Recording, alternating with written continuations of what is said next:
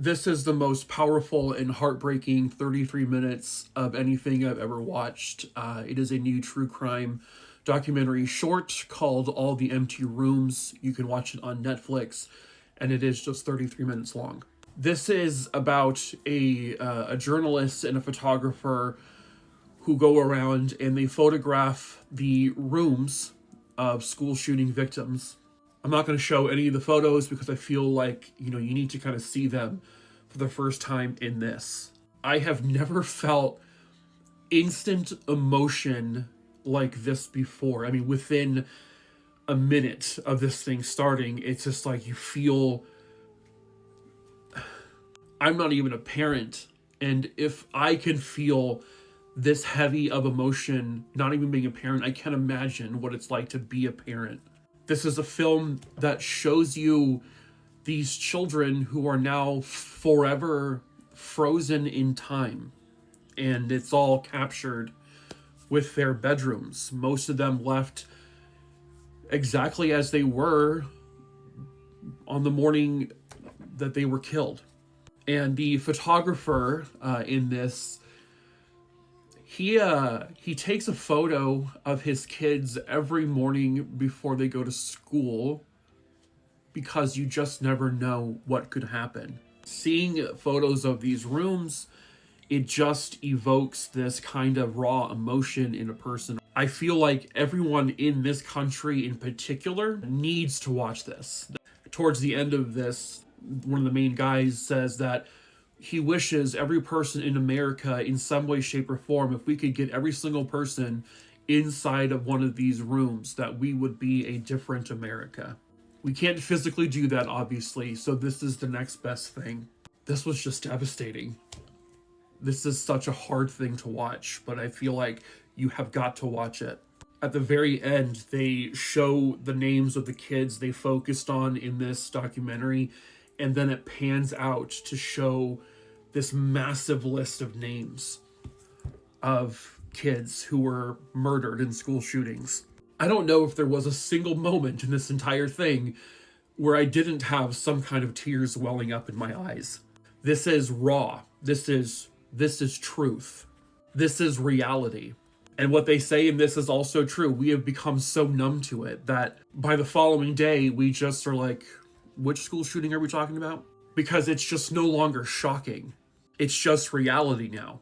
Anyway, it's called All the Empty Rooms. You can watch it on Netflix. I'm not sure how else you could watch it, but if you have the ability to watch this, watch it.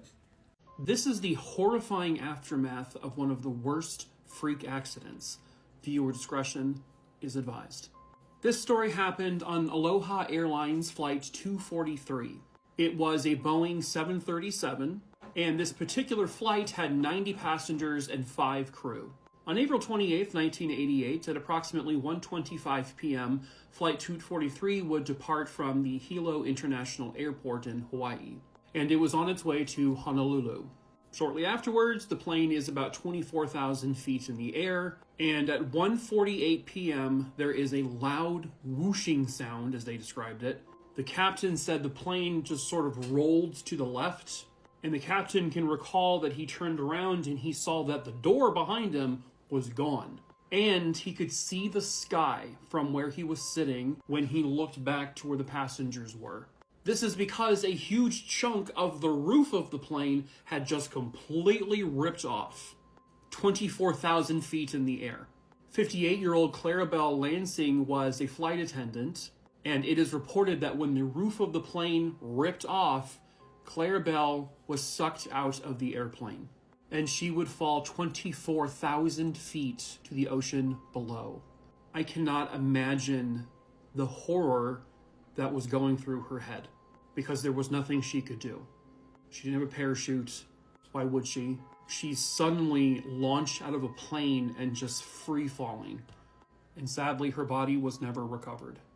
Meanwhile, the plane is going about 195 miles per hour with all of these passengers exposed to the intense winds that would create. The engines were failing because debris had launched into them, and all of the passengers, all they could do was hang on for dear life. It was a roughly 13-minute nightmare, but unbelievably, the pilots of this plane were able to safely land, even though as they're trying to land, another engine failed. They weren't even sure if the landing gear was going to work, but they did it. In the end, there was one fatality. It could have been significantly worse. You had 95 people on this plane, and many of them for 13 minutes had to hope they weren't just sucked out of this plane because of how fast it was traveling. 65 of them would end up having some form of injuries. 8 of them had very significant injuries but would recover. And they determined that this was an explosive decompression, which caused the fuselage to rupture and basically blow apart. This was because of significantly poor maintenance, and there was a bunch of fatigue cracking on the rivets of the plane. Many lawsuits were filed which would go in favor of the passengers. Was this an accidental fall down the stairs or something more sinister? Hello, true crimerers. This is the case of Amanda Antoni. Viewer discretion is advised. October 26, 2015, in Calgary, Alberta, Canada. A man named Lee Antoni had come back home after visiting family in Saskatchewan, comes home. He calls out for his wife, Amanda, but gets no response. He lets the dog outside, he searches the home, and then finally he gets to the basement. And that is when he finds an incredibly bloody scene, and his wife, Amanda, was dead. Blood filled most of the basement, the walls, the floor. Amanda Antoni was born on June 5th, 1984. She was the youngest of 3 siblings, and she was described as a very high-spirited person. Incredibly enthusiastic, full of energy, full of life, loved to be silly and funny. She was very quick to make new friends. Amanda was simply someone you would never forget because she was so zany, so quirky and goofy. In 2009, she would marry the man she had been seeing for quite some time, Lee Antoni. By all accounts, they had a really good marriage. They were madly in love with one another. There were never any accusations or any times where there was any kind of domestic abuse in the household. They were just, your regular, normal married couple. They got into arguments from time to time like any married couple does. Amanda was pretty much the breadwinner of the family, though, because Lee apparently struggled to keep a job. But again, nothing was bad enough that people would go, oh my God, you need to get away from him. So in 2015, Lee, pictured here, and Amanda planned a trip to Saskatchewan to go visit Lee's mother. But at the last minute, within a day or so of the trip having to start, Amanda decided she couldn't go. This was one of the very first times since their marriage that they had ever really been separated by a couple of days. They were, for the most part, considered a very inseparable couple. But Amanda started to have really severe migraines and determined that she just couldn't go on this trip. So Lee went without her. And it is confirmed he was definitely in Saskatchewan when all of this occurred. Over that weekend, Lee and Amanda had communicated by text. They talked to each other on the phone. This is all confirmed. On a Saturday evening, Lee was talking to Amanda on the phone. This was around 7 p.m. or so. Amanda was telling Lee, oh, my migraines are finally letting up. I'm starting to feel better. Lee then says he hears their dog, Ruby, let out a loud bark. He then hears Amanda trying to calm Ruby down. Then all of a sudden, he hears a loud crunching type noise, and then suddenly the phone cuts out. He tries to call Amanda back right away, but there's no answer. It actually went straight to voicemail. He texts her several times, but gets no response. This wasn't totally out of the norm, though, because sometimes, Amanda would get really busy and caught up in something and just never pick up her phone. So he didn't really think much of it. But then he finally comes home and he finds Amanda dead. The coroner would determine that Amanda had blunt force trauma to her head and she bled out from that. And so that was her cause of death. It's a matter of finding out how it happened to determine if this was a murder or if this was simply an accident. Now, they know Lee was not there. They know he didn't physically kill her. And at the scene, police find this just horrifically bloody scene. The photos I'm going to show are primarily all in black and white because One, to soften the blow, because there was just so much, and two, TikTok. As they're walking down the basement stairs, there is a little shelf, and on it is a little ceramic piggy bank that seems to be broken, but the rest of it had not fallen off the shelf. Then they go down and they just see blood just all over the floor. There are times where there's pools of blood, other areas where it appears that someone was walking through it or crawling through it. There's smears everywhere, all sorts of different patterns in the blood. It looks like someone was bleeding out and moving constantly. Something else that was interesting, they also found a couple locations where there were drops of blood. That typically happens when blood's coming from a slightly elevated area. So was this Amanda trying to get up and blood coming from wherever it was coming from to drop onto the ground? Or did these come from someone else? There was also blood on these little runners here, and then there was some blood on the walls. You can see where it kind of trickled down. It's just everywhere. This is by far one of the bloodiest scenes I have ever seen since doing this. Clearly, Amanda was struggling for her life. Did this happen because she was losing so much blood, she was confused, she didn't know what was happening? They don't know. The other interesting thing is they found a piece or a couple pieces of the ceramic pig on the basement floor amongst all of the blood. But how did the pig stay on the shelf if the front of it smashed? That didn't make sense. That piece was also caked in blood. Was this used as a way to smash over her head by someone else? They found bloody handprints on the walls, but those would end up being Amanda's. Her sweatshirt was completely saturated. When I tell you the amount of blood in this basement is a lot, I'm not over-exaggerating. Seeing the non-black and white images, it's a lot. It's a lot to take in. But at first glance, this looks like a murder scene because this type of blood doesn't happen by accident. And when you get down to it, Amanda didn't die instantly. Amanda was struggling for a long, long time. I mean, this might have been hours of time that she spent down there trying to get up. A lot of the blood looked like she had tried to stand up, but then slipped in the blood and fell back down. It is possible that maybe, due to her migraines, she might have had some, instant pain happen as she was walking down the basement stairs, and then she fell. She then cracked her head open on the floor somewhere, and then became disoriented. She had a concussion, a severe concussion.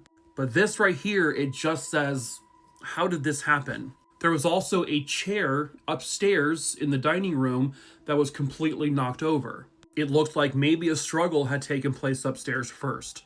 There was no forced entry into the home, however, but Lee cannot recall whether or not he unlocked the door when he entered the house or not. It's entirely possible the door was just unlocked and someone entered it. According to neighbors, there was a large population of unhoused people living in this area. And when talking to neighbors, they also can tell police that they heard something around the exact same time that Lee says there was a crunching noise on the phone and then it went black. Well, neighbors said they heard someone screaming. They heard a very loud, banging sound coming from within the Antoni residence. They heard yelling. Another neighbor said they saw someone literally sprinting away from the backyard of the house. This could have been a transient who maybe was trying to break into the home. Amanda was there when it happened, and then a surprise attack. Maybe this person pushed Amanda down the stairs and then fled the scene. Unfortunately, they just don't know. The trauma to her head could be indicative very much of an accidental fall down the stairs, but also that could be indicative of being pushed down the stairs. It does sound like that is ultimately what led to her death, falling down the stairs in some capacity.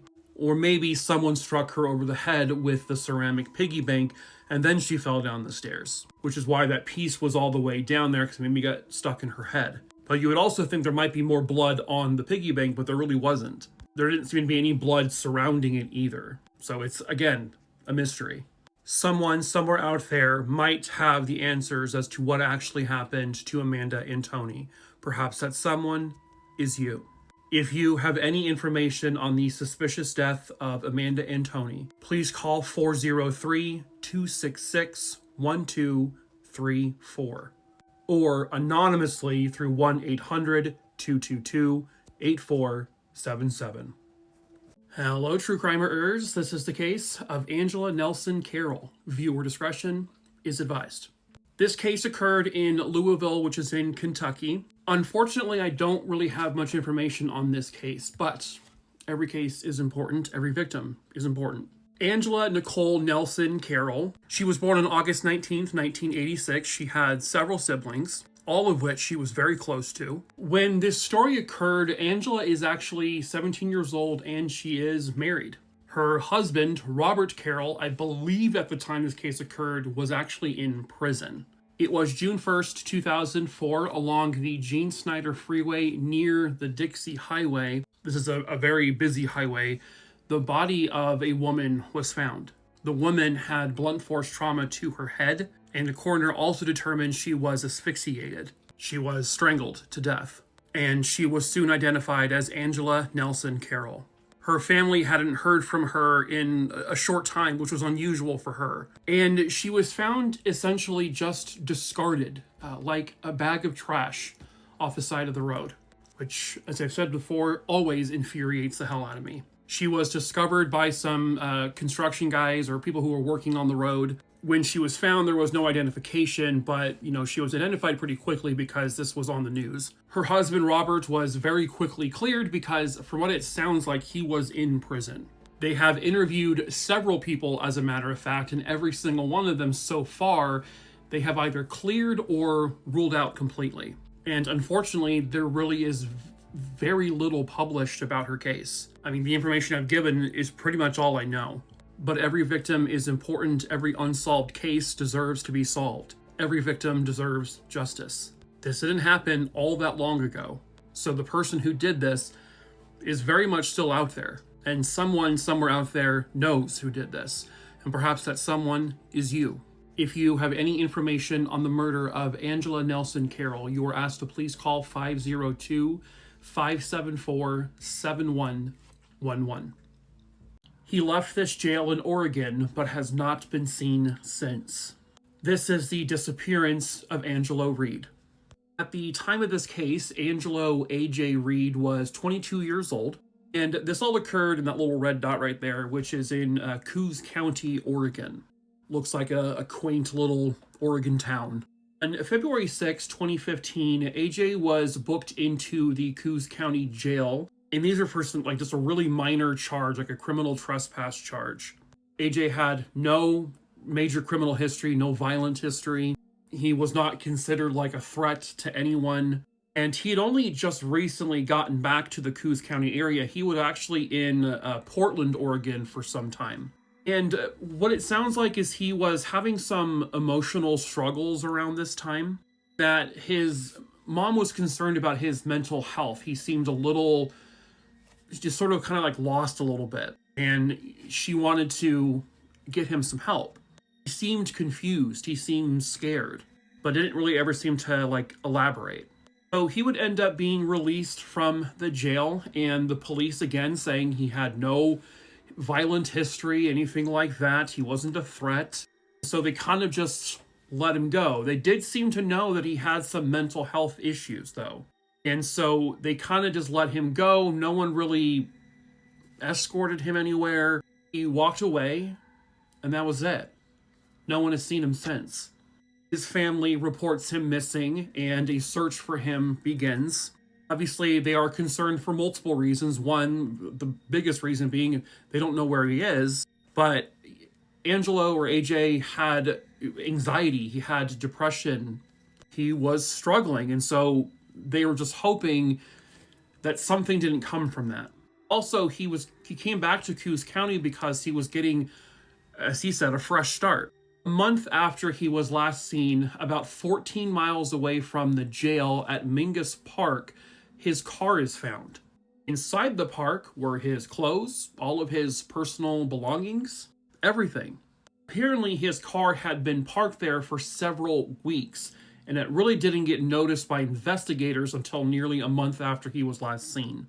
But this actually did not help them get any closer to finding him. There really wasn't any evidence found in the car that would suggest where he was. Why did he go to that park? Was he meeting someone there? Were there any witnesses who saw him there? Well, no one has come forward. I mean, surely at a public park, someone had to have seen him. But it seems like if someone did see him, they're not saying anything. And so the family continues the search for him. And they're getting very minimal tips, leads, not much. Angelo does have tattoos. He has tattoos across his fingers. And then he has all of these tattoos on his body. These are obviously for identifying purposes. Angelo's a good guy. He's a kind, sensitive guy. He's very artistic. He's quiet. He had a smaller circle of friends, so not like this giant group of people, but all of his friends, his family, everyone who knows him wants to have him back home. But as each year ticks along with still nothing, it's understandable if you start to lose hope. But there is always a chance that he is still out there somewhere, alive and safe. And surely someone somewhere out there has got to know where he is. And if you do, it is time to come forward and give his family some peace. If you have any information on his whereabouts, you are asked to call the authorities at 541-396-3121. If you know something, please come forward. It was supposed to be a quick trip to the store, but that was 18 years ago. Hello, true crimerers. This is the case of Angie Tucker. Viewer discretion is advised. This case occurred in Tulsa, Oklahoma in 2007. Angie Tucker was the very loving and incredibly proud mother of 2 young children. Her kids would say that their mom always made them laugh. She would dance around the house making funny noises, that they just loved watching her prance around and dancing to music. And she was just an incredibly sweet person. But since 2007, there has been no music and dancing in their home. Angie and the kids lived with her mom in Tulsa, Oklahoma on East Apache Street and Yale Avenue. On November 3rd, 2007, around 11:30 p.m., Angie would take a walk down to the store to get a pack of cigarettes. She did not have a car. She should have been home within 10, maybe 15 minutes, but she has never walked in that door. Nobody has seen her. Nobody has heard from her ever since. Her children were the entire world to her. There is just no chance that she would pick up and willingly leave them so suddenly like that, or at all in general. The belief is that Angie had to have met with foul play. She is reported missing. The police and the local community get involved in trying to find her. They are, of course, holding on hope, because you have to. You have to hold on to hope that she will one day walk through that door again. But as the days go by, and then weeks, and then months, and then years, and now over a decade, that hope begins to fade. This man here is Alan Shields. He was the ex-boyfriend of Angie's. Shortly before Angie's disappearance, she accused him of raping her.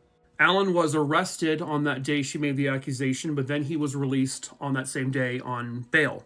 Angie then files a protective order against him on October 8th, 2007, and there were going to be court proceedings against him in the next couple of weeks or a month or so. And Angie was going to be testifying against him. But then a month after she files that protective order, she vanishes. And after Angie wasn't found, and after she didn't come home, the charges against Alan Shields of burglary and rape were dropped. Because now there was no evidence. They didn't have their witness. Seems a bit convenient.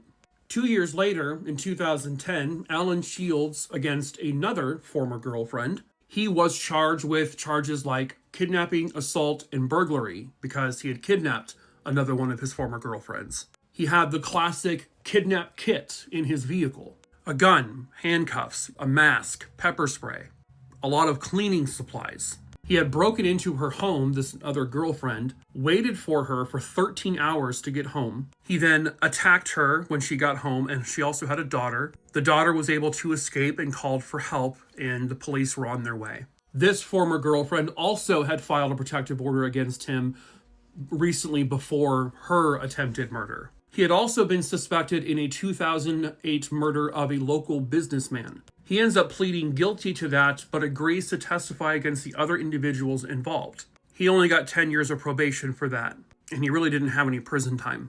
In April of 2011, police and Alan Shields were involved in a standoff. Gunfire was exchanged, and Alan Shields put the gun to his own head and he pulled the trigger, ending his life. And when this happened, he was in the process of kidnapping another girlfriend's daughter.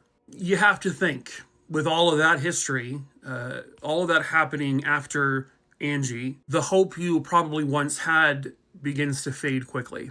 Multiple women with protective orders against him, multiple accusations of rape and burglary, kidnapping, and the belief is that Angie likely met with foul play that night. She may have been followed by him and then abducted and likely murdered. With him gone now, her family loses that opportunity to find her. But it does not mean that she cannot be found. If Alan Shields was the person who killed her and hid her somewhere, maybe someone knows. Maybe someone out there knows exactly where she is. He's dead now. He can't hurt you. So you can come forward.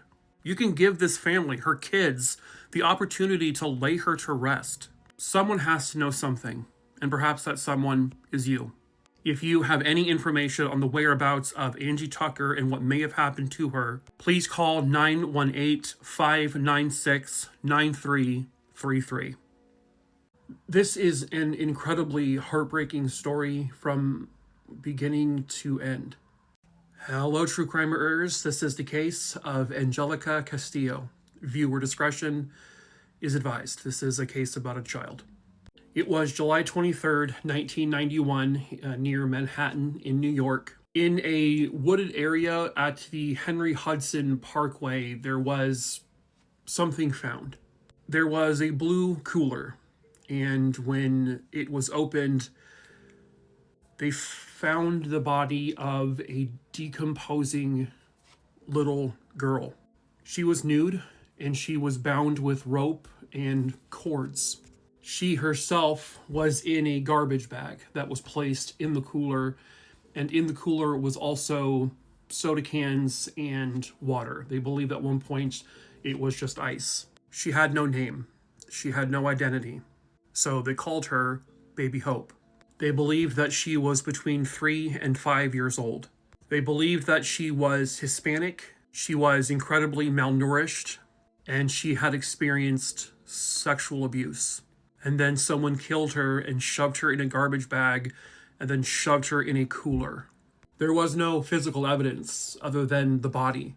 No usable fingerprints, no additional DNA, and they had absolutely no idea who this little girl was. But surely they would put her image out there and people would call police right away. They drew several different composite drawings and they put them out there. Not a single person called. Nobody identified Baby Hope. It appeared that nobody was looking for her because a little girl fitting this description was not reported missing. The police there in New York would pool their money together and they would help buy this gravestone, and they buried the little girl under the name Baby Hope. Some witnesses said they thought they saw a Hispanic man and a woman putting the cooler where it was eventually found, but they did not recognize the two people and didn't get a good enough look at them to come up with any kind of composite drawings. Baby Hope would be exhumed several different times to get various forensic pieces like DNA, hair, to see if that will help identify her and also lead them to who did this to her. But those efforts proved fruitless. That is until 2013. New York detectives, who never let this case go, began to disperse flyers all over the area, especially where the body was found initially, to see if anybody could come forward now. And someone finally did. An anonymous witness came forward to state that she overheard a conversation between a couple of women at a laundromat.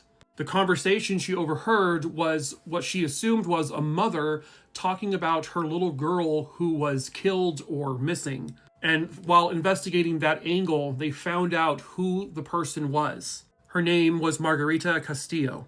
They got a DNA sample from her, and they confirmed that the little girl, Baby Hope, was her daughter.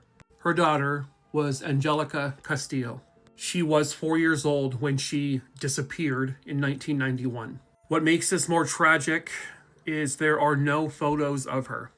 This is a rendering of what Anjelica Castillo would have looked like at the time of her murder. This discovery would lead to her killer, Angelica's cousin. His name was Conrado Juarez. He was 30 years old when Angelica was taken. When he was arrested for this, he admitted it. He said that he raped the little girl and smothered her to death and then hid her body in the cooler and then just threw her on the side of the road. His sister, who is now deceased, helped him dispose the body.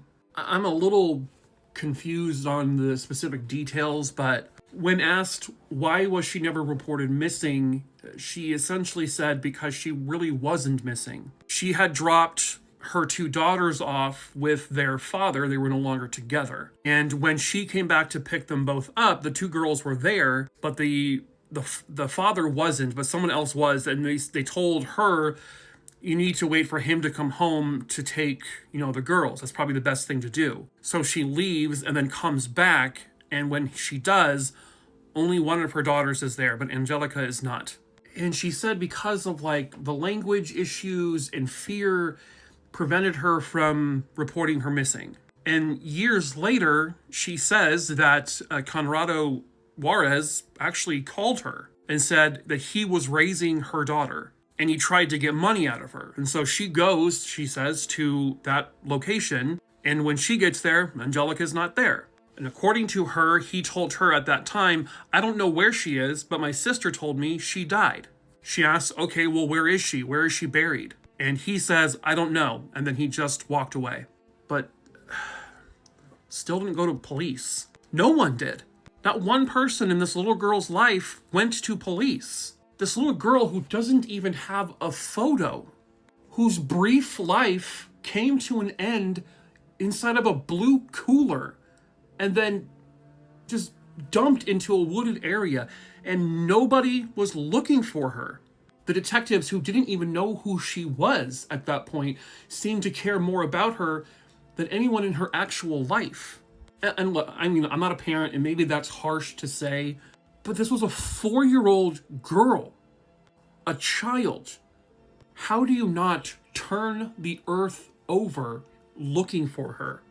And this is where her life took her, alone in a cooler. And one more layer of awful. While he was arrested and charged with the murder, and he confessed to doing it, he would never see a day in prison.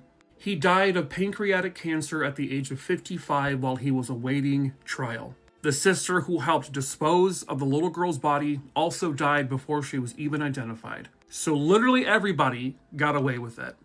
Baby Hope got her name back, Anjelica Castillo, and it's just a tragic shame that in the end, she had nobody.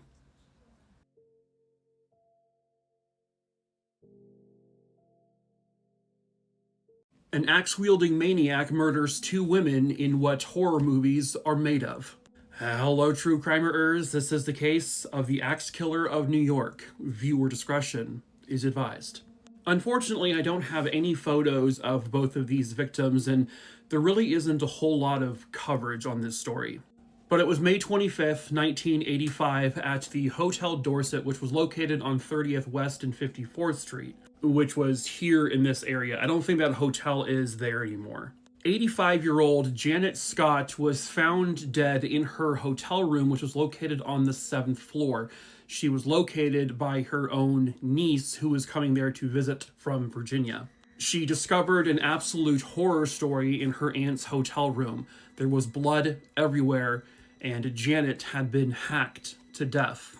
The murder weapon was not located in the hotel room, but they did determine that she was killed by something like an axe, if not an axe directly. There did not appear to be any witnesses who saw or heard anything, but her hotel room was ransacked, and it did look like someone was trying to rob her. Now, Janet Scott lived in this hotel, and she lived alone.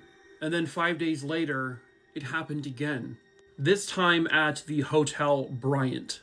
which I think was located in what's now this building here. A 58-year-old woman named Ruth Potdevin had been visiting there from New Jersey with her husband because he was there for a convention. According to another individual who was at the convention, her and Ruth had gotten back to the hotel and they got on the elevator to go to their respective rooms. A short time later, that other guest who was there with her called her room to Ruth's room but got no answer. Ruth's husband was still at a luncheon that was going on away from the hotel, and he was notified that they couldn't get a hold of his wife, and so he leaves the luncheon to go to the hotel. And when he enters it, he finds Ruth hacked to death.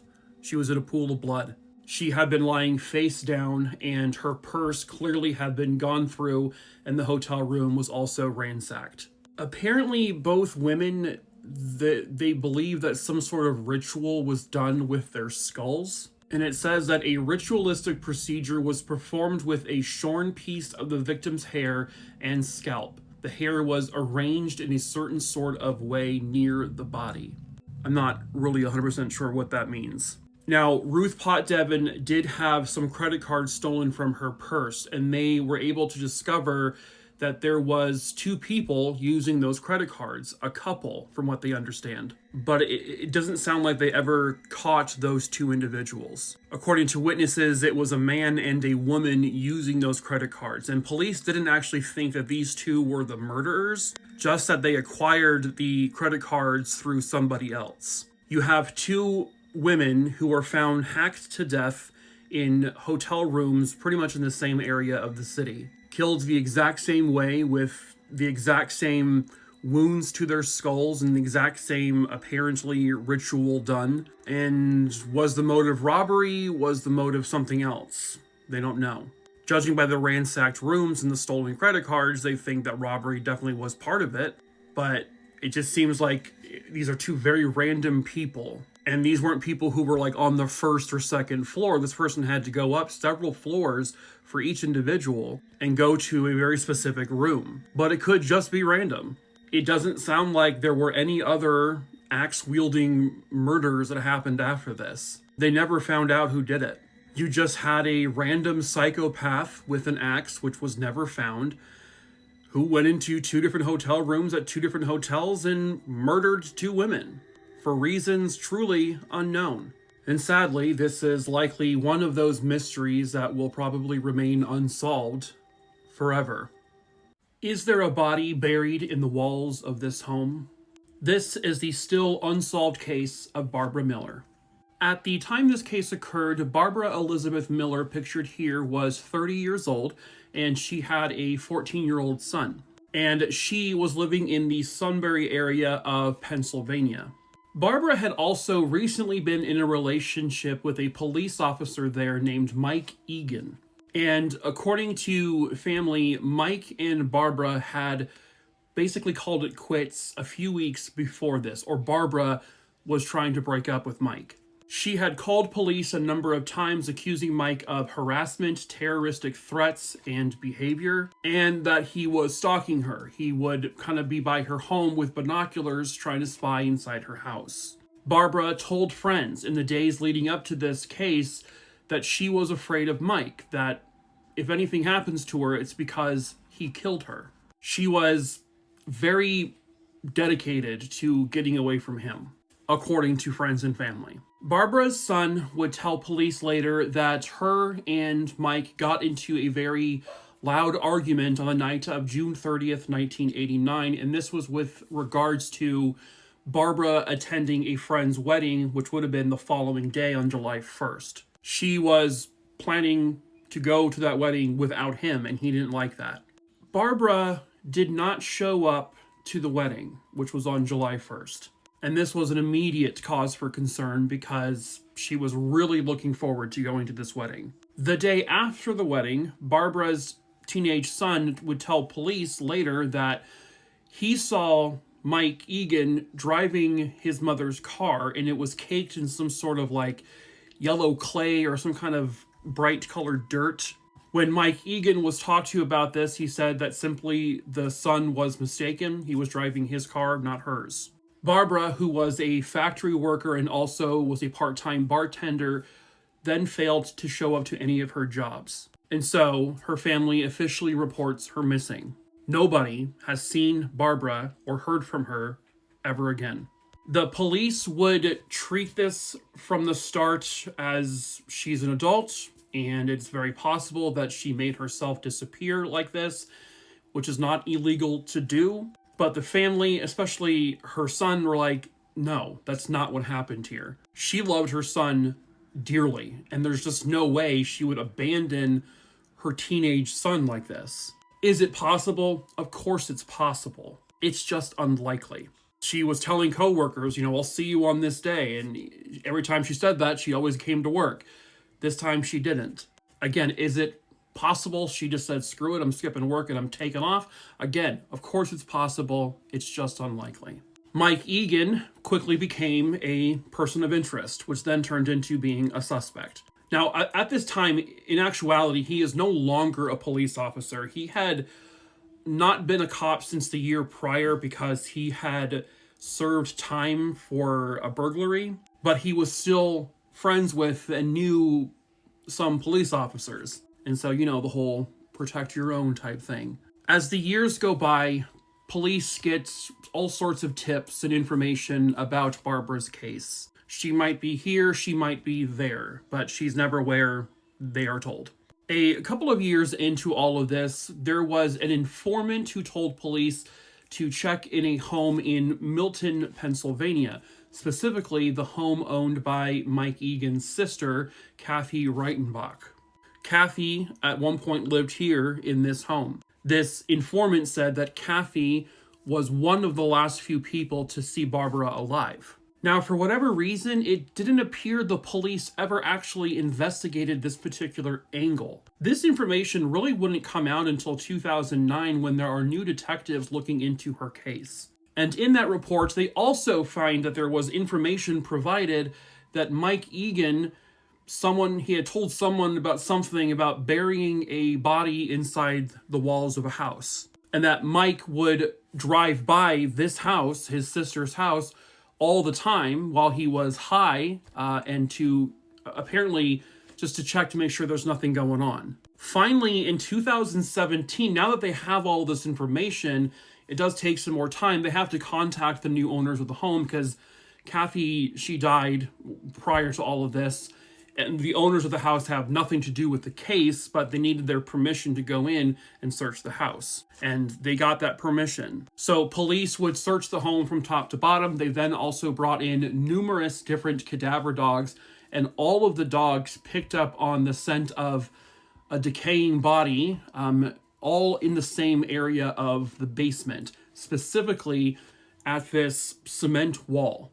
And so the police are then able to dig out that huge portion of cement wall so that they can further inspect it, thinking that Barbara might be encased in this. They had to do the old, hammer and chisel thing to break this thing apart and comb through it tiny piece by tiny piece, chunk by chunk. And they found something very interesting. In the cement, there were a whole bunch of wood chips. This is unusual. You don't typically see wood chips in poured cement that's then put into a wall. So the belief then became that someone put Barbara's body through a wood chipper, and then those remains were put into this cement, which was then used to be cemented into the wall of the home. They don't know that for sure. That's just speculation on their end. The fact of the matter remains, though, is that Barbara's body was not found in that cement chunk, meaning they didn't find actual body parts in there. If her body had been shredded beyond any type of, you couldn't, tell that's a body anymore, they have to go through and test all of that to see if they can find any traces of DNA in that cement. But as of today, in 2025, she has not been identified. She has not been found. Mike Egan has continued to swear that he is innocent, that he had nothing to do with it, that they are definitely looking at the wrong person, but they have still stated that he is still the number one suspect in this case. But You have to have evidence in order to arrest someone. Enough evidence to confidently go to a trial and say, all right, here's everything we got. We're confident we can convict this guy. They don't have that confidence yet. And Barbara Miller's family is still without her. It's more than obvious at this point that she is dead, that she was killed around the time she disappeared, and they need her body to move further with this. Someone somewhere out there knows the truth about what happened to Barbara Miller and where she can be found. Perhaps that someone is you. If you have any information on this case, you are asked to please call 570-286-4584. It took 37 years to capture a woman's killer, and it turns out the answer was always close to home. Hello, true crimerers. This is the case of Barbara Villarreal. Viewer discretion is advised. She was born Barbara Faye Carr in Indiana in 1958.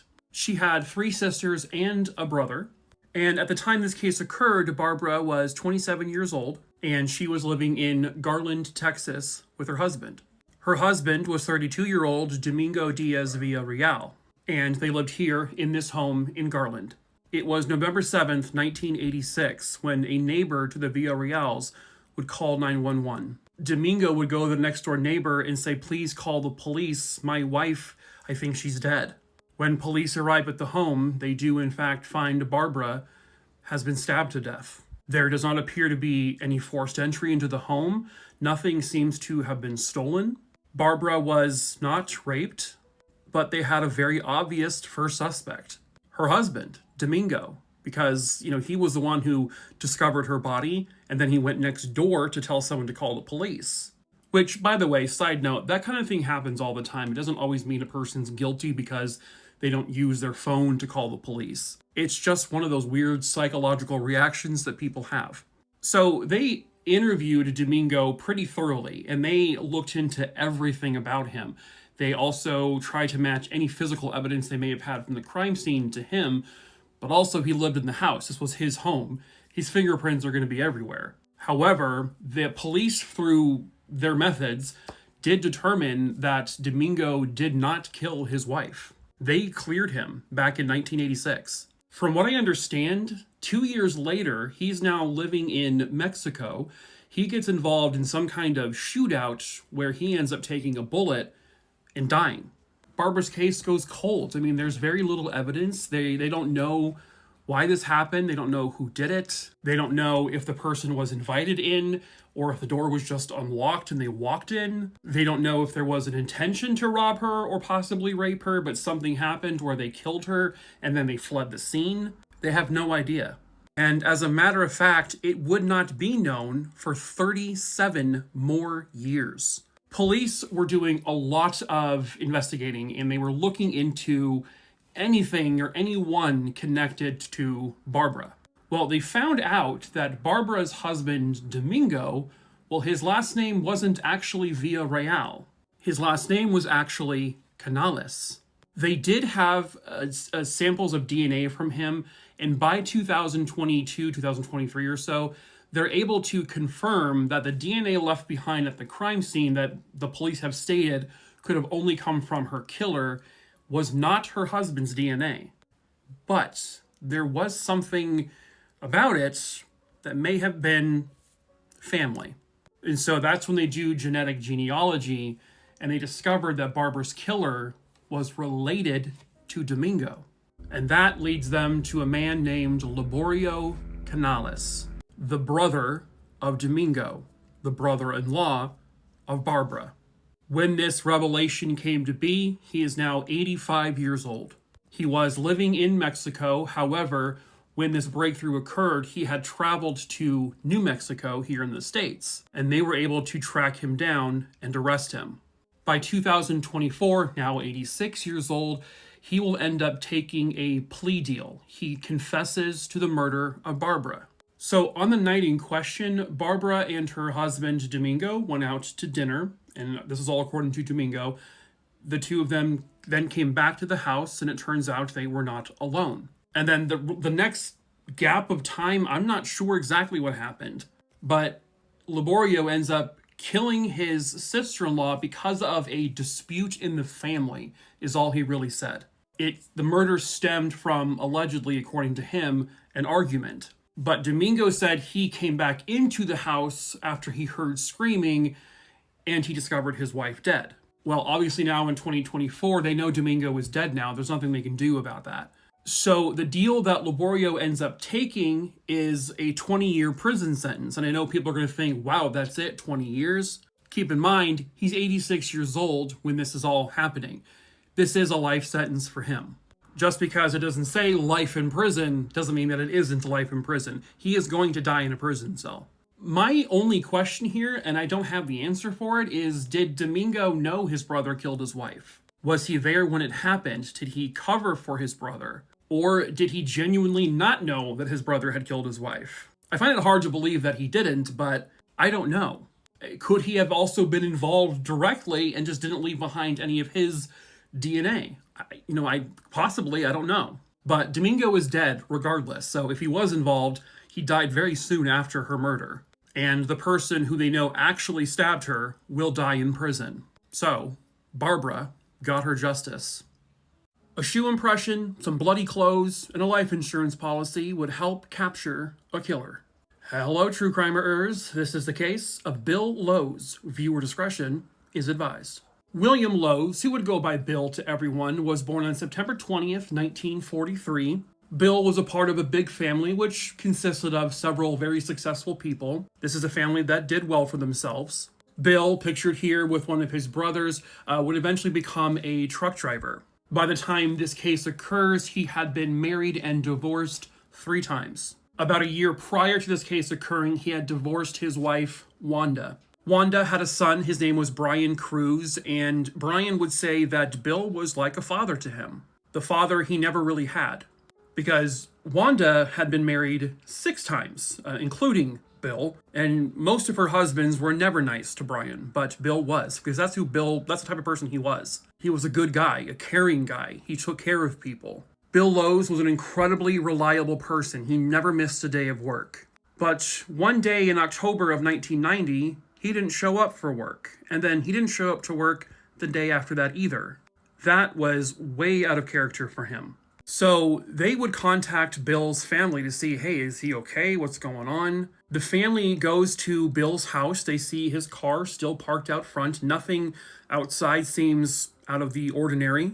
But it's when they enter the home and go to the bedroom where things are no longer ordinary.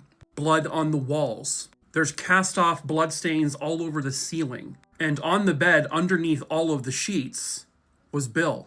He was dead. The coroner would determine that Bill Lowes had died from blunt force trauma. This was a very violent attack based on just how blood was everywhere. The blood cast off in several places on the ceiling indicated that this person just kept going and going and going. Bill, despite being married 3 times prior, didn't really have many enemies. He was a well-respected and well-liked guy. But only one of his exes was still a beneficiary to the life insurance. And so that's the first person they go to. His ex-wife, Wanda Knupp, she was the primary beneficiary to $20,000. And when police asked her, she's like, I didn't even know that was even still a thing. I don't know if she collected the money or not, though. But when they looked into her alibi, they were able to verify with 100% certainty that she was nowhere near Bill's house when this murder would have happened. That being said, was it someone close to her? There was a secondary beneficiary on that life insurance policy. Someone who was really close to Bill. Brian Cruz, his former stepson. When they finally tracked Brian down and they talked to him, he ends up coming forward to say that, well, he claims that Bill had been physically abusive to both him and his mother, Wanda. When Bill's family found out about this, they were like, what? That just wasn't a possibility. They have never known Bill to be abusive, to lay hand on anyone. It's not saying that it's impossible. Obviously, it could be. You may never know what's really going on, behind walls of someone else's home. It didn't sit right with people. And they wanted to find out, Brian, where were you? Well, he too apparently had an airtight alibi. His alibi was named Mike Hale. And at first, they believed Mike Hale's story. Okay, there's no way Brian could have done this. They were together, they weren't near the house.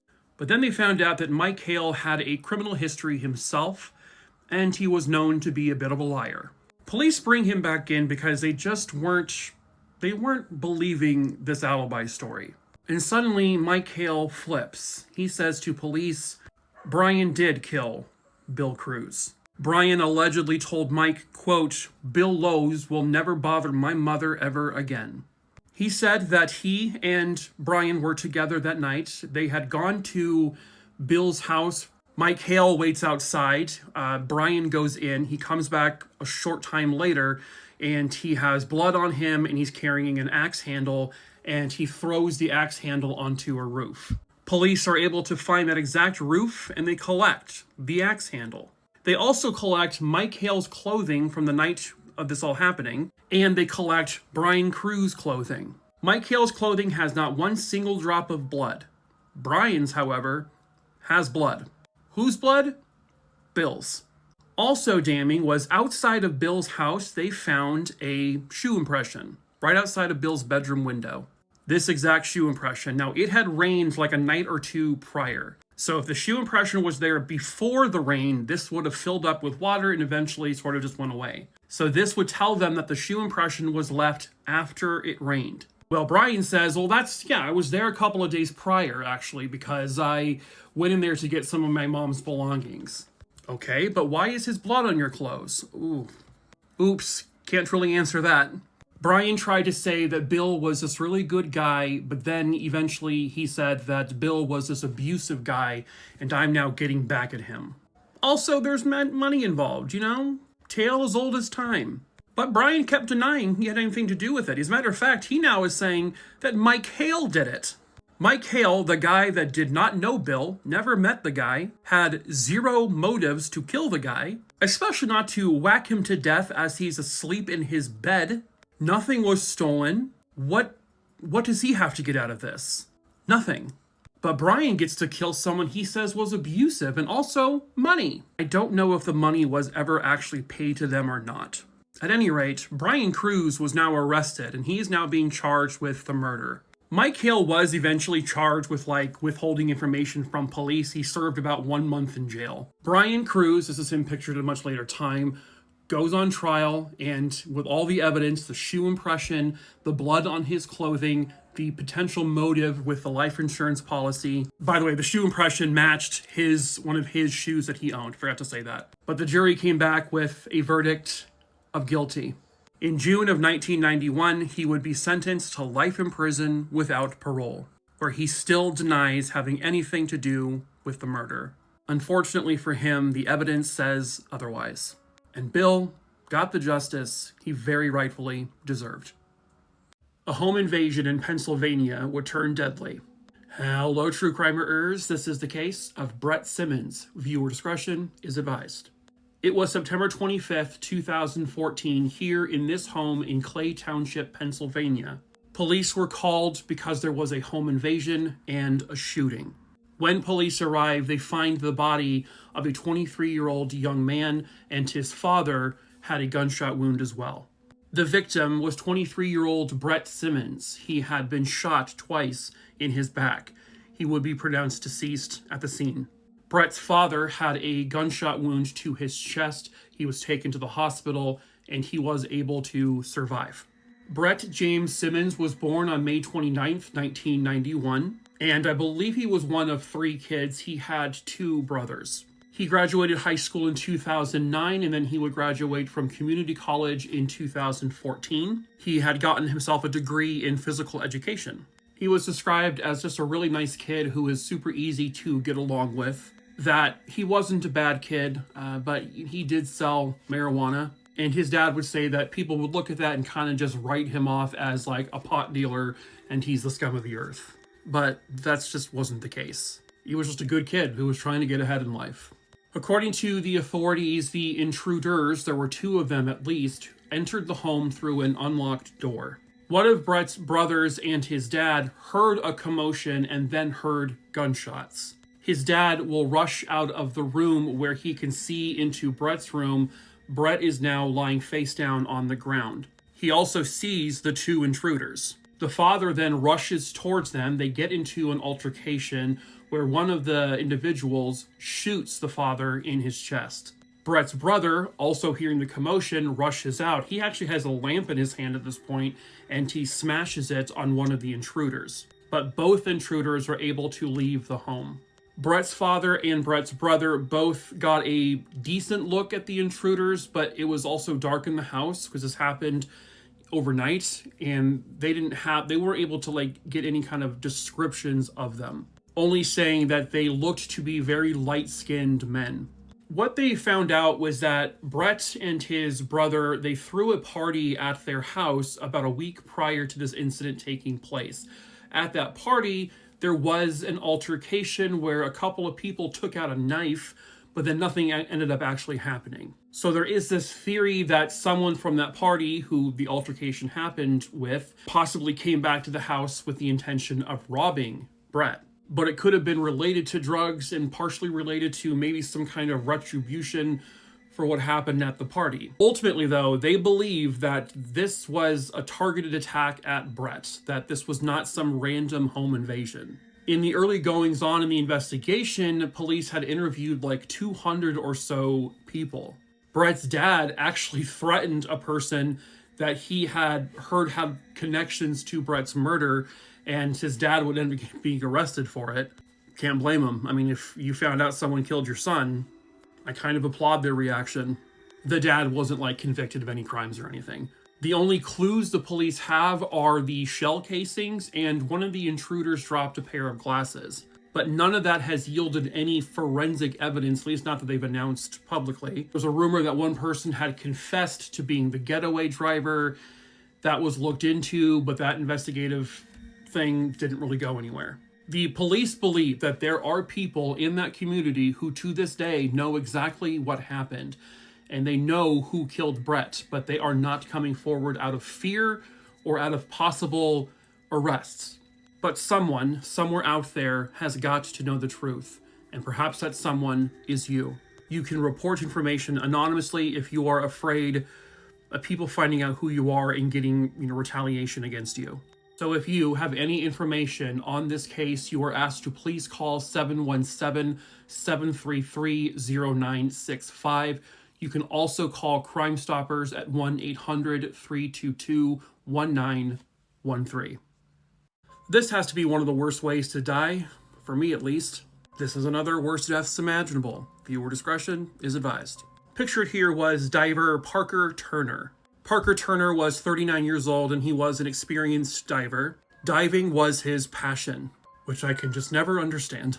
So this happened in Florida in 1991. It was at Indian Spring, which is in Wakulla, Florida. It has a series of deep, dark caves that you can go swimming around in. Again, I don't get it. It was November 17th, 1991. Parker Turner, as well as 3 other divers, were going into the caves. Parker was partnered with Bill Gavin on that dive. At one point, Parker and Gavin passed by the other 2 divers because Parker and Gavin planned to go much deeper into the system. The other 2 divers at a point had begun to do their slow resurfacing to decompress. And what happened next was something that none of them could have predicted.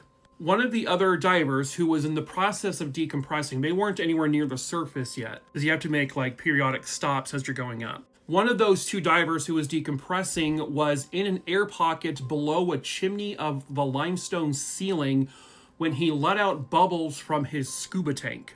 What then happened was the limestone ceiling above them collapsed, and all of these rocks began to slowly tumble down, and it created essentially an underwater mudslide. Again, this is not an image from the incident. But when this happened, it then creates zero visibility because everything is clouded now.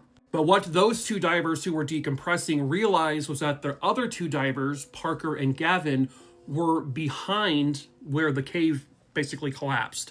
They were stuck. They were trapped. And where they were trapped, it was dark, it was tight, they were basically pressed in.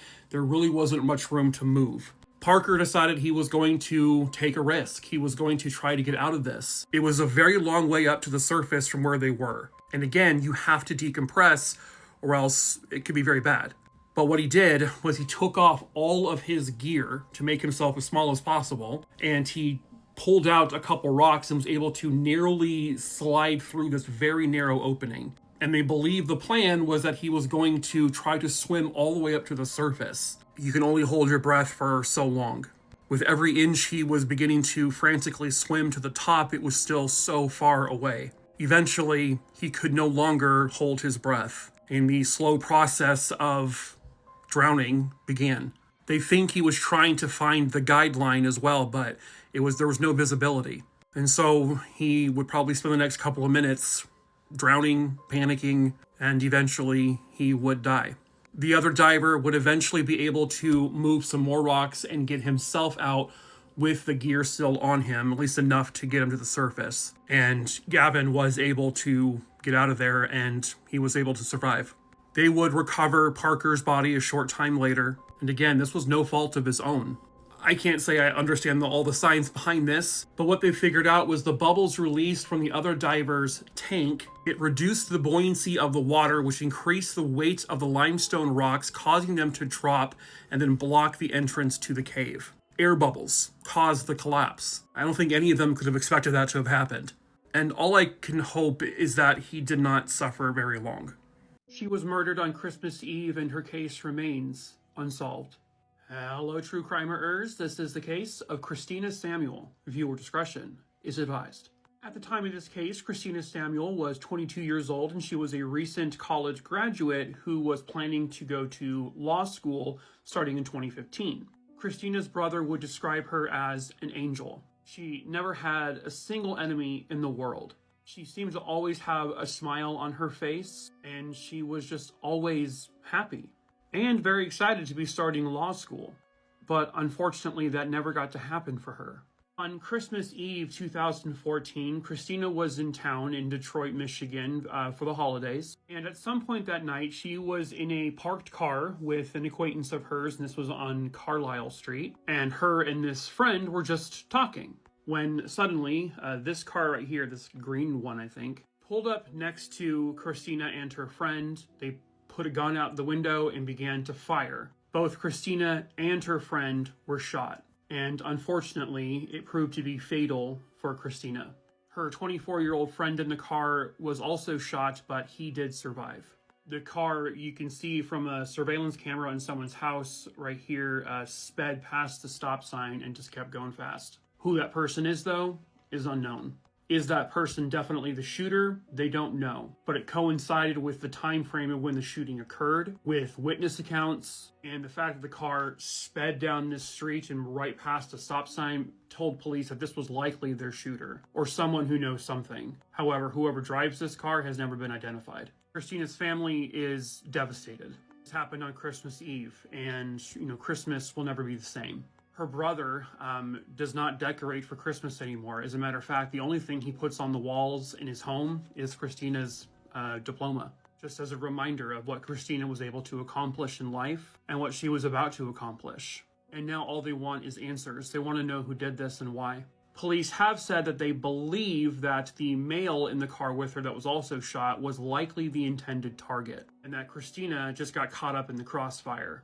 If they've actually confirmed that 100% though, I'm not sure. What the friend has told police, I'm not sure. But it is clear that he was also a victim in this. But somebody somewhere out there has got to know the truth, and perhaps that someone is you. If you have any information on the Christmas Eve murder of Christina Samuel, please call Crime Stoppers at 800-SPEAK-UP, which is 800-773-2587. Help Christina and her family get the justice she rightfully deserves. The only evidence they ever found was the van. Hello, true crimerers. This is the case of Christopher Kerze. Viewer discretion is advised. Christopher Matthew Kerze was born on February 19th, 1973, and he was one of three brothers. He was the oldest, and he was close with his brothers. He seemed like a normal, happy kid, nothing really out of the ordinary. His parents said that Christopher was absolutely a bookworm. He loved to read. He was a varsity swimmer, and he played the clarinet at school. And at school, he had friends, but he was really more of an introvert. But when he wanted to have fun, he would love skiing. He would love going paintballing. There just were never any red flags. His parents would say that shortly before all of this, that Christopher did appear to be struggling with something, but maybe they really couldn't quite put their finger on it. The Kerze family lived in Eagan, Minnesota, which is right here just below Minneapolis, and the date was April 20th, 1990. Christopher told his mom he was feeling pretty sick that day and asked if he could stay home from school. She said yes. And once she had left for work, there was nobody at home other than Christopher. When they got home later that afternoon, they noticed that their 1988 light blue Dodge Caravan, it's not this exact one, but very similar to this, was no longer in the driveway. And when entering the home, Christopher wasn't home. They did find a note, however, written by Christopher addressed to the parents. The note read, quote, "Mom, something important came up, plus feeling somewhat better. I'll be back by 6 unless I get lost. Love, Chris." The word lost, for some reason, was underlined twice. It could be looked at as something kind of suspicious, but also his mom and dad would say that when he drove, it was easy for him to get lost and turned around. They also quickly learned that Christopher had withdrew $200 from his bank account, but all of his belongings, from what it looked like, were still at home. Like, he didn't seem to pack any bags or anything. Thinking he might be an actual runaway, they still report him missing to police because he is still 17 years old. The day after, the parents get a letter. The note told the parents that Christopher lied about being sick, and he did so with the purpose of being able to take the van without anyone noticing or stopping him. It said that he didn't even know where he intended to go. There was also a mention that Christopher intended to take his own life and apologized to his family. Also missing from the home was a gun, and I guess also he had his watch with him. However, all of the ammunition that they had purchased for the gun was still at the house. 2 days after this, 200 miles north of Eagan in Grand Rapids, Minnesota, the van is found. There was no evidence in the van that suggested where he had gone. No sign of an altercation or foul play. There was nothing of evidentiary value to help put police in the right direction. If the intent was for Christopher to take his life, that would explain why he didn't bring anything else along with him. A side note here is that the band Soul Asylum, they have a very popular song called Runaway Train. And in that song, they feature several missing children. And Christopher was one of the kids featured in the music video. It was just their way of trying to help bring some of these kids home. Several years later, in 2004, the parents and I think the police department received a letter basically telling them to stop looking for Christopher, that he would finally return home when he was ready. And over the years, the parents would get these random phone calls where there's really just static on the other end. In one of the phone calls, they thought they heard a bunch of people like at a party, but then the person would just hang up. But the Eagan Police Department would determine that the phone calls that were made over the years and the recent letter in 2004 were all very likely just a hoax. Christopher's parents also closely followed the Jacob Wetterling case because Jacob Wetterling had disappeared just a few months prior to Matthew. When Jacob Wetterling was found in 2016, it kind of renewed their interest, causing police to search in wider areas near where the van was found, like doing ground searches. But they never found anything. If still alive today, Christopher Kerze would look something similar to this. But there have been no sightings of him, no confirmed sightings. Nobody has heard from him. Could Christopher have intended to run away and that was it? And then just along the way, he met the wrong person who then did God knows what? Did Christopher actually end his own life? That letter that was sent the day after he disappeared, was that truly from him? Unfortunately, it's all still a mystery. But someone somewhere out there might know what truly happened to Christopher Kerze on that April day in 1990. Perhaps that someone is you. If you can even just help bring him home to lay him to rest, that would be huge. If you have any information, please contact the police at 612-454-3900. A teenage hitchhiker would be found murdered off the side of a road. Hello, true crimerers. This is the case of Daphne Collier. Viewer discretion is advised. The story would start in Seaside, California in 1977. Seaside, California is where 16-year-old Daphne Collier lived with her foster parents. But when Daphne was 16 years old, she was legally emancipated from her foster parents. And at that point, she was allowed to or released from the foster parents' care. Which it doesn't necessarily sound like that's something the foster parents agreed with, but, unfortunately, that is just what happened. And so in 1977, Daphne at that point wanted to go from Seaside, California to see her biological mother in Oregon. She doesn't drive, so she would have to do what everyone seemed to do in the 70s and the 80s, hitchhike. But Daphne never showed up to Oregon. That is because the 16-year-old girl would be found murdered. Daphne got as far as Sacramento, California. The body of a teenage girl was found in a field by Grant Line Road, a little south of Douglas Road. So somewhere in this vicinity over here. It was east of a Air Force base, the Mather Air Force Base. This teenage girl was strangled to death, and there was no indications that she was raped. She would soon be identified as 16-year-old Daphne Collier.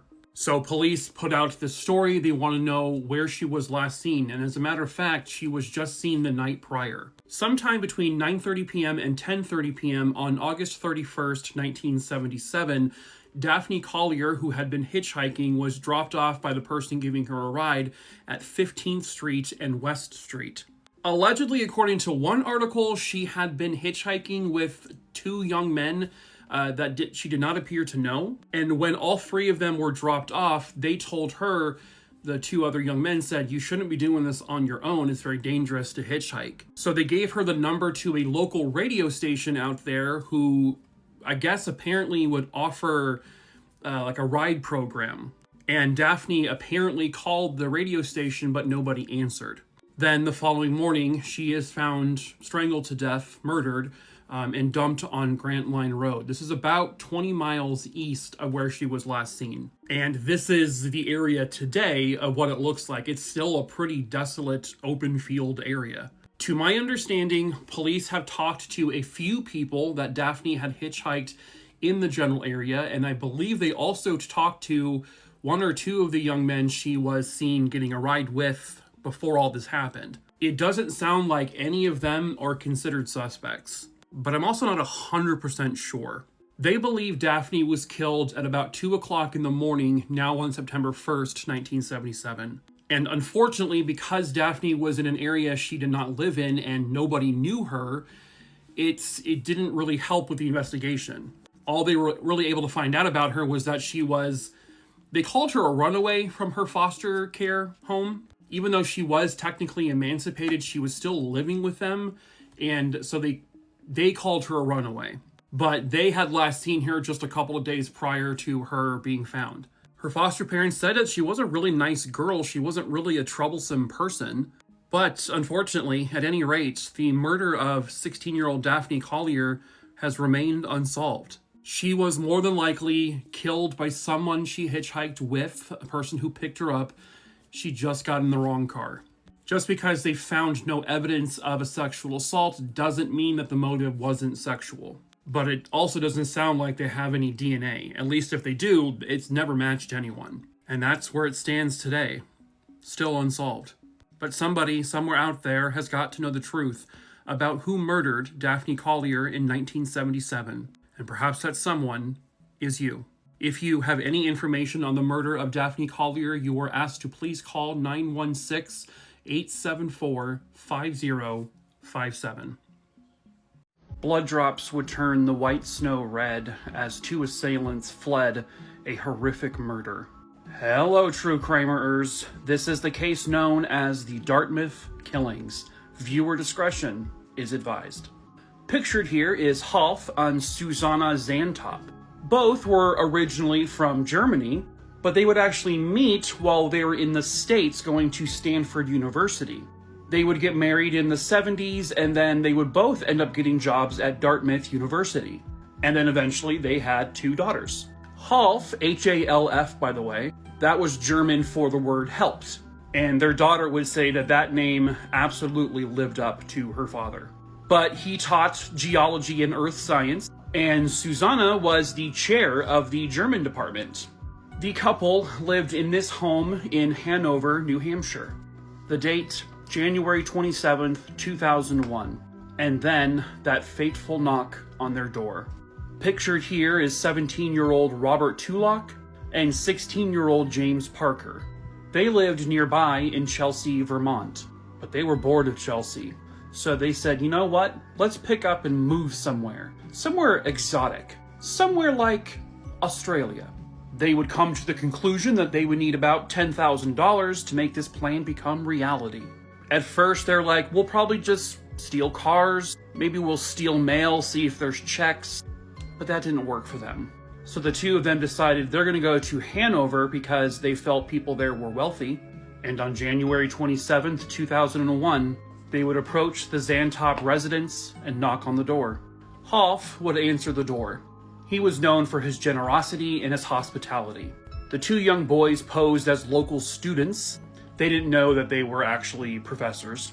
The two boys even pretended to be doing an environmental study, which again, pure coincidence.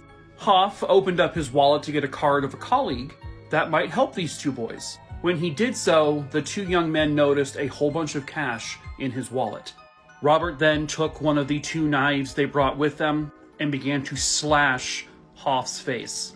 As he screamed in agony, Susanna ran out from the kitchen, and Robert made James slash her throat, which he did. Robert then slashed the throat of Hoff. The two boys then stole whatever money they could, not $10,000 by the way. They would accidentally drop both sheaths that the knives came in, which police later tracked through sales, and they fled, leaving a blood trail.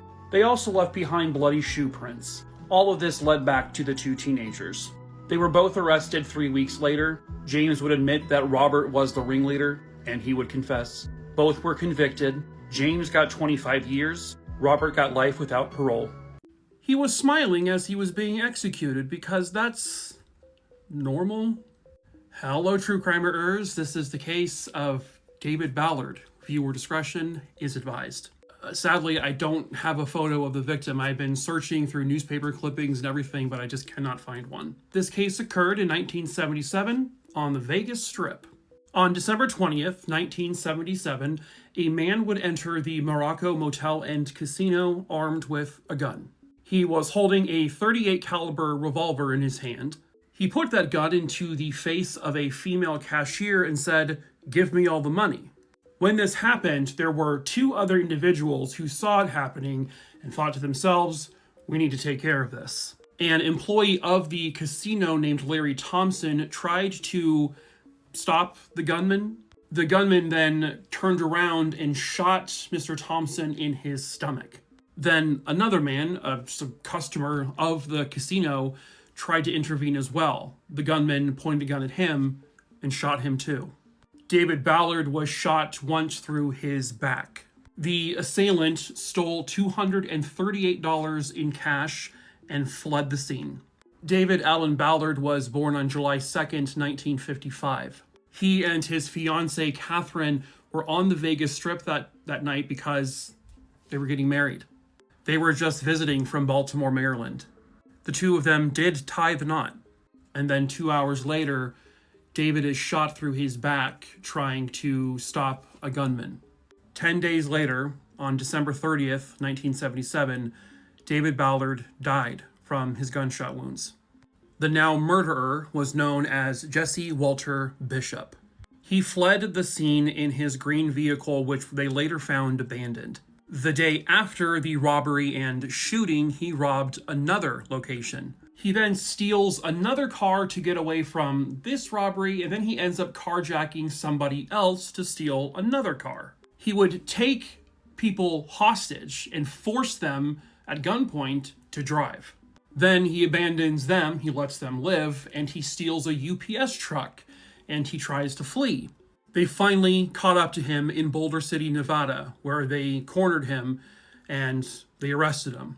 One of the guns he had on him was a .38 caliber revolver. Testing the ammunition, they confirmed it was a match to the now murder, at the Monaco casino. Although when Jesse Bishop was arrested, it was just 2 days after the shooting, and David Ballard had not died yet. So he was initially charged with lesser charges like attempted murder, but also robbery, grand theft auto, a list of things. But when Mr. Ballard died, they then upped it to murder, first-degree murder. And he admitted that he killed David Ballard.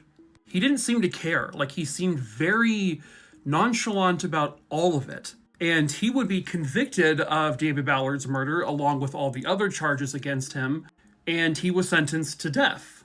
Jesse Bishop says, I'm not even going to appeal it. Let's just do it. It got to a point where he was actually concerned that his execution wasn't going to happen. So at this time, I'm not sure if it's in multiple states or not, but in Nevada, you have to automatically appeal a death sentence. It's nothing that the defendant could necessarily choose. But he did try to fire his attorneys who were filing those appeals. He wanted to be executed. On October 22nd, 1979, this is just 2 years after the murder, which nowadays is unheard of. Now people are on death row for decades. Jesse Walter Bishop's final meal was filet mignon, a tossed salad with Thousand Island dressing, asparagus, ooh, your pee is gonna smell in hell, a baked potato with sour cream, and an unspecified dessert. A little after midnight, he was strapped into a chair in the gas chamber. He would end up being the last person ever executed in Nevada in the gas chamber. And then he smiled from ear to ear. His final words would consist of calling his victim David Ballard a fool who got into something that was not his business, and he died for it. He had no remorse. He even said, I've killed other people and I probably would have killed more. Even the victim's family members, some of them didn't even want him to be executed. They wanted him just to get life in prison. But he returns that by smiling at them, laughing at them, and saying, your loved one was an idiot for getting shot by me. Fuck this guy. And it didn't even stop there. When the gas started coming in, he was purposefully taking giant gasps of air while smiling to inhale the gas faster. It was like he was rubbing it in everyone's faces. At 12:21 a.m., he was pronounced deceased. Normally, I would say sarcastically, enjoy your time in hell, but for him, I think he genuinely is enjoying his time in hell. This case infuriates me a lot. Hello, true crimerers. This is the case of David Eccleston. Viewer discretion is advised. The story happened in 1992 in New Berlin, New York. David Eccleston was a 17-year-old honor roll student in high school. He was a star basketball player. David was described as someone who was always well-behaved. He did not drink, he did not do drugs, he didn't smoke cigarettes. He was a very gifted athlete, and he was super intelligent. He was also known to people in high school to be a bit of a ladies' man. But when this case occurred, he did have a girlfriend. Her name was April Del Olio. She was 14 years old when this occurred. They had been dating for around 2.5 years when the case occurred in 1992. To be fair, David, like I said earlier, was a bit of a ladies' man, and he did, have these side relationships, which understandably would upset someone if you're their girlfriend. Also, this is high school. According to David's friends, though, he had been trying to break up with April for several days, but April just wasn't accepting it. David had called her on the phone. They had a very lengthy conversation and said, listen, we're done. I'm breaking up with you. It's over. And it pissed April off. She was, again, not going to accept it. But he reiterated, we are broken up. And then on the morning of October 20th, 1992, April would do something that nobody can come back from. He confronted David and then took a knife out and stabbed him directly into his heart. He then collapses to the ground where he likely died within moments. But she wasn't done. She stabbed him again in his back, and then again, and then again, and then again, and then again, and then again. She stabbed him 21 more times in his back. She then just drops the knife, brushes her hands off, and goes to school. But the police would find the body, and everybody knew who the one and only suspect here was. his girlfriend, ex-girlfriend, April. He is quickly arrested and charged with his murder. There would be plenty of testimony from people on David's side who said that she did not accept this breakup. It pissed her off. She was really, really angry, and people thought she was going to do something. Just based off of how she was acting, some of the things she was saying, there was just a belief that she may not murder him, but do something, indicating that in some way this was technically premeditated murder. The prosecution would present a pretty good case against her in terms of, that this was a cold, calculated murder, but the defense was like, nah, she was crazy just for a second. They literally said that. I'm not kidding. They said she was temporarily insane. The defense literally tried to paint David, the murder victim, as the bad guy here. That April suffered from a momentary, temporary psychotic break because of the breakup. That David was emotionally torturing her. Also tried to say at her trial that she was mentally had the mind of an 8-year-old, despite her also being at the same time on the honor roll at school. Got solid grades. She was a really good student. But only for a second, guys. Only for a second, she turned into an 8-year-old and went crazy.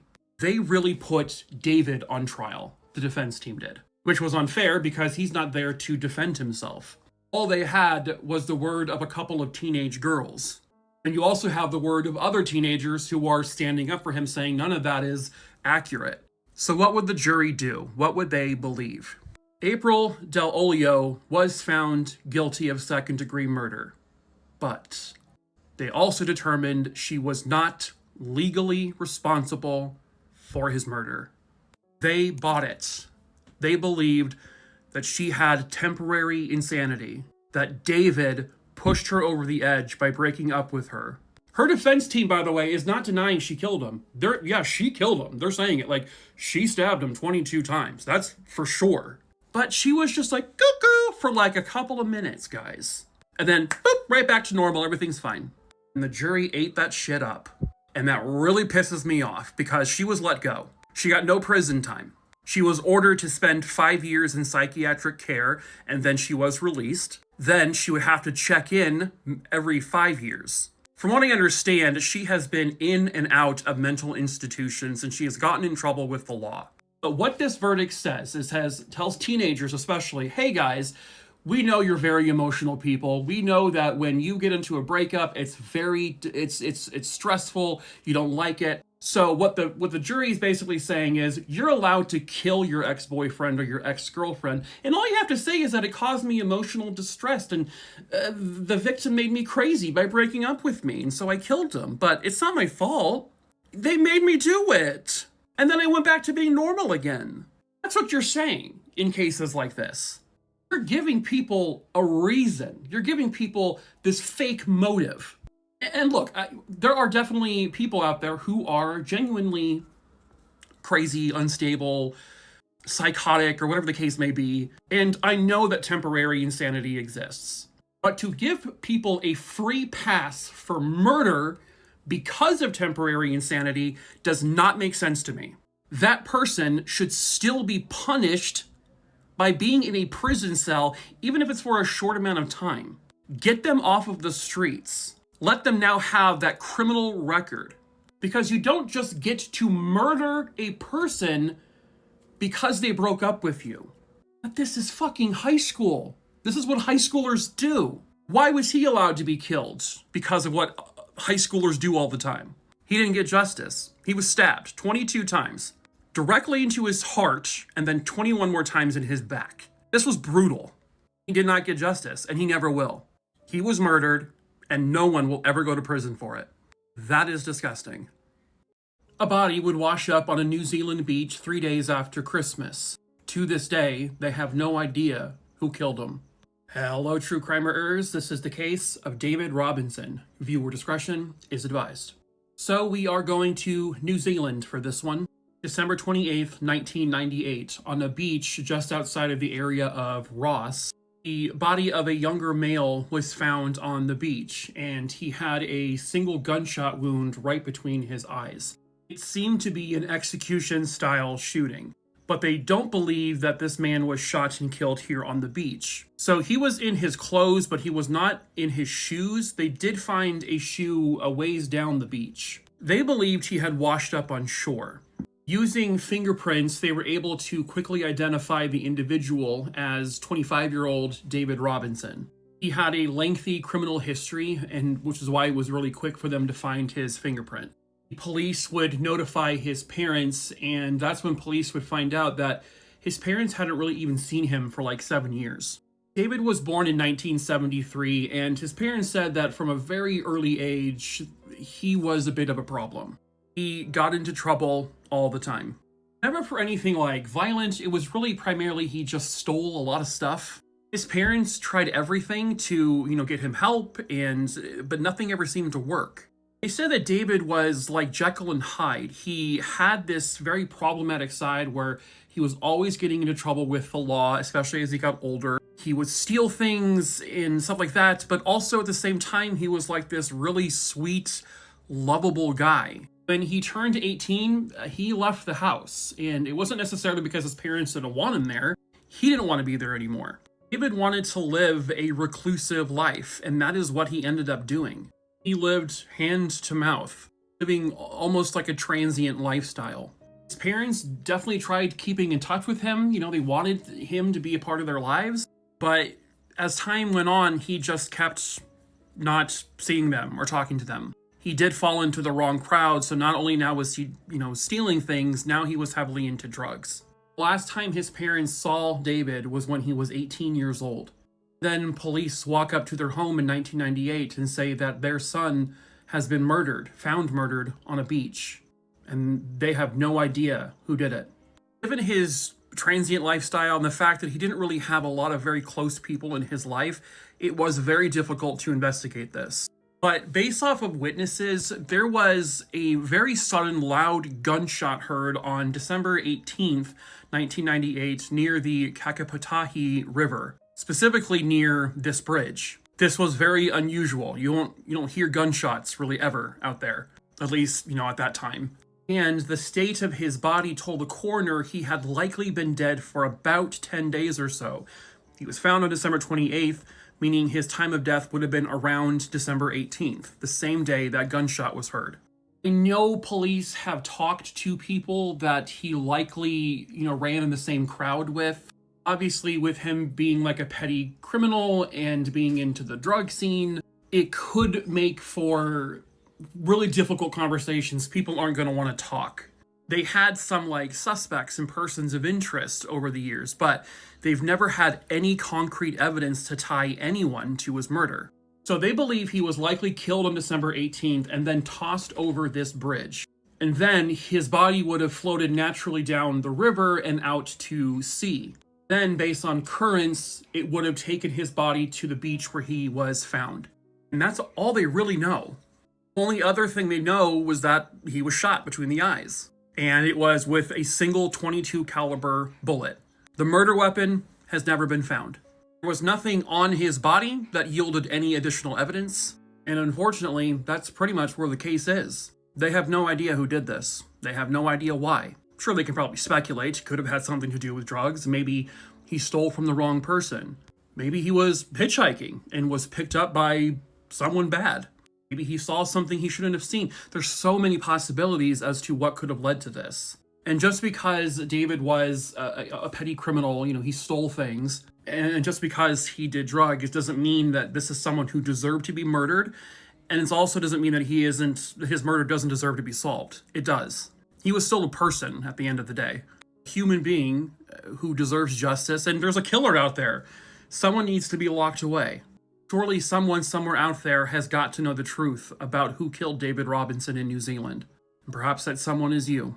If you have any information, you are asked to call 0800-555-111. If you know something, please come forward and say something. Welcome to Worst Deaths Imaginable number 44. Viewer discretion is advised. Our story begins on May 8th, 2008 in Woodland Park, Colorado. And this was 18-year-old Joshua Maddox. On that day, he left his home to go take a walk. Walking through the woods was one of his favorite activities. Except this time, he would never come home. As a matter of fact, no one would ever see him alive again. The family, of course, filed a missing persons report. But given that he was 18 and he was an adventurous person, they thought it's highly possible he could have just picked up and moved. But it would have been out of character for him to never say a thing to his family. Fast forward to 7 years later, August 2015. A property developer named Chuck Murphy was beginning the demolishing process of some cabins. The cabins had been abandoned for more than a decade. They were then beginning the process of demolishing a chimney in one of the cabins, and they would find something they never expected. Inside the chimney was a mummified human body. Dental records would confirm it was the body of Joshua Maddox. The cabin was only a mile or two from where he lived. Here is where the weird starts. Josh was naked from the waist down. He had a thin thermal shirt on, but nothing else. He was found upside down in a fetal position. His legs were above his head. He was virtually folded in half. Based on the position he was in, they speculated that he would have had to go in from the top head first. But why on earth would anyone go into a chimney head first? And also, it had a wire mesh top. Now, it was already demolished by the time they discovered the body, but the contractor swears it was there. So how did Josh get in from the top? His clothes, the rest of them, they were found in the cabin, folded neatly by the chimney, suggesting he was already in the cabin. So what was his cause of death? They can't say for sure, but he had no physical trauma to his body, no sign of foul play. The coroner did say he was likely in there in that position for at least a few days, alive. He would have either died of dehydration, which could have taken a week, or possibly and likely hypothermia, which would have taken a couple of days. Another theory, witnesses claimed they saw him with a man named Andrew Newman before his disappearance, a man who's now in prison for murder. But how would one person get Josh halfway up a chimney? Again, there was no physical trauma. Why was he half naked? What the fuck happened to Josh Maddox? He was excited for a father-daughter trip, but instead he would be burying her. Hello, true crimerers. This is the case of Debbie Dorian. Viewer discretion is advised. Debbie Dorian was born on June 20th, 1974, and she lived her entire life in California. I believe she was an only child. She grew up in an incredibly loving and warm household. Her parents loved her to the moon and back, and they gave her anything she needed. She would grow into being a very free-spirited young woman. She had a wonderful smile and an incredible personality. Her parents were incredibly proud of her. They were very close with her. She had a very special connection with her dad. They would go on father-daughter trips. Debbie had attended Fresno State in Fresno, California, which is right there. And she had her own apartment here in this apartment complex. It was August of 1996. Her and her dad had planned another father-daughter trip. Both of them were very excited. But something unusual happened this time. He couldn't get a hold of her anymore. When it was time to start the trip, she wasn't answering her phone. And so on August 22nd, 1996, feeling very concerned, he goes to her apartment. He enters her apartment, he goes down the hall, he cracks open her bedroom door, and he sees something no father should ever have to see. His 22-year-old daughter was dead. And it just devastated him. When police arrive at the scene, they notice that there is no forced entry in the apartment. Everything seemed to be in relatively normal condition. It didn't look like a struggle had taken place. Nothing appeared to be stolen. Debbie had been bound with duct tape at the ankles. She also had duct tape wrapped around her hands. And then she had even more duct tape wrapped all the way around her face and her head. Debbie ultimately died of asphyxiation. And the 22-year-old woman had also been raped. In 1996, DNA technology was already towards the point of advancement, but obviously it still isn't what we have now.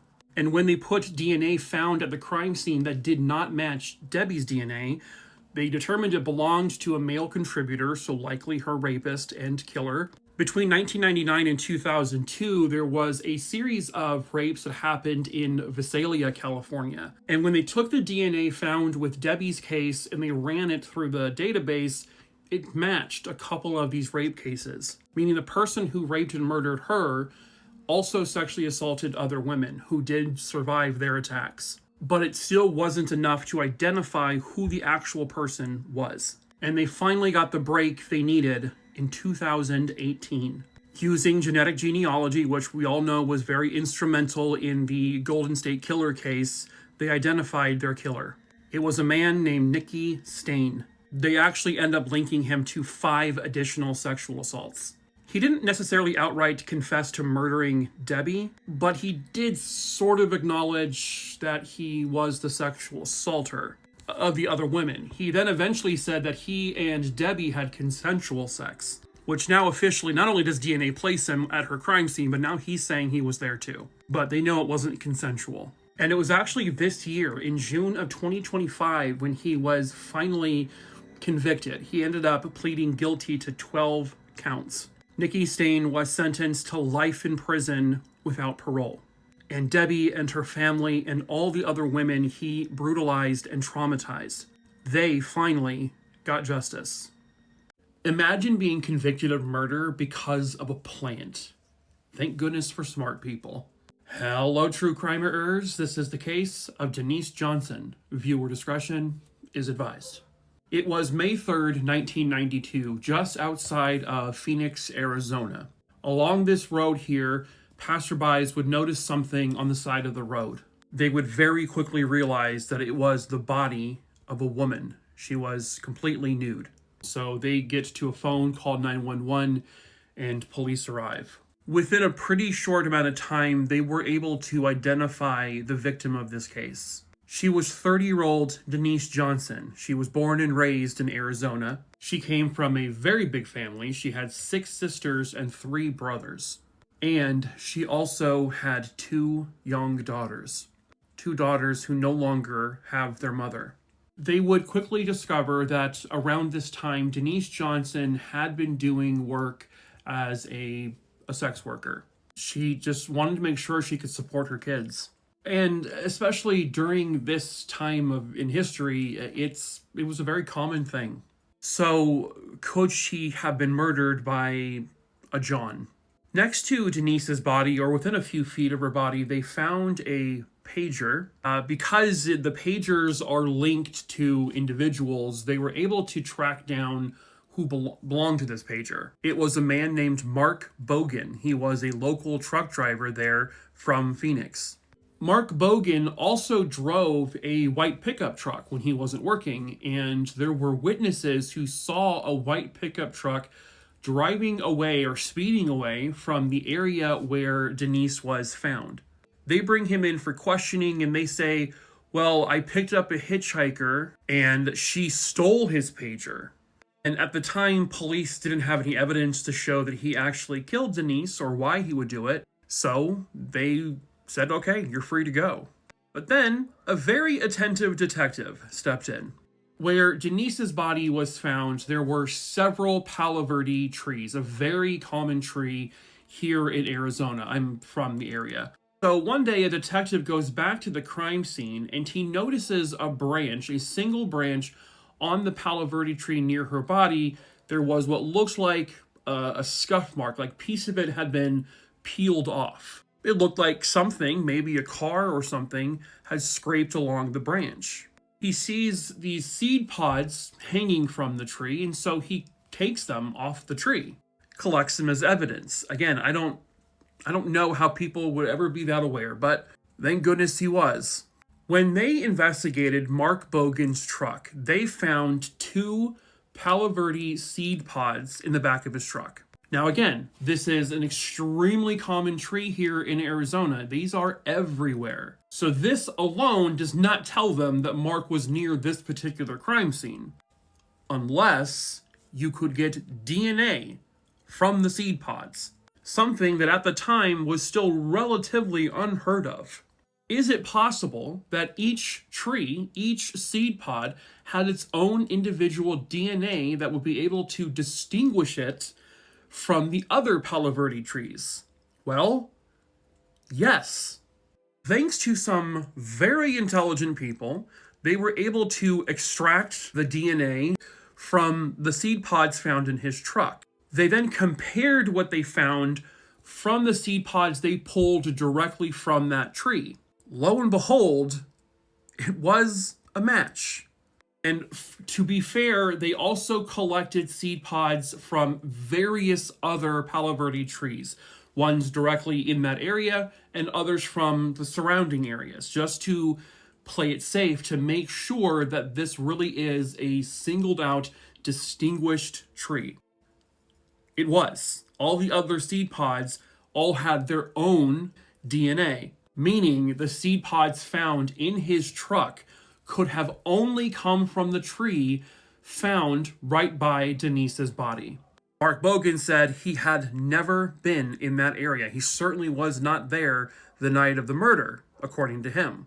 When they brought Mark Bogan in, by the way, when they first questioned him, he also had some fresh scratches on his face. But Denise did not have any blood or skin cells under her nails. So unfortunately, there was no human DNA linked to this. There wasn't any semen or anything found with her. But Mark Bogan is arrested and charged with the murder. And at his trial, they have these very smart people go on trial on the stand to testify about the DNA from these trees. It's very compelling. It's damning. Mark Bogan is found guilty of the murder of Denise Johnson. He would be sentenced to life in prison without parole. All thanks to a tree.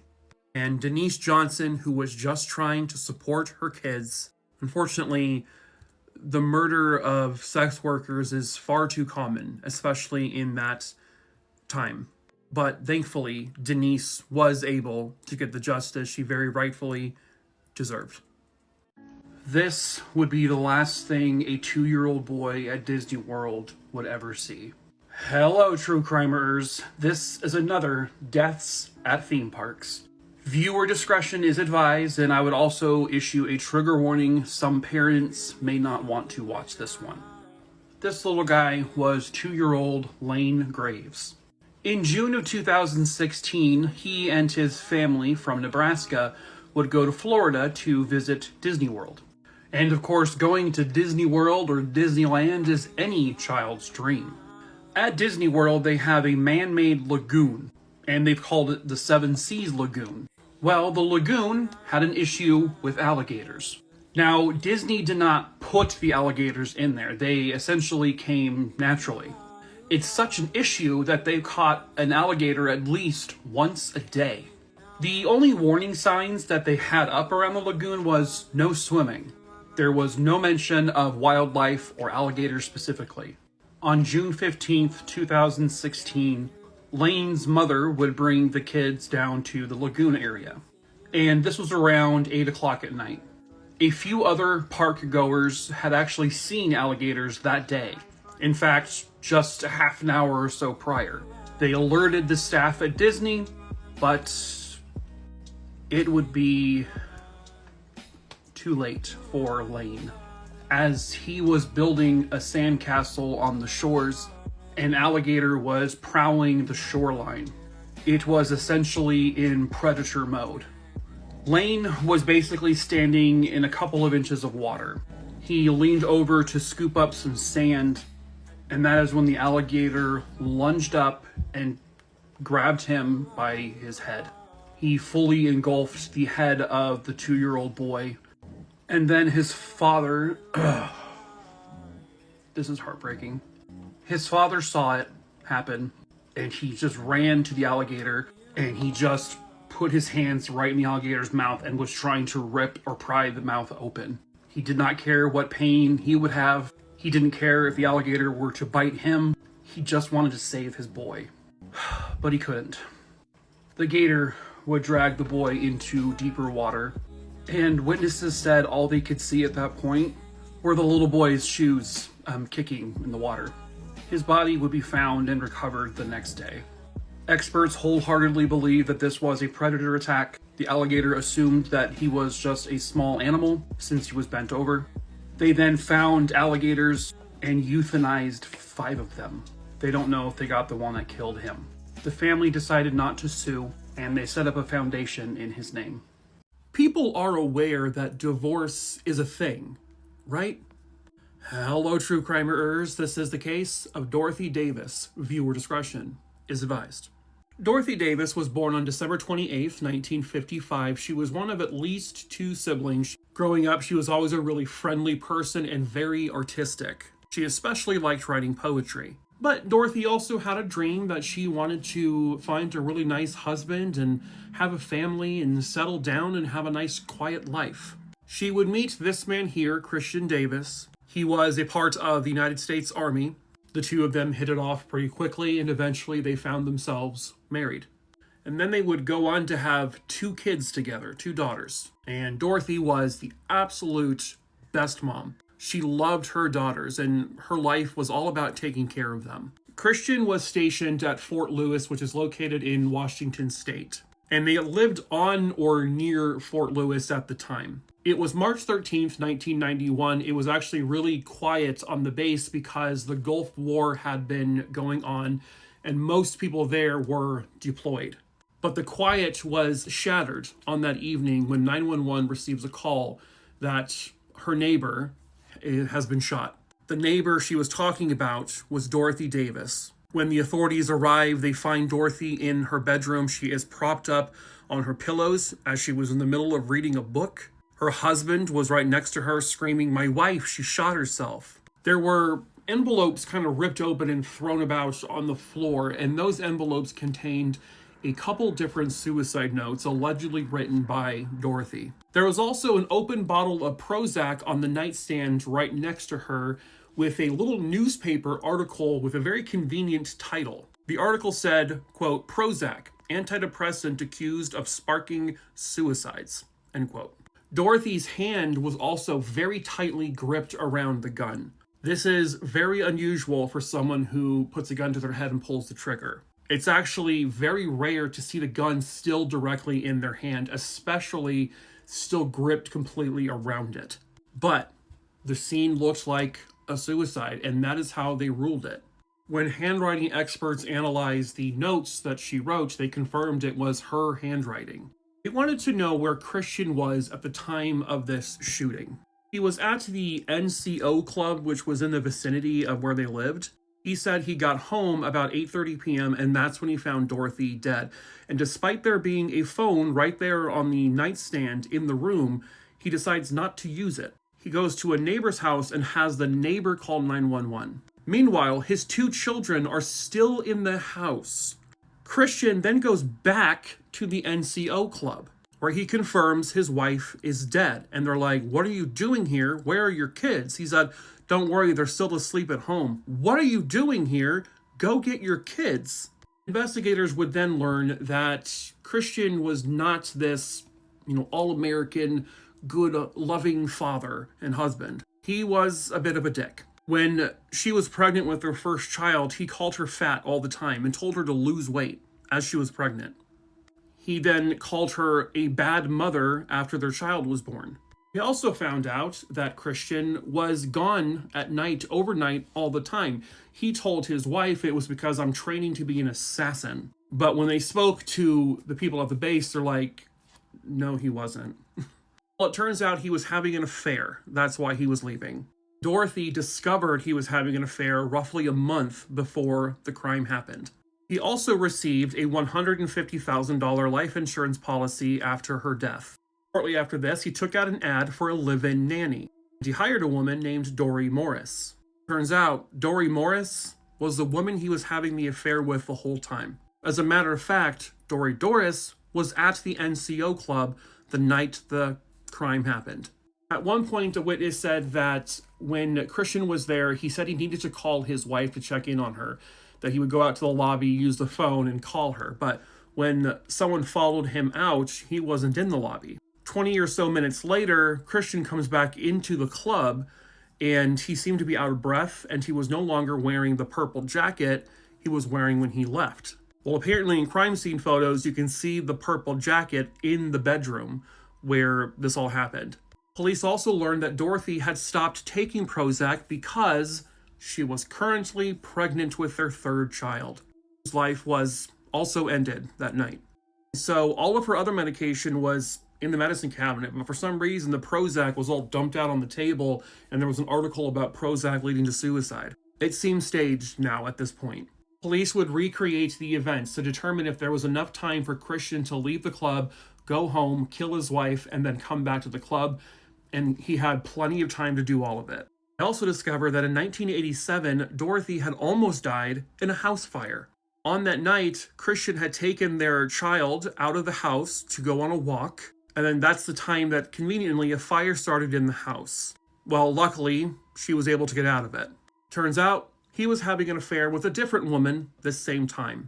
That woman told police that she had told him at the time, you either need to divorce your wife or leave her or something, or else this affair won't continue. And then the fire happened. They then would relook at the suicide notes, and they were all in envelopes, and they wanted to determine whose DNA had licked the envelopes. Turns out, it wasn't Dorothy. Whose DNA was on those envelopes? Christian. The writings inside that were written by Dorothy, it's something her therapist had told her to do, to write out things, write out her feelings, write everything down. The pain, the desires, whatever it is, write it down. And that's all it was. But Christian used them as a part of this whole crime scene. This wasn't suicide. This was murder. He was arrested and charged with the murder of his wife, Dorothy. He was found guilty, and he was sentenced to life in prison without parole, effectively destroying a family, taking a mother and a father away from both of their children, and ending the life of a third child that never got to breathe free air. He is exactly where he should be, and one day that will be hell.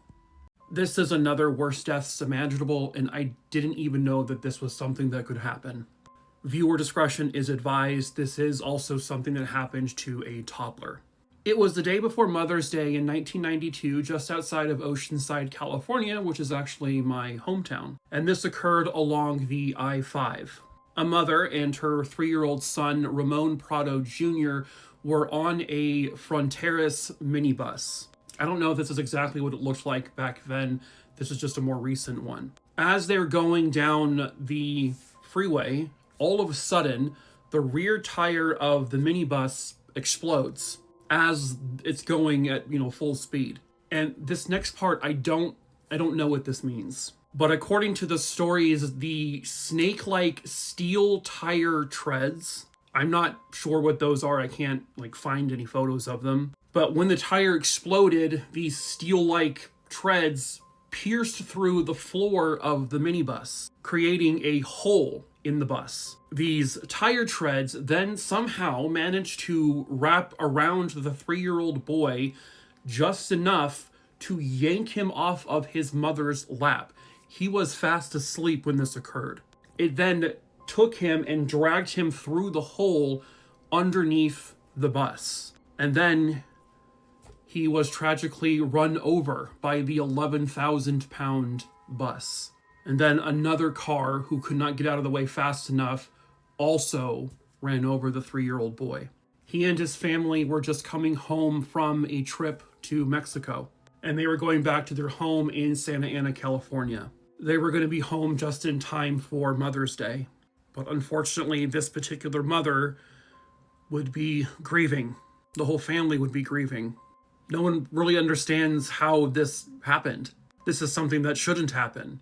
So apparently this company back then was only required to submit 2 of their vehicles. They had 17 or 18 minibuses, but only 2 a year for their inspections. And if those 2 pass, the rest of the buses basically got a pass as well. Well, it turns out after this incident, the buses were inspected, and there were a couple of them that were considered unsatisfactory. Poor maintenance records, poor driving records, poor condition overall of the buses. I can't see anywhere that if there were lawsuits or anything like that. It doesn't sound like it was the driver's fault. The tire just exploded.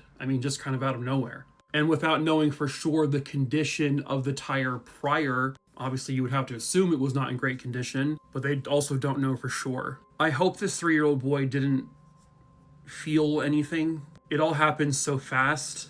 I have to imagine he was alert at least for a few seconds. And I couldn't even imagine the fear. She died in a tub full of alcohol in one of the worst unusual deaths. Viewer discretion is advised. So this particular story happened in Taiwan in 2004. Family members would go to their loved one's home, I guess when they had not heard from her in about a day or so. When they get inside, they look all over for her, and then they finally find her in the bathtub. She is lying in it, she's nude, and her head is above the water. However, the woman was dead. Their first natural assumption was she drowned in the bath. But again, her head was above the liquid. And when I say liquid, I don't mean water. This is not the exact tub, of course, but the bathtub was about halfway full of alcohol. And at first glance, this was incredibly unusual, and nobody could determine what led to this behavior and what led to this death. So at the autopsy, her blood test would indicate she had a 1.5% blood alcohol level. That is astronomically high. Blood alcohol levels at 0.4% is when they start to become lethal, and she was at 1.5. The other bizarre thing is they would learn that she didn't actually ingest much alcohol at all. So how on earth did her blood alcohol level get that high? Well, and this is something I did not know could happen, but it had absorbed into her skin. Based on time frames of when people had last heard from her, based on like rigor mortis, and based on the damage that was done to her body, they would determine that she was sitting in that bathtub full of alcohol for 12 hours straight. Why would she do that? Well, between 2002 and 2004, Taiwan was dealing with the SARS epidemic. It had infected over 8,000 people worldwide. 664 of the cases came from Taiwan, including at least 73 deaths. From what they were able to gather, family thinks that she believed that sitting in a tub of alcohol would actually help her not get SARS. She was doing it as a way to remedy it or prevent it. I don't know where she got that information, but that is why she was in the tub. But what she didn't know, and quite honestly, what I did not know, and I'm not sure if you guys did either, that you could absorb alcohol through your skin. They also think she probably inhaled some of the fumes that would eventually come off of it. And they believe that at one point, the blood alcohol level got so high that she was unable to move her body. Whether or not she felt any pain or, what experience she went through physically, I'm not 100% sure. But it certainly took her quite some time to eventually pass away from this. I have never heard anything like this before. A day before Mother's Day, one mother in Missouri would vanish. Hello, true crimerers. This is the case of Echo Lloyd. Viewer discretion is advised. Echo Michelle Lloyd was born in 1972, and she lived her entire life in Missouri. She was the incredibly proud and loving mother to 4 children, and she also had a few grandkids. Her children would say that their mom had a very bubbly personality, someone who was really easy to get to know. People just felt comfortable going to her. At the time this case occurred, she had moved to Edwards, Missouri, and she was living in a very a remote property. That's like a 10-acre property, specifically right here. And you can see there's really not much around it. You can see a property down there. You can see a property up there. But she lived alone at the time in this trailer. She had been separated from her husband for some time. The last time anyone heard from the 47-year-old mother was the day before Mother's Day of 2020, so on May 9th. Echo had talked to her daughter, Kelsey, and then the following day, she would go to her mother's home to say Happy Mother's Day and to give her some flowers. But when she knocked on the door, nobody answered. And her mother's car was also not parked in front of the house. So she left the flowers and the card on the porch, and on the card it just told her, to please call me when you get home and when you get these. Echo never called her daughter. For the next few days, they tried to get a hold of their mom, but again, she's not answering her cell phone and she's not answering her home phone. So 5 days later, they would go to her home. This time, the car is parked out front. She goes to knock on the door. She starts banging on the door and the window, but they're getting no response. So the daughter will end up breaking a window to get inside the house because she doesn't know if her mother's, dying or passed out. But when she gets inside, there's no sign of her mom. Her purse, her wallet, her ID were all still in the home. There were things kind of strewn about on the floor. There was also rotten food out on the counters. And the house being messy and in disarray was way out of character. She was extremely OCD. She kept everything very, very neat. This did not look like something she would leave behind. What was kind of strange, though, was that even though her car was out front, they could not find her car keys. They did not find her cell phone. And the medications she took were also missing from the home. So they report their mother missing because something is very wrong here. There was no, real signs of foul play, meaning there was no sign of an altercation. Nothing was broken or tossed over. There wasn't any blood or pulled out hair or anything along those lines. No forced entry. When police were looking into this, they discovered that the last time anyone saw her physically was on May 9th, 2020. She had gone to a Dollar General. Multiple witnesses would claim they saw her there. They also found a receipt in the home that was dated May 10th from Walmart after the Dollar General trip.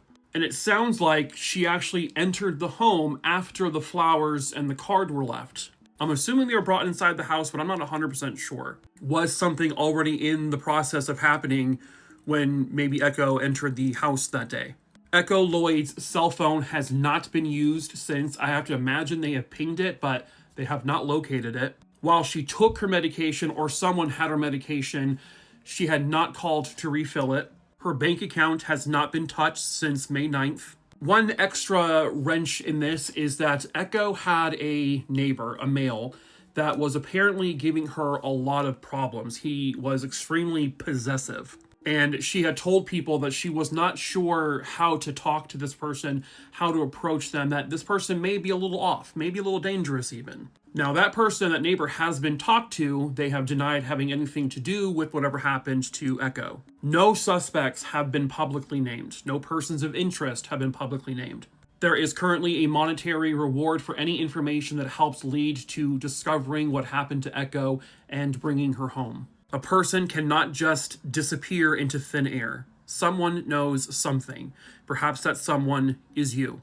Echo has tattoos of the words "Let It Be" and tattoos of birds on her right forearm, the names of her 4 children, Kelsey, Casey, Kaitlyn, and Kylie, on her right wrist, a blue survivor ribbon on her wrist, a rose on her ankle, and a butterfly on the right side of her chest. If you have any information on this case, you are asked to please call 573-526-6178 or 660-438-6135.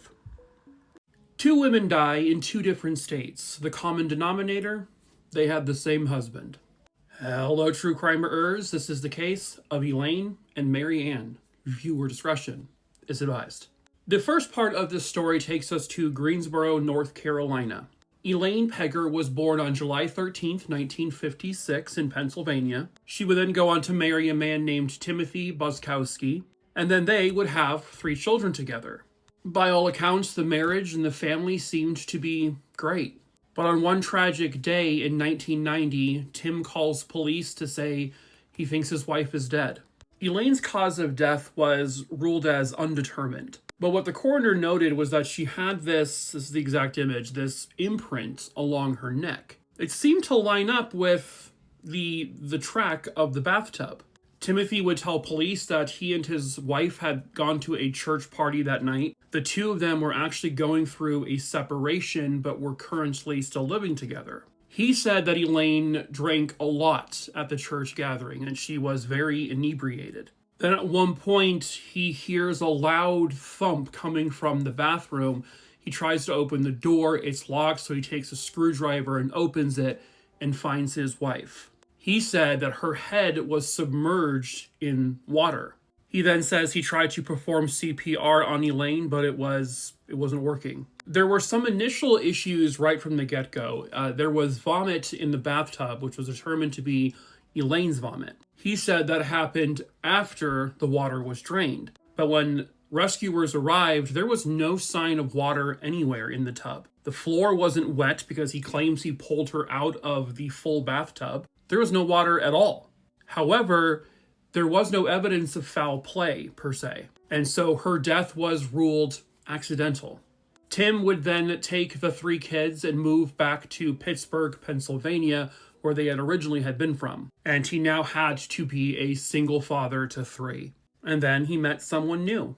He met Marianne Fullerton. She was born on March 24th, 1959 in Pittsburgh, Pennsylvania. She fit in with the family right away, and eventually Marianne would marry Tim, and she became a mother to the 3 kids.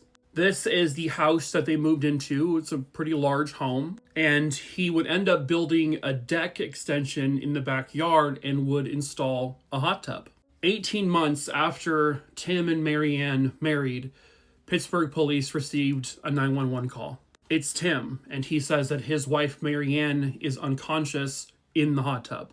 When the authorities and the ambulance arrived, they saw Tim trying to give CPR to Marianne, but was again not successful. Marianne was then rushed to the hospital, but unfortunately they were just not able to help her, and she would be pronounced deceased.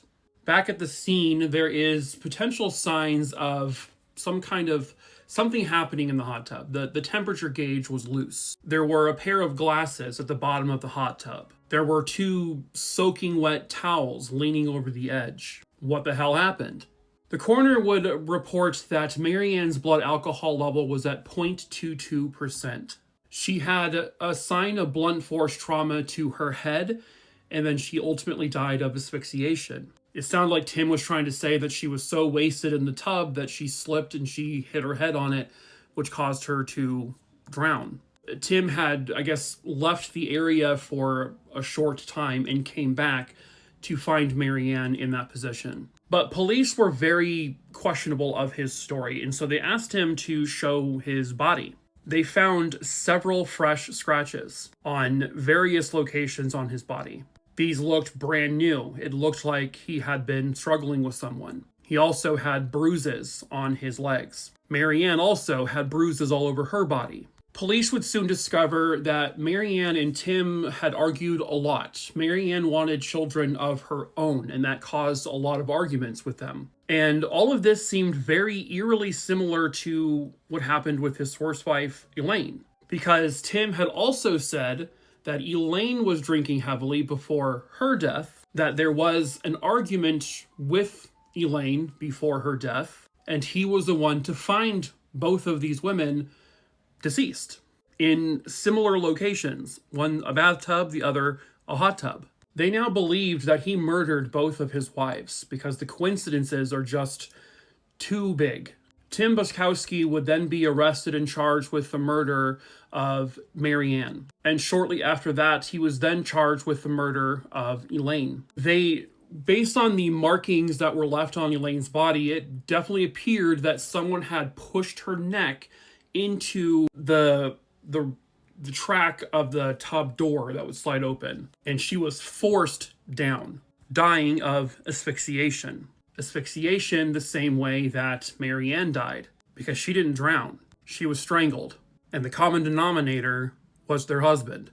At his trial, Tim tried to say that Marianne had become a screaming alcoholic, but everyone in Marianne's life said no, because Marianne, she drank, but she never really drank. They never had ever seen her drunk before. They also discovered that Tim had life insurance policies on each woman. Tim would end up being convicted of both murders. For Marianne's death in North Carolina, he was sentenced to death. But then the death sentence was overturned because of prosecutorial misconduct in their trial, and he was sentenced to life with parole. He was then paroled at one point, but he then immediately had to be sent back to Pennsylvania because he was then convicted of the murder of Elaine, and he was sentenced to life in prison without parole. So basically, he never spent a day of freedom in between. And a prison cell is where he continues to rot until the end of his days. Fat GTA 5 Trevor here knows exactly where the body is, but he will not say. Hello, true crimeers. This is the case of Erica Baker. Viewer discretion is advised. This case occurred in 1999 in Kettering, Ohio. Erica Nicole Baker was born on June 22nd, 1989. And at the time, they were living with their mom and their grandparents. It was February 7th, 1999. Erica's dad drops her off at her mom's home because they were divorced. This was about 3 p.m. that day, and around 3:30 p.m., Erica asks her grandma, "Can I take my dog for a walk to the park?" The grandma kind of hesitates, but eventually says, "Yeah, that's fine, go ahead."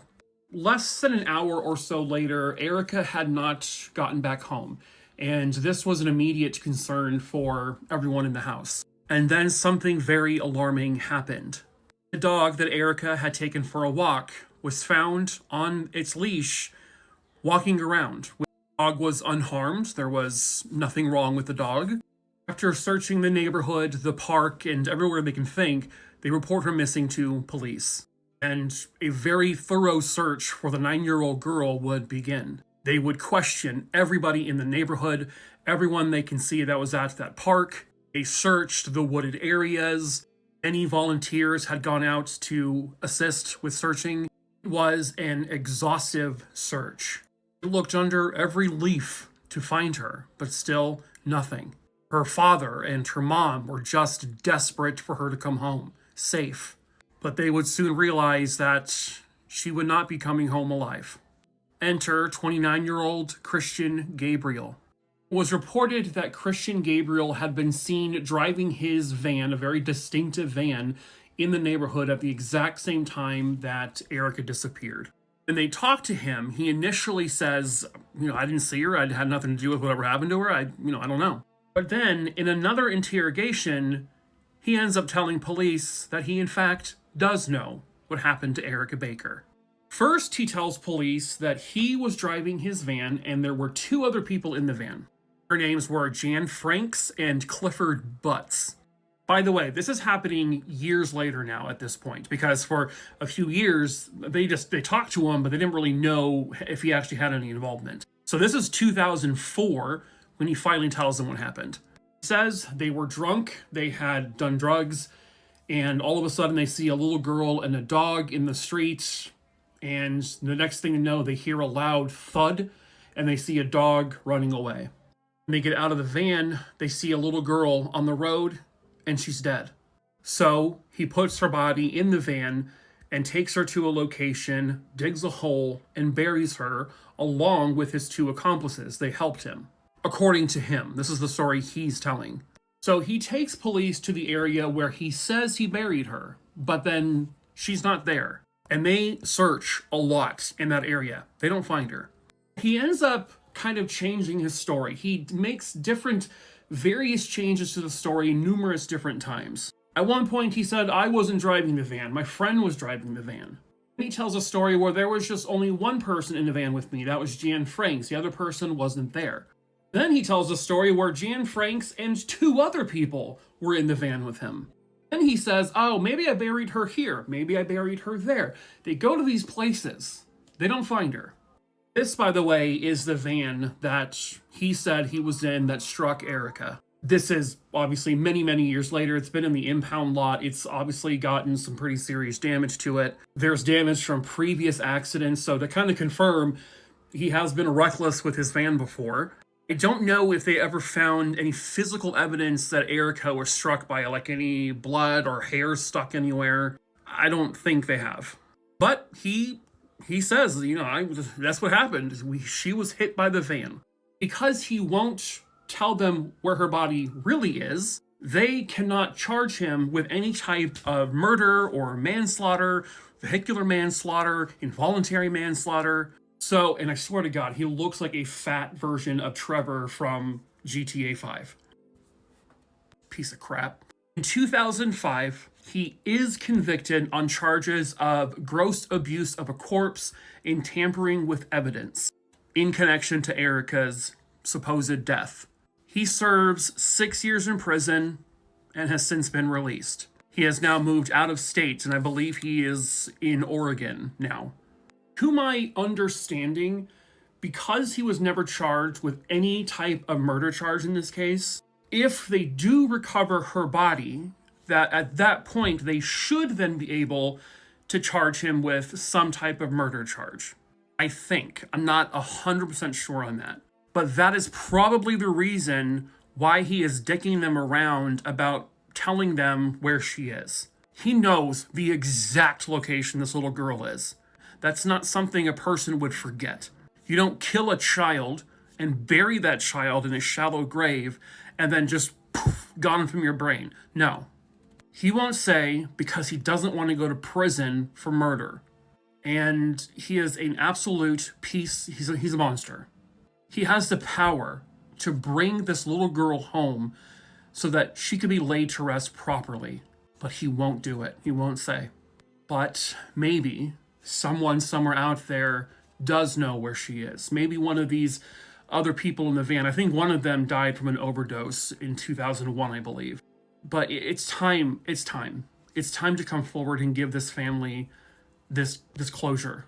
They lost a child, for God's sakes. It's time to do the right thing. If you have any information on where she is located, please call 937-222-7867. You can remain anonymous if you need to.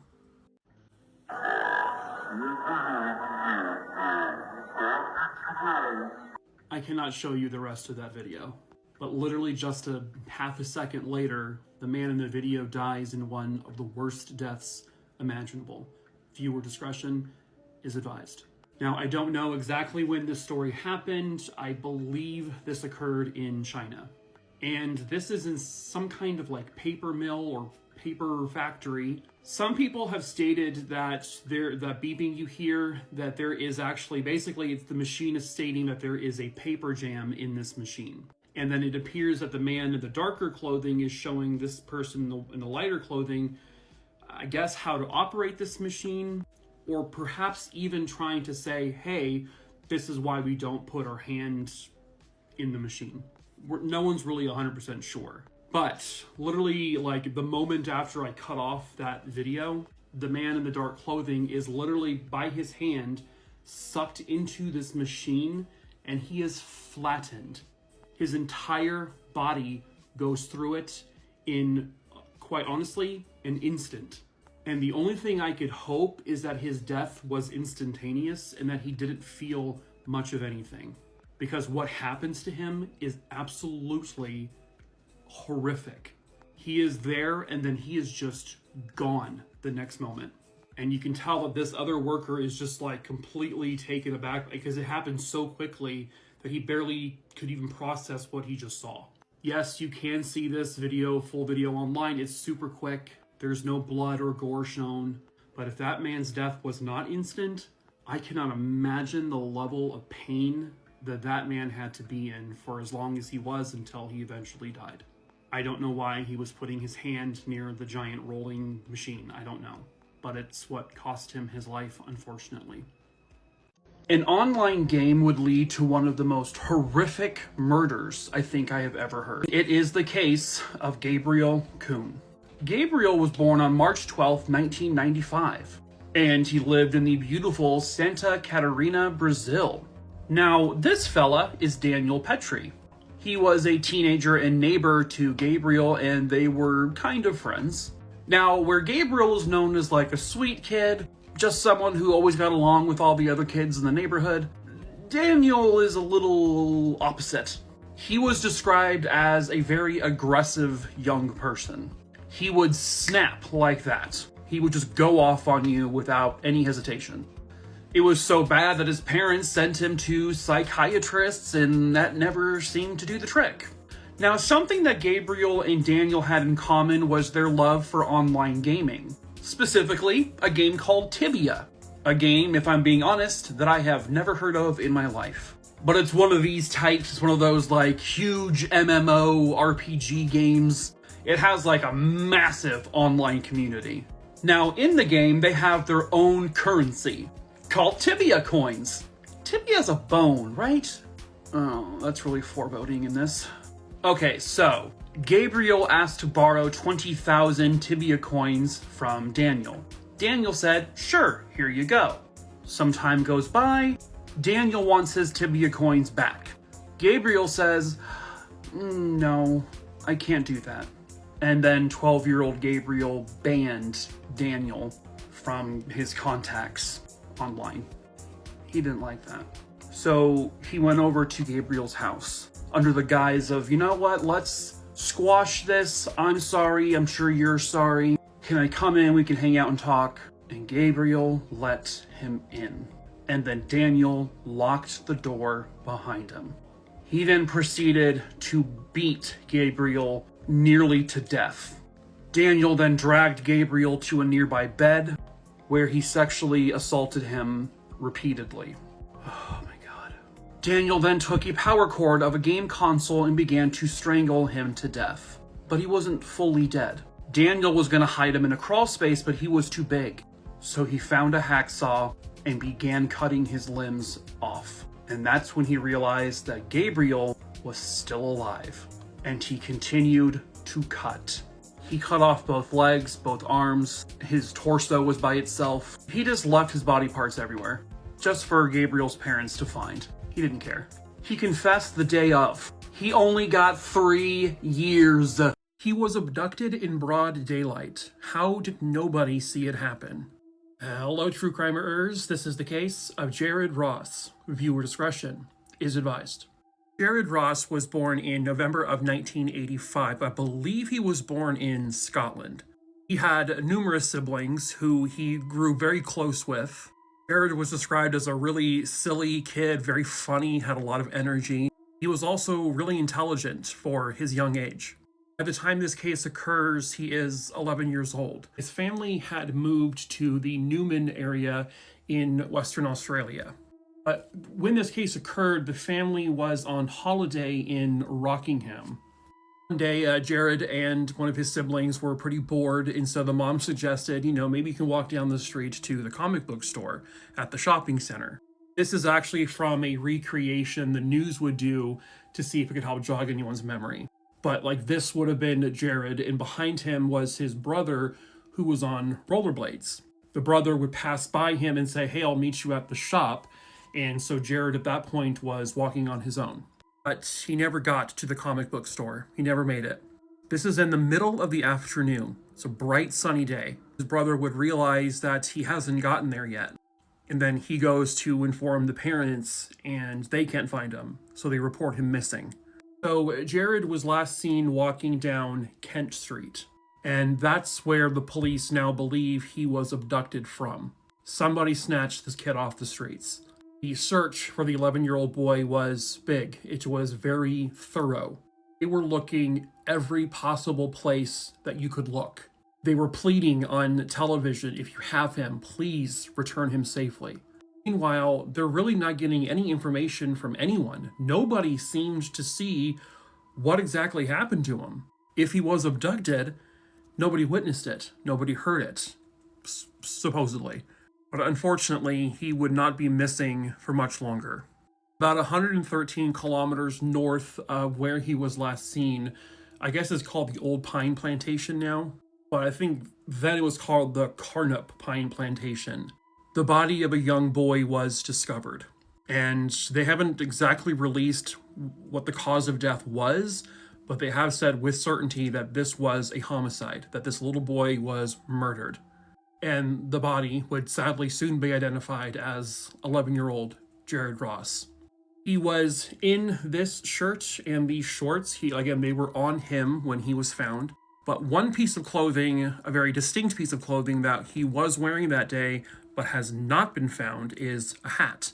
He was wearing a New York Yankees hat. This is obviously not the exact one because they haven't found it, but this is an identical hat that he was wearing. Just interesting that it wasn't found with his body. It could have fallen off when he was maybe pulled into a car, but you'd think they would find the hat around the area where he may have been taken from, but it wasn't found. Was it kept as some kind of trophy? The police will end up doing from what I understand, a pretty thorough investigation. They were going door to door, searching people's homes, did a very large forensic examination of the entire area where his body was found. I guess there were dog hairs on the boy's body, but it wasn't a dog that belonged to the family because I don't think they had a dog with them. What was the motive? He had money in his pocket, which was still in his pocket. Oh, it wasn't robbery. Why would you rob a kid anyway? That seems weird. All I know is that they haven't announced for sure if he was sexually assaulted, but it also doesn't sound like they can rule that possibility out. So it could have been a sexually motivated crime. The police have also stated at one point that it was a crime of opportunity. I just don't know in what capacity they mean.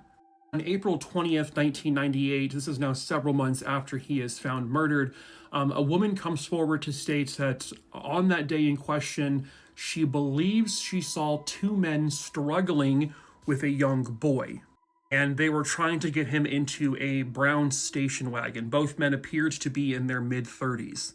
She told police that she didn't do anything about it because she wasn't comfortable intervening. I understand not approaching the situation because that could lead to more harm, but I'm wondering why it took her that long to come forward about the story afterwards. Like, why not report what you just saw immediately to someone?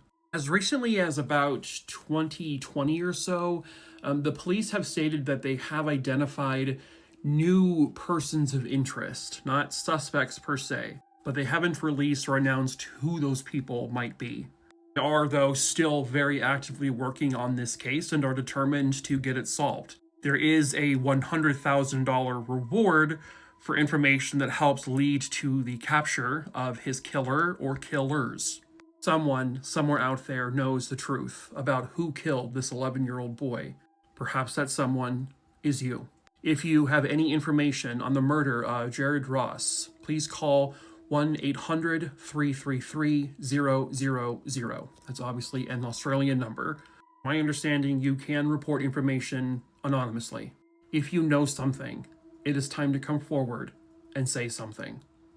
They called her the toxic lady because of what happened to everyone around her. Hello, true crimerers. This is the unusual death of Gloria Ramirez.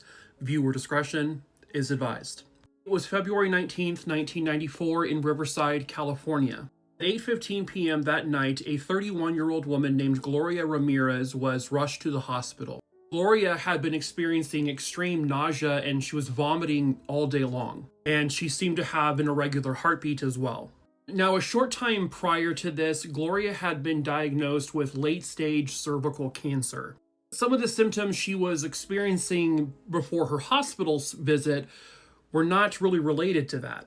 In the emergency room, she was experiencing severe shortness of breath, blood pressure was going up and down, heartbeat was very rapid, and she really couldn't talk or answer questions. So the hospital staff injects her with, medications in order to help subdue some of these symptoms. When they go to finally have to use a defibrillator on her, they notice that her skin is very oily. It was very shiny. And they began to notice a very strong, fruity, garlicky type odor coming from her. It was strong enough for everyone in the room to smell it. They then took a sample of her blood, and right away there was a smell of ammonia coming from her blood. And one of the nurses looked at it and noticed that there was these little tiny crystals forming on the blood, which is not supposed to happen. Something was off here. This is not an actual image of what happened next, but nurses, the doctor, everyone in that room within minutes began to feel very faint. They were getting dizzy. They were noticing their heart rates were going fast. One nurse just completely passed out. Another one left the room and had to sit down. A third nurse also passed out.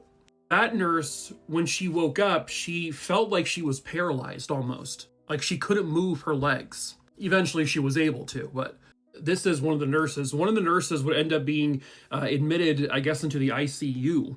It seemed to be affecting a whole bunch of people, not only the ones in the room directly, but now people just outside of the room. Feeling, dizzy, getting sick, feeling nauseous, throwing up, shortness of breath, irregular heartbeats. At approximately 8:50 p.m., sadly, Gloria Ramirez would be pronounced deceased. Hospital staff had to report what was going on.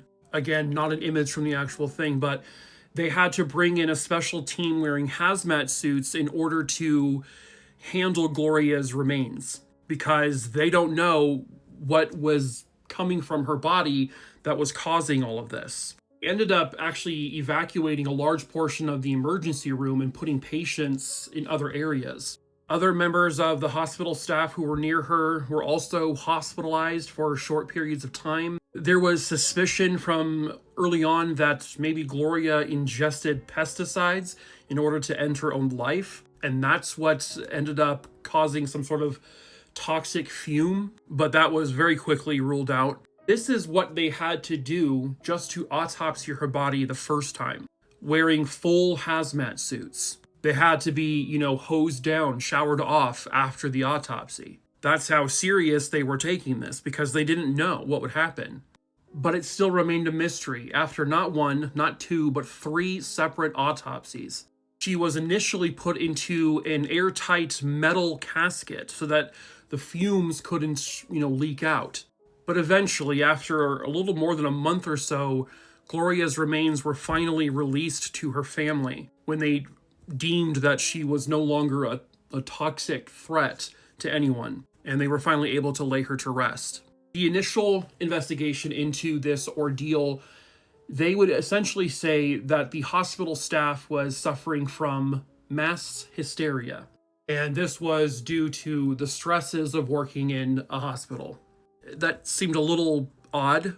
The thing about that is that no one knew what was going on with Gloria. This wasn't like someone suffered some sort of illness and the rest of the team knew, oh, they're suffering an illness. Maybe this all happened so fast. This is all within 30 minutes. For 20 to 30 different people, that's the number of people, to suddenly join in on this mass hysteria thing. I know it's a psychological issue as well, but it seemed far-fetched. And again, some of these people were hospitalized for long periods of time. Some of them were in the ICU. All of them recovered. None of them died.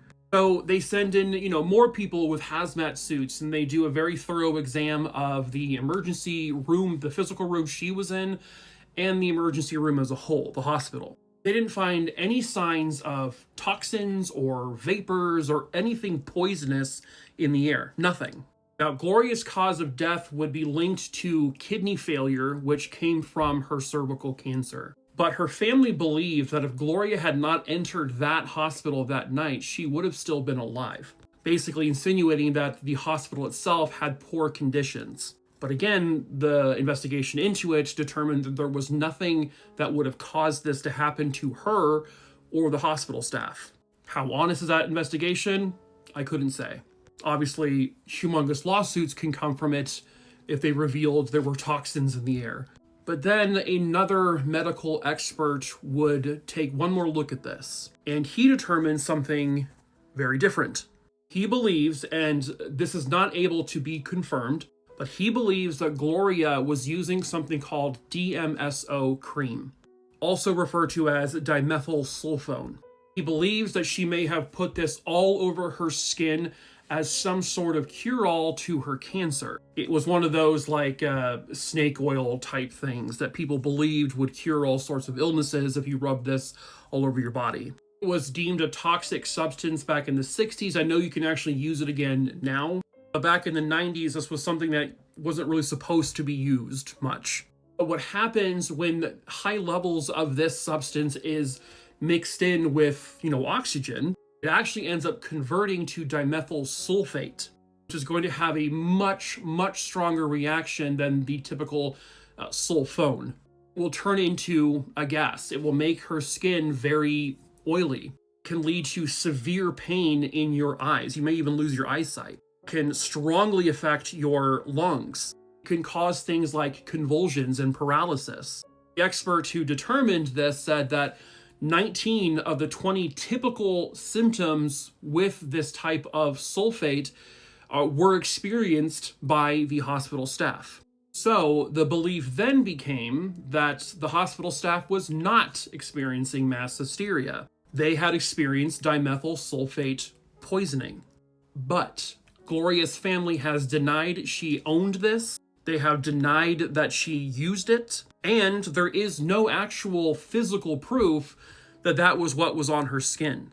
This again was this expert's theory as to what happened. But it does fit the narrative, if you will. The things that you as a human will experience if you are in close contact to this type of gas is everything the hospital staff had. It could have led to what actually ended Gloria's life. This, again, was a common cure-all type thing, conspiracy theory type thing, but they just don't know if this was even on her at all. And in the end, Gloria Ramirez became known as the Toxic Lady, which I think is very unfair. Her name is Gloria Ramirez, and no matter how you look at it, she died far too young. And even if, in theory, this cream was all over her body, there was obviously no knowledge that this kind of thing would happen. There was no ill intent on her behalf, because if she was using that cream, she was doing it to heal herself. She didn't want to die. She didn't want to die of cancer. But unfortunately, she ended up becoming a grim story. The sad reality is that whatever really happened inside that emergency room that night in 1994 will probably remain a mystery forever. My client is On innocent. January 1st, he searched how long before a body starts to smell. At 4:58 a.m., Were you just curious? how to stop a body from decomposing. At 5:20 a.m., he searched how to found the body. At 5:47 a.m., 10 ways to dispose of a dead body if you really need to. What do you mean you really need At to? What does he mean by 6:25 that? a.m. on the 1st, how long for someone to be missing to inherit. Oh, come on. At 6:34 a.m. on the 1st, can you throw away body parts? What does that even mean? At 9:29 a.m., Like what does legally? formaldehyde do? At 9:34 He was just a.m. curious. On 1st, how long does DNA last? Oh, come the fuck At on. 9:59 a.m., can identification be made on partial remains? Oh my god. At 11:34 a.m., Really? dismemberment and the best ways to dispose of a body. Did you sleep that day? At 11:44, how to clean blood from wooden floor. Your Honor, can I drop my client? 6 on the 1st, luminol to detect blood. At 1:08, He watched forensic what happens files. when we put body parts in ammonia. What? At 1:21 p.m., is it better to throw crime scene clothes away or wash them? Oh my god. My guy, what? Someone has never watched a true crime show a day in his life. The comment section on this video on Instagram, by the time he was done by his searches, the body had already decomposed. Google should warn police. At 5:04 p.m., he should have he should have Googled. Just kidding. He forgot to search, if I get caught, will they be able to use my internet searches to convict me? Guy deleted a human, but not his internet history. Bro opened Google and went, Dear Diary. Also, I'm gonna need to stop Googling while watching SVU just in case. All that research and he still got caught? They didn't include the amazing risotto recipe he found at 11:23 a.m. Could you imagine he just suddenly stops? I want some risotto. But he didn't sleep, researching all night. If you really need to, I know that one got me. What do you mean if you really need to? He shook his head at his typo. Use incognito mode, bro. Dude was looking for a BuzzFeed article on body disposal. How to dispose of a dead body if you really need to. If you really need to, my man, as opposed to what? Y'all, Google is not your friend always. It went from obscene to just plain embarrassing. I did not kill my wife, Your Honor. I was just trying to write a thriller. I did not kill her. I did not. His computer should have called the police. Seriously, shouldn't Google, begin to alert police once these searches start to become frequent? Actually, never mind. I tell true crime stories, so my Google search history is atrocious. I mean, at least his research was progressing. His fatal flaw was forgetting to add in Minecraft. What does can you throw away body parts even mean? Does he mean legally? What color bin do body parts go in? Should have added asking for a friend each search. I was hoping there would be a real random search in the middle, gift ideas for grandma, or best way to make overnight oats. Guys, it's his first time. Be nice. He forgot to, I forgot to search. Whoever reads this is gay. Can't wait for ChatGPT to be snitching on people in court. They're just going to be calling it as a witness. God, people just do not learn that technology it will be your downfall. We've all seen true crime shows where CCTV footage plays a humongous role. But I never understand it because I can never see shit. You see, a detective will look at an image like this and they'll go, oh yeah, I can see a white male, approximately 6 foot 1 inches tall, 192 pounds. They are wearing white sneakers with black shoelaces, blue Levi jeans, a checkered t-shirt, size medium that they got from, okay, it's Walmart brand. And, oh yeah, okay, so right there, yep, they're wearing a Rolex watch, and the time on it is 9:12 p.m., which lines up with our murder. I know it's black and white, but yeah, as you can see right here, they're getting into a bright red 1997 Hyundai Elantra. Okay, and then this hubcap has a little ding on it, like a little scratch on it, as you can clearly see. Our suspect also has hazel eyes, and it's a pretty short haircut. I can see they have a few, what was that, pink streaks in their hair? It's nice, that's creative. Oh, and they stepped in a little tiny thing of dog poop. So we should be able to use dog poop DNA. Yeah, okay. Okay, and I'm reading their lips as well. And they are saying, oh, this is weird. Peter Piper picked a peck of pickled peppers. Oh, okay. That's a clue. Because our victim one time went to school 12 years ago with a student who went by the name of Peter. Wow. Meanwhile, I'm watching the show and I'm looking at this like one of those magic eye puzzles, squinting, and I'm like, I see a moose. Is that wrong? A moose? No? Okay. She said she shot him accidentally 4 times. Whoopsies. Hello, true crimeers. This is the case of Herman Tarnower. Viewer discretion is advised. Herman Tarnower was born in Brooklyn, New York in 1910. He would go on to attend Syracuse University, where he would get his MD. And then he would join the U.S. Army Medical Corps, where he was serving during World War II. After the war, when he came back, he would start the Scarsdale Medical Center in New York. Eventually, he became known as the Diet Doctor. He would then go on to write a very popular diet book called The Scarsdale Medical Diet. In this case occurred, he was a clinical professor at the New York Medical College. Starting in 1966, he was in a relationship with this woman here, Jean Harris. Relationship with Dr. Tarnower was, I guess, kind of strange. He apparently was not hell-bent on being necessarily faithful. He encouraged her, like, it's okay for you to see other men while we're together. And he was like, I can also see other women.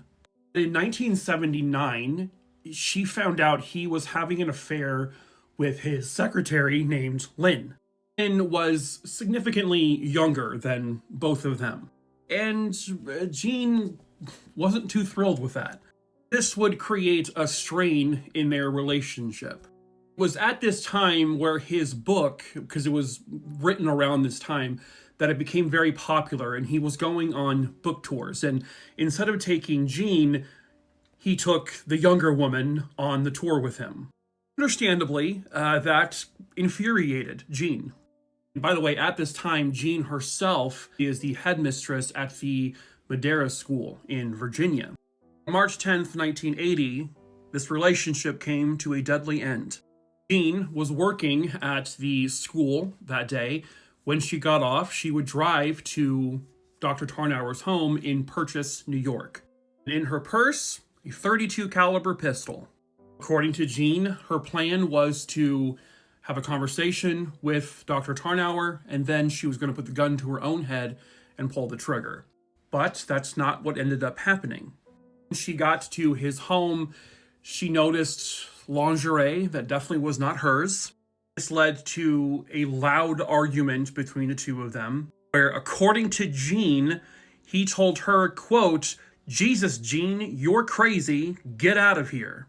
Then she says when she put the gun to her head, he intervened by knocking it out of her hand or lifting her hand up. But when she did so, the gun went off and it shot him through his hand. Then he wrestled with her with the gun in her hand. And it goes off again. Then it goes off again. and it goes off again. She accidentally fired 3 more rounds into Herman Tarnower. The first one going through his hand, the rest fatally through his body. I don't know if I've ever heard of someone firing a gun at close range at someone accidentally 4 times. That's the story she went with. She did not go there with the intent on killing him, even though that's what ended up happening. He died. She tells police this wild story about everything, about how this was her plan to end her own life in front of him. Problem police had is they had 0 evidence that she had planned to go to that house to murder him. One could say, though, she brought a gun inside the house, meaning there was some intent to use that gun for potentially lethal purposes. But they couldn't prove that she wasn't telling the truth in terms of planning to do it to herself and not him. Personally, when I hear the story and I read about it, I don't believe she went there with the intention of murdering him. And certainly there was no proof to show that that was her intent. But she did end up killing him. The question became, though, was it truly an accident, or was it a heat of passion in the moment she decided to take that gun she brought and shoot him? Intentionally, just not planned. She was arrested and charged with the murder of Herman Tarnower. Herman Tarnower's reputation would be kind of dragged during the trial. I mean, he was not exactly the most faithful guy. There was also plenty of testimony and evidence that Jean was already well aware of how unfaithful he was and how he was vocal about it to her prior. She was with him still for 14 years.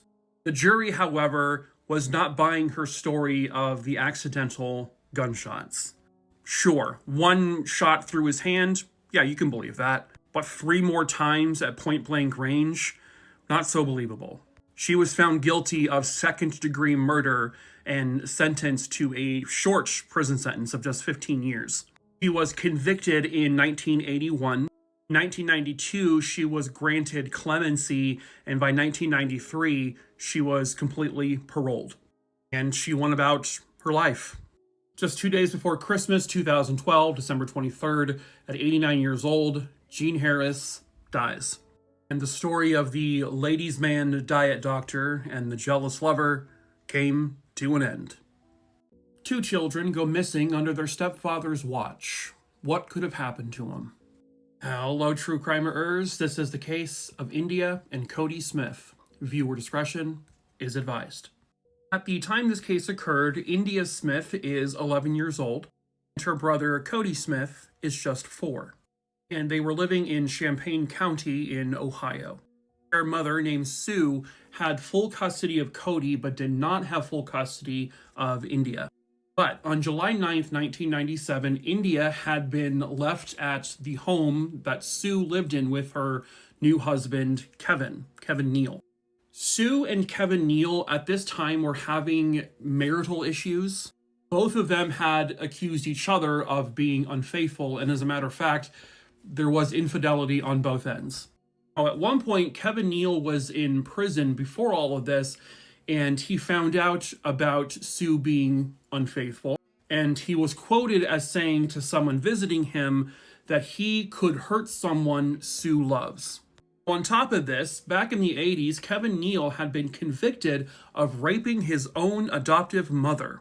He only got 10 years for that. In the mid-90s, he had been accused of assaulting a neighbor and would later down the road be convicted of that crime as well.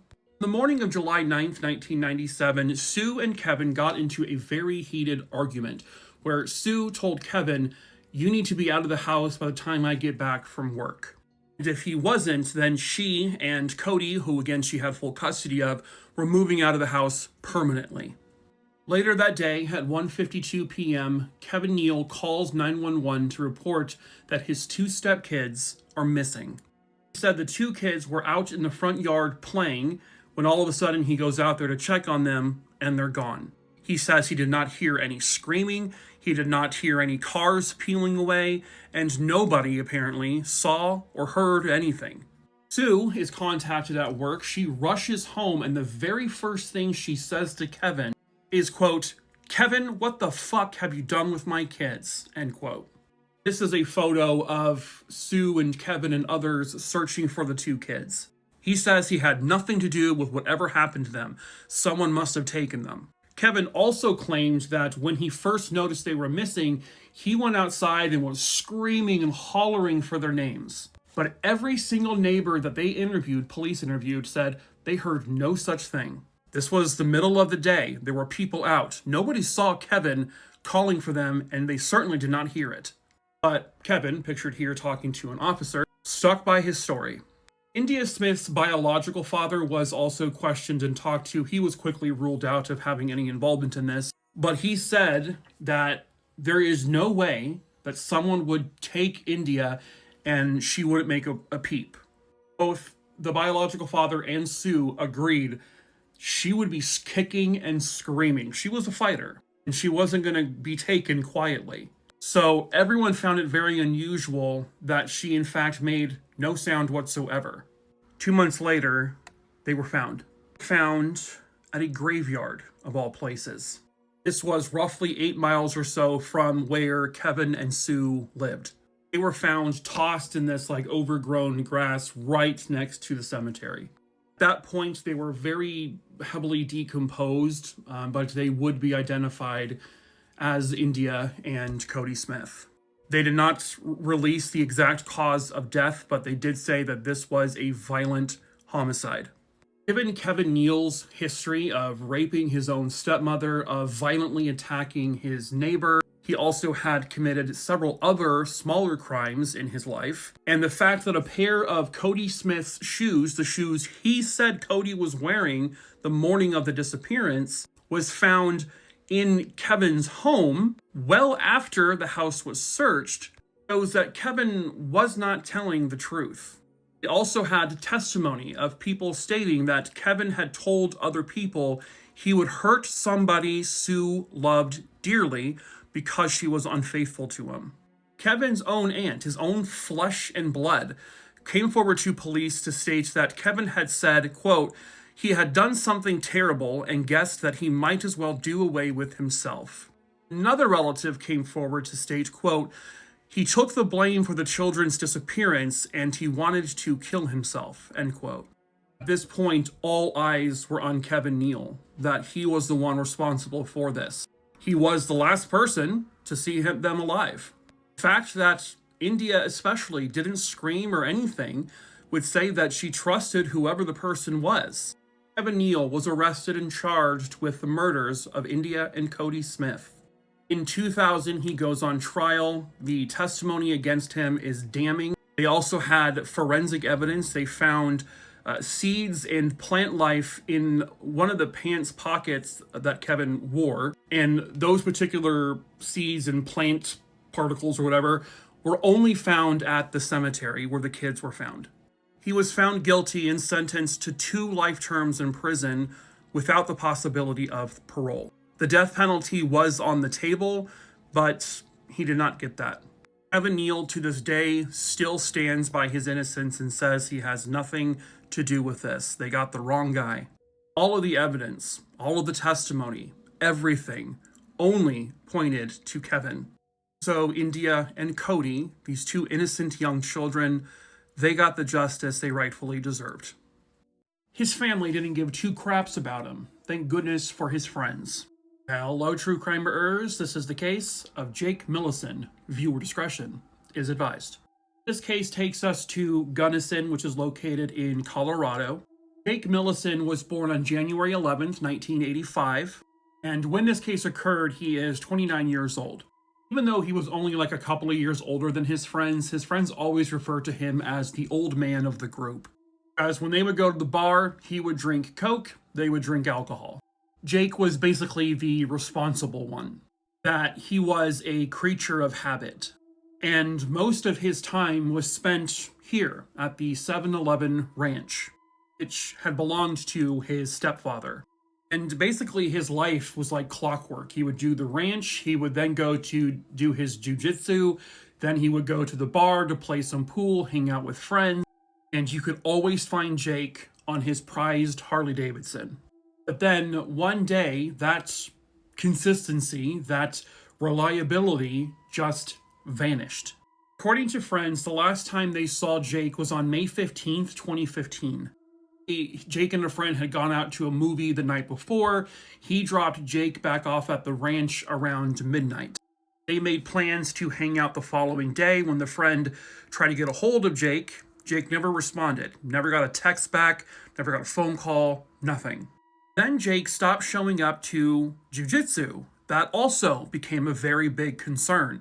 Friends who actually have someone who worked in the police department said, we need to do something. We need to report him missing. Police go to the 7-Eleven ranch and they talk to his mom, Deb. She says, I'm not concerned. His mom, his sister all said, yeah, this is just what he does. He leaves for long periods of time. But his friends were like, no, he doesn't. But there really wasn't much police could do right then and there because the family wasn't reporting him missing. Jake's friends knew something was wrong because even if he were to leave abruptly like that, he would always tell his friends, always. Every time you would ask his mom, his sister, his family, they're like, psh, don't worry about it. And not only that, since Jake's stepfather passed away in 2009, he was on that ranch taking care of it pretty much more than anybody else. This was also a ranch that's like worth a few $1 million. And Jake was the one who was set to inherit it. Uh-oh, there's a problem. So after several months go by, his mother Deb finally reports him missing because he's been gone too long. When they talk to Deb, she's like, I can't remember the last time I saw him. He's your son. You can't remember the last time you saw him? Then tried to say, he's a problem. He has a very dark side. He's into drugs. She was shitting on her own son, who's also missing, and his friends were like, none of that is true. Found out that, as a matter of fact, Deb and Jake were not close. Two of them fought all the time. She said he was a reckless person. He always acted impulsively. He never made the right choice. After Jake's disappearance, one of his sisters, his older sister Stephanie, and Stephanie's husband David Jackson, they became instrumental in taking care of the ranch all of a sudden. They would say, we're going to turn this ranch around and take care of it like it should have been.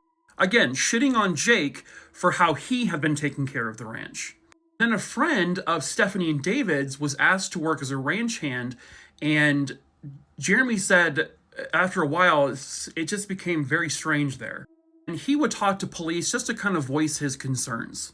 This will finally lead to police and the prosecutor getting a warrant to search the 7-Eleven ranch. They arrive. Before they could execute the warrant, Deb, his mother, comes forward.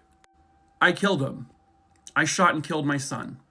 He was asleep in his bed and I shot him. And says she dragged her son's body down a flight of stairs and buried him all on her own.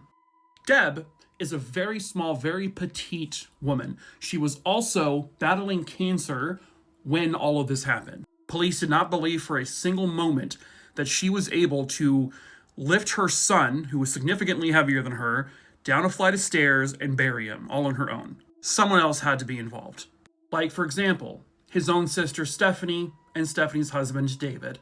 Police would uncover that Stephanie had a desire to be the one to inherit the ranch, the $3 million+ ranch. The only way she could do that is if Jake Millison is no longer in the picture. Meanwhile, Deb ends up pleading guilty to second-degree murder and keeps saying, I did it all on my own.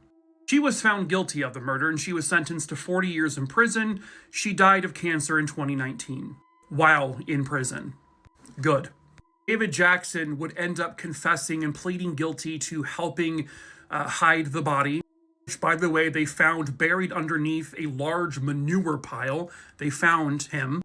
He was shot to death. He was there the entire time. But he ends up getting 10 years in prison. Stephanie then confesses her role. She was found guilty of covering up the murder, of aiding and abetting, and also the tampering of a corpse. She was sentenced to the maximum she could get of 24 years in prison. A mother and a sister murdered their own loved one. And why? The why seems to be not 100% known, but the inheritance of the ranch was a big part of it. The real heroes of this story are Jake's friends. We could all be so lucky to have friends like Jake had. They were the ones who pushed police to keep this case going, to find him. They knew something was wrong. And it was because of them that this case was finally cracked, that he was found and he got justice. We can all learn a lesson from Jake's friends. This is the haunting last known image of a young boy where the photo was taken after he disappeared. Hello, true crimerers. This is the case of Gerard Negretti. Viewer discretion is advised. Gerard Michael Negretti was born on September 11th, 1978, and at the time this case occurred, he's living in California, and he is a part of the Boy Scouts. And in July of 1991, Gerard, along with his Boy Scout troop, would go on an overnight backpacking trip. It was the first time Gerard had ever done this, and they would do so here at Mount San Gorgonio, which is located in San Bernardino, California. Gerard was 12 years old. He was in the 8th grade. He was 5'2", 150 pounds.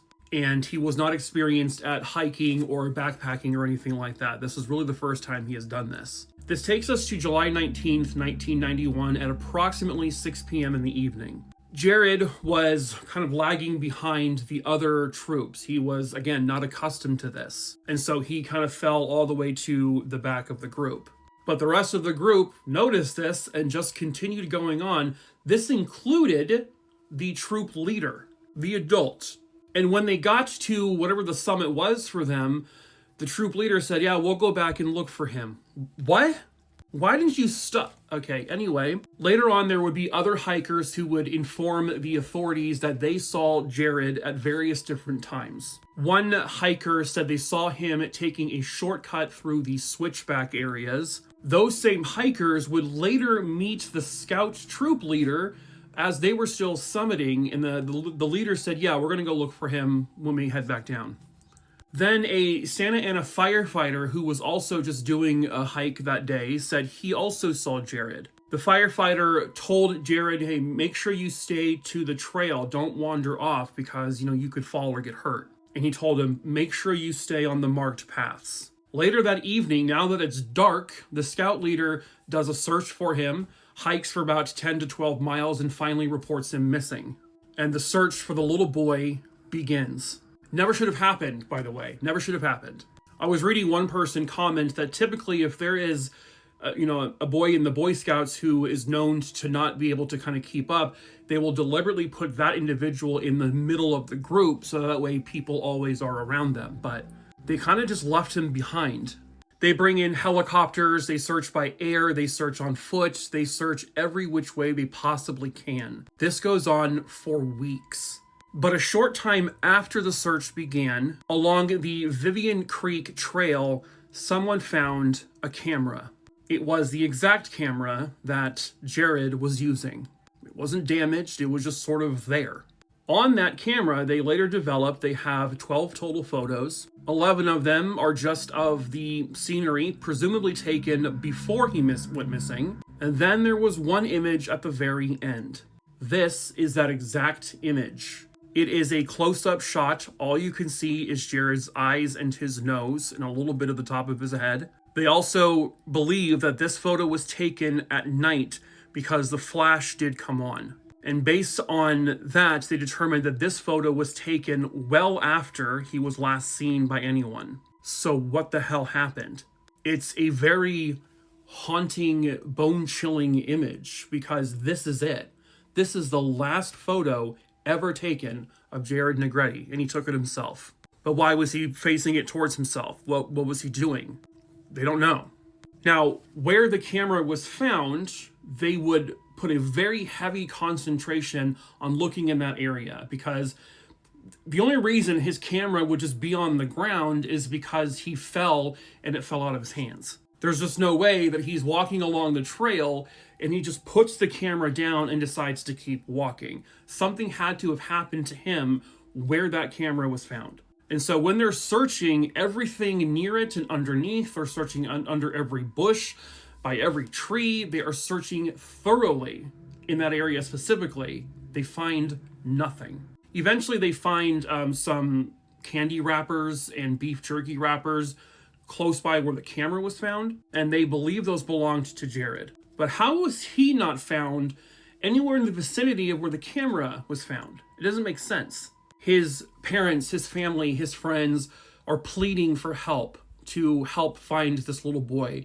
His mother goes up in the helicopters with a bullhorn and starts screaming for his name, desperate to find him, but she never does. After about a grueling 18-day or so search, they call it off. That there is no way that the boy, if he was still in that forest, there's no way he's alive. Based on the cold temperatures, the lack of food, and if he fell and hurt himself, he's dead. But is he even there? Obviously, this is a humongous mountain. It's a humongous state park. People have gone missing on hikes to never be found because they fall somewhere where maybe it's not reachable. And certainly that could have very easily happened here. But they did one of the most thorough searches you could do in that entire area. Not a single trace of him, physically him, was found. Even all these years later, it's 2025 now, this is a very popular hiking trail. Not a single bone, nothing.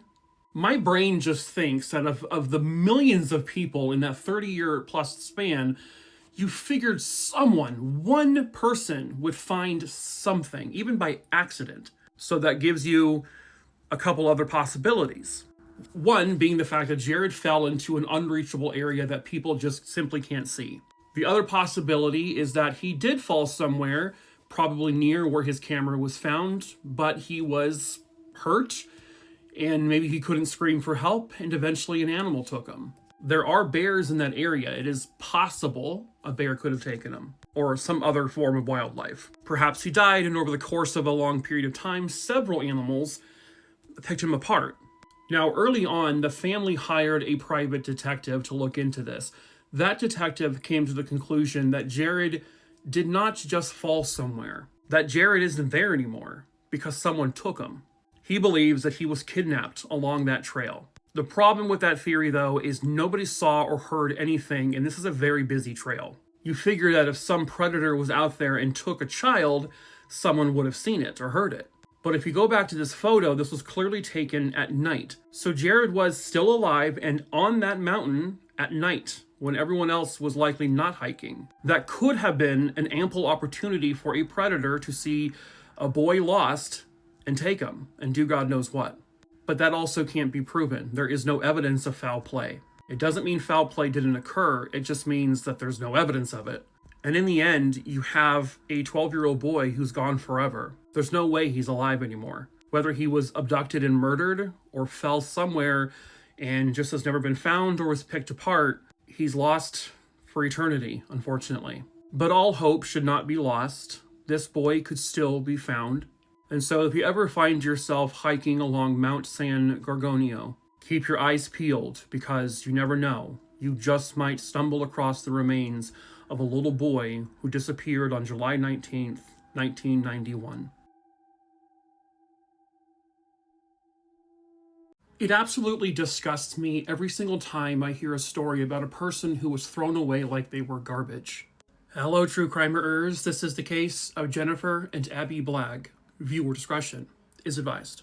34-year-old Jennifer Blagg was born in Oklahoma in 1967. She was always described as an incredibly sweet woman whose religion and her faith were very, very important to her. And her goal in life was to have a good Christian husband. Then they would have a child together. She eventually found that. She would meet and marry a man named Michael Blagg. They got married in 1991. They would then go on to have a child together. Her name was Abigail, but she would go by Abby. The family would eventually relocate to South Carolina, where Michael worked as an engineer. And for a long time, everything seemed like it was great, that this was the life that Jennifer wanted.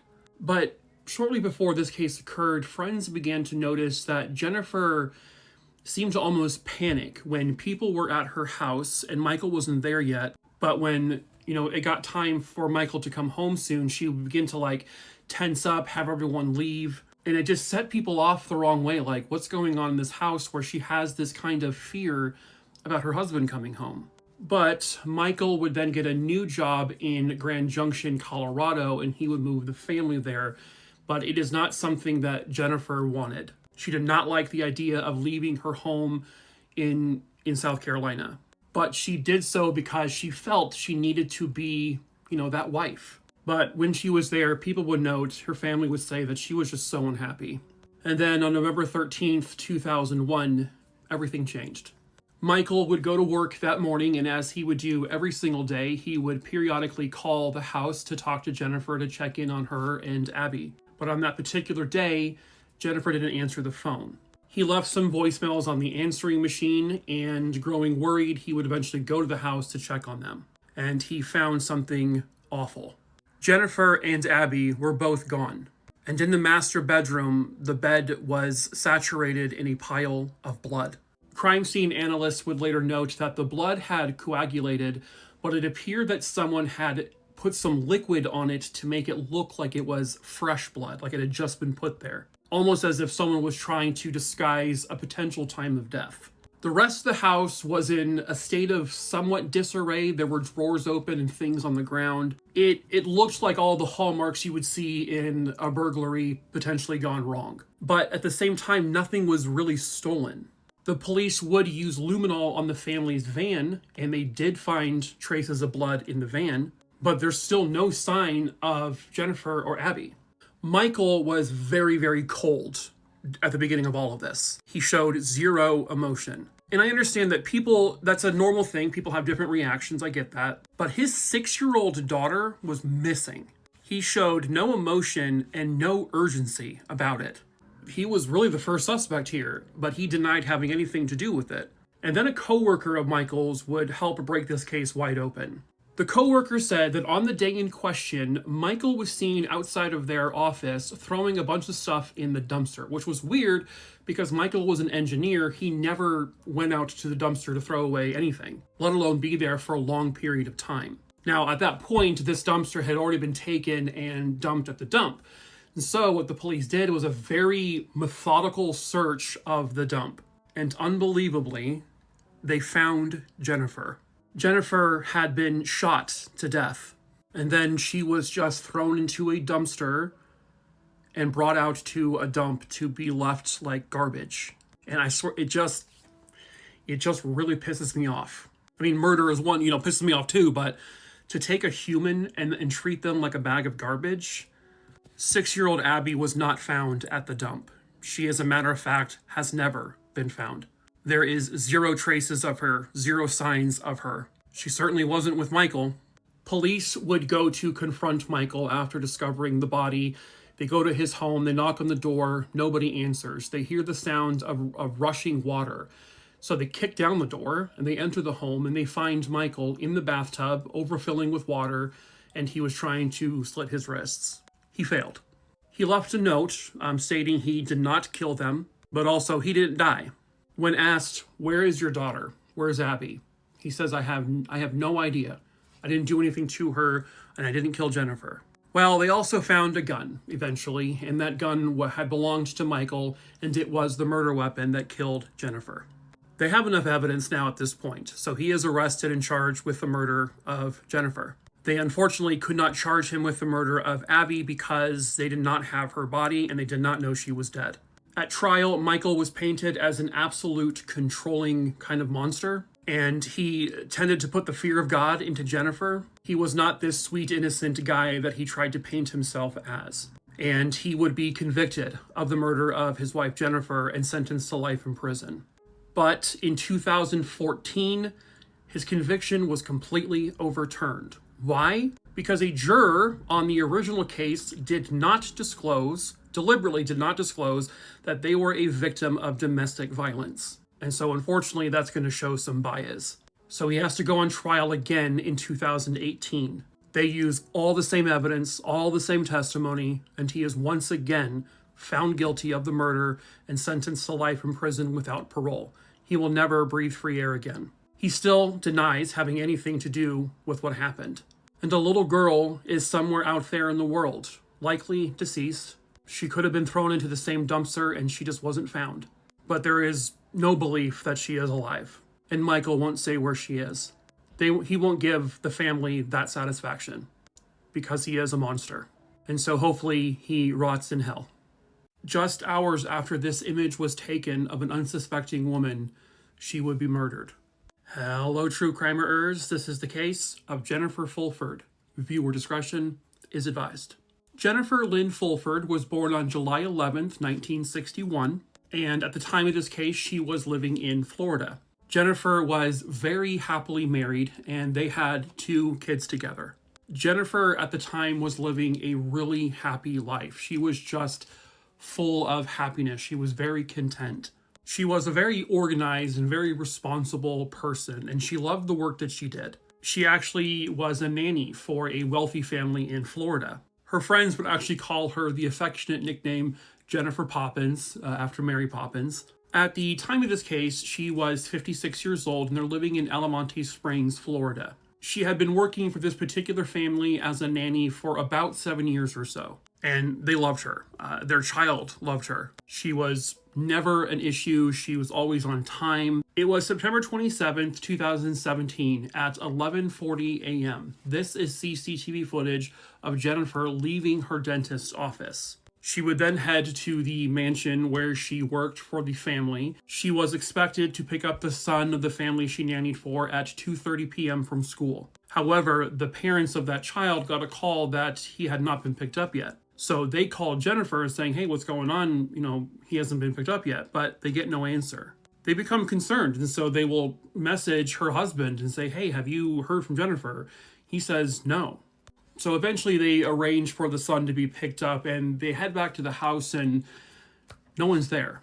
And this is now becoming full panic mode because this is not like Jennifer. So the family reports her missing. The police in Florida are able to trace her movements. They found out she went to the dentist. According to everyone there, she was her normal self, absolutely happy as can be. This is 11:40 a.m., and they know for a fact that by 2:30 p.m., something had happened. They would soon find out that someone was using Jennifer's debit card, and so they finally had hope. Oh my God, we're going to be able to find her. Except when they go to the ATM to get footage, this is who they see, taking $300 out of Jennifer's account. They then find other CCTV images of the same man. Police recognize him. They know who he is. He is an unhoused man who had a criminal history there in that area. It was 53-year-old Scott Edward Nelson. Scott Edward Nelson had a history of robbing and kidnapping his own father and torturing him. He had other burglary charges, other kidnapping charges, and eventually he found himself living on the streets. He had been on parole at this point, and he was working closely with a parole officer. But they don't know where he is. They can't find him. And so they put out an APB to find this man as soon as possible. And also, we're still searching for Jennifer. A short time after Jennifer is reported missing, the body of a woman is found in a vacant lot. The woman was tied up at the ankles and the wrists, and she had duct tape completely wrapped around her entire head. She had also been stabbed. They were able to identify the woman as 56-year-old Jennifer Lynn Fulford. She had died from the stab wound and also asphyxiation. The duct tape wrapped around her head had cut off any and all airways. They are finally able to locate Scott Nelson, and they arrest him and bring him in for questioning. And he sure wasn't shy about just confessing. He admits that he was the one to kill her. He admits that he scoped out the house and was planning to rob it. He knocks on the door when Jennifer is there. He gives her like some sort of package, but he's not dressed as a delivery driver and shows she's clearly concerned immediately. But before she can do anything, he rushes inside and knocks her down. He told her with a knife pressed to her throat, "Just don't scream. I'm not here to rape you. I'm not here to kill you. I just want the money in this house." And he also demanded her bank cards. He then goes upstairs, grabs a comforter off a bed, and he wraps Jennifer completely up in that comforter and then puts her into the trunk of her car. He then forced Jennifer to provide her ATM PIN number, which she does, and then he withdraws money. He then drives to a vacant lot where he takes her out of the trunk, and she begins to scream and cry for help. And in order for her to stop, he takes duct tape, and that's when he wraps it completely around her head. But she was also slowly suffocating, and then he throws her onto the ground, where he then just stabs her to ensure that she will die. So he's arrested, and he's charged with her kidnapping, burglary, and murder. He takes the stand at his trial. Clearly, he's bored out of his mind. He tries to blame his parole officer as to why this all happened. He said it was because he had been working a job, working for a family, and then he said the probation officer went to this family and said, hey, you're crazy to hire this guy. And so they fired him and kicked them out of their house because that's also where he was staying. I don't know if that's actually true or not, but he said that's the reason why he decided to go kill someone. The prosecution asked him, okay, did your probation officer kill Jennifer? He said, no, I did. His confession, there was physical evidence that connected him completely to this crime. It was him. He did this. The jury agreed, and they would find him guilty of the murder.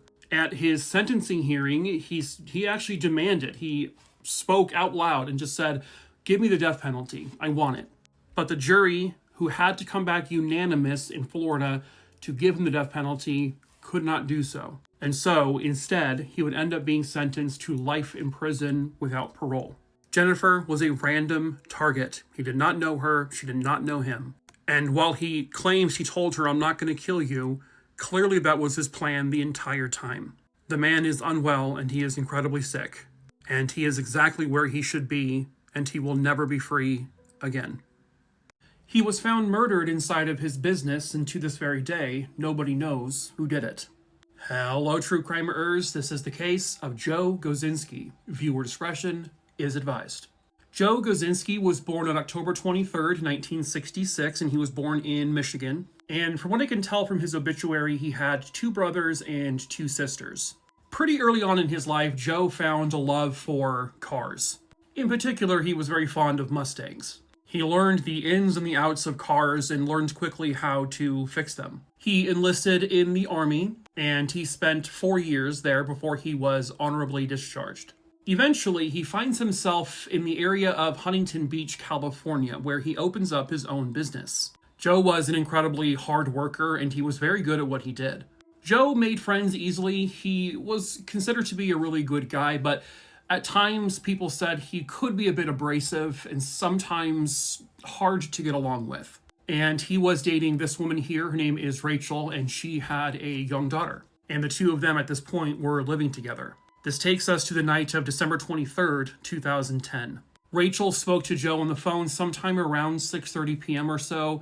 Joe said he had plans after leaving the shop. He was going to go to the mall to buy a gift for her father and also buy a gift for her daughter. But after he's not home after a few hours, she calls him again around 9 p.m., then again around 10 p.m., and then 11 p.m., and she's not getting any answers. So her and her daughter first drive to the mall, and they drive around the parking lot to where at that point it's almost empty. They don't see his car, and so next they go to his shop. Rachel sees that a light is on, and she goes inside, and she finds something absolutely horrific. There is blood everywhere, and Joe is dead. She obviously calls 911 immediately. Police and an ambulance arrive, but they confirm quickly that there is no saving him. He is deceased. Later, the coroner would rule that he had been bludgeoned over his head with likely one of his own tools. I don't know if they found that tool or not, or if the killer took it, but they said likely with one of his own tools. And he was also shot through his side, and the bullets pierced his lungs. At first glance, nothing appeared to have been stolen.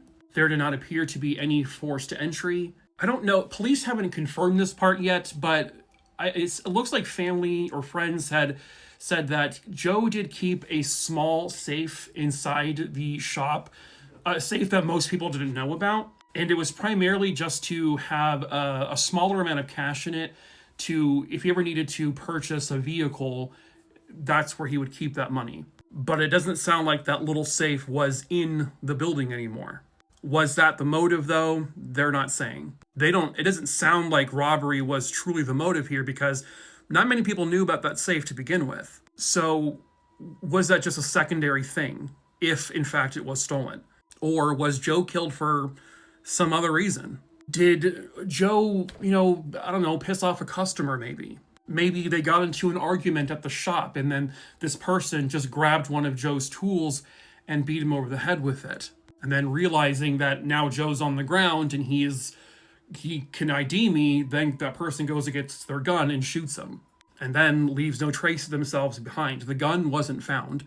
And unfortunately, that's really where it's left at. Nobody knows who did this, and nobody knows why. I know people, were hounding the police over, like, the girlfriend, because that's obviously, like, gonna be a suspect, right? People were, like, demanding she took a lie detector test. It doesn't sound like she's actually a suspect here, but that still doesn't stop the court of public opinion doing their thing. To me, it sounds like it was someone he knew or someone he was doing work for, a customer, that just something escalated where he ended up being killed. But I also don't know. They don't know either. But somebody killed him. I see no mention of any additional DNA or fingerprints. This is also a busy shop where a bunch of people come in, and it's like you're going to probably find fingerprints everywhere. So how reliable could fingerprints be? I guess it depends on where they're found. But this was almost exactly 15 years ago when I'm filming this. And they've announced no additional clues or information or anything. Somebody somewhere out there knows the truth about who killed Joe Gosinski. Perhaps that someone is you. There is a $20,000 reward for any information that helps lead to the capture of Joe's killer. If you have any information, you are asked to please call 310-618-5570. Worst deaths imaginable, number 45. And it's one I'm sure you all have seen before. Hello, true crimerers. This is the story of Jose Milena. Viewer discretion is advised. Jose was a 62-year-old worker, and he worked at the Santa Fe Springs, California Bumblebee Foods facility. I'm not sure how long he worked for Bumblebee. I can't seem to find that information. But he had a wife, he had 6 children. He was described as a good worker, a hard worker. Now, he would begin his shift around 4 o'clock in the morning on October 11th, 2012. And he was asked by one of the higher-ups to clean one of the 35-foot-long pressure cookers. And at some point between 4 a.m. and 5 a.m., Jose entered the oven. There was also some maintenance work that allegedly needed to be done inside involving like a chain. So he was also in there to try to correct that issue. One of the co-workers noticed that there was like an empty pallet jack near one of the ovens. So he assumed Jose was done doing whatever he needed to do. He wasn't. That employee then began to load 12,000 pounds of canned tuna inside of the oven. And then he turned it on. And little did they know that Jose was inside. All of the machinery in the factory is so loud that if he was screaming, likely no one heard it. But what's staggering is this oven was on for about 2 hours at 270 degrees Fahrenheit. Or 132 degrees Celsius. So for that 2 hours, Jose is in there literally being cooked to death. And also keep in mind, this isn't like your traditional just oven. It's using steam to pressure cook everything, which is in turn sterilizing the cans. So he's being steam cooked to death for 2 hours. It's unknown how long he was alive for in there, but his death was not instant. They can say he was alive for some time. They just can't pin it down exactly how long. Also factor in, he is probably being crushed as well by 12,000 pounds of cans. And then these, aluminum cans are also being heated. So he's being burned by them, plus the steam, plus being crushed. Jesus. Coworkers couldn't find him after an hour or two, so they paged him. They looked all over. Finally, they looked in the oven, and they would find his very badly burned body. Jose's family was awarded $1.5 million. Criminal charges were filed against a couple managers, and those managers were sentenced to several years of probation. Bumblebee was fined a lot of money, and they made a lot of drastic changes. Was this a thrill kill, or was it our dear old enemy, the Zodiac Killer? Hello, true crimerers. This is the case of Joyce and Johnny Swindle. Viewer discretion is advised. This story takes us to the beautiful beaches of San Diego, my old stomping grounds. February 5th, 1964. A man named Ed Nelson was walking along the beach that morning when he came across 2 individuals lying on the ground, and there was blood everywhere. I obviously can't show the full thing here. Both individuals appeared to be lying face down. The woman was dead at the scene. The man was still alive but was not conscious. They spent hours trying to save him, but unfortunately they could not, and he too was pronounced deceased. They found several .22 caliber shell casings at the scene, and they believed that this couple was killed by a sniper. The couple was soon identified as Johnny and Joyce Swindle, both of them 19 years old. They were newlyweds.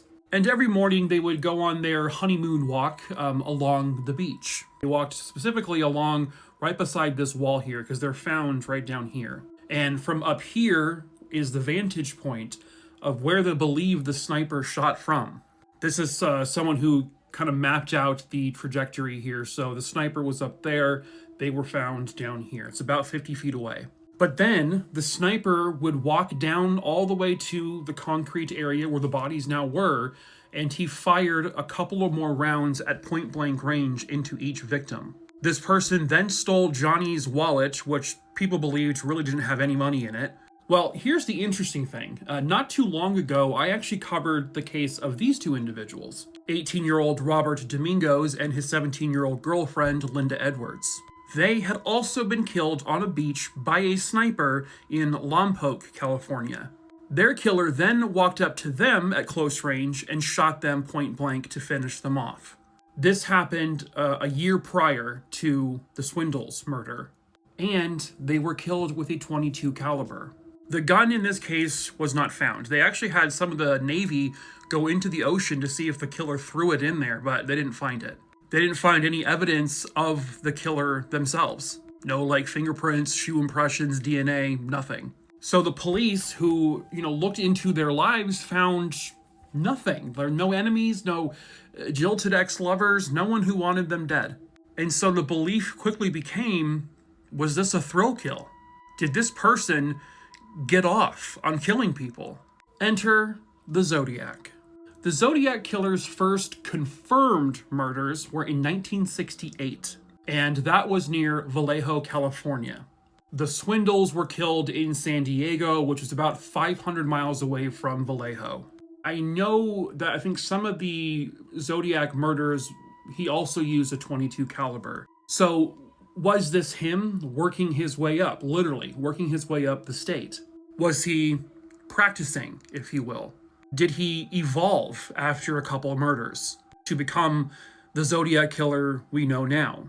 Also believed to be responsible for the unsolved murder of Cherry Joe Bates.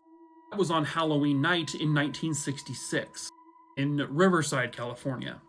Cherry Joe Bates was stabbed to death. The Zodiac victims, a lot of them were also stabbed to death. The murders of Robert Domingos and Linda Edwards and the murders of Joyce and Johnny Swindle, they really wouldn't come on the radar in terms of being potentially Zodiac victims until much later on. But there was belief that they were at least connected to whoever killed Robert Domingos and Linda Edwards. The thing about it is virtually identical. I don't think robbery was truly the motive because they were way down here, the guy or girl is way up here and fired on them. And then they went all the way down there to finish them off. No one really knows what the motive here was. The motive for this couple also is unknown, which does beg the question, is this a thrill killer, a thrill serial killer? It is very, very possible.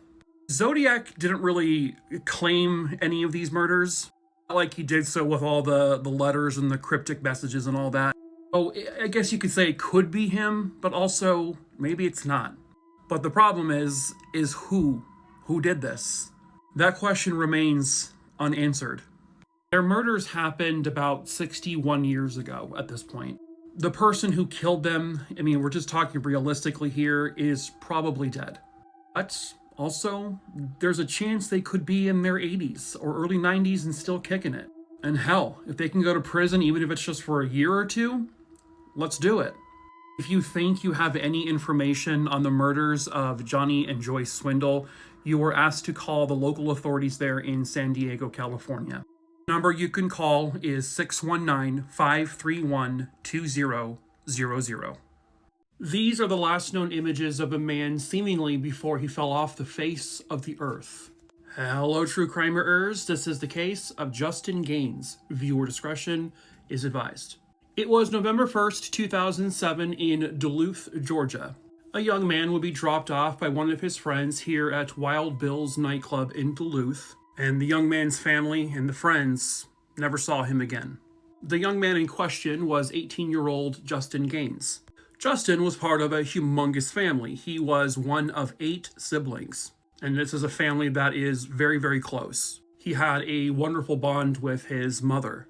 Justin loved playing games and hanging out with his siblings. He loved swimming. He loved outdoors and camping. Justin always just had a good time wherever he was. 18-year-old Justin was attending what was then called Gainesville State College. But in November of 2007, he was on break from school and he would go to his family in Snellville, Georgia to visit. On November 1st, 2007, Justin would be picked up by one of his friends at some point later that night, and the friend would take him to Wild Bill's nightclub located in Duluth. The friend, unfortunately, did not have the necessary ID to get into the nightclub, but Justin, even though he's 18, did. By all accounts, he was having a really great time at the nightclub that night. There are several CCTV images of him just sort of mingling and talking to people. In every image, he seems happy. Nothing seems wrong. No one is following him. There are no signs of any kind of altercations or fights. But what you see here are the last images of Justin Gaines. He ends up leaving the bar sometime around 1:30 in the morning. And he's on the phone because he's trying to call several different friends to see if they could pick him up. But with it being, 1:30, 2 o'clock in the morning, most of the people he knew were probably asleep and didn't answer their phones. When Justin wasn't home by the following morning, his mother became very concerned and she called some of his friends.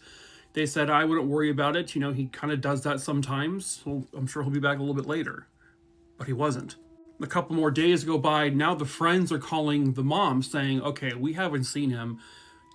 We don't know where he is. So his mom checks the student portal for his college to see if he turned in his paper, which he was supposed to turn in on that Monday.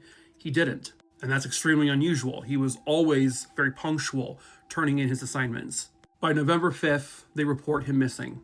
A series of volunteers, friends, and family would go searching for him. They would search everywhere. But unfortunately, all of these searches got them nowhere. No sign of Justin, no articles of clothing, nothing. Police would go to the nightclub to see if anyone can remember seeing anything. Unfortunately, this was a very popular nightclub, and there were a couple of thousand people there throughout that evening and late night. It's loud. There's just a lot of people talking. It's hectic. It's going to be hard to notice one person in particular and remember seeing what they did. The most popular theory is that he was picked up by a stranger, someone who was kind enough to offer him a ride, but it turns out it was the wrong person to get a ride from, and they did God knows what to him. Another theory was that Justin was wearing diamond earrings and he also was flashing cash that evening at Wild Bill's. Someone may have noticed this and said, hey, this is an opportunity for me to get money. And so they followed him out of the club and accosted him and then again did God knows what to him. Some people have floated out the idea that maybe he was talking to a girl who was already in a relationship with somebody else, and maybe that individual saw him flirting with his girlfriend and did something to him. His family just wants him home, in whatever capacity that is. I do believe that everyone pretty much is under the impression that he is likely dead and that he was probably killed that night. Whether it was someone who intentionally killed him, maybe accidentally killed him, or he stumbled somewhere and fell and died. There is currently a $25,000 reward for any information that helps lead to bringing Justin home. And also, justice might need to be served here. His family is like, it's not even so much about arresting someone now. It's just about getting him home, laying him to rest, and having that closure. Someone somewhere out there knows the truth about what happened to Justin Gaines. Perhaps that someone is you. If you have any information, please contact the local authorities at 770-266-1558. One woman goes missing and a witness later dies. Hello, true crimerers. This is the case of Kaitlyn Ledbetter. Viewer discretion is advised. This case occurred in 2021 in Hillam, Tennessee. That is where 25-year-old Kaitlyn Ledbetter was living with her father and his father's girlfriend. And they lived here in this home where a home once stood. We will get to that soon. And Kaitlyn was in a relationship with a man named Dustin. The two of them were actually engaged to be married. Both of them were looking forward to their future together. I know Kaitlyn also had a sister who at the time was living quite a distance away. On the evening of May 2nd, 2021, Kaitlyn's sister got a phone call from their father, Scott, who lived with Kaitlyn. He very calmly told the sister, Kaylee, Kaitlyn's missing. Kaitlyn just jumped out of her bedroom window this morning. She's just gone now. Kaitlyn had allegedly gotten into an argument with Scott's younger girlfriend, Krystal. Kaitlyn then runs up to her bedroom. She jumps out of the window, which is 5 to 7 feet off the ground. She's barefoot and she's in her pajamas, and she didn't have her cell phone with her. Area surrounding the house is notably very rough terrain.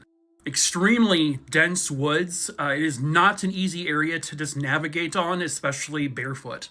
And at first, it sounded like the father's girlfriend, Krystal, was sort of just agreeing with the story that Scott was telling the father. But the police are saying, well, she was 25 years old. She was just a few weeks shy of turning 26. She's an adult. Adults are allowed to go missing. They are allowed to make themselves disappear. There's nothing illegal about it. We can't do anything. Wouldn't be until 8 months later when police did their first official search, and they never found any sign of Kaitlyn. What also confused people was that the father said that she had jumped out of the window sometime around 5:30 in the morning. Yet Kaitlyn's cell phone was found in the bedroom, and she had sent text messages to her sister at about 7 o'clock that same morning, an hour and a half after the father says she disappeared. Kaitlyn also did not have the ability, she did not have any data on her phone, so she could not send text messages outside of the home because that's where the Wi-Fi was. Then his girlfriend, Krystal, would tell Kaylee, the sister, a different story. On the night/early morning in question, Kaitlyn got into an argument with Scott with regards to the fiance, Dustin, sleeping over at the house. Kaitlyn locked herself in her bedroom. At that point, Krystal, pictured here, said that Scott would kick down the bedroom door. And then Kaitlyn jumped out of the window and just seemed to poof into thin air, never to be seen again. August 18th, 2021, 3 months after Kaitlyn's mysterious disappearance, Scott calls 911. My house is on fire. Inside the house, his girlfriend, Krystal. The house was burned to the ground. There was nothing left, including Krystal.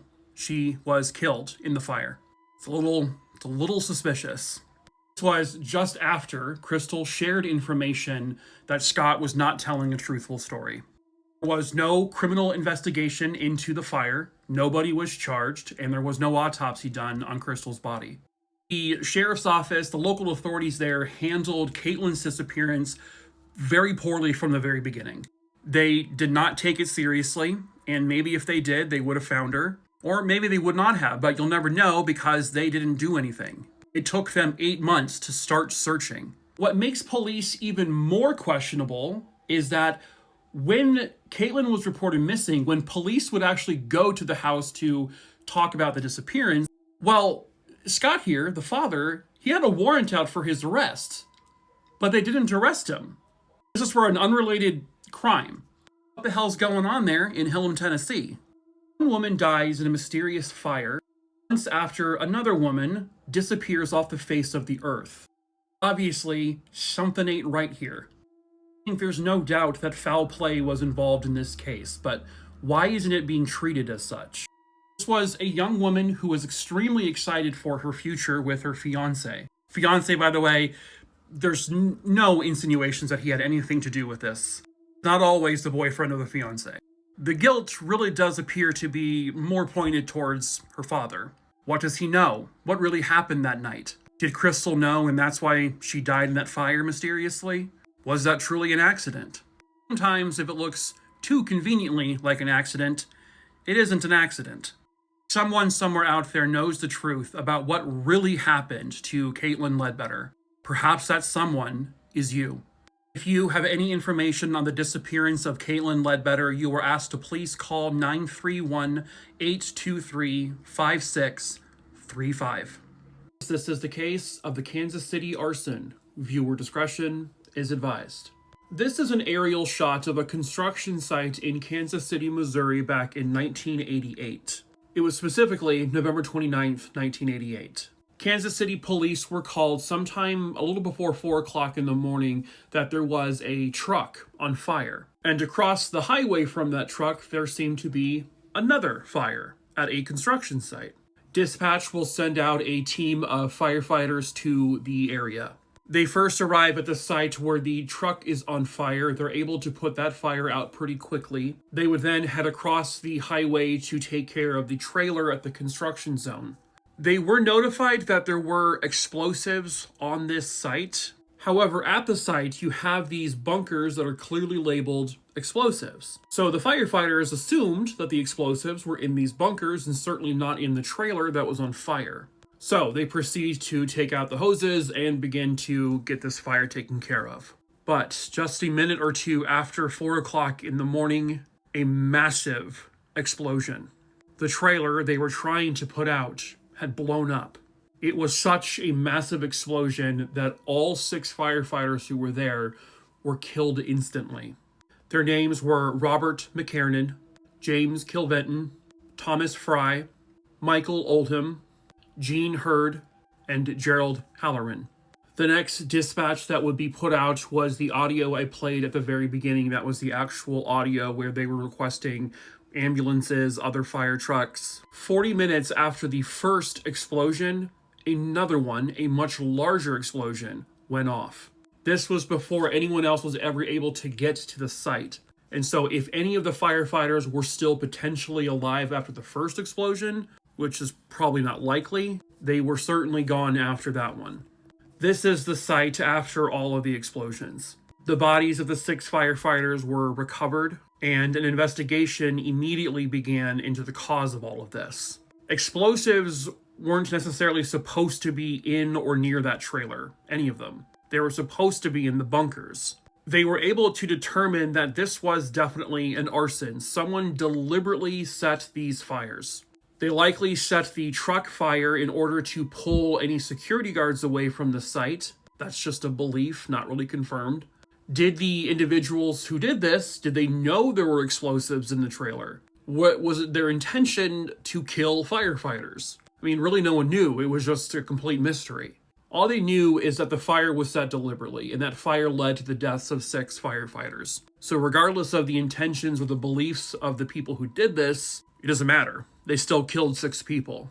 The ATF who investigated this, they at one point believed that the arson may have been deliberately set by potentially disgruntled labor union workers. But they were never able to prove that or link anyone to this. And so that theory died pretty quickly. Maybe this fire was set by locals in the nearby neighborhood. In 1989, a teenager named Brian Shepard was actually arrested and indicted with the arsons. This was based off of testimony from a jailhouse snitch. But then the jailhouse snitch's story seemed to be too unreliable, and so they dropped the charges and released Brian. And then the case goes cold. Then in 1995, a humongous break.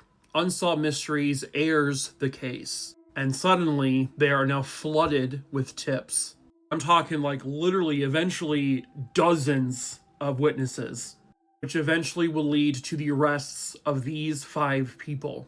Frank Shepard, Darlene Edwards, Richard Brown, Skip Shepard, and Brian Shepard, the teenager they had arrested in 1989. Witness after witness would state from various different people connected to all of these individuals, all told a very familiar story, that these people had bragged about committing the arson, that they had planned to rob the construction site. They set the truck on fire to pull the security guards away. They then set the trailer on fire because they wanted to make sure any evidence or trace of themselves wasn't left behind. Did they know there were explosives in there that would have caused what eventually happened? I don't know. All 5 of them have consistently denied having any involvement in this. They have sworn up and down their innocence. And to be fair, they were only arrested because of the testimony of, arguably a bunch of people. But there was no physical evidence that connected any of them to this case. Not a single shred. Nothing. So they had to rely solely on a bunch of people giving testimony.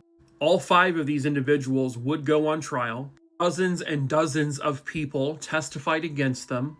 A lot of the evidence was very specific and very damning. Things that really no one should really know unless they heard the information from the actual perpetrators. And all 5 were convicted and sentenced to life in prison. The youngest one, Brian, was 17 years old when the crime happened. Decades later, some new information would come out. The Department of Justice was asked to investigate this case because stuff had been found out that a lot of the witnesses who testified were threatened by the federal prosecutors. A lot of these statements were falsified. So the DOJ investigates it, and after a few weeks or so, they determined there was no wrongdoing in terms of the witnesses. But what the reports did include was something new, something that was not presented at the trial. The truck that was first found on fire. It didn't seem to be any kind of part of the overall case. I think they believed for some time, eventually they came to the conclusion, I should say, that the truck was just a second thing, that it wasn't connected to the trailer. Well, it turns out the pickup truck was owned by one of the security guards who worked on the site. She was one of 2 female security guards that were working that night. In the truck seats, they have melted yellow sweatshirt, other belongings that they would link back to this security guard, one of them. And they released their names, Donna Costanza and Deborah Riggs. Deborah Riggs was the one who owned the pickup truck. Both were security guards at the construction site. Both were working the night this all happened. But were they drawn away by the truck fire, or were they a part of it? Well, the defendants, who have been adamantly still saying they had nothing to do with this, are now telling prosecutors and judges, well, there you have it. These 2 were probably involved in the arson. But in the end, these 2 women have not been prosecuted, not indicted, charged, anything. The DOJ report, according to the local courts, states that the only thing these reports do is implicate 2 additional perpetrators. Nothing that clears any of the 5 suspects. It doesn't sound like these 2 women were ever considered suspects initially, which is kind of strange considering they were on the site. And one of their trucks was the one that was on fire as essentially the decoy. Why was it all the way across the highway if she was a security guard at the construction site across the highway? Makes no sense. That being said, 4 of the 5 defendants are still in prison. Brian Shepard was resentenced in 2017 to 20 years total. He was a minor at the time of the case. There was no physical evidence again connecting him to it, just really the testimonies of people who said he confessed to it. So he was released in 2017. He would end up suing the DOJ. This was related to the Freedom of Information Act, and he was eventually awarded $344,000 in legal fees. And he, to this day, swears that he is innocent of the crime, and that the other 4 defendants are also innocent of the crime. But at the end of all of this, 5 lives were taken horrifically. 5 men who were being heroes, who put their lives in danger every day in order to save other people. They died doing their job. These were 6 innocent men with families. They were fathers, they were husbands, they were uncles, they were brothers. And all of their lives were cut short in an instant. I can only sit here and hope that the prosecution got it right, that the 4 people who were still in prison for this were the guilty parties, and that they will be serving the rest of their lives in a prison cell. But if it wasn't them, having innocent people in prison is another tragedy in itself. Everyone in the neighborhood was shocked by the murders, and some were even more shocked by what was going on in the house. Hello, true crimerers. This is the case of Karen and Fred Crimean. Viewer discretion is advised. This case occurred in 1983 in Fort Worth, Texas. That is where 26-year-old Karen Crimean lived with her 29-year-old husband, Fred. I'm not sure if I'm saying that last name correct, though. They lived here in this house in a very quiet, peaceful neighborhood. Everyone said that, Fred and Karen were great neighbors. They never caused any issues. There was never any shady characters at the house. They were good people. They were just solid, good people. Very friendly. They always said hi to everyone in the mornings. They were both very hardworking people. And then one day, the neighborhood was sent into an absolute shocking spiral. September 20th, 1983. Karen worked at a local Kmart, and she failed to show up to work that morning, which was very, very unusual for her. If she was going to be out, she would at least call, but she didn't. So they called her, but she did not answer. A couple of her coworkers just felt something was wrong, so they end up driving to her home. When they get to their home, they notice the front door is open, and there appeared to be blood on the floor. A couple of the coworkers also went around back. The back door was open too. They walked inside, and they found the bodies of Fred and Karen. They had both been shot to death. And this obviously sent a shockwave throughout the community. This was a sweet, happy, friendly couple. When police arrive, they find that there is about $2,000 or so in cash just sort of thrown about on the floor. They also found some guns in the home, which was not unusual. I mean, everyone knew they owned guns, but none of them were stolen, and the cash wasn't taken. Nothing of value was stolen. The house wasn't even ransacked. So robbery wasn't the motive. Karen wasn't sexually assaulted. But the other things in the house police found were shocking to the neighbors. Inside their home, they found drug paraphernalia. They found little scales. They found some drugs. What the neighbors didn't know was that Fred, he was a small-time dealer. When he wasn't working his full-time job, he was doing this. And it sounds like he primarily dealt pot, but that he had gotten in over his head when it came to selling cocaine. He also did a little bit of business with speed. When the murders happened, and they found out that this could be drug-related, or actually they pretty much believed that this was drug-related. They learned that Fred had recently been caught up in a deal that contained bad cocaine. And, when you're in that scene and you deal something bad, it doesn't really end well. There is belief that it was that bad batch that led to these murders. Fred himself did have cocaine and other drugs in his system. Karen did not. The neighbors were like, they were just kind of taken aback by it because, as far as they knew, this couple didn't even drink. And, Karen and Fred, they weren't, villainized because of what was found in the house. It was just surprising. And again, Fred wasn't, big time. He wasn't dealing in mass. This was a very small-time operation, very much a side hustle for him. And Karen knew about all of it. They've had suspects over the years. They've interviewed people. They brought people in, but unfortunately, they have never made an arrest. There is no additional DNA found. They did collect fingerprints, but those fingerprints have never matched anyone that they have interviewed or brought in. And no answers have really ever come.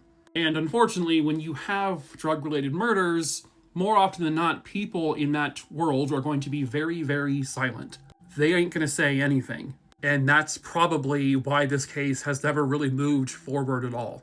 And just because, drugs were being dealt out of the house, this was still a very good couple. Very well respected, well loved. Everything their neighbors knew about them still remained.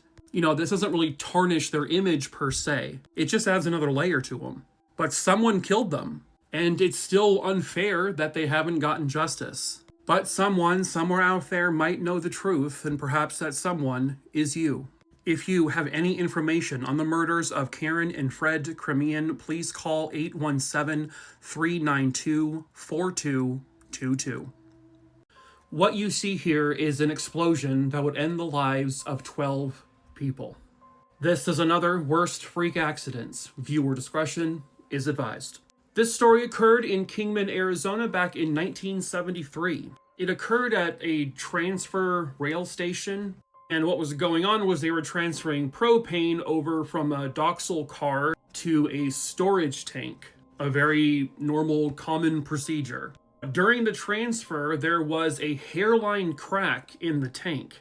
Then it began to leak gas very slowly, but then static charge in the atmosphere ignited that gas, which first turned into this. And then pretty quickly, the propane inside the tank began to ignite as well. So the Kingman Fire Department was called and they would arrive shortly.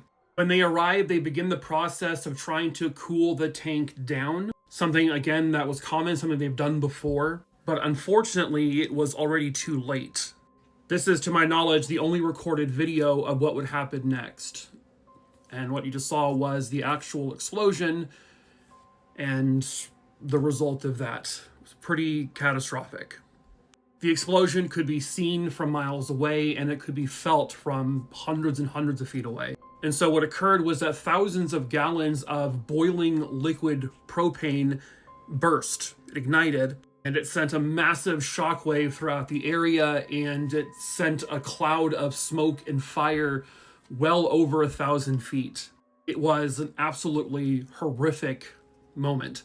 And they knew that anyone who was near this thing, there's just no way they would have survived. One of the rail car workers would be killed. Then 3 of the firefighters were killed instantly at the time of the explosion. And then 8 other firefighters were rushed to nearby hospitals with extreme burns, and unfortunately none of them would survive. Their names were William Casson, Myron Cox, Roger Hubka, Joseph Chambers, Marvin Mast, Arthur Stringer, Christopher Sanders, Richard Williams, Frank Henry, John O. Campbell, Donald Webb, and Alan Hansen. Those are the names of the victims who died. It was sadly just one of those freak accidents, started by the tiniest little crack in the tank, which quickly became lethal. Soon after, a memorial park would be built in their honor, so that the men who sacrificed their lives would be remembered forever. Are they spinning? They're rotating like a bunch of rotisserie chickens up there.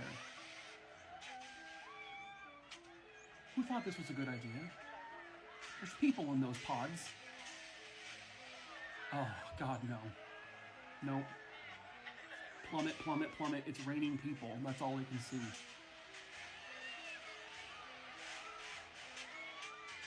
There's like nothing, there's no roof. 3 people would die during 2 separate accidents at Kings Island Park in one night. Hello, true crimerers. This is another Deaths at Theme Parks. Viewer discretion is advised. Today's story took place at Kings Island, which is located in Mason, Ohio, about 24 miles northeast of Cincinnati. The date was June 9th, 1991. At approximately 8:30 p.m., a 22-year-old man named Timothy Binning was near this little pond, which is located, I guess, at the beer garden area. He was there with a friend, and they got close to the water, and Timothy was like, I'm going to do something silly. I'm going to splash water on my friend. So he reaches over, puts his hand in the water to splash, but is immediately electrocuted, and then he falls into the water. His friend, 21-year-old William Haithcote, immediately jumps in the water to save his friend. And so did the 20-year-old security guard. His name was Daryl Robertson, but the 2 Good Samaritans who were going in there to save another person were both electrocuted. Full body electrocution. Those 2 men would die. Timothy Binning, the one who initially fell in, who they were trying to save, actually survived. He had severe burns on his arms and his neck. Later, the investigation would show that there was a surge in the aerator pump that did not have a functioning ground fault circuit interrupter, and so Kings Island would later be fined about $24,000 for this incident. That exact same night at 9:45 p.m. aboard the Flight Commander ride, which I showed at the beginning, you are put into these little pods and the thing rotates, I guess, while you're spinning around. Not something I could ever do. A 32-year-old woman named Candy Taylor was on the ride that night. During one of the rotations, Candy has somehow slipped out of her harness and slid over to the empty seat next to her where the harness was not like put down. And so when it made a second rotation, she slipped left out of the ride and she fell. She plummeted 60 feet to the concrete below. This would later be blamed to a design flaw. Yeah, no kidding. Candy Taylor's family would sue Kings Island for somewhere around $8 million, but I'm assuming they must have settled and it must have been discreet because I don't know the result of it. 'Twas the night of Christmas while he visits from France.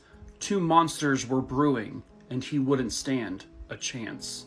Hello, true crimerers. This is another Christmas murder story.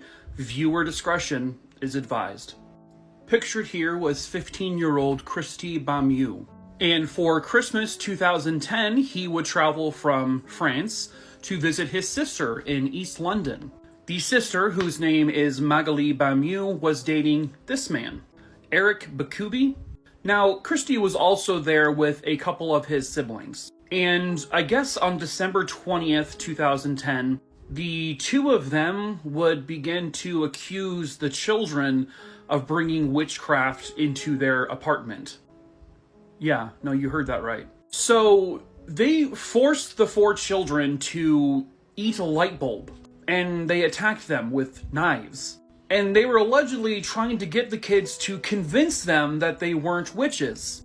At one point, Kristy, I guess, wet his pants. So they then took out a lot of angry, torturous aggression on him. They beat him repeatedly with a hammer. They used a metal bar to pry his mouth open. They then shoved that metal pole down his throat. They would smash his head onto the floor tiles around the apartment, to the point where the floor tiles actually shattered. They also used some of the broken tiles to attack him. And during all of this, he lost several teeth. They used the hammer to break his limbs. They would use several tools to torture this kid. All of this happening inside of a small flat. The crazy part is that Kristy managed to survive all of that.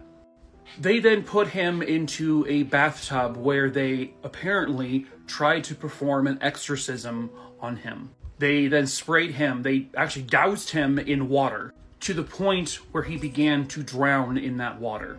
And 15-year-old Kristy Bamu would die. Apparently this whole time he was screaming and asking for forgiveness, even though he wasn't a witch or anything like that. Now, his sister allegedly didn't really perform any of the actual attacks. Eric did. But she did absolutely nothing to stop him. Nothing. Didn't speak a word. She just let it happen. When police finally arrived, there was just blood everywhere. I mean, this was a torture chamber. It's one of the most gruesome things they said they've seen. Both of them would be arrested, and both were charged with the murder. She got 25 years, he got 30 years to life. Hello, true crimerers. This is the case of Krystal King. Viewer discretion is advised. This case will take us back to 1986 in Gulfport, Mississippi.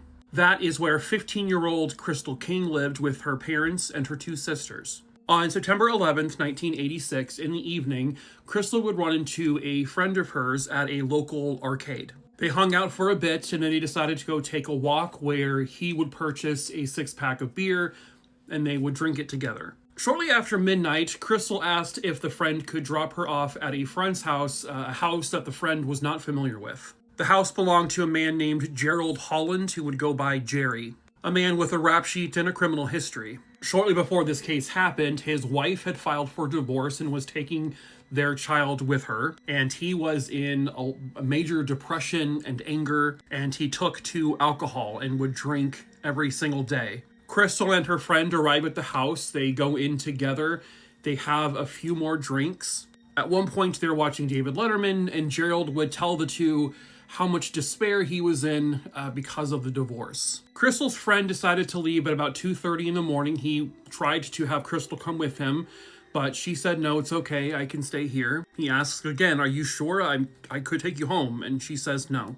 Between 3:20 a.m. and 3:30 a.m., the roommate of Gerald's woke up to a loud bump sound in the house. When he gets up to see what that was, he makes his way through the house. He looks out the front door, which is opened, and he sees Gerald putting something into his truck. Gerald comes back into the house, and according to the roommate, he had this insane, wild look on his face. He was shaking. He seemed to be upset. And so he finally just says, "My God, I killed her. I killed Krystal." He said she was playing with his hunting knife. The two of them, were kind of struggling over it a little bit, and then she got stabbed. Then he tells him a different story, that they were now on his bed, he and Krystal.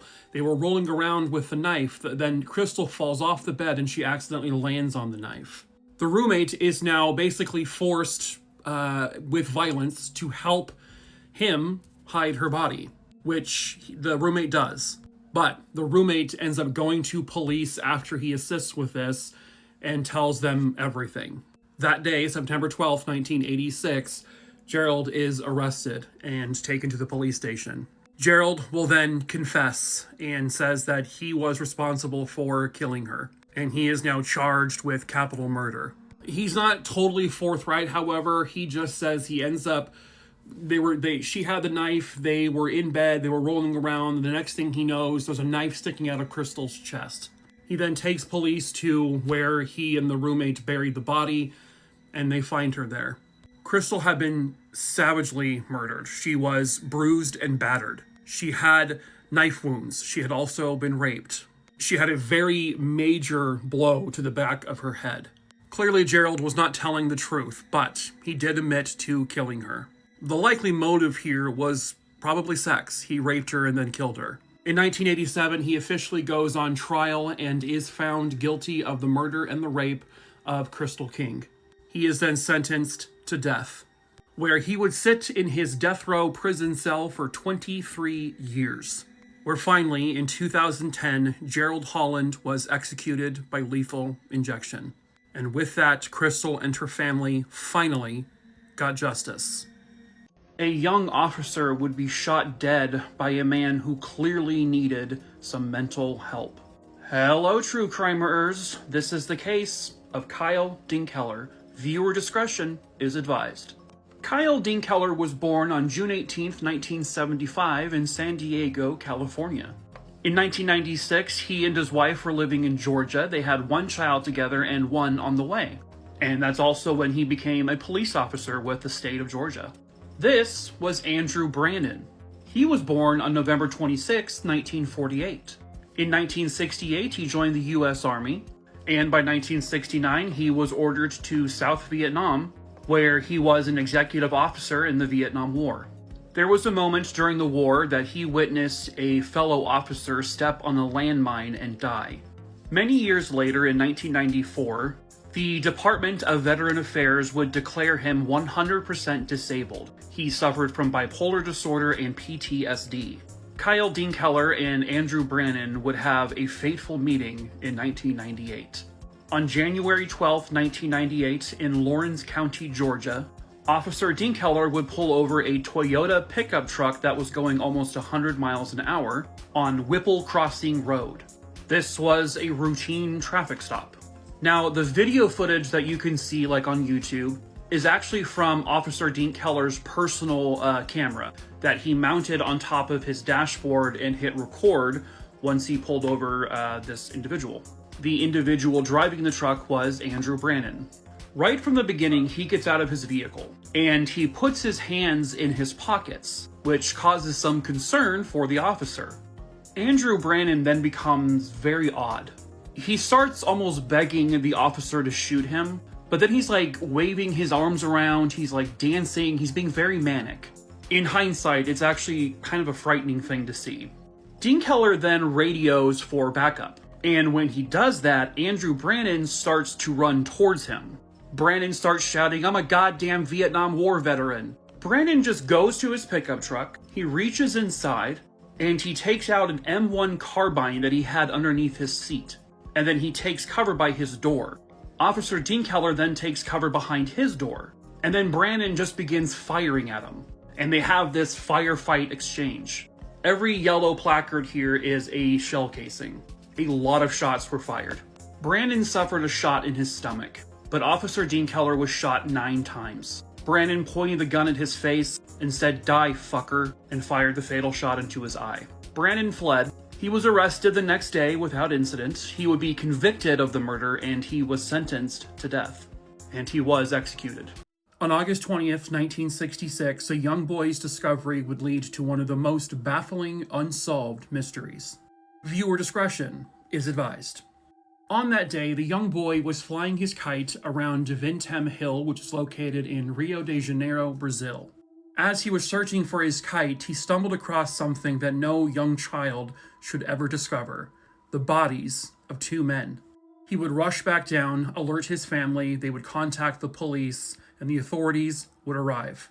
It was a very long and winding road to get to the location where the bodies were found. The bodies consisted of two men, and something truly bizarre about their discovery was that over their eyes they had these crudely made, homemade lead masks. Each of them was also wearing a waterproof coat. Underneath the coat, they were both dressed in very formal dress wear.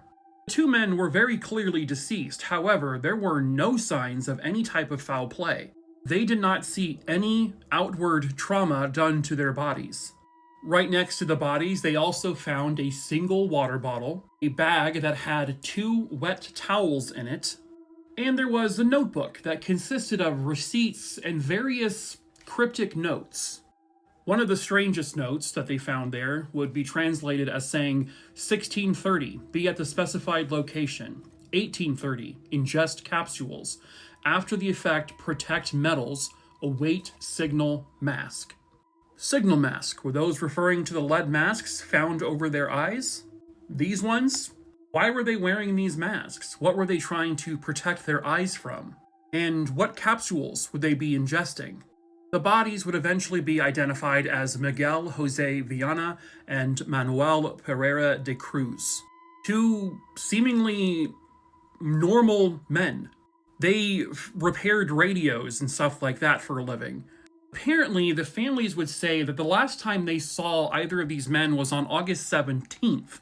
Retracing their steps, they found that they had gone to a bus station, and they arrived in Niterói, which was where they eventually would be found on the mountain. Then, based on the receipts they found as well as witness accounts, the 2 men would purchase the waterproof coats. Then, they would walk down to a bar where they purchased a single water bottle. That, right here, was the last known sighting of either man. Then they would make the long trek up this trail to the hill where the young boy would discover their bodies. Unfortunately, at the time, they weren't equipped well enough to do thorough autopsies. They were also really behind on autopsies. So they did not get to autopsying either of these bodies until like several weeks later. But by that time, the organs in each body had been decomposed. And so if there was any type of chemical found in their body, poison, unfortunately, they would no longer be able to detect it. So they have no idea what killed these 2 men. They had no idea why the 2 men went to this specific location on the hill. They do not know the final moments of either of these men's lives. According to witnesses, on the night the 2 men would have likely perished on that hill, there were multiple people, and these are some folks who were pointing out what they saw. This big orange circular or oval-shaped light kind of right above the hill where the 2 bodies were later found. Some people attributed that big ball of light as potentially a UFO, alien contact. Yeah, shut up. It's real. They're real. It would turn out that both of these men were actually really interested in UFOs and potential alien life. They were also heavily into spiritualism. And if you were to kind of believe the word of many witnesses, maybe they made contact. And so there is this belief that the 2 men somehow knew that this kind of close contact, maybe with some sort of supernatural light, spiritual light, or alien light, UFO, that they would have to protect their eyes with a lead mask. Hence why they were wearing them at the time of their death. Others believe that perhaps they were trying to do some crazy experiments, maybe involving chemicals and pills and stuff like that, maybe to try to reach the spiritual realm. All they really know for sure is that two seemingly normal, relatively level-headed men, they somehow came to this conclusion that they needed to be on this hill at a certain time, and they needed to have lead masks, and they had to take some kind of pill, capsule. And then they died. Did the two men succeed in their potentially bizarre testing experiments? Did they make contact with alien life? Did they reach another spiritual plane? Nobody knows. And the truth and the answers of what truly happened on this hill one night in 1966 will likely remain an unsolved mystery. Sadly, she was in the wrong place at the wrong time when she crossed paths with these two evil monsters. Hello, true crimerers. This is the case of Leann Whitlock. Viewer discretion is advised. This case takes us to Harrisonburg, Virginia, and it is 1990. That is where 19-year-old Leann Whitlock lived, and unfortunately I don't have a clearer picture of her. She was born on November 30th, 1970, and I'm going to read this next part from a newspaper clipping because I thought it was really well worded. Leann Whitlock possessed beauty and humanity and a level of virtue that must be incomprehensible to her murderer. She was a lovely young woman with a full life ahead of her, a woman reared by loving mother and father, a woman who, in her tragically short life, had so impressed those around her that her father's small church could not accommodate all of her mourners. Leann was a beautiful and intelligent young woman. At the time this case occurred, the 19-year-old was actually attending James Madison University, where faculty would say that Leann was an incredibly valued and promising student. But one day, two horrific monsters stole her from the world. On January 5th, 1990, Leann Whitlock would borrow her boyfriend's car, and she would go to the Valley Mall in Harrisonburg. Initially, she went with a roommate, but then she would drop the roommate off around 6:45 p.m. Then Leann goes back to the mall because that's where her boyfriend worked, and she was going to drop the car off. About 45 minutes prior to that, a person at the mall noticed this man, Tommy Strickler, had entered the mall with two other people. Tommy Strickler, who everyone knew, was acting very loud and boisterous. He was being obnoxious. About 45 to 50 minutes later, this same witness is now leaving the mall and sees Tommy Strickler approaching who she would later find out was Leann. He appeared to be running after Leann. Leann tried to get back into the boyfriend's car, and then Tommy is seen pounding on the side of a van that one of his friends who had gone into the mall prior was now inside of it. Tommy gets into the van and they begin to drive after Leann. And then, still in the parking lot, the witness sees them pull up to Leann and starts to pound on the passenger side door. Tommy then gets out of the van and he begins to almost open the passenger side door, and the witness can see Leann trying to lock it, but she was too late. Tommy then forces himself into Leann's vehicle. At this point, Leann is heard pounding on the horn. It's honking loudly. But then Tommy is seen punching Leann, it looks like, or subduing her in some way. And at this point, the witness is now at Leann's car. She has begun to run towards it. And she's screaming like, "Oh my God, are you okay?" But Leann appears to be frozen, and she doesn't say anything. And then someone else gets into the driver's seat and takes off. But as the car starts to move, the woman can now hear Leann saying, "Help." So obviously this is reported to the police immediately. And the police begin their search for Leann immediately. And they are looking for Tommy Strickler because he is the one who has now abducted her, along with what appeared to be another man and a woman, a blonde woman. Police, family, and friends would not know what happened to Leann for 8 days. Because 8 days later is when they found her. She was in a heavily wooded area, and she was nude, and it was so cold that her body was frozen. Her parents would identify her and confirm that that body is Leann. 19-year-old Leann had been raped, and her cause of death was her killer bashed a large rock over her head numerous times. She had several very large skull fractures.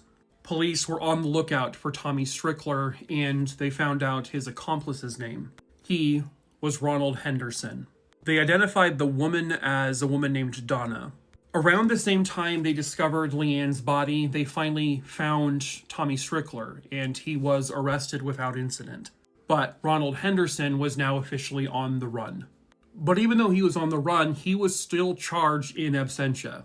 So both men are charged with capital murder. Numerous witnesses would come forward to say that Tommy Strickler had basically boasted about killing Leann, and Tommy, when he was, telling people, would refer to Leann as the N-word. I don't know if race was what motivated it, but that is what he referred to her as. 6 months later, Ronald Henderson is finally found, and he too had told people about the crime, and he also referred to Leann as the N-word. They didn't say it was a racially motivated crime per se, but... So, both men will go on trial separately. At Ronald's trial, they did not have any evidence that he was the one who inflicted the blows to Leann's head. He said he was there and he tried to stop Tommy, but at that point there was nothing he could do, and he just watched him bludgeon her over her head. So Ronald Henderson was convicted, and he was sentenced to 3 consecutive life terms without parole. He will die in prison. Tommy Strickler, not so lucky. He was convicted and sentenced to death. Tommy Strickler was actually only the second white person ever sentenced to death for the murder of a black individual in Virginia. An interesting stat is that in the history of the United States in terms of capital punishment, only 21 white people have ever been sentenced to death for the murder of a black person. The opposite is overwhelmingly higher. At any rate, Captain Top Ramen Head here appealed his death sentence but lost. On July 21st, 1999, he was strapped to the table. His final words were basically, "I'm innocent, I didn't do this, and I love you." At 9:05 p.m., he was pronounced dead from lethal injection. An innocent woman who was just guilty of leaving a mall at the worst possible time. It could have been anyone, but it was Leann, and it was for really nothing. But thankfully, the 2 monsters who did this to her will be rotting in hell. Shish kebab! This guy's dead now. Don't worry, that's a good thing. Hello, true crimeers. This is the case of Lisa Gray. Viewer discretion is advised. This case happened in Dorsey, which is located in the state of Mississippi. Lisa Marie Gray was born on July 11th, 1983. She lived her entire life in Mississippi. Lisa was described as an incredibly happy-go-lucky type girl. She was just always smiling and laughing and having a good time. Her mother would say that Lisa aspired to become a teacher one day, and that she loved going to her church youth group every week. Lisa loved to sing. She was a part of the school choir. And according to friends, Lisa had no room for bullies, because if she ever saw a friend of hers being bullied by someone, she would immediately stand up for them. She welcomed anyone into their friend group. But sadly, one day, someone decided to take her life in a very brutal way. It was June 22nd, 2000. Lisa did part-time work at her uncle's restaurant, and she worked there that night. She left and said goodbye to everyone. She got into her car and began to head home. But she never got home. As a matter of fact, her car would break down because it had a flat tire. The next day, people would notice a man was lying on the ground, and clearly he was very uncomfortable. When they approached him, he had something carved onto his chest. It was the words, "I'm sorry." He also had both of his wrists cut. They were self-inflicted wounds. A short time after that, the man's van was located, and when they looked inside that van, they found someone stuffed into a folded down seat in the van in this area right here. They found the body of 16-year-old Lisa Marie Gray. She had been reported missing, I believe, that morning. Lisa had been suffocated to death, and she was also raped. The owner of the van and the man they found with the words "I'm sorry" carved into his chest and with his wrist slit was a man named Thomas Edwin Loden Jr. He was a married man. He had a young child, a daughter. Thomas Loden was a recruiter for the Marine Corps. He had joined the U.S. Marine Corps when he was 18 years old, but he did have a history of substance abuse and alcoholism. And after witnessing some of his friends brutally killed in the Gulf War, he was right there when it happened, he began to have social anxiety. He began to distance himself from loved ones, and he had PTSD. Over 1,000 people would attend the funeral of the 16-year-old girl, still wondering why on earth this happened. Thomas Loden was arrested and charged with her murder. Initially, he said he had nothing to do with this, but then he just basically confessed and would end up pleading guilty to the charges. Well, according to Thomas Loden, during this confession, he said he just happened to find Lisa on the side of the road with a flat tire. He said he offered to change her tire for her, and she said, okay, of course, please. As he's changing the tire, according to him, he asks her, have you ever thought about being a Marine? And according to him, she said, quote, no, that'd be the last thing I want to do with my life, end quote. And then he says that made him pissed. He got really quickly angry at that. He then forced her to get into the back of his van. This happened at about 10:45 p.m. Between 10:45 and 2:30 a.m., according to him, he admits to repeatedly raping her and sexually abusing her. He then strangled her to death after he tried suffocating her, and then he shoved her body in underneath the seat of his van. Even without a confession, the body is found in his van. He is found with the words, I'm sorry, carved into his chest, and he tried to take his own life. That alone is enough evidence, but the confession just makes it even easier. Thomas Loden would end up pleading guilty to capital murder. He then requested not to have a jury decide his sentence, but instead the judge. And so the judge said he was to be sentenced to death. Over the years, though, he would appeal the death sentence because he says he got inadequate representation from his lawyers. But appeal after appeal after appeal, he was denied. They determined that his counsel was actually very adequate, and he knowingly and willingly confessed to the crime. And everything he confessed to was exactly what happened. Jesus Christ, every time. Ugh. God, look at those. Ugh.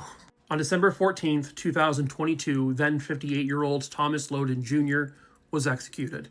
His final words were expressing his remorse for raping and killing Lisa. Then he said, I love you, in Japanese.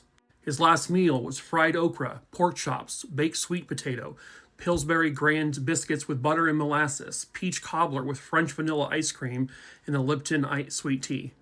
He was executed by lethal injection. Lisa Marie Gray got the justice she rightfully deserved. They say he did it because he had a desire for sexual gratification coupled with violence. Jesus. Hello, true crimerers. This is the case of Lee Standifer. Viewer discretion is advised. This case takes us to Knoxville, Tennessee, and the year is 1981. Lee Standifer was born on May 22nd, 1957. When she was just a little girl, Lee was diagnosed with diffuse brain damage, which would lead to Lee having some minor disabilities.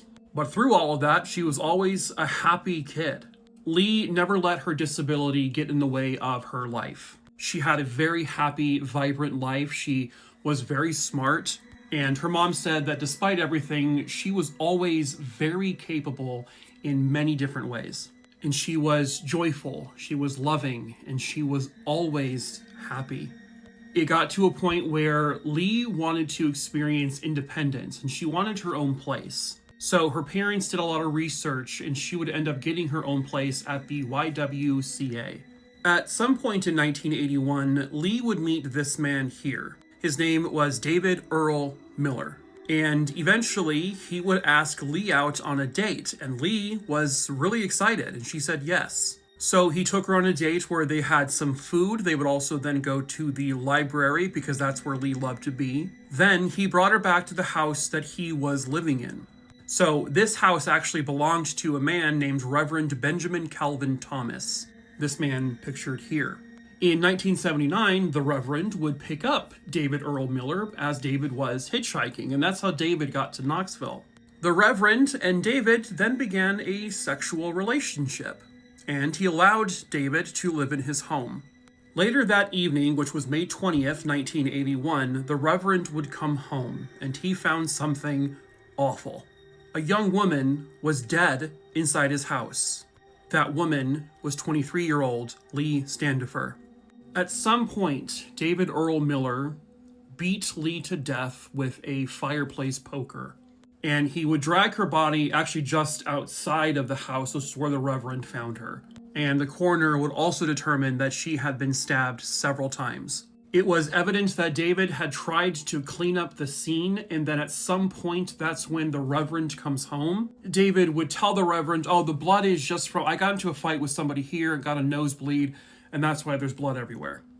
Then David basically flees the house, leaving the Reverend there to find the body of this young woman right outside of his home. The Reverend calls the police and reports all of this to them.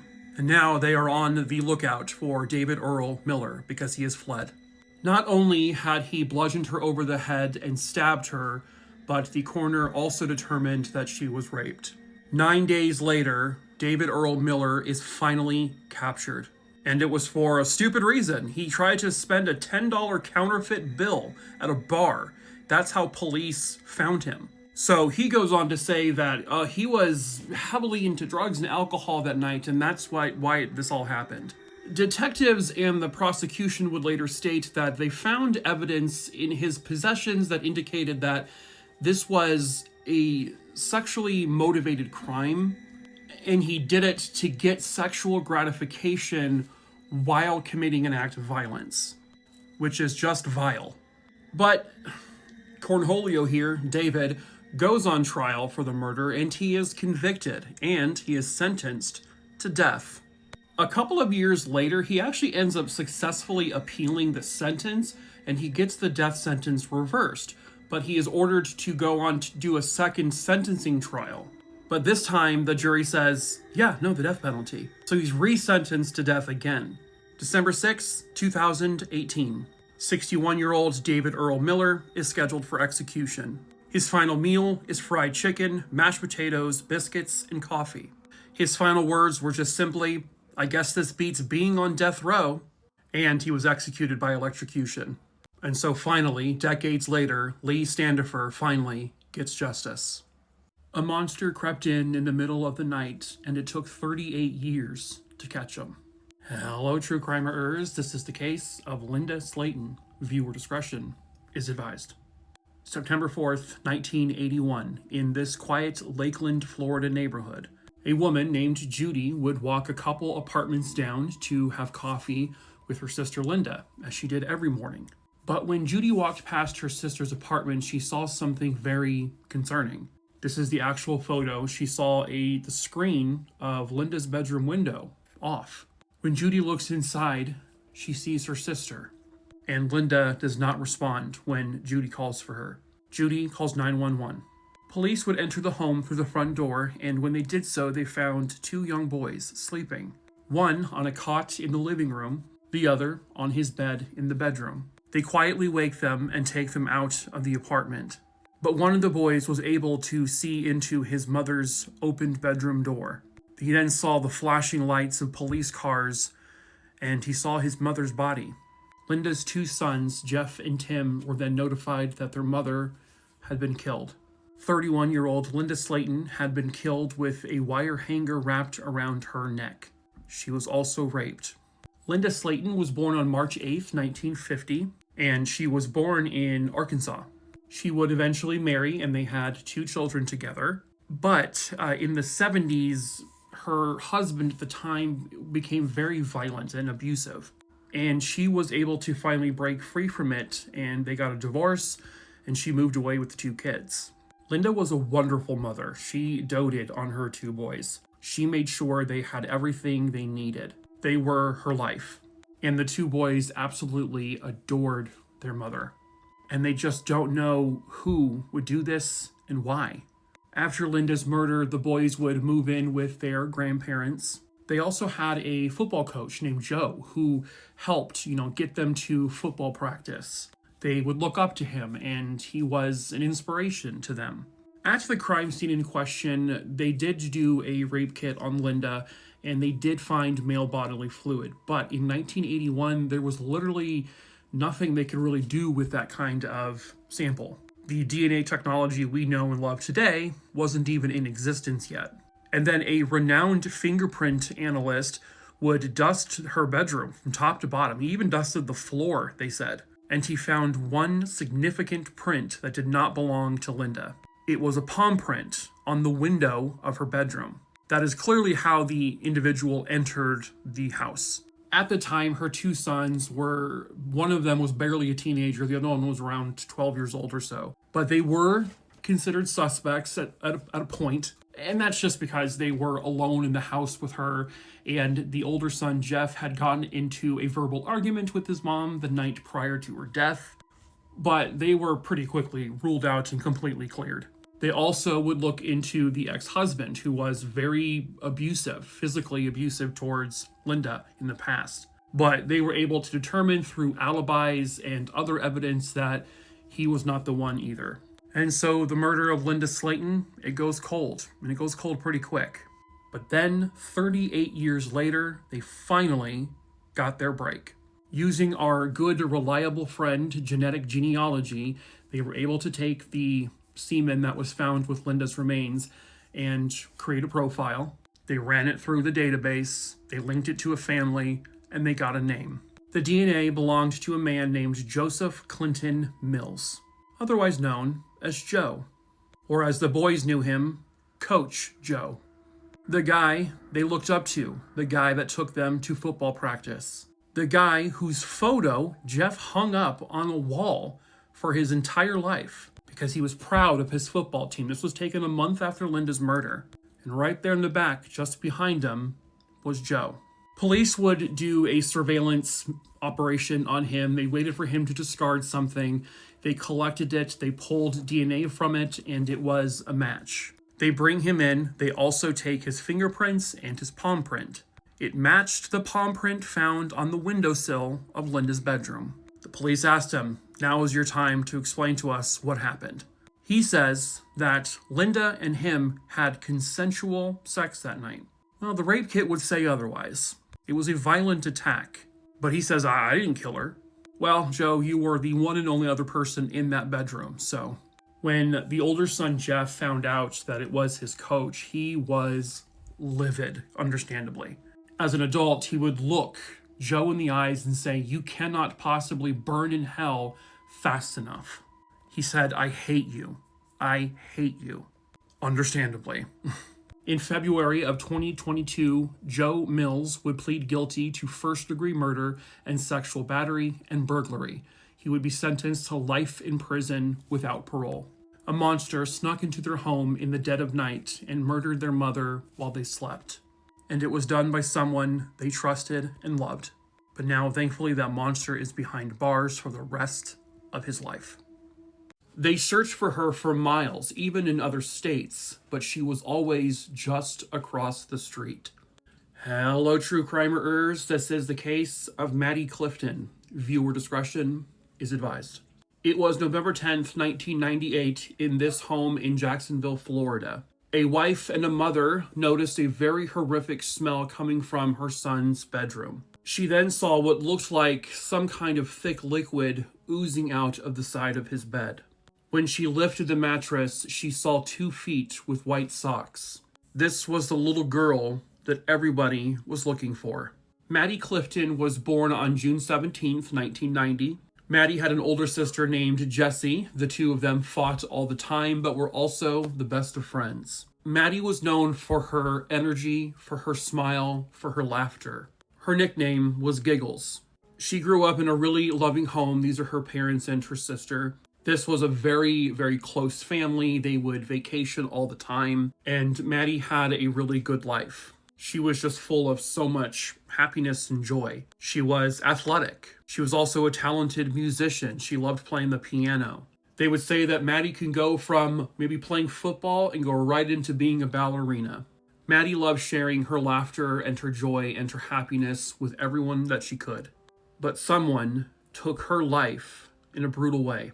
It was November 3rd, 1998, at approximately 4:30 p.m. Maddie comes home from school. She would spend a little bit of time in the house practicing her piano. Then, like she would do every day, she went out front to go play. She went next door. She played with a 16-year-old kid who lived there. And according to one witness, after Maddie was done playing with this 16-year-old, Maddie goes back to her front yard and she can see another teenage boy kind of approaching Maddie. It didn't look like anything bad though, so the witness would end up going back to their house and doing whatever they were doing. But at 6:20 p.m., Maddie's mom goes out to the front to call in Maddie for dinner, but Maddie isn't there. But when the mom can't find her, by 6:33 p.m., they call 911 to report her missing. And it immediately becomes all hands on deck. They search far and wide for Maddie. Volunteers are on the side of the road passing out flyers. The local schools, junior highs, high schools, are passing out flyers to everyone. Meanwhile, police are searching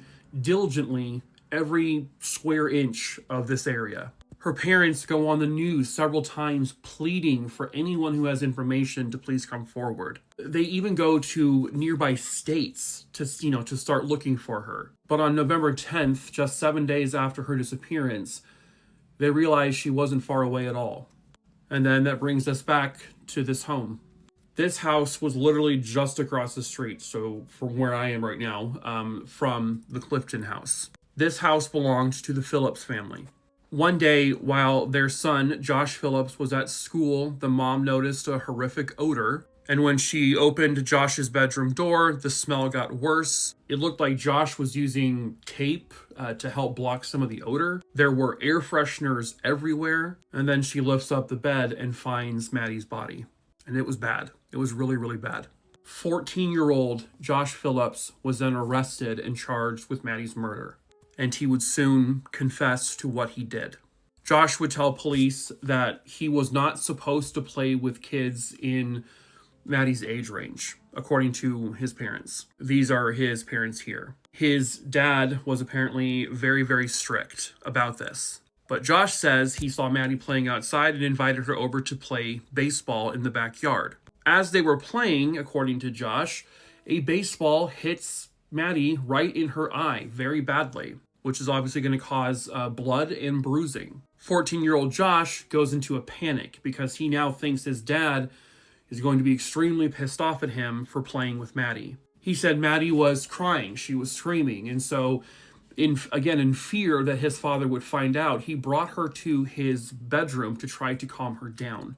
Blood was pouring out of her face at this point, and in order to quiet her, he took his baseball bat and he beat her over the head a few times. Maddie let out a whimper and a cry, but she was still making more noises. So he took out a knife and he cut the 8-year-old girl's throat. He then pried the wooden base side of his bed frame off and he shoved her body underneath the bed. At a certain point, Josh's dad came home. Maddie, he could still hear, was breathing, very labored breathing. It was loud enough that he felt that his dad would be able to hear it. He then took Maddie out again and with his knife he stabbed her repeatedly in her chest. When Maddie was found, her shirt was pulled all the way up and her underwear was underneath her body. Josh said that's because when he was dragging her and trying to put her underneath his bed, her clothing came off.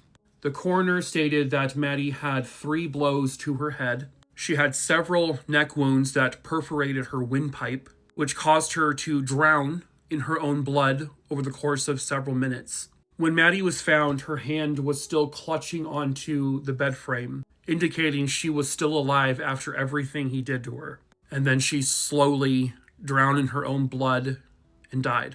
This is all because Josh did not want his father to find out he was playing with an 8-year-old girl. It really makes me question what kind of person is his dad, where this 14-year-old kid is petrified of what his dad would do if he found out he was playing with an 8-year-old, that it would be better for Josh to just brutally kill this little girl. Obviously, this kid knows right from wrong.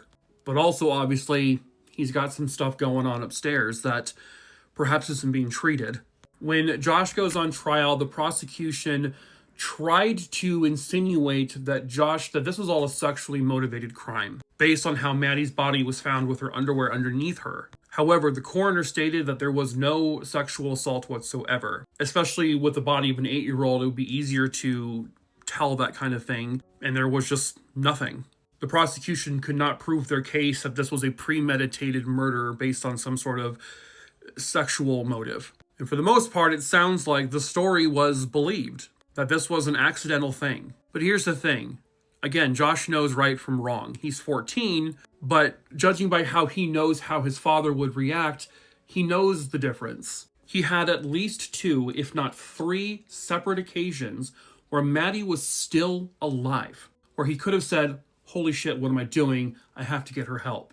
I'll suffer the consequences of whatever my dad says, but I've got to get her help. And he didn't. He continued to harm her. And then he killed her. And no matter what, sweet little images you have of him, in the end, he became a monster. The evidence against him was overwhelming. I mean, they had the bed, they had the baseball bat, they had the baseball, Maddie's body, and also his confession. Josh Phillips was convicted of her murder, and he was sentenced to life in prison without parole. He was tried as an adult because he made adult decisions. This is the way it should be done. He, of course, has had several appeals that have always failed. And as recently as this year, 2025, Josh Phillips has tried to convince courts to re-sentence him, which means that Maddie's family has to go through this process again. But as of right now, as me filming this in December of 2025, he is still in prison forever. Hopefully that does not change. Maddie's friends and her family, her classmates, as Maddie's sister has now said as an adult, we all have to experience that pain for the rest of our lives. And so Josh Phillips should also have to experience that same pain for the rest of his. This guy looks like a roided out marshmallow, and he's probably a serial killer too. Hello, true crimerers. This is the case of the Maine South Woodsman. Viewer discretion is advised. This case takes us to Massachusetts, primarily in the Worcester area. The start of this case is in 1996. A 39-year-old sex worker named Teresa K. Stone was found murdered in the area of Fitchburg, Massachusetts. Around that same time, a construction worker named Alex Cesny had been picked up on charges of rape and assault, unrelated to Teresa K. Stone's case at that point. He had beat another sex worker, he had strangled another sex worker. Most of those charges never stuck because the victims in question who survived never showed up to court. He was convicted of some lesser charges related to these cases and only got a very brief time in prison. In 2002, he is back in trouble once again for the rape and strangulation of another woman. The victim survived, and he was arrested and charged with everything. However, the victim ends up dying. And when she died, the police actually had to end up dropping all charges against him because the only evidence they had against him was her testimony. And then in 2002, a reign of terror began. A killer would strike several sex workers, and he would be nicknamed the Maine South Woodsman. This is the name of the neighborhood where most of this occurred in the area of Worcester. 29-year-old mother Carmen Rudy, who was working as a sex worker as well, would disappear on September 30th, 2002. She had been in and out of drug rehab centers. Body was found almost exactly a year later on September 29th, 2003. When they found her skeletonized remains in this area, just a few feet away, they found other skeletal remains. She was later identified as 29-year-old Betseda Montalvo. She vanished in April of 2003. She was also a mother. She had 3 kids and was also working as a sex worker. On March 3rd, 2004, the body of another woman was found. This is actually a little over a mile away from where the other 2 women were found. She would soon be identified as 33-year-old Danelia Torres. She disappeared sometime around mid-2003. She also lived kind of a rough life. She had battled again with drug and alcohol addiction, and she did some work as a sex worker. Another potential victim was 42-year-old Wendy Morello. She disappeared in September of 2004 after leaving her home and never returning. She had the same, drug and alcohol issues as the previous victims and had a history of sex work. But her body was found all the way in Maine. This is like 100 miles or so away from where the other victims were found. But she was last seen in Worcester, Massachusetts. Judging by where her body was found, that made investigators think that she may not be related to the other victims. September 4th, 2007, the body of another woman was found. A 5-year-old Lenaida Oliveira. She also kind of had a similar lifestyle to the other victims. And they haven't released all the information, but it sounds like her murder, which she was found about 12 miles or so away from Worcester, they had evidence to show that the person that killed her was someone she knew on a personal level. Whether that be an acquaintance or a lover or a family member, it didn't seem to line up all the way with the other victims. So it was more of like a proximity thing that initially they thought maybe she's one of the victims. You have 5 women who all did sex work to some degree, who all had drug and alcohol addiction, who all vanished from pretty much the same area. 4 of the victims were found in relatively close proximity to one another. One of them was found in a different state. Profiler would come up with a profile for who may have likely been their killer. They are fairly confident that 3 of the victims, Carmen Rudy, Betzeda Montalvo, and Danelia Torres, were done by the same person. The profiler said probably came from a blue-collar job, likely worked in construction, probably liked to do a lot of outdoor stuff like camping, hiking, fishing, and was someone who would frequently utilize sex workers. Which brought them back to a familiar person, this guy here, Alex Cesny. In 2008, he was finally charged with the rape and murder of Teresa K. Stone. Goes to trial, he is found guilty of her murder and sentenced to life in prison without parole. And so he has long been suspected of being the Maine South woodsman. Killer of 3 women for sure, and possibly up to 5, outside the ones he's already been convicted of. He would question this overgrown mushroom about those murders, but he always denied responsibility. But again, he is widely suspected to be their killer. Everything about his MO fits with all of those victims. But sadly, they had no physical evidence to connect him to those murders. And to this date, he's only ever been convicted of 1 homicide. And another issue that many people have, understandably, is how hard are they working to get evidence to convict him or charge him or anyone with the murders of these women? They're sex workers, right? They had drug and alcohol issues. You tend to get this feeling of, well, who really cares? That's how people kind of look at police who are investigating cases like this. And it's not really worth all the extra work. Well, it is, though, because these are full human beings. Their lifestyle does not mean that it's acceptable to kill them. It's certainly not acceptable to let their killer get away. I just hope that they are still somehow trying to take this seriously. Hopefully their killer is behind bars, but he may not be. There may be multiple killers in this, and they all deserve justice. Someone somewhere out there might have the information to help capture their killer. Perhaps that someone is you. If you have any information on the murders of these women, please call 508-799-8466. 10 minutes is all it took for a young woman to vanish forever. Hello, true crimeers. This is the case of Martha Leann Green. Viewer discretion is advised. Martha Leann Green was a 17-year-old high school student who lived near Dixon, Tennessee. Martha at the time was a junior at Dixon County High School, and she also had a part-time job working at a local Holiday Inn. Pictured here was her twin brother, Lawson.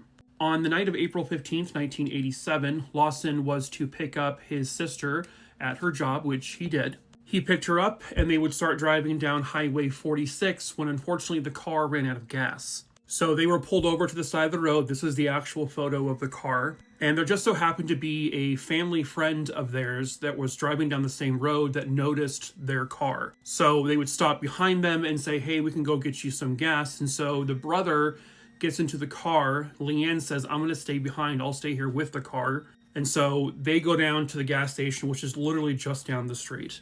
They are back to the car where Leann is supposed to be within 10 minutes. They pull behind her, and Lawson gets out with a gas can and he starts putting gas in it. Then he realizes that he doesn't see Leann in the car. But when he looks into the car, he sees Leann's purse and all of her belongings that she had with her. But Leann is nowhere to be found, and she's nowhere near the car or anything. Martha Leann Green was gone, and she has never been seen since. Martha had never been the type of person to run away from home. She was excited to continue with school. Her prom was the following night, and she had her dress, this is the actual photo, her dress laid out on her bed. These are the shoes she was planning to wear at the prom. This was the jewelry she planned to wear. She was planning to go to that prom, and they know she didn't just disappear on her own. Outside of the car, there was no signs of a struggle. There was no blood or broken glass. There was no shoe impressions, no skid marks on the road to indicate anyone just peeled away, no ripped out hair anywhere. It looked just like a car that broke down on the side of the road. They would obviously search for her for a very long time. They searched the wooded areas. They passed out flyers. They went door to door. They asked local businesses. They talked to people she worked with. They talked to her classmates. And what they discovered was that Leann had no enemies, no jilted exes. She hadn't gotten into any arguments with any coworkers. There was no altercations with any of the people who were staying at the hotel. This was likely an unknown individual who saw a woman by herself on the side of the road and just abducted her and then did God knows what to her. I'm not sure how much soon after the disappearance, but eventually this man here named Robert Richards, he was an inmate in Florida when he confessed to being the one to kill Leann. But then he recanted, and then he confessed again, and then he recanted again. I think they could determine that he was in the general vicinity when Leann disappeared.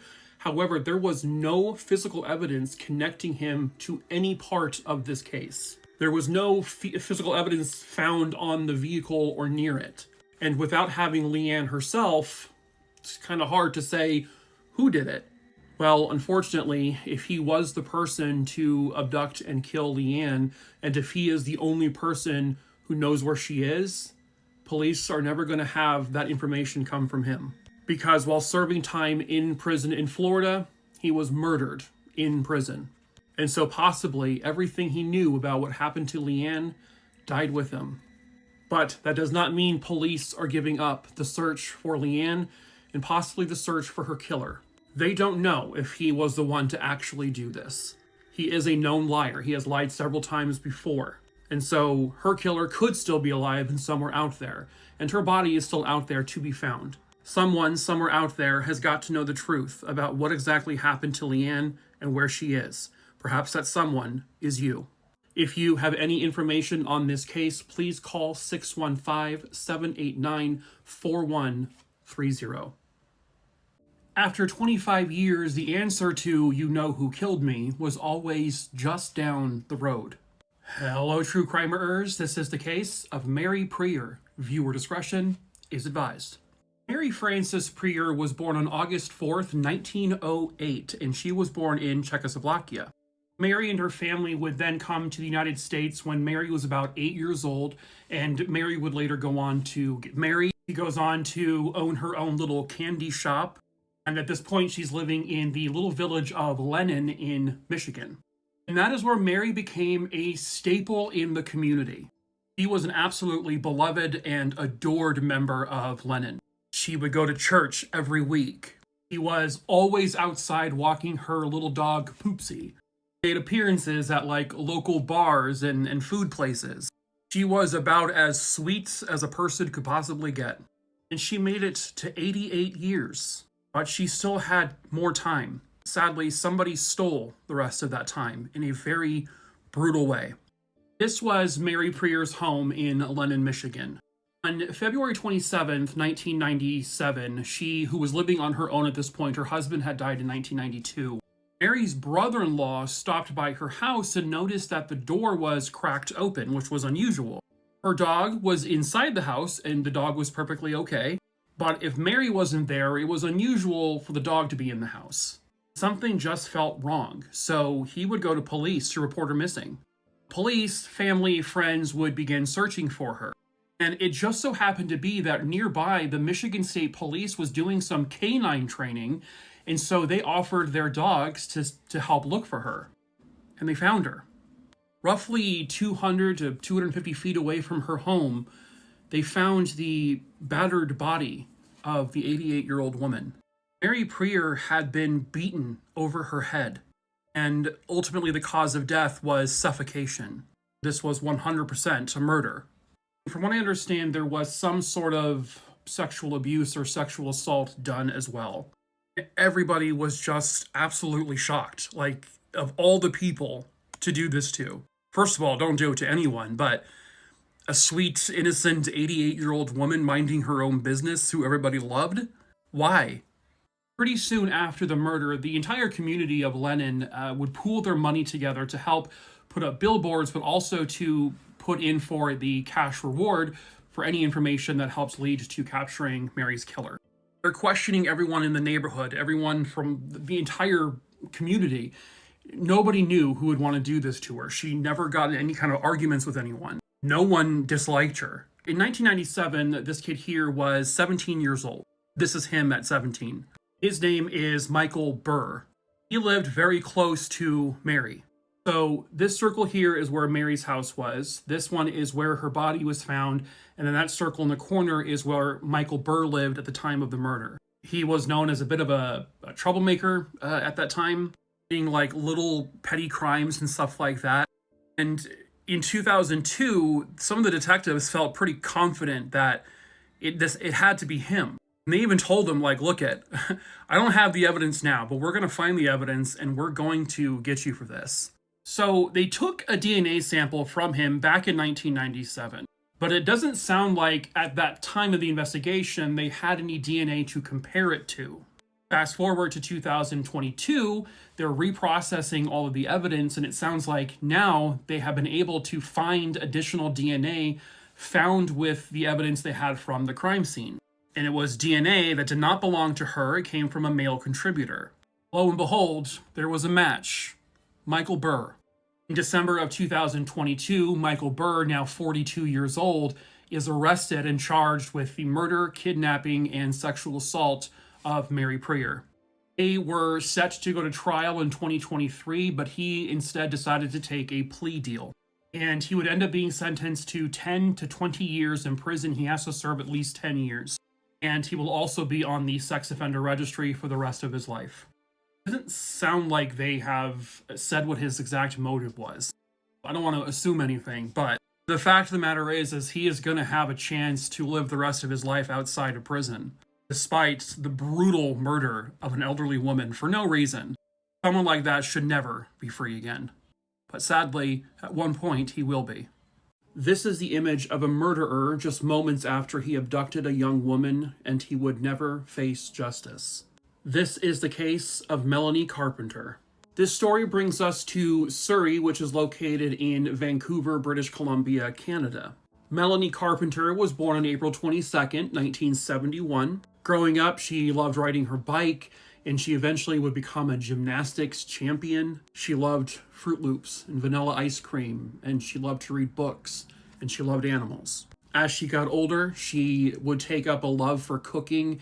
She loved to sit down and watch Beverly Hills 90210 and Melrose Place. And about 6 years before this case occurred, she met a guy, and they would become engaged.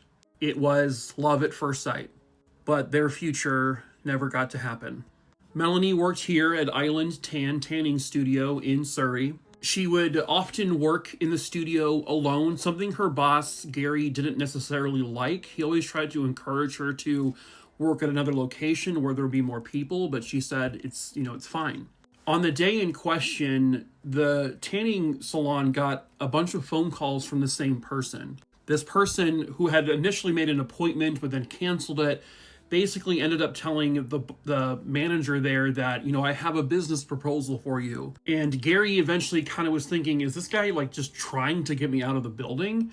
But by 1:30 p.m., and this is on January 6, 1995, Gary does leave the studio. About an hour later, a regular customer is able to get a hold of Gary and say, hey, for some reason, there's no one at the tanning studio. So he rushes back and he confirms, yeah, there's nobody there. And there's also money, $250 in cash, missing from the register. And Melanie is gone.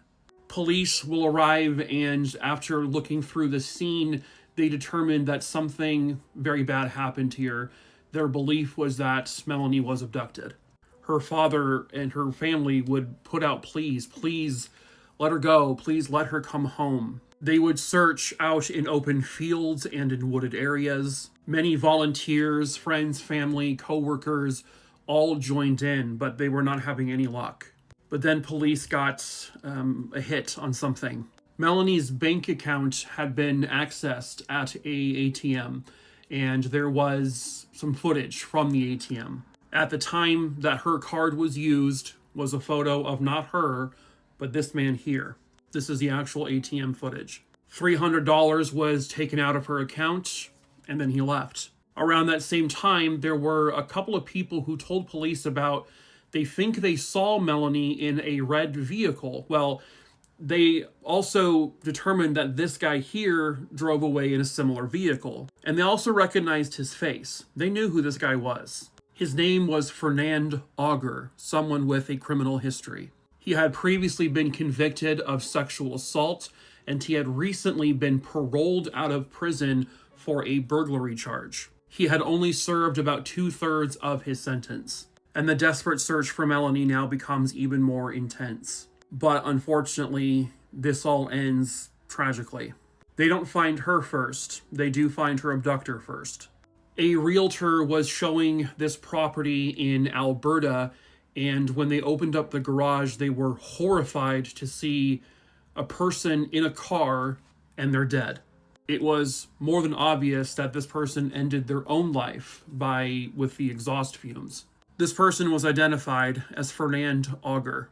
When they searched the car, they found blonde hairs that obviously were not his, and they believe they came from Melanie. But Melanie was not in the car, she was not at the property, she was nowhere at that point. But then several days after he is found, some hikers are they're walking around this canyon area. This is in Fraser Canyon near Hope in British Columbia. There was a white blanket laying over something. When they moved the blanket, it was the body of a woman. Fernand Auger is dead, and now they can confirm that Melanie Carpenter is also deceased. Her hands were tied behind her back, she was fully clothed, and she had been stabbed repeatedly to death. There was no clear evidence if she was sexually assaulted, but I think the belief is that she likely was. The fact that you have the image of him using her bank account information, witnesses seeing her in a vehicle with him, her hairs being found in his car where his body is found, it's more than obvious that this was the guy. But he would never have to face justice. The community would mourn together. The family was devastated. And Melanie's father, pictured here, would go on a crusade. There was outrage over the fact that this Auger guy had been paroled early, that this is a common occurrence, that criminals, even violent criminals, are released from their prison term early. If he wasn't released, Melanie would be alive. Unfortunately, it's also a problem here in the United States as well. But yeah, he went on a mission. He wanted to fix the system. A lot of people criticized him for it, but a lot of people also praised him. This is a father who loved his daughter, and his daughter should not have been killed because her killer should not have been free. But sadly, nothing can change what happened to her. Melanie was just getting started with her life. She was going to get married and maybe have her own family, kids. I think she also wanted to own some, a tanning salon at one point, but none of that came to be. And I think there is some solace here that they know that her killer won't go through this shitty justice system, and that he got exactly what should have happened to him. And he is dead and can no longer hurt anyone ever again. These look like two sweet, innocent grandmamas, correct? Incorrect. They're actually both psychopathic murderers. Hello, true crimerers. This is the case of Melvin Griesbauer. Viewer discretion is advised. I don't have a ton of background information on the victim in this case, but he lived on this large farm property in Novinger, Missouri. Melvin Griesbauer was born on August 15th, 1962. He was a Navy vet and an Army reservist, and Melvin had served in Iraq. At some point, I'm not 100% sure when, but he would marry this woman here, Elaine K. Young. She would go by Kay. She had children from a previous marriage, but her and Melvin did not have kids. She was also a grandmother.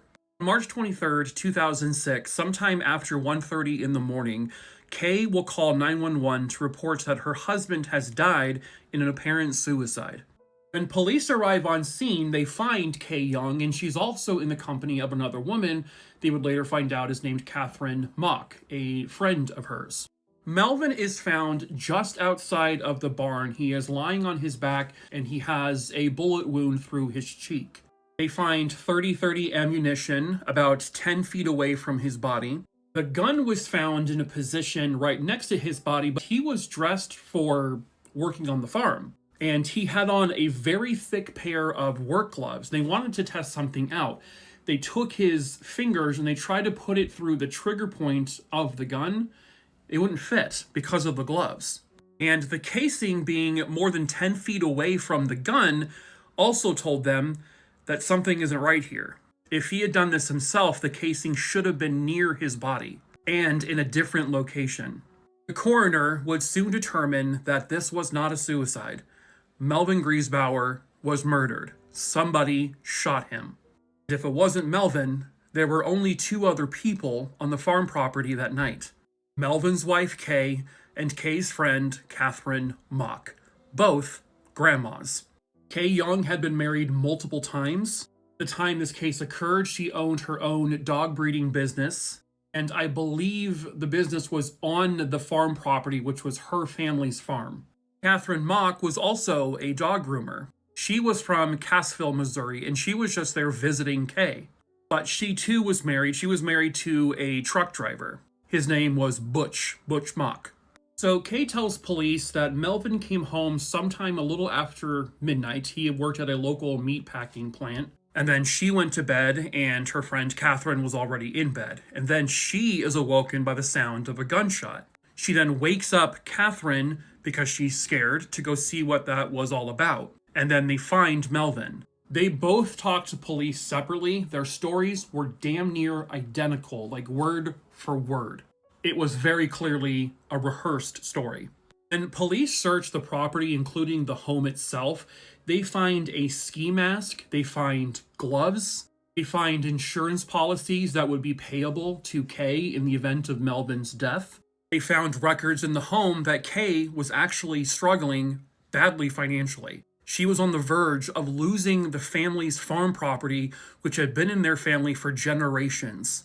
And Kay was also on the verge of losing her dog breeding business. Well, guess how much money she would get if Melvin died? Over $1 million. They bring Kay in for questioning, and she tells them now a different story. She didn't have to wake Catherine up that night. She said when she heard the shot, Catherine was sitting in the bathtub crying. She looked guilty of something. Well, now they're thinking, oh, Catherine killed him. To make matters even worse for Catherine, Catherine's own son would go to police and tell them that Catherine had approached him, asking if he knew where to find a hitman. Not for her, but for Kay. Okay, so Catherine didn't shoot him. Kay did. Catherine's covering for her. Did they hire a hitman? Well, they found no proof of that. They did discover that Kay Young was on dating apps while she was still married to Melvin, while he was still alive. She was essentially cheating on him. To further complicate matters, the ski mask they found in the home had DNA on it. That DNA belonged to Catherine. And then they look up the purchase of that ski mask. Catherine had purchased it at a Walmart just the day before. Now they have no idea who pulled the trigger. And then another kicker to this story. Catherine is married to a man named Butch. Well, Butch was, before all this happened, he was having suspicions that his wife, Kathy, was trying to have him killed. On one occasion, she bought him a supposedly new motorcycle, but it had been sabotaged, and he almost died using it. And when Melvin was found murdered, and Catherine is now in the middle of all of it, he was like, okay, she was trying to kill me. Why? For money. So Kay and Kathy, or Catherine, they are both arrested. They uncover more information, conversations Kay was having with these stranger men on these dating apps saying that she wished her husband was dead. So what they believe is that Kay befriended Catherine, saw something in her that she would be able to help her in this plan. And then Catherine's son, another one of her sons who was in jail, urged his mother to tell the truth. Catherine says she was terrified of Kay, that Kay needed Catherine almost as a fall person. And if Catherine or Kathy tried to say anything, Kay would kill her too. But Kathy still went along with the plan and assisted her. But she did tell police that Kay was the one to physically pull the trigger and kill Melvin. Not to mention they had evidence that Kathy was trying to find ways to kill her husband, Butch. She may have been a pawn in the whole scheme, but she was still Cuckoo Cachoo, who was hell-bent on killing someone. Both women were arrested and charged with the murder of Melvin Griesbauer, and both women were found guilty of the murder and sentenced to life in prison without parole. Kay never saw a single dime of the $1.2 million. She still ended up losing the farm, she still ended up losing her business, and she lost her freedom. And so I would like to think that Melvin, in the end, got his own revenge. Hello, true crimerers. This is the case of Michael Kinney. Viewer discretion is advised. So for this case, we're heading to Aberdeen, which is in South Dakota. Michael Kinney was a 19-year-old resident of Aberdeen, and when all of this happened, he was living with his mother. On May 8th, 1985, Michael would say goodbye to his mother, and he would leave the house and go to his college in Aberdeen. His mother never saw him again. Michael never came home. The following day, she's driving around Aberdeen and she actually finds her son's car, but he's nowhere to be found. There's no signs of him or anything indicating where he might be in the car. A couple of days after she last sees her son, she gets a phone call from an anonymous caller at her home saying, you need to go to this specific payphone and you're going to find a note there. It's a ransom note. So, lo and behold, she goes to that payphone as instructed and she finds a ransom note. The ransom note indicated that if she wanted to find out what happened to her son Michael, she needs to pay $200,000. She goes to the police in Aberdeen. They are able to secure about $190,000 in cash from the local banks to drop off as the ransom. She then goes to a local park there in Aberdeen to the location where the ransom note indicated, and she drops off this briefcase full of money. What the individual did not know is that police had placed a tracker in that suitcase. They confirm in their operation, they can see that an individual, a young man, picks up the suitcase, gets into their car, and drives away. They follow that car and the tracker to Minnesota. And that's when they arrest this man here, 20-year-old Todd Miller. They caught him with the briefcase full of the ransom money. He then tells police a story. He says, this isn't his plot. He's not the one who did this. He blames Michael Kinney. He tells them that this was his plan to extort his own mother for $200,000. Okay, well then where is he? Oh, I don't know. But Todd says, well, Michael threatened my life. He threatened my family. If I don't go along with this, I can get hurt. Michael and Todd had known each other since childhood. They had last attended Aberdeen Central High School together, where they were decent friends by all accounts. But people were having a hard time believing that Michael Kinney would hatch this type of plan. It just seemed way out of character. It doesn't mean it couldn't have happened. Obviously, you never really know a person truly. But at the same time, they're like, really? Him? Why does Todd have the money then? Why isn't Michael there collecting it? Surely at some point he would come to get the money he extorted from his own mother. But nobody knew where Michael was. He was missing. But police had no choice but to kind of sort of believe this story, and so they put out a warrant for Michael's arrest.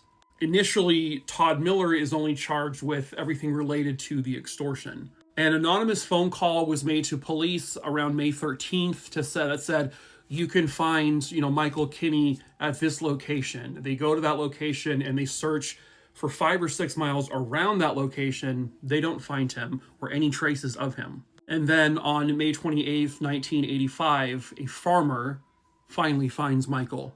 He was found in an ice house and he was very badly decomposed.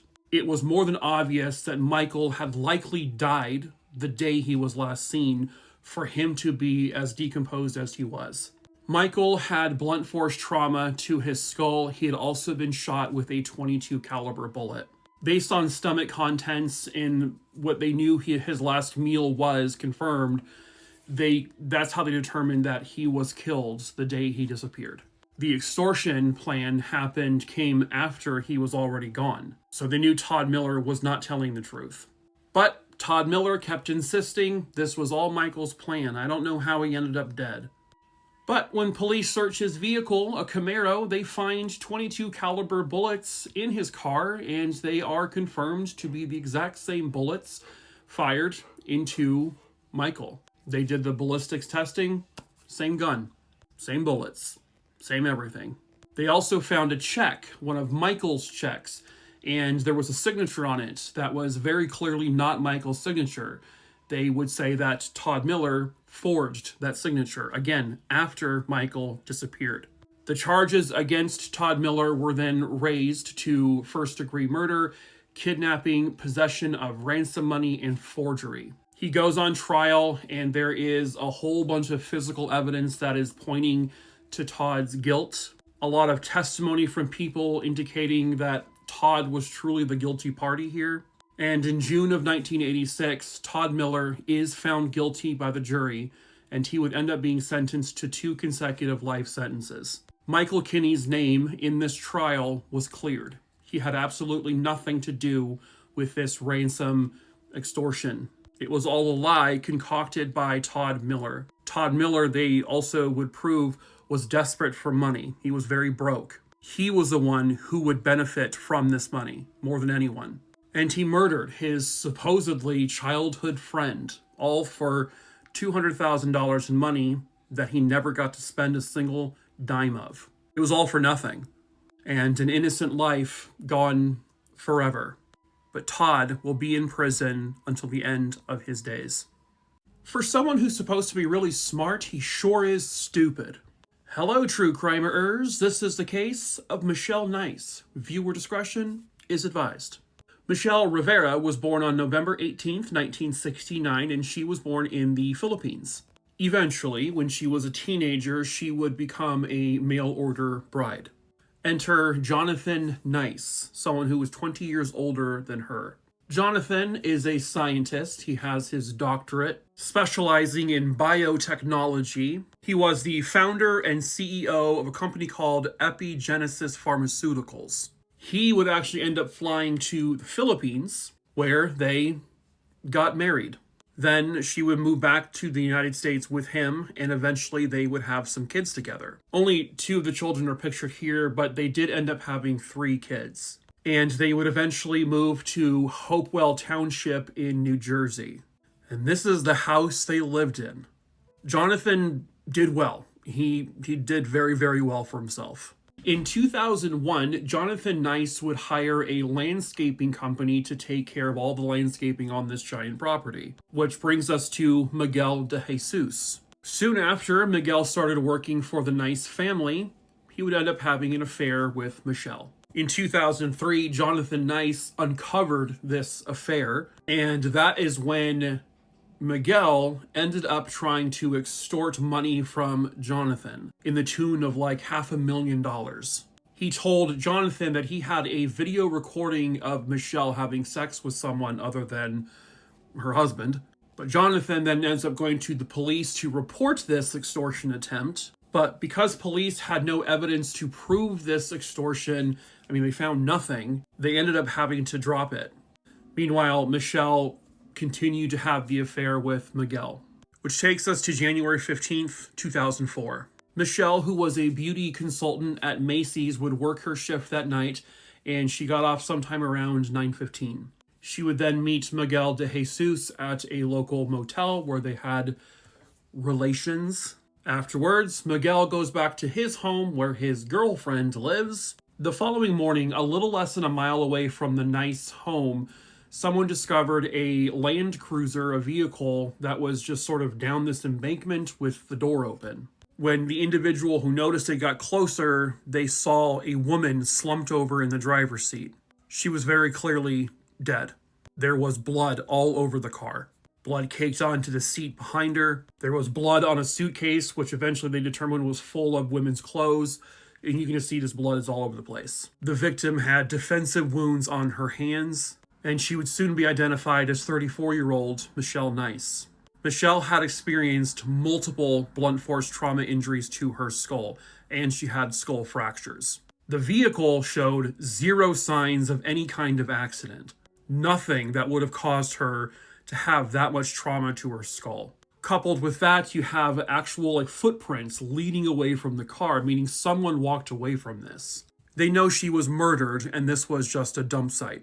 So police go to the Nice residence where they speak with Jonathan. He showed, apparently, zero emotion. He told police about the affair she was having, about the supposed extortion attempts. He did tell police that he and Michelle did argue from time to time. There was belief that Michelle might be leaving him, and he was trying to shift the blame to this murder onto Miguel de Jesus. But they were actually eventually able to clear Miguel, leaving only one other viable suspect, Jonathan himself. They get a warrant to search the home. They find traces of blood around the house. They find a trash bag full of bloody towels shoved into a hole in the wall. Michelle's blood is what they would learn. This was also Michelle's blood. They found a pair of Jonathan's loafers with something really strange on the bottom of them. They would learn that this was adhesive. And this is where it gets just... Around the house, in different locations, like in a trash can, in the toy box of one of the kids, they found different segments of a cut-up sole of a shoe. They also had adhesive on the bottom of them. A forensic analyst put them back together like a puzzle, and they matched the shoe impressions that were found walking away from the car. Someone had bought a pair of boots. They then cut the soles off and glued them to the bottom of this pair of loafers. And then they would remove those pieces of shoe chunks off of the loafers, and instead of just throwing everything into a garbage bag and disposing it miles away, the idiot put them around the house like a fucking Easter egg hunt. What was he planning to do with them after police were done what was he planning to do with a bag full of bloody clothes and towels? All of the evidence pointed to Jonathan. And then he just confesses. He says that night Michelle came home later than she was supposed to. She then starts to open up a suitcase and starts putting her clothing in it because she's saying she's leaving. They get into an argument, which takes them to the garage. There is a physical altercation in which Michelle is trying to defend herself.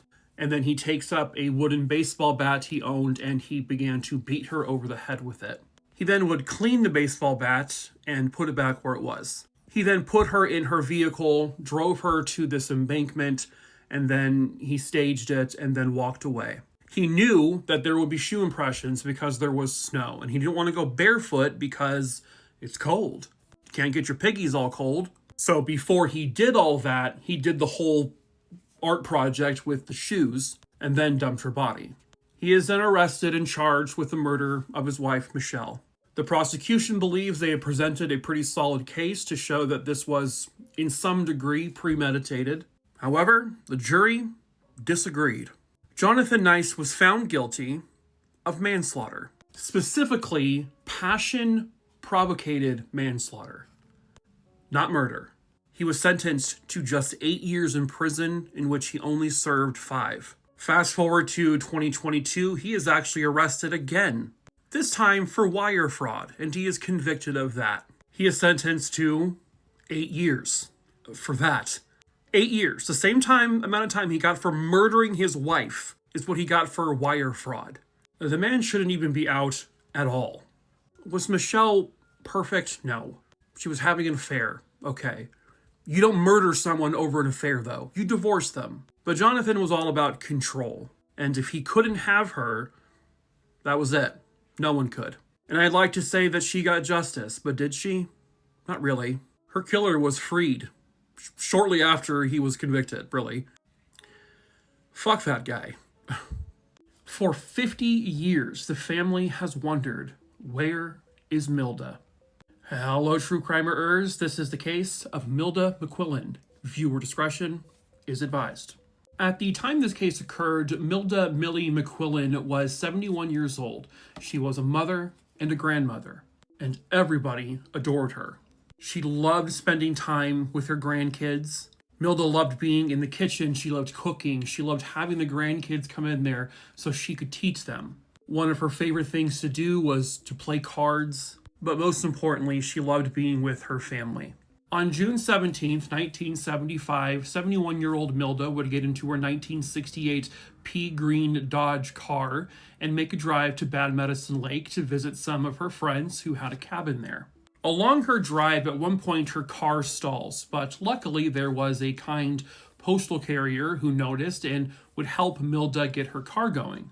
Then, about a mile or so from her friend's cabin, it's not this exact area, this is just the general road, Milda likely got lost or something happened where she had to ask a truck driver for directions to help her get turned around. This truck driver was the last person to have any contact with Milda.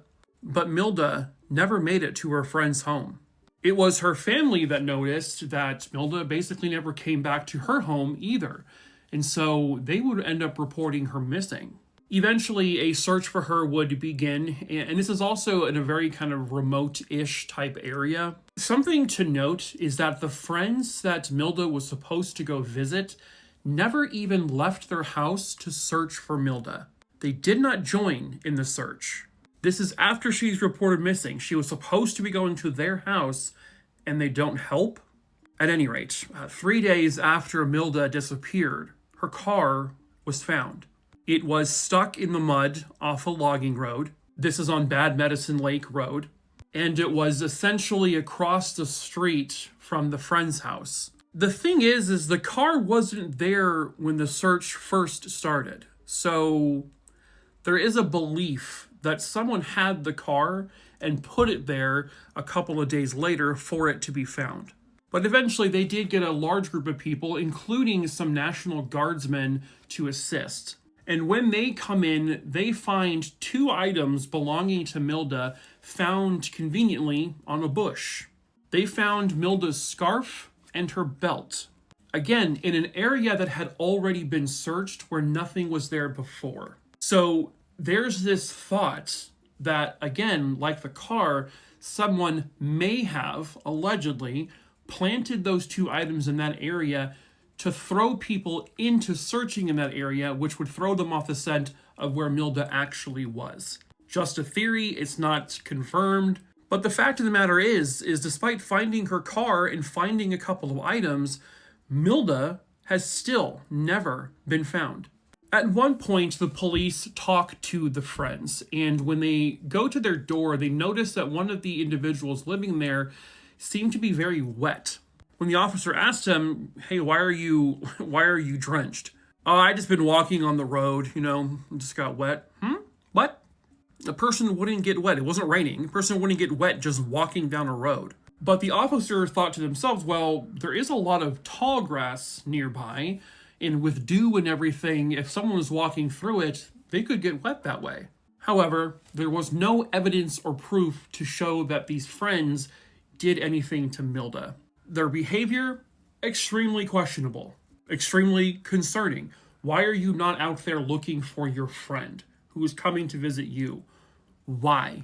I'm assuming the truck driver had to have come forward to know that he had stopped to help give Milda directions, because other than that, I don't know how the police would know. So if this truck driver, who was technically the last person to see her, is a suspect or anything, I don't know. No one has been arrested. No one's been indicted. No one's been charged. There's been no persons of interest or suspects actually named. And the big reason is because they don't have Milda. They don't know what happened to her. Doing a no-body, murder investigation is very difficult. You have to have strong evidence to show that she was murdered. But they don't have that. The belief is that she had to have been killed. Or something happened to her. There was an accident, something occurred. And maybe someone covered up the accident because, for whatever their own reasons are. But foul play had to have been involved in some way, shape, or form. And again, it's been 50 years. Milda obviously will never be coming home alive. But her surviving family still deserves to bring her home and lay her to rest. And someone somewhere out there has got to know the truth about what actually happened to Milda. And perhaps that person who knows is you. If you have any information on the whereabouts of Milda McQuillan and what may have happened to her, please call 218-847-2661. Her family deserves answers. All they ever found of her were her jeans. Hello, true crimerers. This is the case of Misty Copsey. Viewer discretion is advised. This story takes us to Puyallup, which is located in Washington State. Misty Copsey was born on March 10th, 1978. Misty and her mom had a very close bond. She grew up to be a really respectful and sweet young girl. Even at a young age, she was very conscientious. She was very level-headed. She was very responsible. But one day she vanished, and it is believed that sadly she is no longer here.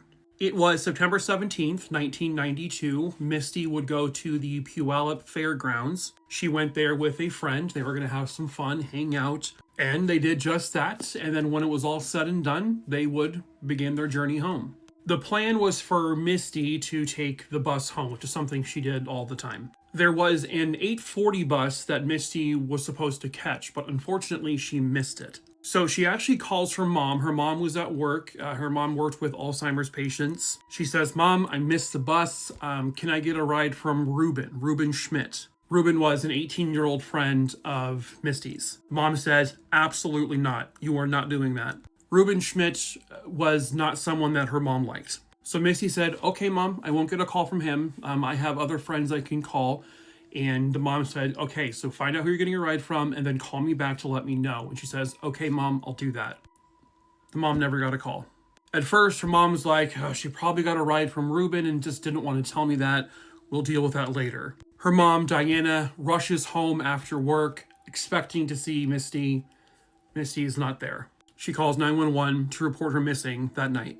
And of course, the police, being the police, did the police thing and said, "Oh, she's 14, it's just a troubled youth. She's a runaway. She'll be back soon. We can't do anything for 30 days. What do you mean 30 days? If we actually treat missing children cases as missing children from the very first second it's reported, maybe more kids would be found alive. She then finds Ruben's number and calls him. "Did you pick up Misty? Please let me know." He said that she did call looking for a ride that night, but he said no because he had no gas. So she calls the police again and says, "Listen, I'm not waiting this 30 days. My 14-year-old child is missing." The person she spoke to this time says, "Oh, that's not even true. You don't have to wait 30 days. Then Trina finally gets a hold of Misty's mom, and mom says, "Where is Misty? Did you see her? What happened that night?" Trina says, "I ended up walking home on my own, and Misty was supposed to go to the bus stop. I don't know what happened." Well, she calls back to Ruben's place, but someone else answers the phone. So Diana asks that person, "Hey, was Ruben home all night?"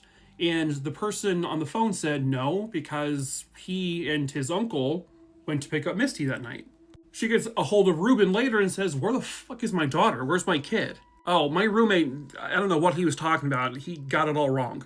Meanwhile, the police are still kind of dicking around here, like they're not going, guns a-blazing. Well, eventually, Misty's mom hears from a bus driver who says he swears he saw Misty near a bus stop around 9:20 p.m. that night, but did not get on the bus. And again, police are still just so nonchalant. It literally took weeks for police to start actually investigating this. On February 7th, 1993, a group of searchers found something concerning. A pair of jeans was discovered. When Misty's mom saw them, she knew right away they were Misty's. At some point they did testing on these jeans and they actually did not find Misty's DNA. They found the DNA of an unknown male contributor though, but that has never matched anyone. The search continues, but still they're just not finding anything else. Meanwhile, Ruben Schmidt is being considered a suspect at this point, or a person of interest, but they don't have anything to arrest him with. They don't have Misty's body. Then a man named Corey Bober comes into play. He's oddly invested in this case. He thinks he knew who the Green River Killer was. He's friends with serial killers. He predicted Misty's disappearance. It's all very strange. And that got people to thinking he was involved in Misty's disappearance, but he denied that. The guy was a kook. He was a loon. He was heavily into drugs. And they just think he took a weird interest in this case, but eventually they said, nah, he's not really a suspect here. The sad, unfortunate truth, though, is that Misty has still never been found. It is widely believed at this point that she met with foul play and she was likely murdered. They got conflicting stories with the friend Trina. They had this Ruben Schmidt character who says he didn't pick her up, but other people says he did pick her up. There was just so many different things, so many different branches on this that all have so far led to nothing. Her mother was extremely determined to find her daughter. She worked harder on this than anybody else. And sadly, in 2020, her mother died. A woman who dedicated the rest of her life to finding her daughter. And she died not knowing what happened to Misty. Were these persons of interest and these suspects truly looked at? How thorough were they? Someone took Misty. That much is clear. She wasn't a runaway. Someone abducted her, and someone likely killed her. The problem is they just don't know that for sure.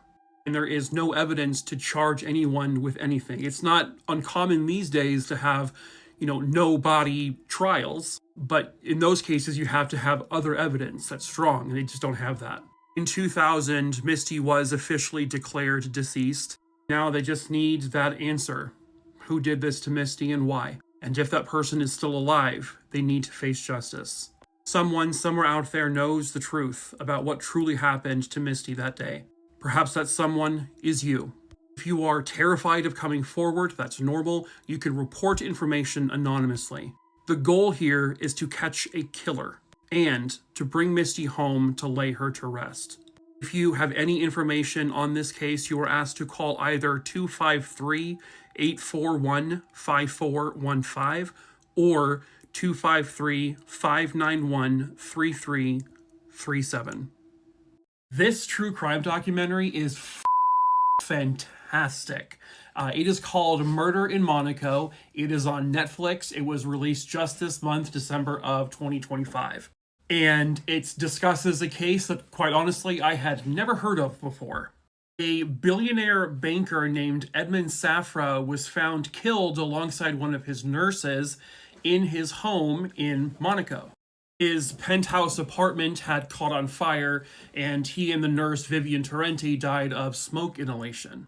One of the other nurses, who was also there, named Ted Marr, was stabbed 2 times. He said by 2 assailants who did all of this. And after Edmund's horrible murder, his wife Lily would inherit close to $4 billion. That is how much Edmund was worth. And she is terrifying, and so is that guy behind her. Jesus, fucking Kroger Gollum. This is like the scariest photo I've ever seen. Get it away. At any rate, the hour and a half or so long documentary follows all of the twists and turns of this case. Was it the Russian mafia who had him killed? He had bad dealings with the Russians. Did his wife Lily orchestrate this entire thing? Because, well, $3 billion is a lot. And she had not only had one husband, she had been married 4 times. One of her husbands died by suicide by shooting himself in the head, not once, but twice. What? Oh, sorry. Chloe was also in the penthouse suite that night, but she conveniently got away from the fire. But then Ted Maher becomes suspect number 1.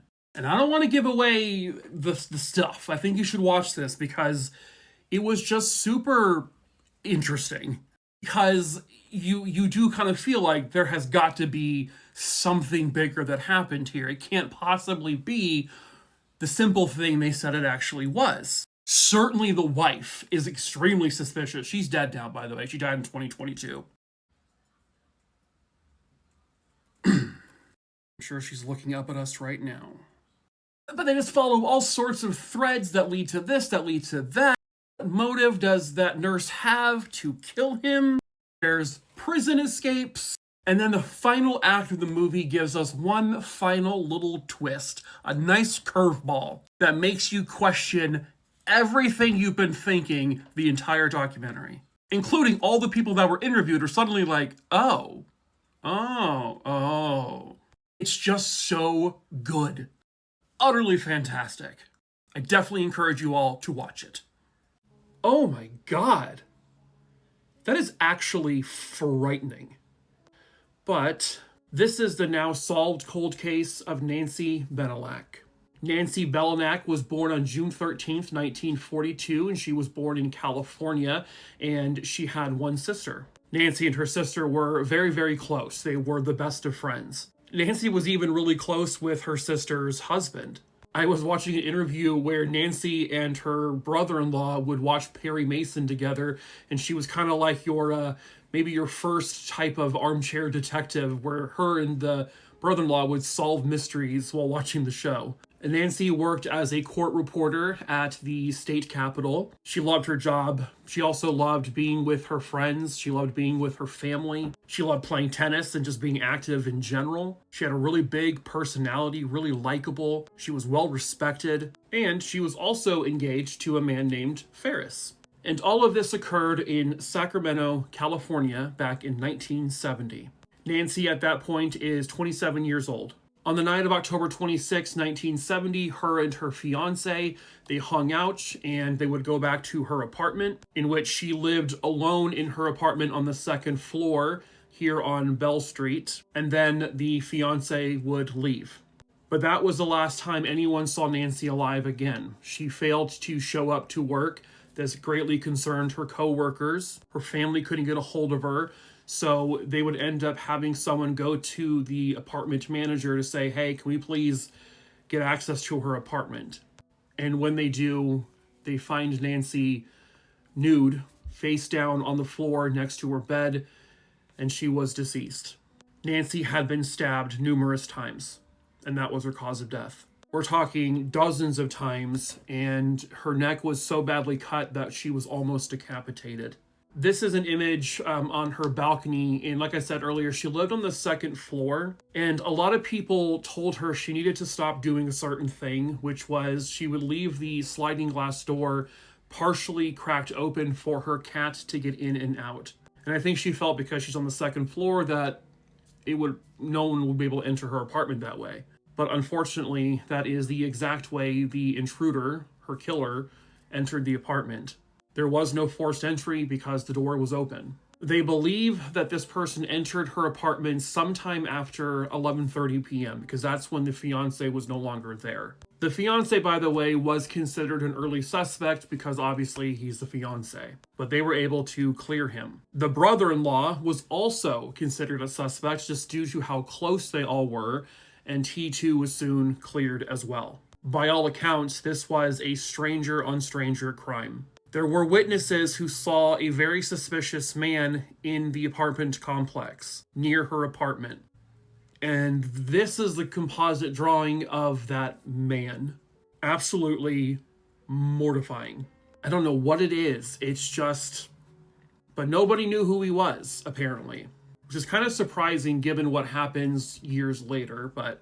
Sadly, Nancy's case goes cold, and it stays cold for literally decades. It wouldn't be until 2022 when they finally identified Nancy's killer. So Nancy had defensive wounds on her hands. She had fought back hard. They found drops of blood in the apartment that they would later determine did not come from her based on blood typing. They don't know if it was from her scratching or clawing at him or if he slipped on the knife and cut himself, but that's the DNA they had that they were able to test decades later. And using genetic genealogy, the same thing that captured the Golden State Killer, they were able to create a profile of her killer, and then using the genealogy programs like Ancestry.com and whatnot, it all led them to this man here, Richard John Davis. This is what Richard Davis looked like at the time, or near the time. And when I said earlier that it's surprising that no one recognized him, is because he lived in the apartment complex at the same time Nancy did. As a matter of fact, they believe he had an eye line directly to her apartment. But this all did happen late at night, and so, I'm sure it could be pretty easy for people to not truly recognize the person. But also back then, they didn't have DNA technology. That was like more than a decade away still. And there weren't really any like fingerprints or palm prints or anything else. But as happens a lot with these types of cases, Richard John Davis will never have to face justice for killing Nancy. He died in 1997. He was 54 years old at his death. They believe he died of alcoholism. Nancy and her family won't get legal justice, but at least now they know that that man cannot hurt anyone ever again. A shady sheriff would arrest someone who was clearly not the killer. Hello, true crimerers. This is the case of Nancy Dean Morgan. Viewer discretion is advised. Nancy Morgan was born on January 15th, 1946. And this is Nancy here pictured with her family. When this case occurred, she was 24 years old. She was born in Texas, but it sounds like she kind of traveled all over the place because her father was in the military. She would graduate high school in Virginia and graduated from college in Illinois. When this case occurred, Nancy was working for the Volunteers in Service to America, otherwise known as VISTA.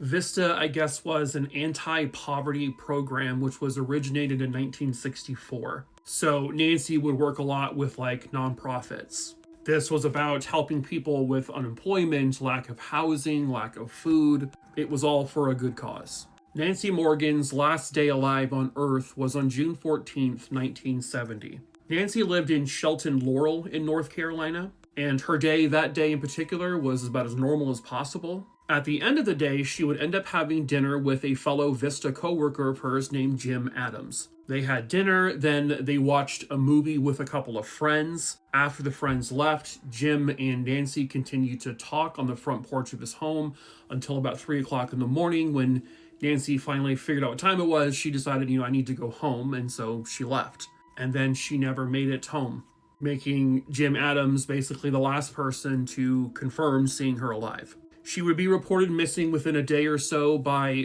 co-workers because she had not gotten hold of anyone at work. Now, at the time this happened, this man here, E.Y. Ponder, was the former sheriff of Madison County. A very, very influential man. His family was very influential in the entire area. They were a big deal.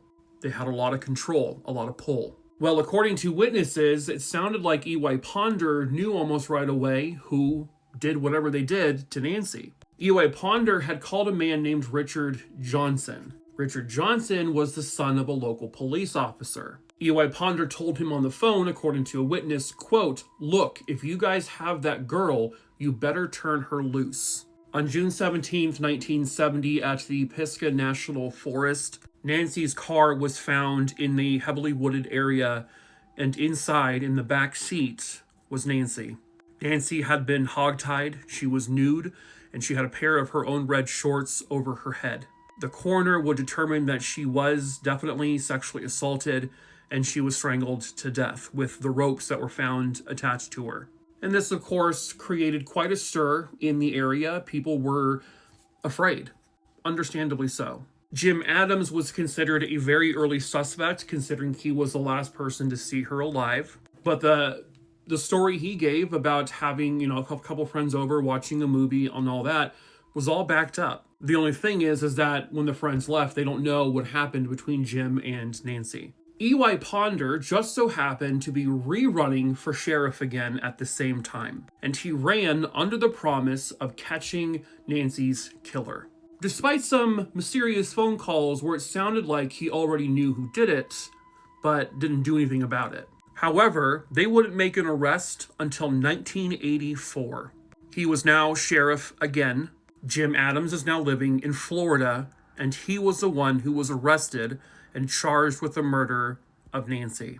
They said Jim was the suspect from the very beginning. They just never had anything to suggest that he was the one to actually do it. Now, he obviously denies having anything to do with it, and he always denied. But apparently, E.Y. Ponder found this perfect witness, a man who said that he helped Jim Adams hide Nancy's body. The witness said that Jim had threatened to hurt him if he did not help hide her body. This man, by the way, Johnny Waldrop, at the time was in prison when he was giving this testimony. And lo and behold, he was going to be given a deal to get out of prison for his testimony. And then at the same trial where this man is their star witness, the defense brings up another witness, this guy's mother, Johnny Waldrop's mother. And she says, yeah, he told me he lied about everything. She says that her son told this BS story just for the purpose of getting out of prison.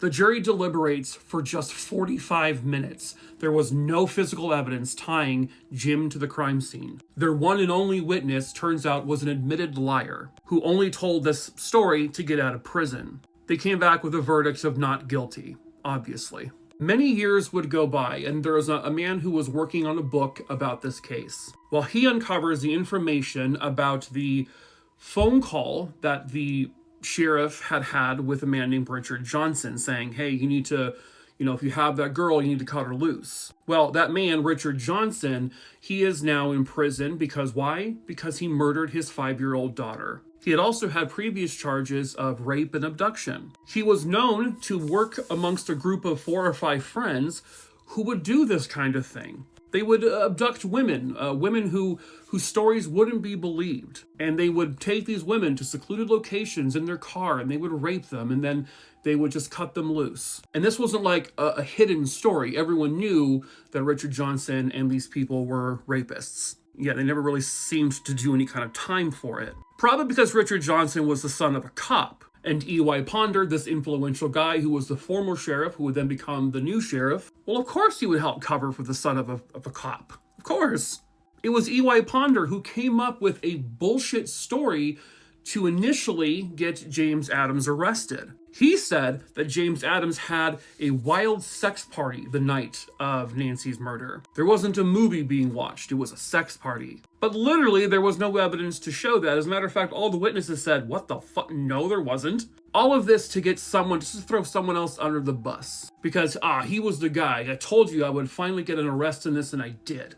Well, years and years later, Richard Johnson would confess in saying that he was the one responsible for her death, along with a few other men, and implicated the sheriff knew very well that he did this, and covered it up. The story was, when Nancy was driving to Jim Adams' home, she passed by this road where these 5 guys would hang out all the time. They saw her drive by. Then, when she came home, they were still in that same place hanging out. They saw her drive by again.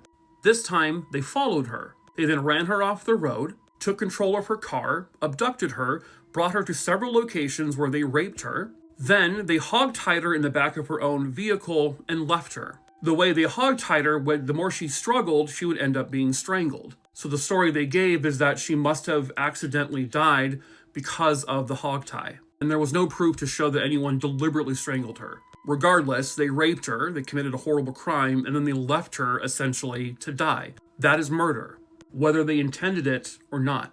However, this was the story of a known murderer, a rapist, and a liar. They did not have any physical proof still to connect him to the crime. And so he has not been arrested, neither has anyone else. They know now that Jim Adams didn't do it. They are hoping to be able to resubmit evidence to see if they can get DNA to officially link to this man or the others. And of course, E.Y. Ponder is no longer alive. It sounds like a massive cover-up to protect the son of a police officer, because apparently, putting an actual murderer behind bars is just, no. But there is still possibly a chance of justice. The apparent suspects now, some of them are still alive. And so hopefully one day very soon, Nancy will get the justice she rightfully deserves.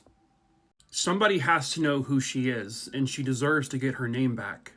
Hello, true crimerers. This is the case of the Nevada City Jane Doe. Viewer discretion is advised. This case takes us to Nevada City, California, and it's 1984. Specifically, July 8th, 1984. A pair of hikers were hiking next to the South Yuba Bridge when they saw what looked like a person. And it looks like they're being hidden by a bush. When they got closer, they realized that these were the decomposed remains of a human being.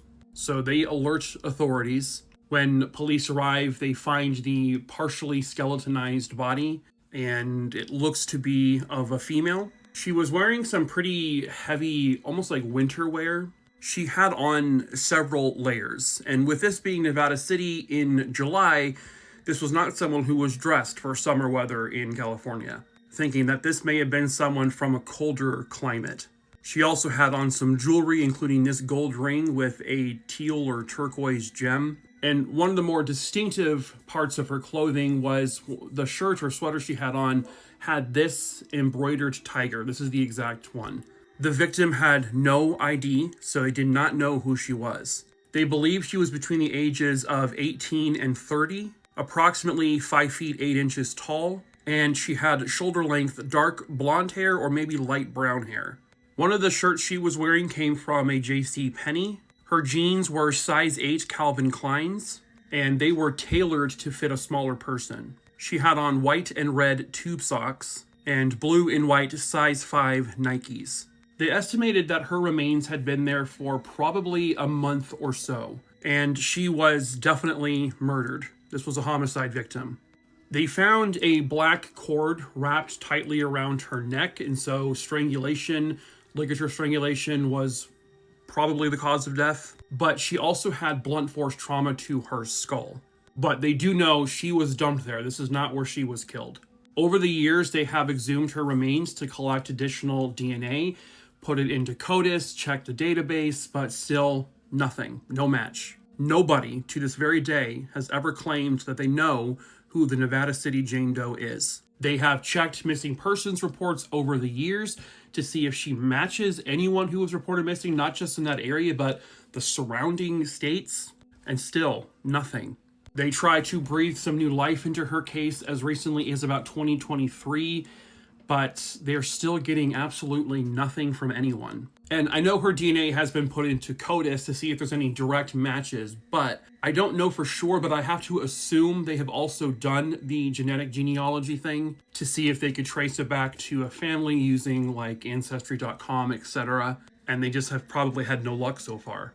Unfortunately, the genetic genealogy thing is not always going to work because it does rely heavily on family members having put their DNA into these databases. It's just heartbreaking that no one knows who she is. This is a nameless woman who is now buried in an unnamed grave. And she was murdered. That's, it's not fair. Surely someone somewhere out there knows who she is and can help lead to finding out exactly what happened to her. And perhaps that someone is you. If you have any information on the identity of the Nevada City Jane Doe and who may have killed her, please call 530-265-1471. The Zodiac Killer has been identified. Again. So I've gotten some DMs, emails, and comments in the video saying, hey, did you hear? The Zodiac Killer, yeah, he's been identified. And guess what? He's also the Black Dahlia Killer. And I said, what?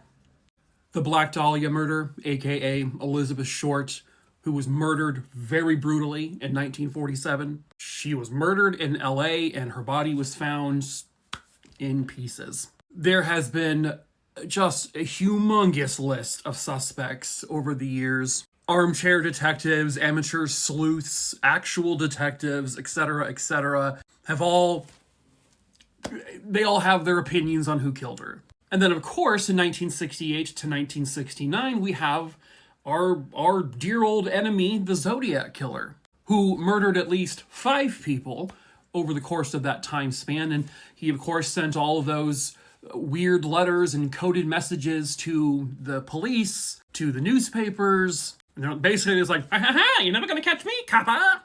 And then over the years, we have had different code breakers say they figured out his coded messages. Every year, we get a new Zodiac Killer. One time it was some guy's grandpa. Another time it was some police officer. It's some guy named Fred or Bill or something. Here's a photo of him in glasses. He must have been the Zodiac Killer. But now, the big reveal. An amateur sleuth named Alex Baber says he has uncovered the identity of both killers. And in fact, they are one in the same. A man named Marvin Margolis, who was in fact a former acquaintance of Elizabeth Short. Marvin here also has medical experience because they said whoever killed the Black Dahlia had to have some medical expertise. He was a Navy medic in World War II. But he was cleared early on as a suspect in the Black Dahlia killings. Well, he apparently would later move to Northern California where the Zodiac killed. I'm going to read this. So it says, Margolis' possible connections to the Zodiac killings became downright eerie once Baber uncovered newspaper accounts from the Dahlia killing describing a man frantically driving around Compton motels looking for a room with a bathtub the night before the murders started. One of the hotels he was staying at was called the Zodiac.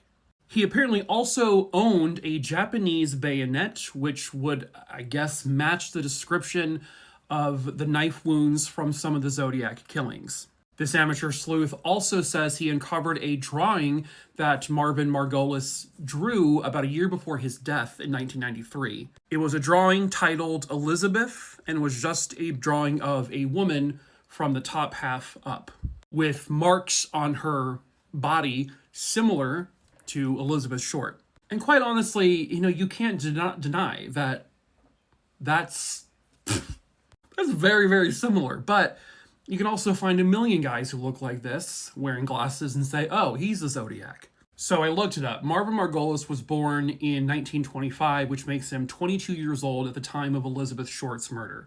And when the first known confirmed Zodiac killing happened in 1968, he's 43 years old.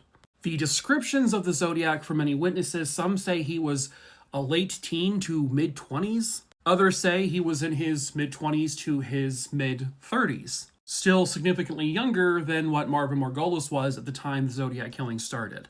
But also, those are just guesses from people who saw him. That's not an exact science. You don't look at a person in a dark area and go, oh yeah, he's definitely 26 years old. And from what I understand, he maintains, pretty much younger looks for his age. But is he the Zodiac Killer and the Black Dahlia Killer? Dudes, I don't know. Bros, I'm tired. I'm tired of all the Zodiac stuff. This Alex person says, as far as he's considered, these cases are both closed. It does need to be stated that the authorities have not said that. There is very few articles published about this breakthrough. I feel like at this point, we get a new suspect every year, and it loses credibility every single time. I have fallen for it before. I don't think we're ever going to know truly the identity of the Zodiac Killer. We're just not going to. And unfortunately, we're never going to know who truly killed Elizabeth Short. I just don't think it's possible at this point. But keep sleuthing, I guess. A little girl was seen at this intersection and then gone forever. Hello, true crimerers. This is the case of Nikki Campbell. Viewer discretion is advised. This case takes us near San Francisco, California, specifically in Fairfield, California. Amanda Nicole Eileen Campbell was just 4 years old at the time. She would go by Nikki to everyone. Nikki was just, your typical kid. Loved being a kid, loved going outside, playing with friends, riding her bike around the neighborhood. But then one day, a monster took her. It was just 2 days after Christmas, December 27th, 1991. Nikki and her brother Matthew would go outside, they would play for a bit, Then at one point, the brother and sister tandem got split up because Matthew wanted to go spend time at his friend's house. And so Nikki said, I'm going to ride my bike, around the street. Her mother would get home from work sometime around 4 p.m. and realized that Nikki wasn't there. And she asked, the little brother, have you seen Nikki? And he says, well, I thought she was going over to a friend's house. When they go to the friend's house, Nikki isn't there. They find out that Nikki never made it there. So, the 4-year-old girl is reported missing shortly after this. Police, volunteers, family, friends, people in the neighborhood, all searching for the 4-year-old girl. Then, a haunting discovery.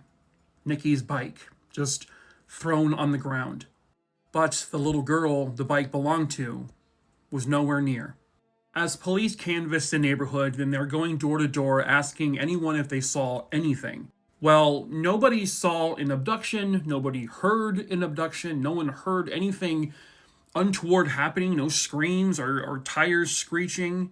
But there were witnesses who saw Nikki on her bike. Specifically, the last known location anyone ever saw the little girl was here at this intersection, Larchmont Drive and Salisbury Drive. So the police believe that Nikki was likely abducted from this intersection or somewhere very close to it. Nikki was not the only young girl to go missing in that general area during this time frame. A little girl named Amber Swartz disappeared in 1988. 5 months later, another little girl named Michaela Garrick disappeared.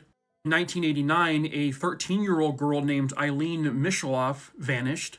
Then back in 1983, another girl named Amber Bugay also vanished. All had disappeared from the general San Francisco Bay area. Were they all linked? They didn't know for sure. And in a couple of those cases, this man, Tim Bidner, became a suspect because of very bizarre behavior. Now, I want to say allegedly to all of this because he has successfully sued people before. But he had been seen assisting in the searches of some of these girls. He had gone to the graves of some of the girls who were later found. He had sent letters to a 12-year-old girl just months before Nikki's disappearance. He had sent postcards and photos to the FBI showing a little girl with 4 fingers. Nikki was 4 years old.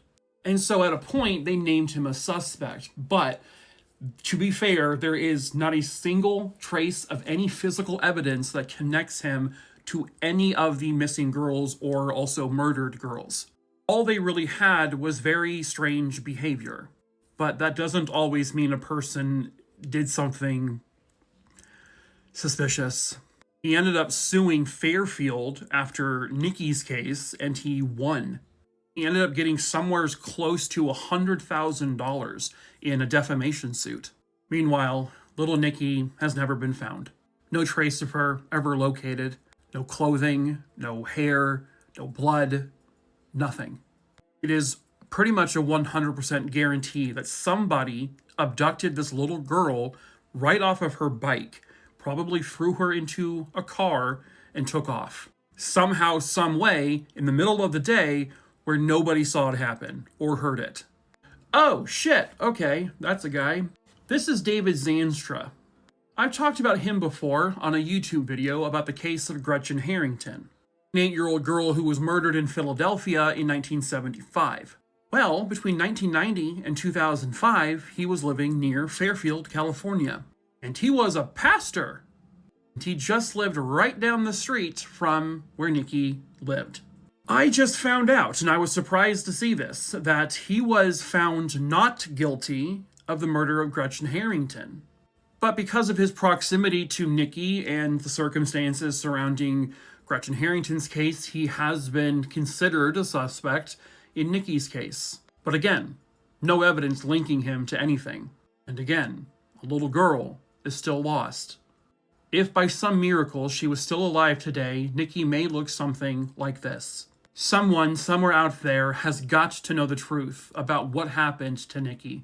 Perhaps that someone is you. If you have any information on the disappearance of Nikki Campbell, you are asked to call the Fairfield Police Department at 707-428-7355.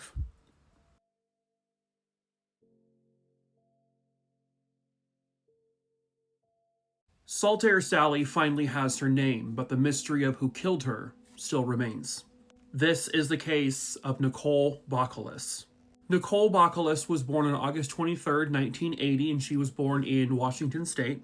Nikki was always a very creative, free-spirited young woman. She was artistic. She loved writing poetry. She loved to paint.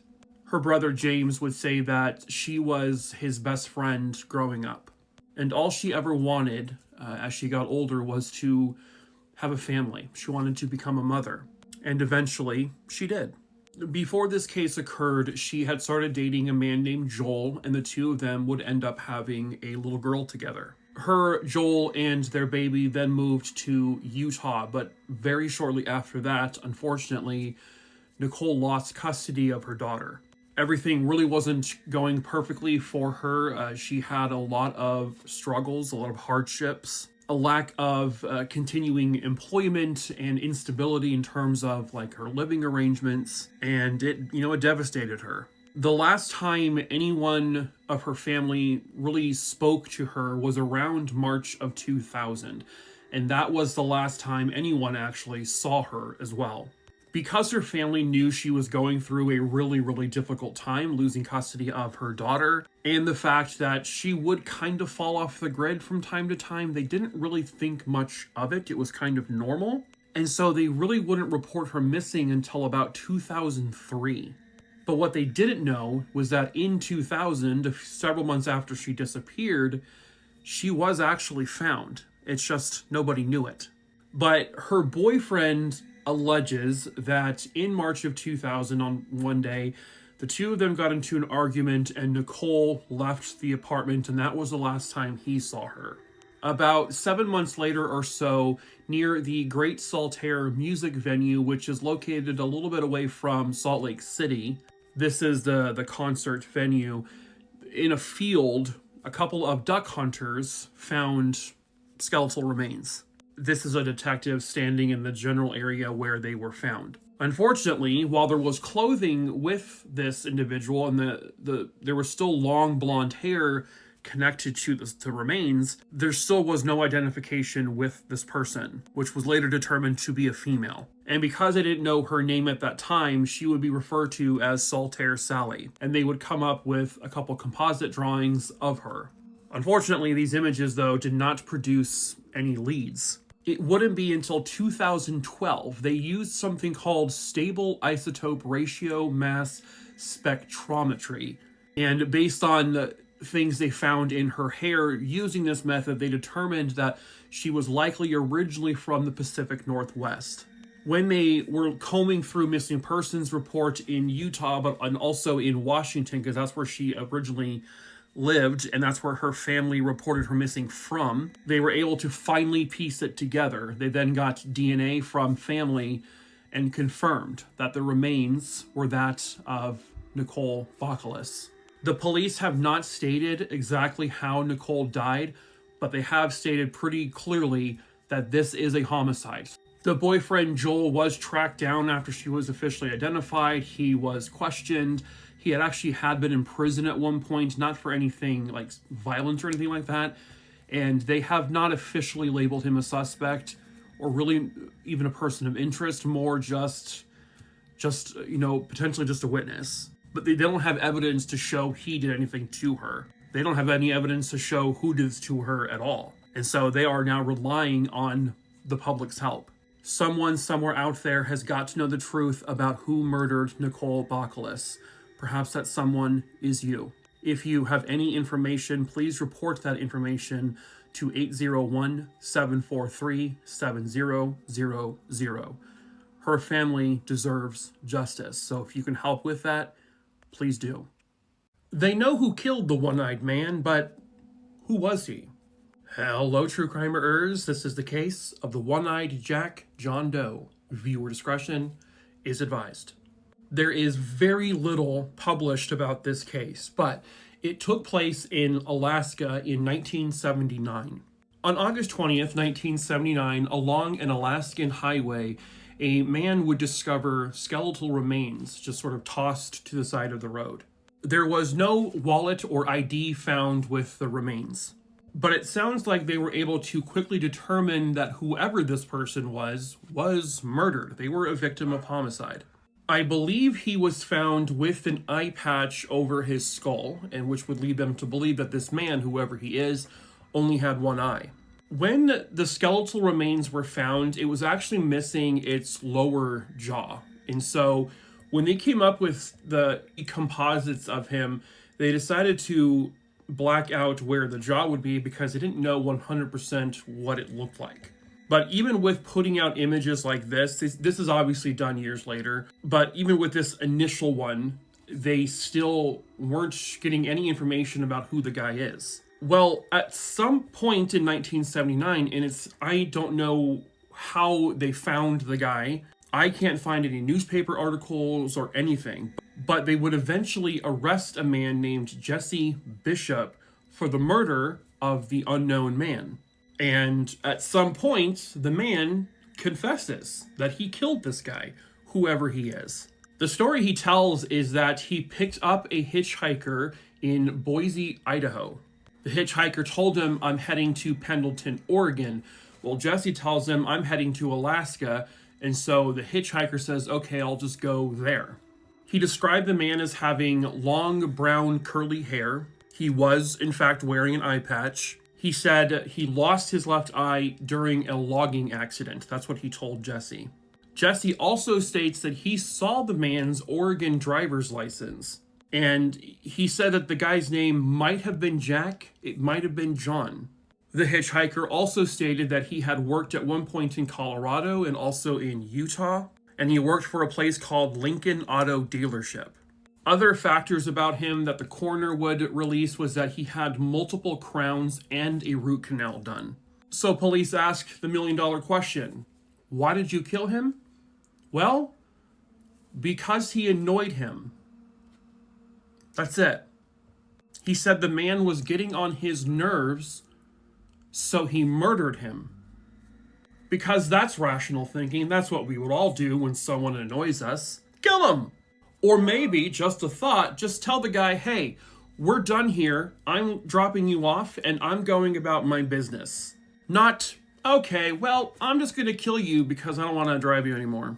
Which does also beg the question, were there other motives involved here? But people have also killed for less.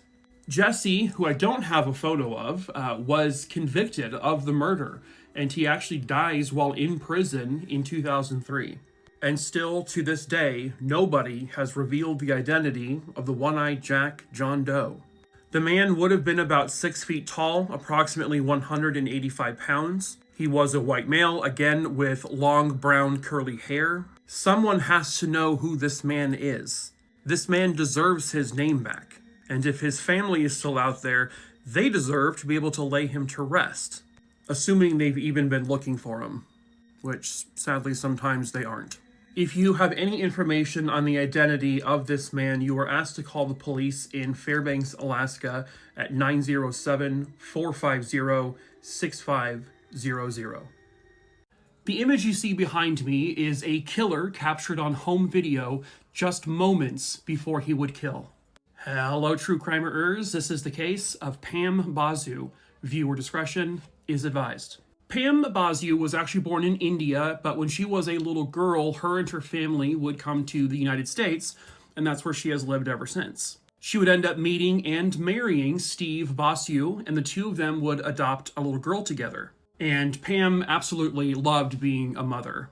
Pam was an incredibly intelligent senior research chemist, and she was working at the time for a company called W.R. Grace. And Pam was really close to receiving an award for all the work that she did. Specifically, her work would help lead to saving the automotive industry like billions of dollars.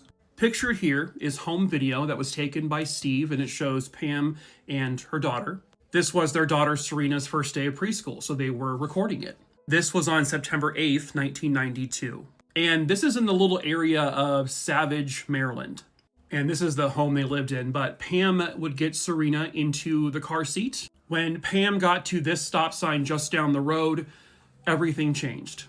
Two young men came from both directions and began to ambush her. and one of the men punched her through the open window. One of the men gets into the passenger side of the car, while the other man begins to try to rip Pam out of the vehicle. Pam is screaming for help, and she keeps screaming the words, "My baby, my baby." Her child is in the back seat. And I don't know if they know for sure if Pam got stuck in the seatbelt or if she was holding on for dear life because she did not want to abandon her child. But for 2 miles, these men did not stop the car. They took off and they dragged Pam, scraping her body along the pavement. Her head would bash against the asphalt numerous times. They would then get to this corner where they would get out of the car and they would unstick Pam from the seatbelt. They then went to the back seat. They grabbed the baby who's still in the car seat. They took the entire car seat out and they literally threw the baby in the car seat into the grass next to this corner. While all of this was happening, by the way, there were various people, neighbors, who were seeing it happen, and they immediately called 911 once this scenario, this scene came flying past their home. And now police are out there looking for this car, but not before they find baby Serena, who is thankfully alive and relatively unharmed. But the same could not be said for Pam. Pam, when they found her, she was deceased. They would believe, the coroner believes, that she was likely alive for almost a mile or so of this event. Police finally were able to catch up to the car where they were able to apprehend one of the suspects. This was one of the suspects. The other individual had fled the scene, but a few hours later, that man was also captured. Both men were then arrested and charged now with the murder of Pam, as well as a slew of other charges related to this. These men were 26-year-old Rodney Eugene Solomon and 16-year-old Bernard Eric Miller. I don't know what their plan was, but for whatever reason, they didn't just let Pam away off the car like right away and just take the baby out and put the baby outside gently and then steal the car. Why they continued to drive it with her dragging against the pavement, I don't know. I don't understand that. Now, Serena was super young at the time and she probably doesn't really remember much, but there's always going to be that trauma that lives inside of her brain. And obviously her husband was just beyond devastated. Everyone was. So Steve is looking through the video he took just moments before all of this happened. And he noticed something he didn't really pay much attention to or really notice as he was filming. So this is the video of Pam taking Serena and putting her in the car. And in the background, you see a young male walking just behind Pam and Serena. A few moments later, another young male walks by the same direction. These are the 2 men that would eventually murder Pam. And it was this video that helped solidify the case against both men to prove that they were definitely both there. Both men were convicted, and both men were sentenced to life in prison without parole. Rodney Solomon died in prison at the age of 52 in 2018. Bernard Eric Miller, the 16-year-old, tried to appeal his sentence, stating that basically, he was 16 years old, he was a minor at the time, and that he should be resentenced, but the court said no. And his sentence of life without parole was kept. And a young girl had to grow up without her mom who died just feet from her in a horrific manner. But thankfully, this family got the justice they rightfully deserved. And by the way, this is the case where the term carjacking became a known phrase. And this is the case that helped make carjacking become a federal crime. I just don't understand why people even do it. Clearly the husband did it, but unfortunately they will never know for sure. Hello, true crimerers. This is the case of Pam Page. Viewer discretion is advised. This case occurred in Peoria, Arizona, which is just on the outskirts of Phoenix. In the late afternoon of July 22nd, 1989, a man named Rob Page enters his home to find that his wife is no longer there, and there is a typed-out letter on the ground. The letter essentially states that his wife, Pam, has left him for another woman named Sarah. And at the bottom of the letter, she signed it, Pam. Pam has never been seen since. Pamela Page was born on January 18th, 1957 in Arkansas. She grew up in a very big family. She had 7 siblings. At some point in the 70s, Pam met a man named Rob Page. The two of them hit it off and they began dating, and by 1977, they got married. By 1983, they had left Arkansas and moved to Peoria, Arizona, and they opened up a video rental store called Fast Forward Video. For the most part, their marriage seemed normal. Other than maybe a rough patch or two, they had a good marriage. Their video rental store was doing really well. It was making them a good income. In July of 1989, Pam goes to visit her family on her own in Arkansas. This is actually the last photo of her in Arkansas. She was in really good spirits. She was happy to be with her family. She told them how much she was in love with her husband, Rob. They were planning on buying a new house. They wanted to open up a second rental store. And she just seemed to be really, really good. Her family was happy to see how happy she was. But when she left, they had no idea that that was the last time they would ever see her again. According to Rob Page, on the night of July 21st, 1989, he woke up in the middle of the night and saw that Pam wasn't in bed with him. He goes downstairs and she's on the couch. She says she's not feeling really well, her back is hurting, she'll be up in a little bit. She never went back upstairs though. He goes downstairs around 7 o'clock in the morning. He sees Pam on the ground sorting out clothes to give to Goodwill. Pam said she still wasn't feeling well and asked if Rob could open up the rental store that morning, and he said of course. Several hours later, Rob comes home to find that Pam is gone and there's a note on the ground. This is the actual note. Feel free to pause and read it if you want to, if you can see it all. But apparently this upset Rob, and he said that he was so angry that he decided not to tell anyone. But eventually, one of Pam's sisters would call Rob on July 26th, asking if she was doing okay, because when she was in Arkansas, she was also complaining about feeling really sick. And that's when Rob finally told someone in her family, oh, she's gone. She's like, what do you mean she's gone? She left me. She was now with another woman. And so her family asks if he could fax them over the letter. He does, and they find something immediately suspicious. The name Pam, which is signed at the bottom of the letter, did not look like Pam's signature. So the top one is the one that was on the letter itself.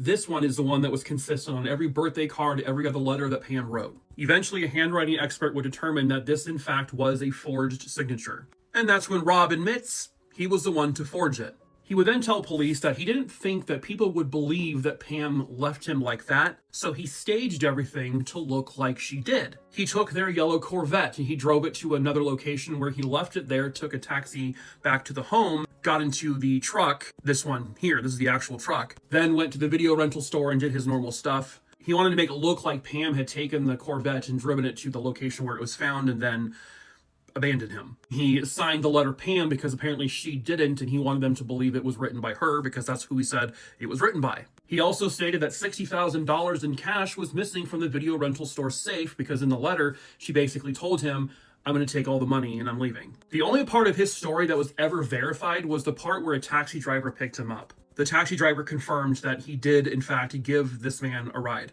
Police tried to find this woman, Sarah. The family had no idea who she was, and they never found this woman named Sarah. When confronted with the fact that now a handwriting expert has said that that signature is forged, Rob changes his story. Rob says he found the letter typed up on the computer. He then confronted Pam about it, and she said, it's nothing. I wrote that, weeks or months ago when we fought, but it's just in the past now. They got into an argument over the letter. The following day, he goes to the video rental store. He comes home around noon, and he finds the inside of the house in complete disarray. Things were everywhere. Pam's credit cards and keys were on the kitchen counter, but her and one of their dogs, a dachshund, was gone. Then he says that's when he added 4 lines to that letter himself, printed it out, signed it with her name, and then he continued to stage the scene like he said in his first story. Obviously, this is like, what? One of Pam's sisters would eventually contact a woman named Carol Pate, who was a psychic. And the clip I'm about to show you is the actual clip from Unsolved Mysteries of her actually relaying the story she said she had. Here's the story about the psychic, the story she gave. And so she goes out to look for these things. She finds, in Peoria, Arizona, next to a railroad track, a factory. Just next to that factory, a sign with the phone number, 241. And one of the roads it takes to get to this area, Coolidge. Pretty eerie. Clearly the man the psychic is talking about in that vision is Rob. But who is the woman? No one knows. Rob has denied having anything to do with whatever happened to Pam. But Pam has never been seen by anyone. She has not made contact with anyone. She has not used her bank account. She has not used her social security number. Foul play is obvious here. And clearly, it seems to be the husband. However, they never had any evidence to formally arrest him or indict him or anything. And so if he did something to her, he got away with it. In 2009, Pam's family was informed that Rob has died. He died of cancer that they never knew he even had. And then in 2017, the police in Peoria, Arizona, write to the family and state that if Rob was alive today, we would be arresting him for the second-degree murder of Pam. But with his death, they now consider the case to be closed. But it isn't, because Pam still isn't found. If Rob won't have to face justice, at least they need to know where she is. And with his death, he stole that from them. But maybe someone somewhere out there knows where she is. Maybe this woman, the psychic, saw. Rob's dead now, okay? You can come forward. Even if it's anonymously, you can come forward, and you should. If you have any information on the whereabouts of Pamela Page's remains, please contact the Peoria Police Department at 623-773-8311. Do the right thing and come forward and give her family the answers they deserve. He tried to say she did it to herself. No, she didn't. Hello, true crimerers. This is the case of Pamela Shelley. Viewer discretion is advised. Pamela Shelley was born on July 25th, 1969, and she was born and raised in a city called Ashdown, which is in Arkansas. And this is like a really small town, very tiny population. She grew up with a very hardworking family. Her mom was working in a nursing home. Her dad was a truck driver. She also had a brother and a sister. Pam was always described as a really caring and very friendly person to everyone. She was someone who always possessed a motherly type instincts. She always wanted to become a mom. Her and her high school sweetheart, Jessie Suggs, would end up having 2 kids together. They had a daughter named Kayla and a son named Dustin. Their marriage, however, would end up ending in divorce. And Pamela would reconnect with another high school friend of hers. This man here, Ronnie Hendrick. So she would end up leaving Ashdown, Arkansas, and going to be near Ronnie's family in Cuero, Texas. On July 6, 2001, police in Cuero, Texas got a 911 call that someone has been shot. Police would enter the home of Ronnie Hendrick and Pamela Shelley. They walk into the bathroom, and on the floor in a pool of blood was Pamela Shelley. She was deceased. There was blood running down the walls. There was a gun holster on the counter, and then the gun itself also on the counter. According to Ronnie and the first responders, they asked Ronnie to move the gun out of the way so they could, help Pamela. So he picks it up and he puts it on the counter. Ronnie tells police Pamela did it to herself. He was out on the front porch when he all of a sudden heard a loud pop. He ran into the bathroom where he saw Pamela dead. To police, everything about the scene screamed suicide. And that's how they ruled it. But everyone in Pamela's life would say, no, that can't be. When police arrived, they see a trailer hooked up to a vehicle. There's a bunch of things loaded up in that trailer. It looked like someone was either moving in or moving out. Well, they would find out that Pamela, in fact, was moving out. You see, Ronnie had been abusive in their relationship. But the final straw for her was when he put hands on her daughter, Kayla. She said, that's it, we're done, I am going back to Arkansas. Pamela had a recent phone call with her ex-husband. The two of them had made arrangements to get back together, and she was going to move back to Arkansas to live with him and bring the family back together. But sadly, that never came to be. Police eventually became skeptical of Ronnie's story. They asked him to take a polygraph test, and he actually said, yeah, I'll do it. They scheduled not 1, not 2, but 3 separate appointments for him to take this polygraph. He skipped every appointment. But they didn't have any evidence that he actually killed her. No one saw what actually happened, according to him. The kids didn't really see or hear anything either, but it was her kids who found her body. Several years would go by, and detectives who were adamant about getting the answers in this case would retest evidence, namely the gun. They were going to see if it had any kind of touch DNA on it to show that either Pamela had handled the gun or someone else. However, when they actually got the gun and they swabbed it for DNA, there was nothing. It had been wiped clean.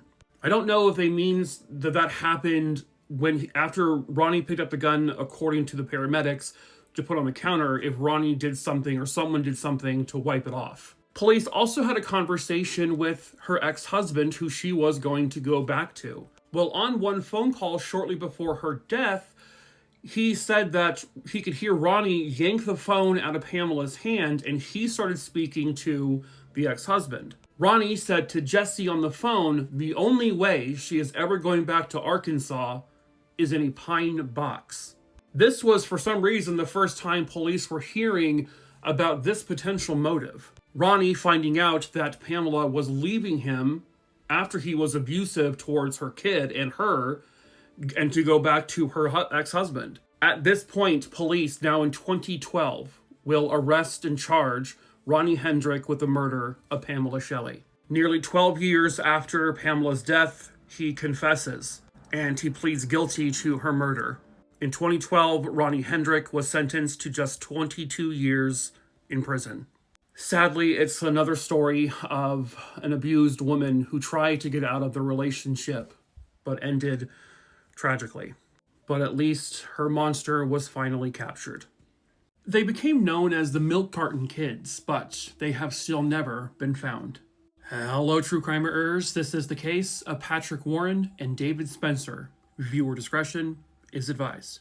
This case takes us across the pond to Chelmsley Wood, which is in Birmingham in England.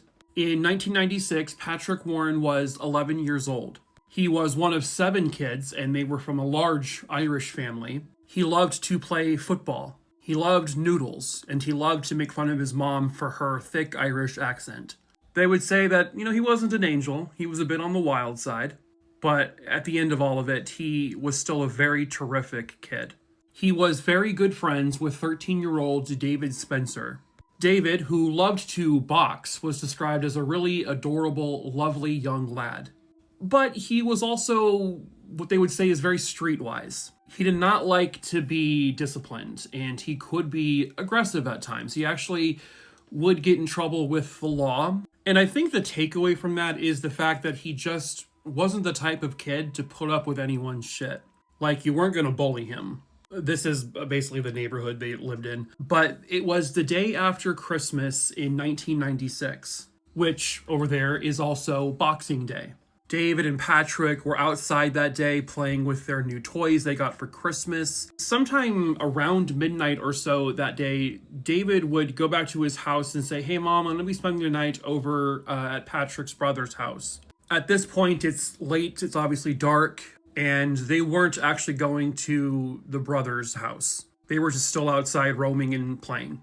Patrick was on his new bike. He had just gotten this for Christmas. But after about 12:45 in the morning, the boys were never seen again.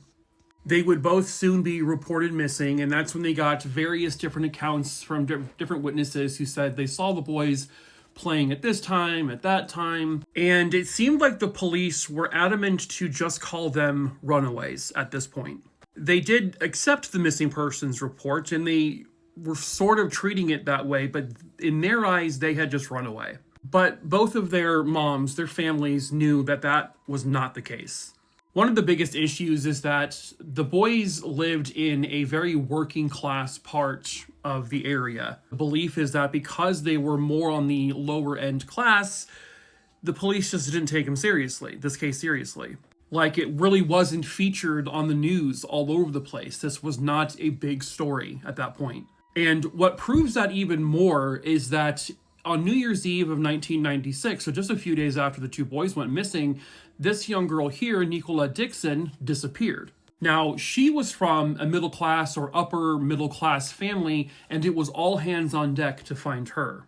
Her case did go all over the news. She was eventually found murdered in a graveyard, and her story took over everything.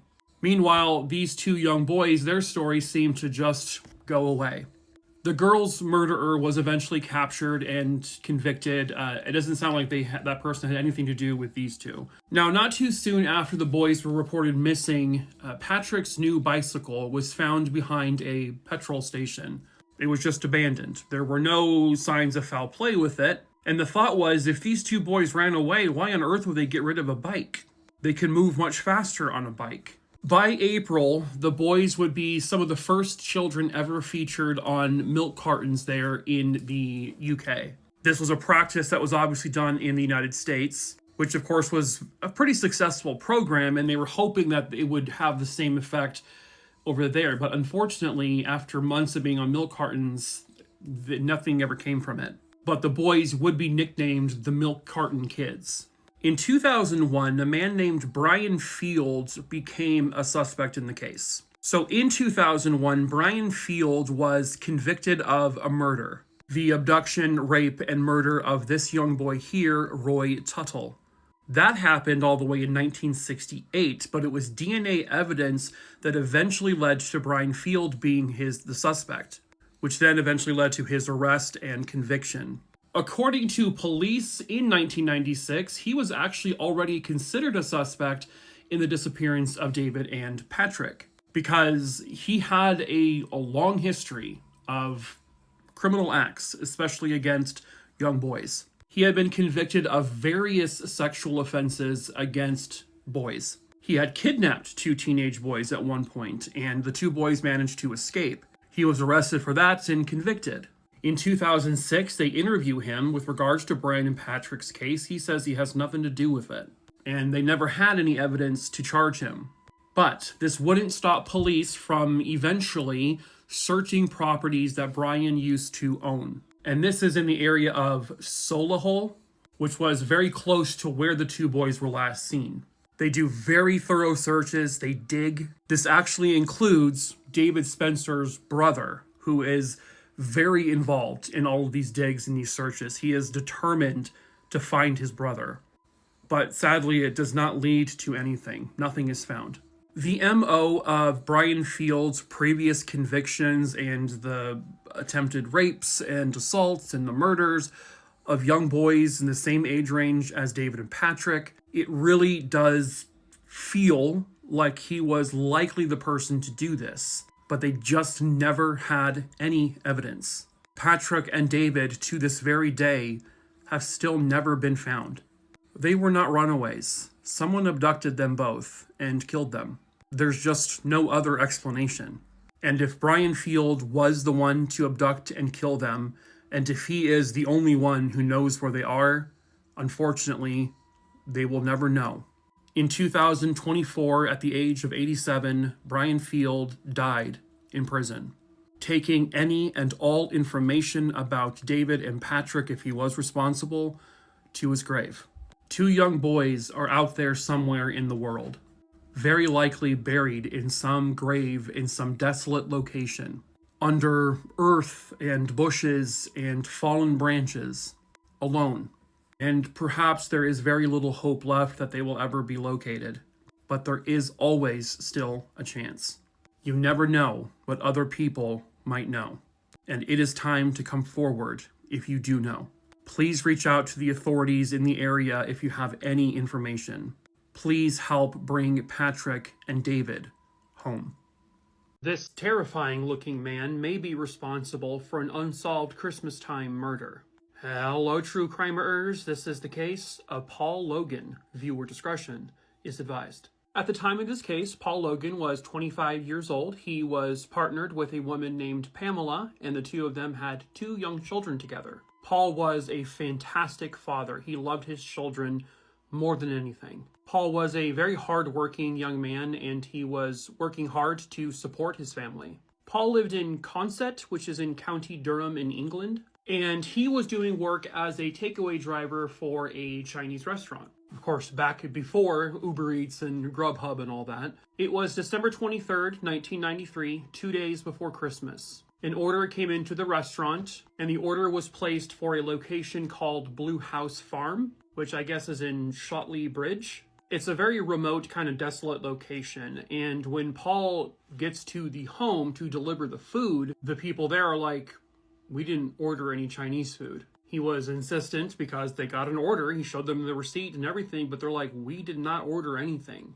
They apologized, and at that point, it looks like, the restaurant was scammed. Someone called in a hoax, a fake phone call for an order that wasn't real. So Paul gets back into his car and begins to drive down the long driveway. Now, when he arrives, the gate, which is right here, was opened, but apparently when he turned around to leave the property, the gate was now closed. Several hours go by, and the owners of the house, who the order was called into as a hoax, well, they noticed that Paul's vehicle was still there on their property, near the gate. And this is an actual image of his vehicle. And so they contacted police because they were concerned, like they don't know what this was about. When they arrive, they do find the car, no one's in it, and as they begin searching the area, they find Paul. Paul is dead, and his body was roughly 50 yards from where his car was. And just like that, this loving, hardworking father of 2 young children 2 days before Christmas is gone forever. Paul had been struck over his head with some sort of blunt force object. Whatever weapon was used, however, was not at the crime scene.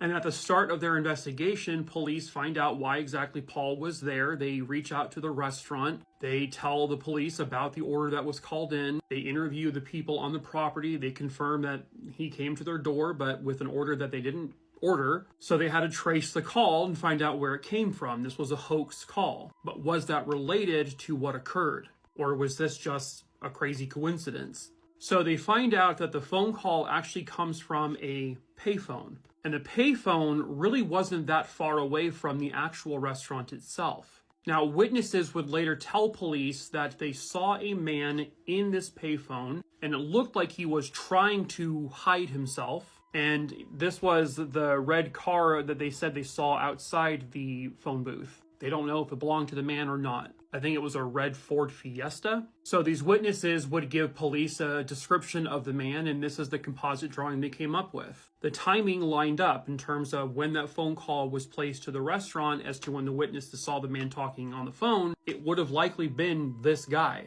but they don't know for absolute certainty. Whoever this guy is, they put his image out on the news. They've done recreations there in England, and this person's never come forward. No one has ever identified him. And no one really knows if he was involved or not. And then the question is, was Paul specifically targeted?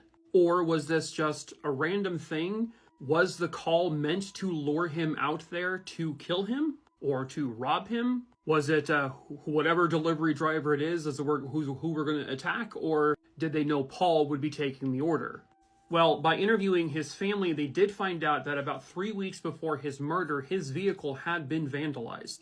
On the roof of his car, someone had written in there the words "no legs," and I'm not sure what exactly that means. And then after his murder, when he was buried, a couple of weeks after he was buried, someone had defaced or done something to damage his headstone. So it sounds like he was the target of something, but was it related to the murder? There really wasn't much evidence found with his vehicle. There was no evidence found with his body. The murder weapon, like I said, never found. I don't know if they tested or dusted the payphone for fingerprints and all that. I'm not sure what good it would have done, considering how many people may have used it after the fact. I don't know if they have any DNA evidence. It doesn't sound like they do. But the coincidence is just too extreme. They knew that whoever made that phone call, whoever lured this delivery driver to this property, did so on purpose. And that person, whoever it may be, attacked and then killed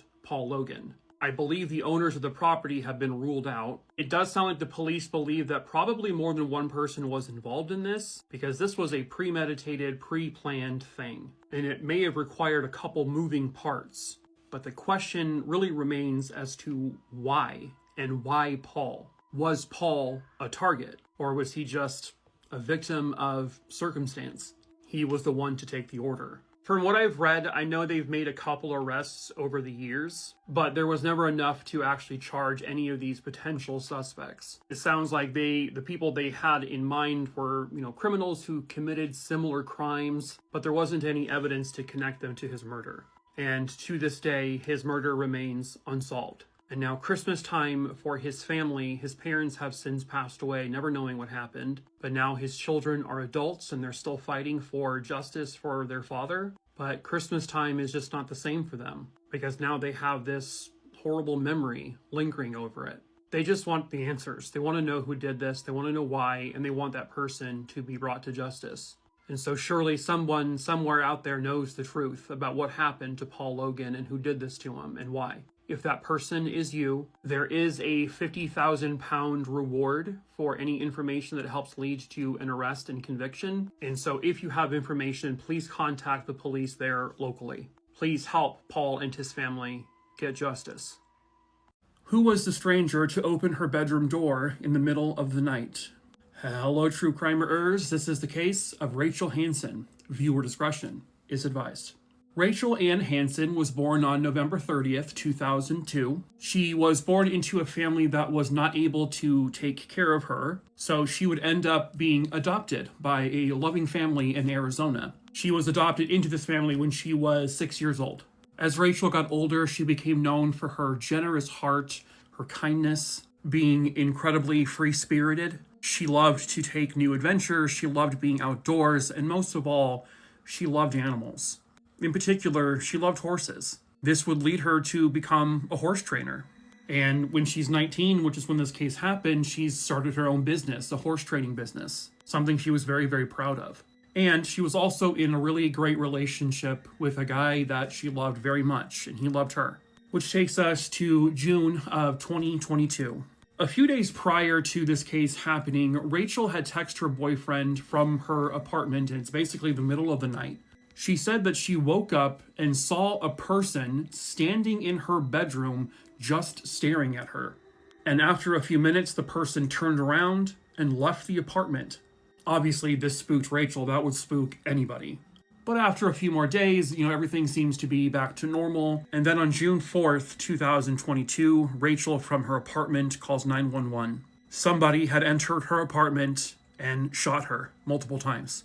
The police rush to her apartment. They take her to the hospital. Rachel, pictured here with her mom, was in surgery for a few hours, but unfortunately, they were not able to save her, and they would pronounce her deceased.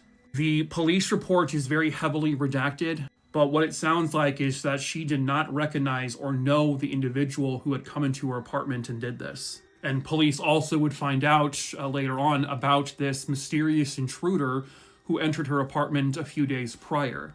Was it the same person? I mean, more than likely, but they don't know for sure. I don't think the boyfriend is a suspect. I was actually watching an interview he did, and you can clearly tell just how absolutely devastated he is by this. He wanted to marry her. They were going to spend the rest of their lives together, and this it destroyed him. I did read in one article, in some of the non-redacted portions of the police report, Rachel had been subleasing her apartment before she moved back into it in 2022. So I think there is some speculation that perhaps the person who entered her apartment had some connections to that individual who was living there prior. Because when that break-in occurred a couple of days prior to her murder, when she finally got up and kind of looked around the apartment, she saw a jar of pickles on the counter, which she did not own and she did not buy it. It seemed strange that someone would enter her apartment and bring pickles.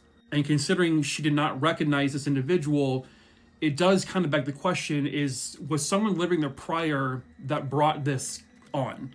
But the police have investigated several leads. They have talked to many, many people. And they did say at one point they had a person of interest that they were considering, but they just did not have any evidence to go forward with any kind of investigation into them. And they seem to have exhausted all of their leads at this point. And they are still left here a few years later with questions, with a mystery that has yet to be solved. This was only 3 years ago. The person who did this is still very much out there. And there are definitely people who also know who they are. They know who did this. And maybe you're afraid to come forward. Maybe retaliation is something you fear, and that's understandable. But a woman is dead, and justice needs to be served. Her family deserves that, and so does she. Someone, somewhere out there, knows the truth about who killed Rachel Hansen in 2022. Perhaps that someone is you. If you have any information on the murder of Rachel Hansen, please contact the Gilbert Police Department at 480-503-6500. You can also leave an anonymous tip at 480-WITNESS. She gave a piece of her body to save a stranger's life, and then days later, she's murdered. Hello, true crimerers. This is the case of Renee Pagel. Viewer discretion is advised. This case occurred in 2006 in Rockford, Michigan. It was August 5th, 2006. Renee Pagel's father would enter her home after they had not heard from her in a while. And what he found was absolutely nightmarish. His daughter, 41-year-old Renee Pagel, was murdered. When police arrive, there is just blood everywhere. All over the bed, all over the bedding. It's on lampshades. It's on the walls. It's on the ceiling. And this is because Renee Pagel had been stabbed 50 times. Renee Pagel was born on July 29th, 1965, and she lived her entire life in Michigan. Renee was someone who would show kindness and grace to everybody. She was a very deeply caring individual. She wanted her life to be about helping others. And so she became a nurse and eventually a nursing instructor. She was married to a man named Michael Pagel at one point, and the two of them had 3 kids together. And Renee loved every single moment of being a mom. Motherhood was just something that was built into her DNA. Shortly before her death, Renee did something remarkable. Renee found out that one of her students, their father, had a kidney disease, and they needed a new kidney. And without hesitating, Renee offered her kidney to the student's father. She didn't even know him, never even met him. And she did it.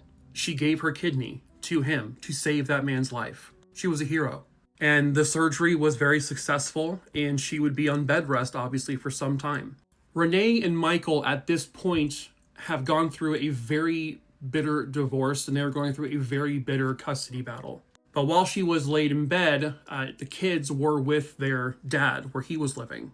And then Renee is found brutally murdered in her bedroom. So this is the property that Renee was living on. It was like a big farm property. Not exactly surrounded by a lot of neighbors. But next to the property, they had this barn with an upstairs apartment in it, and there was a tenant living in there when Renee was killed. So that kind of became their first suspect. They looked into him, they questioned him, he was very cooperative, he did everything the police asked, and they would eventually decide that he was not responsible for Renee's murder, and he was cleared. And then police began to learn about the bitter divorce and custody battle that was going on between Renee and Michael. Renee was the breadwinner of the family before the divorce. She was working multiple jobs and supporting everyone, including Michael. Michael was at one point just working a part-time job, and eventually kind of just did away with that to stay home with the kids. Michael was a master gaslighter, as Renee's family and friends would say. He would guilt trip her all the time. And then he was the one to initiate the divorce. But he served her divorce papers deliberately in the middle of her teaching a class. He was a dick. He was a jerk. But that doesn't mean he killed her. Behind the property, just on the grass, they found an orange flashlight after the murder happened. It didn't yield any forensic evidence, though. At least not at that point. Like, no fingerprints or anything. But even after searching the property, they had no murder weapon. They don't know where the knife is. The flashlight was like literally the only piece of evidence they had. They talked to Michael's mother, and she tells police that he and the kids were staying at her home that night, and it was like a big sleepover type thing. And she says that at one point I heard the sliding glass door open, and then later I heard it closed. But then she later recants that when she is subpoenaed. They found a beam in Michael's house, a hollowed out beam, and when they opened it up, they found a hard drive. On that hard drive were scanned copies of a journal that Michael wrote. And in that journal was some quotes, one of them being, quote, "The bitch is such a drain. I am not appreciated for anything, not respected for anything I've done, or I am doing, or I will do. I must terminate with extreme prejudice," end quote. But then a couple of years go by. Police can't arrest anyone. But then one of her siblings gets in contact with Michael's brother, Bo. Bo would say that Michael was a liar who fooled everyone. They asked him, "Do you think he killed Renee?" He said to them, "I'm not sure, but I will tell you this. I will no longer defend him." He then tells police that a couple of years after Renee's murder, the two of them were out hunting, and Michael said something to him that was very strange. He pulled out a knife, Michael did, showed it to Bo and said, "This is how I finalize a divorce." And then he threw it into the river. Bo takes police to the exact area where this happened, hoping they can find the knife. They devised this big magnet type contraption, and they would have one person on either side with the rope, and they would slowly move it across, covering inch by inch. They found all sorts of metallic objects down there, but unbelievably, they also found the knife. Then they were able to link that flashlight found in the backyard also to Michael. At Michael's home, they found a blue flashlight. It was the exact same flashlight as the orange one, just it was blue. They found out that these two flashlights are only sold in a 2-pack. There were batteries in each one of those flashlights. They were able to link all the batteries to the same pack. And that was because of the lot numbers on the batteries. Michael denied ever going to her house the night of the murder. Well, now they know he's a liar. Michael Pagel was then arrested and charged with the murder of his ex-wife in 2020. He goes on trial and he is convicted. He would be sentenced to 25 years to life. He took a mother and a father away from their kids forever. Michael is exactly where he deserves to be, and hopefully he is there for the rest of his life. This woman is pure evil, and she killed someone in, quite honestly, one of the worst deaths imaginable. Hello, true crimeers. This is the case of Robert Curley. Viewer discretion is advised. Robert Curley, pictured here, was one of 3 siblings. He was born on May 27th, 1959. He was an avid outdoorsman. He especially loved fishing. He was always a very devoted family man. He loved his siblings. He loved his whole family. He was a great guy with a great heart. About as nice of a guy as you could possibly meet. Robert wanted a family of his own. He wanted a wife. He wanted a child. In early 1990, he met a woman named Joanne Chopak. The two of them hit it off. They started dating. And by late 1990, they were married. Joanne, this was her second marriage, and she had a daughter from that marriage. She met Robert. Her daughter was 4 years old. And Robert, he got his wish. He now gets to become a dad and a husband. He was happy. Then 6 weeks after they got married, Robert started getting sick. Robert was doing work as an electrician at this time. When he started getting sick, he and his crew were doing work at a chemistry lab. Robert's sickness started around October of 1990. It was a lot of very painful, stomach aches and headaches. His vision got kind of blurry. There was a lot of pain with this. This was going on from October of 1990 periodically until about May of 1991, when the pain and everything became so much more worse. It became excruciating. This guy was suffering, and nobody could figure out what the hell was going on with him. By the way, this is happening in Hershey, Pennsylvania. I think I forgot to mention that. But in May of 1991, he is hospitalized once again for the same symptoms, but it's just getting worse and worse and worse. The pain is unbearable. By September of 1991, still in the hospital, he is finally starting to get better. After 11 months of this torturous pain that he's been experiencing, finally signs of this finally going away. It didn't. On September 27th, 1991, Robert Curley would end up dying in the hospital after one last sudden surge of torturous pain and illness that came back out of nowhere. His wife, Joanne, decided to take him off of life support. She did not allow his family to be in the room when this happened. She wanted to be in there on her own. They would find out it's because she wanted to watch Robert take his last breath. Not out of love, out of evil and greed. After months of not being able to figure out what the hell was going on, they finally do some very rare tests with his blood and also his hair. Because as your hair grows, you can take little chunks of it and see at a time when someone may have been given some kind of possible poison. This is a very specific test that is not typically run in hospitals, but what they found in his system was very, very high levels of thallium, something that was at a time used in rat poison. When his illness first started, he was doing work at a chemistry lab with his electrician co-workers. So they at first thought, okay, did they do this to him? Did he expose himself somewhere here? When they go to the lab, they test everything. They don't have any thallium there whatsoever. And they never really did. They were able to collect a couple of Robert's thermoses, and using these rare tests, they discovered that there was traces of thallium in all of his thermoses. Someone was putting this in his drink and in his food. Someone was deliberately poisoning him to kill him. Only one other person had access to his food and drink. His loving wife, Joanne. On the day that he had this sudden surge of excruciating pain right before he died, well, Joanne had brought him pizza and beverages. She fed it to him while she was alone in the room with him. It's believed that she had been spiking his food and drink over 11 months with thallium. And after torturing him for 11 months and still him not dying, she finally got fed up and impatient and dosed that pizza and drink with a very, very high level of thallium. Why did she do it? Money. A $300,000 life insurance policy that would be paid to her, which it was, and she spent it, because she's not arrested until 5 years after his death. Also, she was having an affair the entire time he was sick. She is arrested and charged with the murder of her husband. They were going for the death penalty, but she said, if I confess, can I get a lesser plea deal? And they allowed it. I'm guessing this is because they could not physically prove she was the one poisoning him, and so in order for them to know for sure that she did it, they would have to agree to this deal. So basically, she pleads guilty to manslaughter, and she admits in court that she poisoned her husband with rat poison. She gave them the specifics on how she did it. She let that man be in excruciating, writhing pain for 11 months. She tortured her husband for 11 months. Made his insides feel like they were boiling. And quite honestly, it's just one of the worst ways a person could die.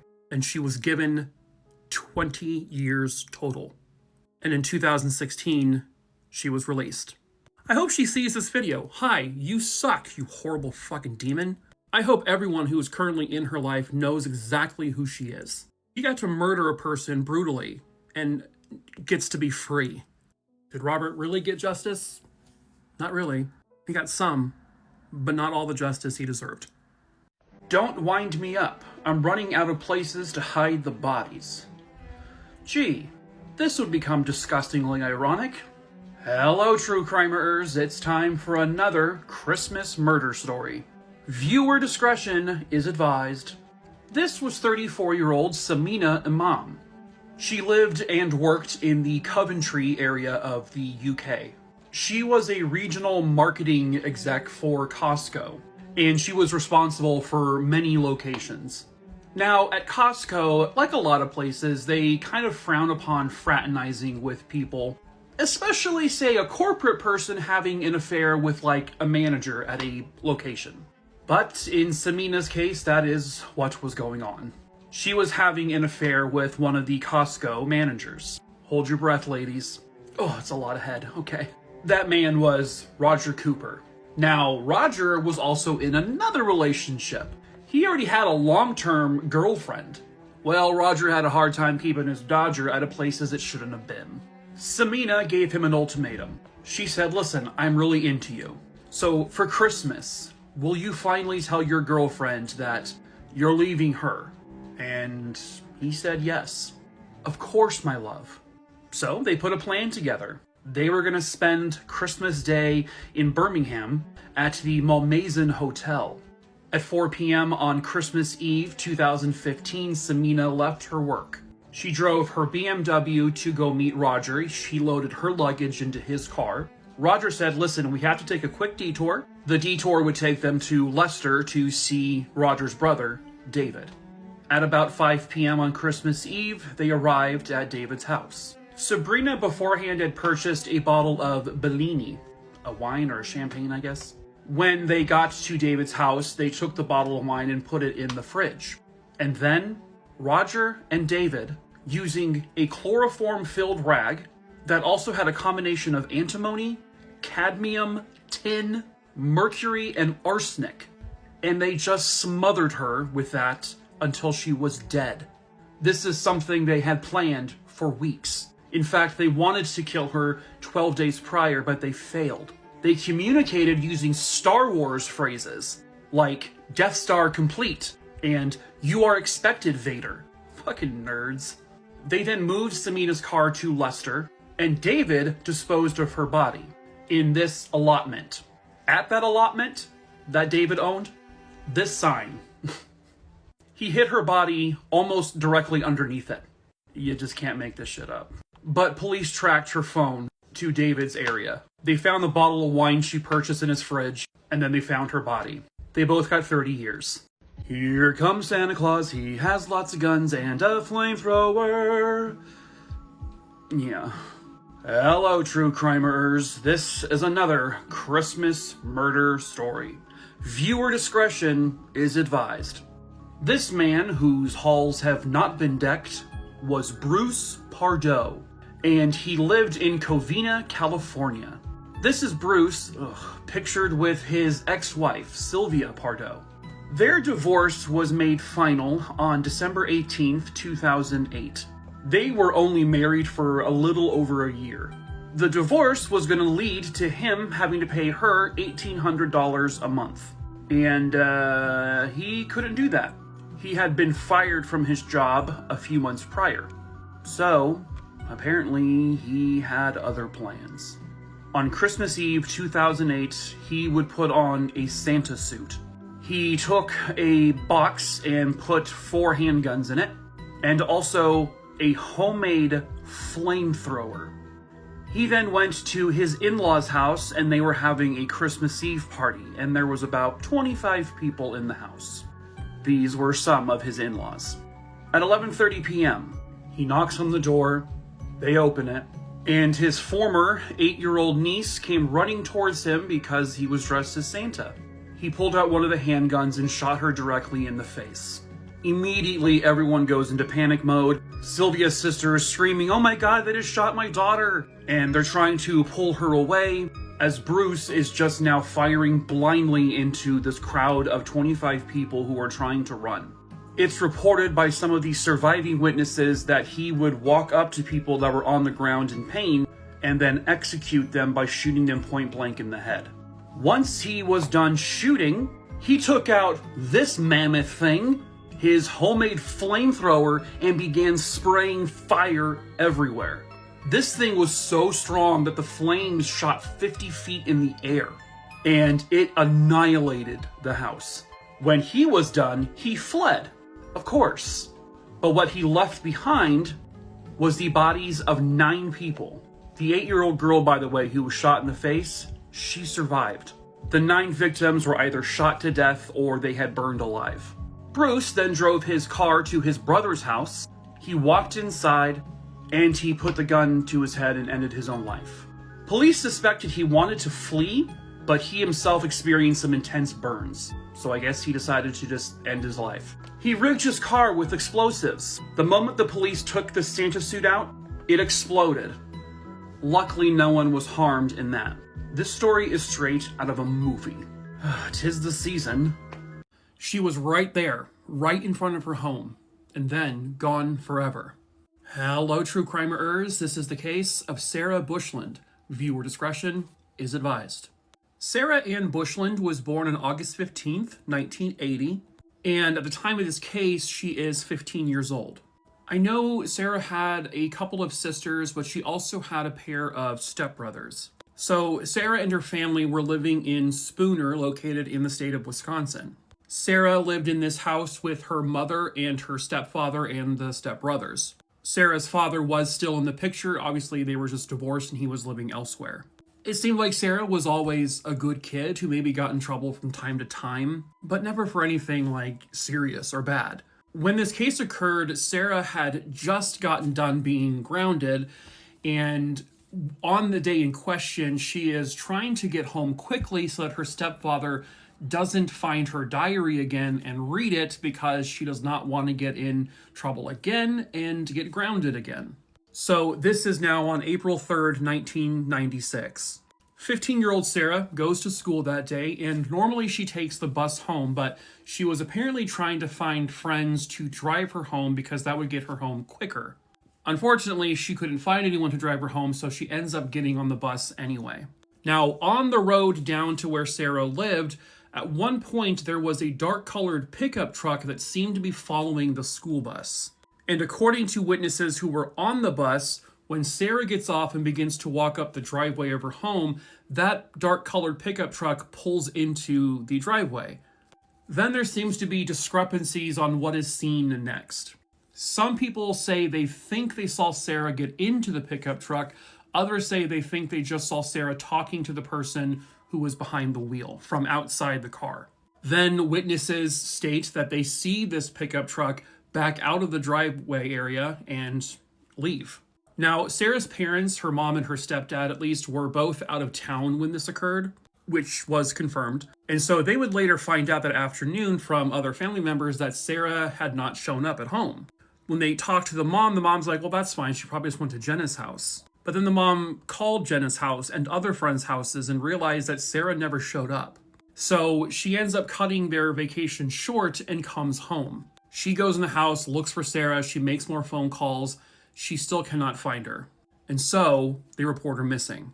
Unfortunately, of course, as always, the police are like, she's a teenager and she probably just ran away.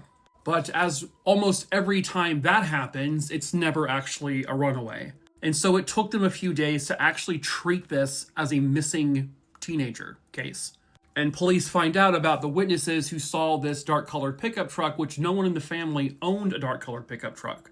But other friends of Sarah's would state that they think they know who might drive that pickup truck.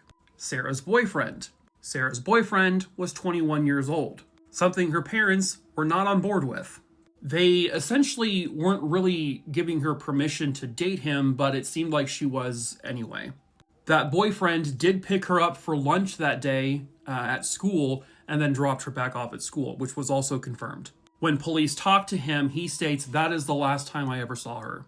What's kind of unbelievable, though, is that police don't actually search the Lambert property. Lambert's the last name of her stepfather. They don't search it until 1999, nearly 3 years later.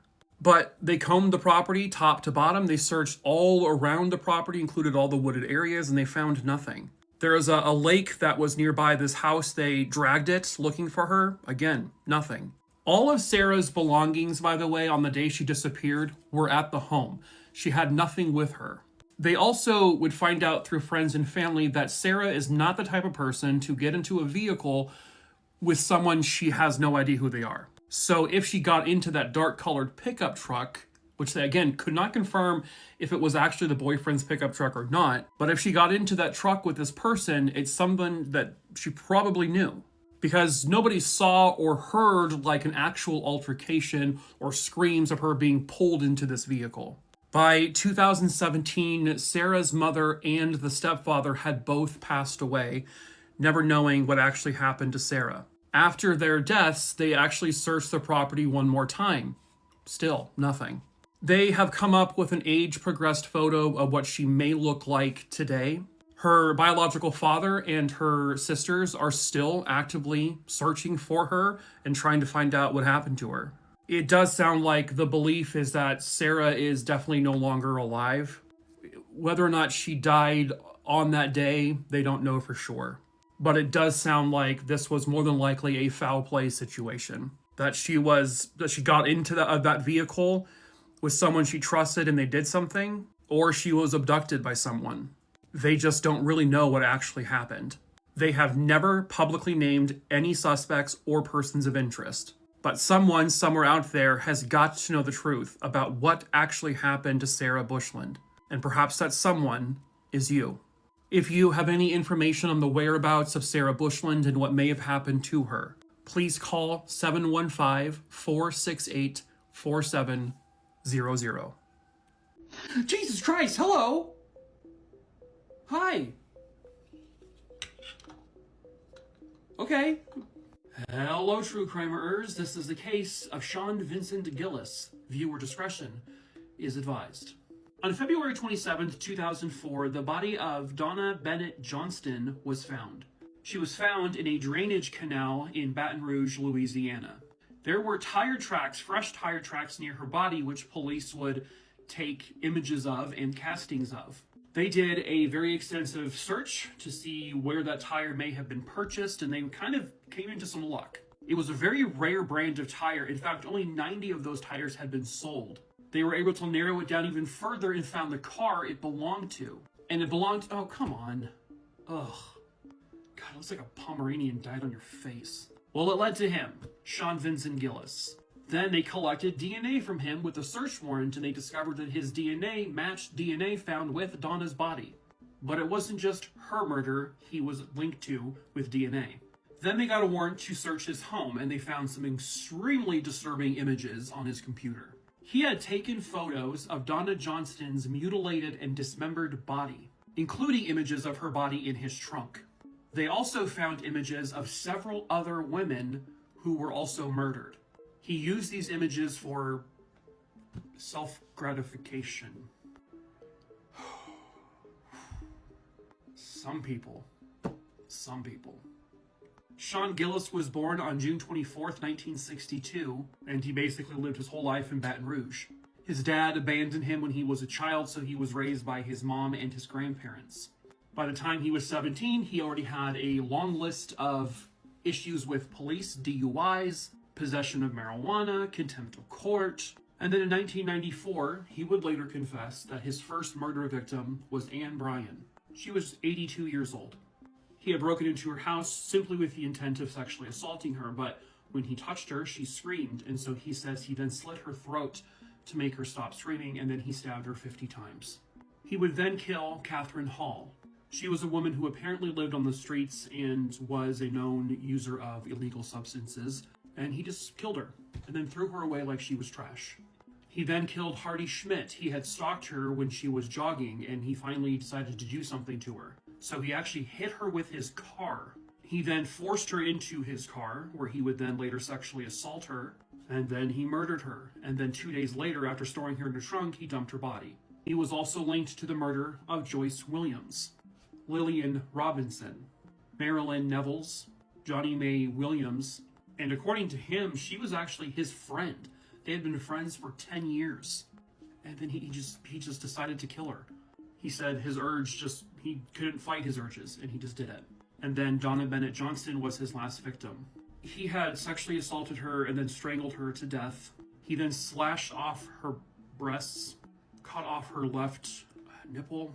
He cut out a tattoo she had on her thigh, and then he severed off her arm at the elbow. And then he just threw her away like she was just a bag of garbage. But it was his tire tracks that would lead to her killer being caught, which then led to the DNA, which then led to them finding out that the DNA was also on several other of these women. And so basically the caterpillared mustache piece of human garbage would end up just confessing. God damn it, I hate this photo. So in 2007, I believe, he would plead guilty to the murder of Joyce Williams. And then in 2008, he was charged with the murders of Catherine Hall, Johnny Mae Williams, and Donna Bennett Johnston. And he was convicted for every murder he was charged with. God, and he was sentenced to multiple life sentences without the possibility of parole. And he is just a... God, those eyes are utterly horrifying. He is just a sick man who did this for his own gratification. I don't understand how humans... that there are people out there who can be this way and be comfortable with it. Like, he was doing these things and it was easy for him. He was comfortable with it. It gratified him. I don't understand it. He ended the lives of 8 women. And some of these women, unfortunately, people just didn't seem to care about. And that's just what makes this, it just makes it worse. How are there people out there that exist that can do something like that to these 8 people or anyone in general? I hope his life in prison has been nothing but complete and utter hell on earth. A supposed law enforcement officer dressed like this arrested a woman in a parking lot. That woman was never seen alive again. Hello, true crimerers. This is the case of Sherry Dolly. Viewer discretion is advised. Sherry Renee Guess was born on February 2nd, 1961, and she was born in Lancaster, California. It sounds like she lived pretty much her whole life in California. At the time this case occurred, she's actually living in Ventura, California. Sherry became high school sweethearts with this man here named Mike Daly. The two of them started dating, they hit it off really, really quick, and they got married at a young age. Sherry loved kids. She loved animals. She loved babies. She loved taking care of babies and animals. And everyone knew her as just a really sweet woman, that they were just blessed to have Sherry in their lives. And Sherry actually ran a daycare center out of their home in Ventura. Everyone who brought their kids to her said that she was the most trustworthy person that you could leave your kids with. And Sherry was living the life. She had everything she wanted. She had a husband. They had 2 kids together, 2 boys. Then it all came to a very sudden and very deadly end. The morning of May 6, 1996, which was a Monday, Sherry would drop the kids off at school around 8 or 8:30 or so. Then, like she did every Monday, she would go to Target to get her weekly supplies. Sherry was captured on CCTV walking into the store, and then a short time later, she is seen walking out of the store. This is at about 9:22 a.m. This is where it gets wild, because a customer who was also in the parking lot as Sherry was getting into her van, they said they saw Sherry being... A woman walked up to Sherry and flashed a badge at Sherry and said, "You're under arrest." This witness observed this woman put handcuffs on Sherry and put Sherry into this little green car. Witness would describe the person, this supposed law enforcement officer, they don't know if they were police, FBI, or what, but it was a woman dressed like this. She had blonde hair, wearing sunglasses, some kind of business suit. Later that same day, Michael, who knows his wife very well, knows how punctual she is, knows how she would never abandon the daycare or her kids, well, she didn't come home, so he would report her missing. And soon, it became all hands on deck to find the missing mother of 2. They find a van in the parking lot. This is the van she used for the daycare. Her purse and the things she bought at the store that day were in the car. Nothing was stolen. Well, the local authorities, they couldn't figure out who on earth arrested her. Sherry had no warrants out. They were quickly piecing together that this was a kidnapping. Michael makes appearances on the news pleading for his wife's safe return, but they also start looking into Mike. He says he was at work. He worked at a local Vaughn's grocery store, and it was confirmed he was at work during all of this. When they asked him how the marriage was, at first he said, "Oh, we're doing great. It's a perfect marriage." But then he soon changes that story to say, "Well, actually, I was having an affair." And boy, was he. He was having an affair with a woman he worked with at the Vaughns. Her name was Diane Hahn. Sherry knew about Diane. As a matter of fact, Sherry's friends would say that Sherry found out about her and she confronted Diane, Sherry did. But Sherry, despite all this, would tell her friends and family, "I'm still going to stay with Mike because I want this marriage to work. I don't want to screw anything up with the kids." And it turns out this wasn't the only affair Mike had. This is not even the first Vaughn's employee he had an affair with. Police will go to where Diane Hahn lives, and they are caught by surprise. The police arrive at Diane's home. She opens the door. She's in a nice little black negligee, and right behind her is a partially nude Mike. This guy, Mike Daly. He's still having an affair with her. While his wife is out there missing, he is having sex with his mistress and not looking for his wife. They then go to the police station. Diane says, "I was out on my bike. I was riding my bike that day. She had scratches on her head and police noticed that." She goes, "Yeah, it's because I fell off my bike into some bushes." Most importantly, she did not look like the woman that was seen in the parking lot. The witness who saw the whole thing in the parking lot said the car that they saw was a teal sedan. It was this exact car. Police, doing their due diligence, looked into rental companies, and they found out that a teal sedan had been rented out on the day in question. They find that sedan. They find blood caked into the flooring of that sedan. It's also missing one of its side mirrors. And in the seats, they also found a couple strands of what looked like human hair. However, they would soon determine that this was not human hair, it was wig hair. That woman might have been Diane Hahn in a getup. Well, they would find a wig shop who in fact sold a wig to Diane. A blonde wig, just like this one. They also found out from co-workers at the Vaughns that Diane had talked about sacrificing someone because she was practicing witchcraft. This all happened to be the same week that Sherry disappeared. June 1st, 1996. Her body is found. A group of searchers found a pair of sunglasses that would later be identified as belonging to Sherry. They walked down this little steep embankment, and they find her partially buried. 35-year-old Sherry had been beaten and stabbed to death. Diane Hahn is arrested and charged with the murder of Sherry Dolly. Then police found out that another mistress of his at the same Vaughn's, well, he had asked her if she could find someone to kill his wife. Well, that didn't work, so he started sleeping with someone else. Well, this person was willing to do the dirty work, so he too was arrested and charged with the murder of his wife. He just simply didn't want to divorce his wife and go through all of that. It's apparently easier to just have them killed. He is found guilty on all charges and he is sentenced to life in prison without parole. Diane Hahn goes on trial. She too is found guilty on all charges and is sentenced to life in prison without parole. Now, 2 children who would end up going with family no longer have their mother or their father. And he got absolutely nothing out of it. I sincerely hope he drops the soap every single day.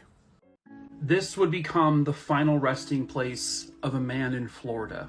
And this is Worst Deaths Imaginable, number 43. Viewer discretion is advised. This was Jeffrey Bush of Seffner, Florida. And he lived in this home with his brother, his sister-in-law, and his niece. The house was built in the 1970s, and there was never any indication that anything was wrong with the home. On the night of February 28th, 2013, Jeffrey was asleep in his bedroom, when all of a sudden, in the middle of the night, Jeffrey's brother, Jeremy, heard his brother screaming for help. They also heard some really loud crashing noises. When Jeremy got to the room and looked inside, Jeffrey was gone. His bed was gone, his dresser was gone, his TV was gone. Because a massive sinkhole had opened up inside of Jeffrey's room and it swallowed everything inside. At the time, Jeremy said the sinkhole was about 20 feet wide and roughly 6 to 7 feet deep. Jeremy, not thinking of anything, just jumped in the hole to see if he could find his brother. He said he thought he heard his brother calling his name, screaming for help, but he couldn't actually see Jeffrey anywhere. Just a dark chasm with Jeffrey's furniture. There was water pooling everywhere. Within minutes, firefighters, rescue workers were there. And because sinkholes are so unpredictable, the rescuers pulled Jeremy out immediately, and they all vacated the house. In fact, the sinkhole was still crumbling. The first thing the rescue team did was they took a microphone and put it onto a string, and they put it down to see if they can hear any signs of life. They didn't hear anything. But as they were doing that, the sinkhole collapsed again. And at that point, it spread to be about 30 feet wide and about 20 feet deep. There was no safe way of trying to see if they can even save his life or recover a body if he was dead. I don't know, and they don't know how long he survived, but based on the fact that he was screaming, he was likely alive at the very least for a few minutes before either being crushed to death, suffocating, all of the above, and it was impossible to get his body. They would raise the home and build a fence around where the sinkhole was and poured it with a bunch of asphalt, burying Jeffrey forever. They said there's a slim chance his body could get sucked into a nearby waterway, but it's unlikely. 2 years later, the sinkhole reopened, and they had to also demolish the homes around it. This one is terrifying. When they were finally identified, it only made the mystery that much more perplexing. Hello, true crimeers. This is the case of the Sumter County Does. Viewer discretion is advised. This case takes us to the South Lynchburg area of South Carolina back in 1976. Along this secluded dirt road off of Interstate 95 near Sumter County, South Carolina, a truck driver would find 2 bodies on the side of the road. There was a male and a female. Neither of them, however, had any identification on them. It looked as if they had been there only for a short time. They weren't really in any kind of stages of decomposition yet. And both of them had been shot through the back of their heads 3 times. And this was done with a .357. And this was very clearly a dump site. This is not where they were killed. And the person didn't even try hiding them. They just threw them probably from their car or whatever and just left them out in the open. And this was on August 9th, 1976. You can actually see their actual faces as they were found online, but I'm not obviously going to show them. But these were some of the early composite drawings that came up with them. And law enforcement just presumed that the two of them knew each other, and also believed it's possible they may have even been a couple. They looked to be about the same age. They had no defensive wounds anywhere on them. This clearly was an execution-style killing. There was some beliefs that there may have been a truck driver who was known to do some misdeeds in the area that may have done this, but they would look into him and discovered that he had a very airtight alibi. There was also a point where Henry Lee Lucas, the confession killer, was possibly the suspect here, but they can never link him to them either. They put these images out all over the news. No one knew them. No one at all could identify them. There was one witness who thinks they may have seen at least the guy and refer to him as maybe being named Jacques. And so they would actually call him the Sumter Jock Doe. And then she was just named Jane Doe. Maybe this was a carjacking. Maybe it was a serial killer. Maybe. There's so many different possibilities. They would both be buried in paupers' graves with unknown names attached to them. And at some point in the early 2000s, I believe, they were exhumed to see if they can get any kind of additional forensic evidence from them, like DNA, that kind of thing. And in 2009, it didn't really produce any results. Then by 2021, the DNA Doe Project would become involved in this case. They would partner with the Sumter County Sheriff's Office, and they would end up taking care of the financial aspects of this, and they would run it through their genealogical databases, their DNA. And that is how they finally figured out who they were. He was 29-year-old James Paul Freund. Born in Massachusetts in 1946, eventually he found his way to Pennsylvania with family. He at one point was enlisted in the U.S. Army. After that, he got married, and he and his wife had a child together, but then they would end up getting divorced sometime in the 1970 or 1971. James was last seen by anyone, his family, on Christmas Day 1975 in Lancaster, Pennsylvania. James was never officially reported missing because he was known to travel for long periods of time. The woman was identified as 24-year-old Pamela May Buckley.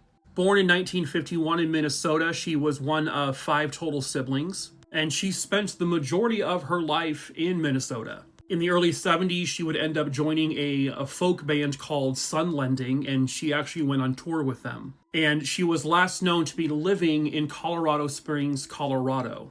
Her family reported her missing by the end of December of 1975. She was last seen in Colorado. He was last seen in Pennsylvania. They are both found murdered next to each other in South Carolina. So when they were identified and their families were notified, it brought more questions because neither of the families knew of the other person.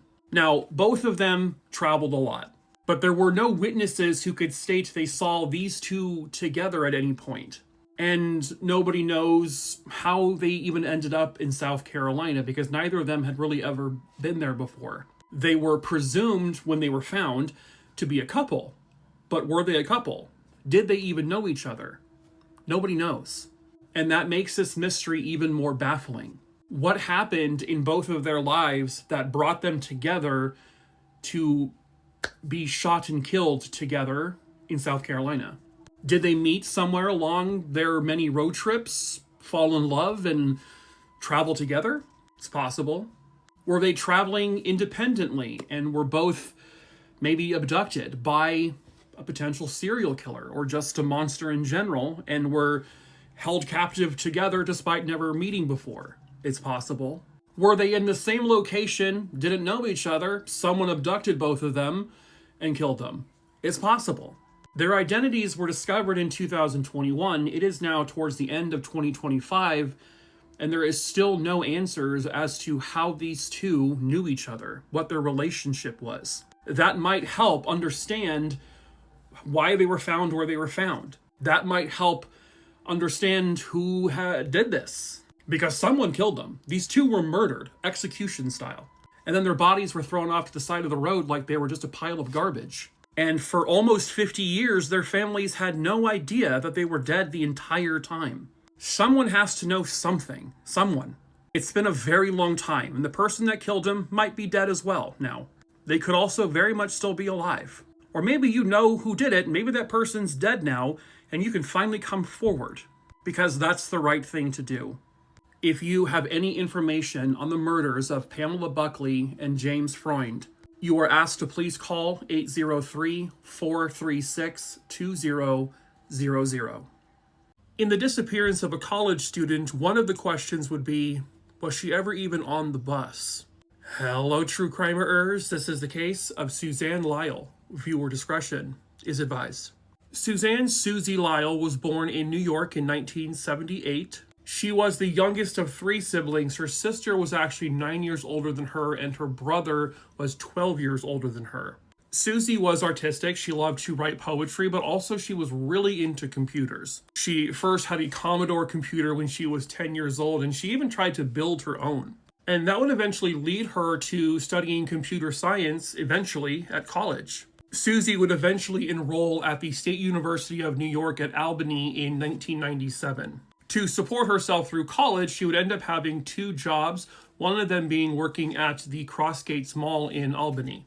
On March 2nd, 1998, Susie went to class, she took her exams, and then she would go to her job at the mall. Her boss at the mall said she seemed to be pretty stressed about whether or not she passed her exams. Susie would get off work sometime around 9 p.m. when the store officially closed, and she would head out to the bus stop. The trip from the mall to the university was about a 4-mile trip, something she did all the time. So often that the bus driver recognized her. Now, Susie should have returned to the campus via the bus about 9:20 p.m. Once she failed to show up to class, her friends couldn't get a hold of her, her family couldn't get a hold of her. They grew very worried and they reported her missing. They spoke to the bus driver, who again recognized Susie as well as many other students he would, pick up all the time. He says he swears he saw Susie on the bus that night, but no one else can corroborate that. It's one of those things where it's like you just, you see the same people over and over and over again every single day. You could very easily get your days messed up. But the thing is Susie never entered her dorm that night. And if the bus driver did see Susie on that bus, he did not see her get off at Collins Circle, which is where she would have gotten off to head back to her dorm. He says all he knows is that she was not on the bus at the final stop. But when police interview friends, a friend of hers said they did see her get off the bus at Collins Circle at 9:45 p.m. They did not have any kind of conversation, though. So it does seem likely she was on the bus, but no one can with 100% certainty confirm it. When police were looking into this case, they discovered that there were ATM transactions done from Susie's debit card, one of them at Stewart's Shops, a convenience store. The withdrawal was made at this ATM and it was only for $20. However, there were no cameras on the ATM. This is from news footage, but the camera was facing towards the counter. The clerk says they think they saw a taller man at the time the police asked if he had seen Susie. He does not recall seeing Susie make this ATM withdrawal, but he also can't be certain. The Stewart store was 2 miles away from campus, and this is not an area she really ever went. This person also knew the PIN number. There were no mistakes. Now, eventually, they were able to track down the man that the clerk said they saw. It was a man in a Nike baseball hat. And they actually were able to determine that he was not the one who had her card. Susie also had a boyfriend at the time. He was looked at as a person of interest. But at the same time, he was the one to actually alert Susie's parents that she was missing. He was the one to call attention to it. But according to the parents, Susie had wanted to break up with him, and she tried a couple of times, but he was always able to kind of get his way back in. And suspicion has always lingered over him because he refuses to take a polygraph test, and he said, I won't talk to police without a lawyer. That's not totally abnormal. I mean, that's technically the smart thing to do, but at the same time, it also raises some red flags. According to a friend, Susie had also said that she believed she was being stalked by someone, and this was just a couple of weeks before she went missing. She never identified the person, but she also never came off as scared or worried.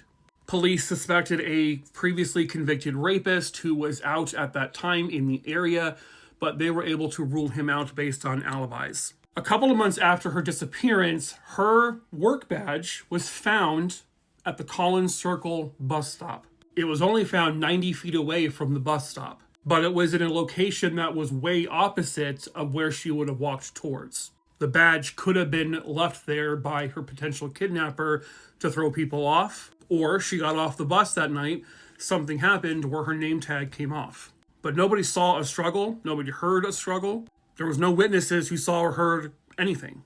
But ultimately, nobody knows what happened to Susie that night or where she is. Well, that's not true. Someone knows. Someone somewhere out there has got to know the truth. Perhaps that someone is you. If you have any information on her disappearance, you were asked to call the Albany FBI office at 518-465-7551.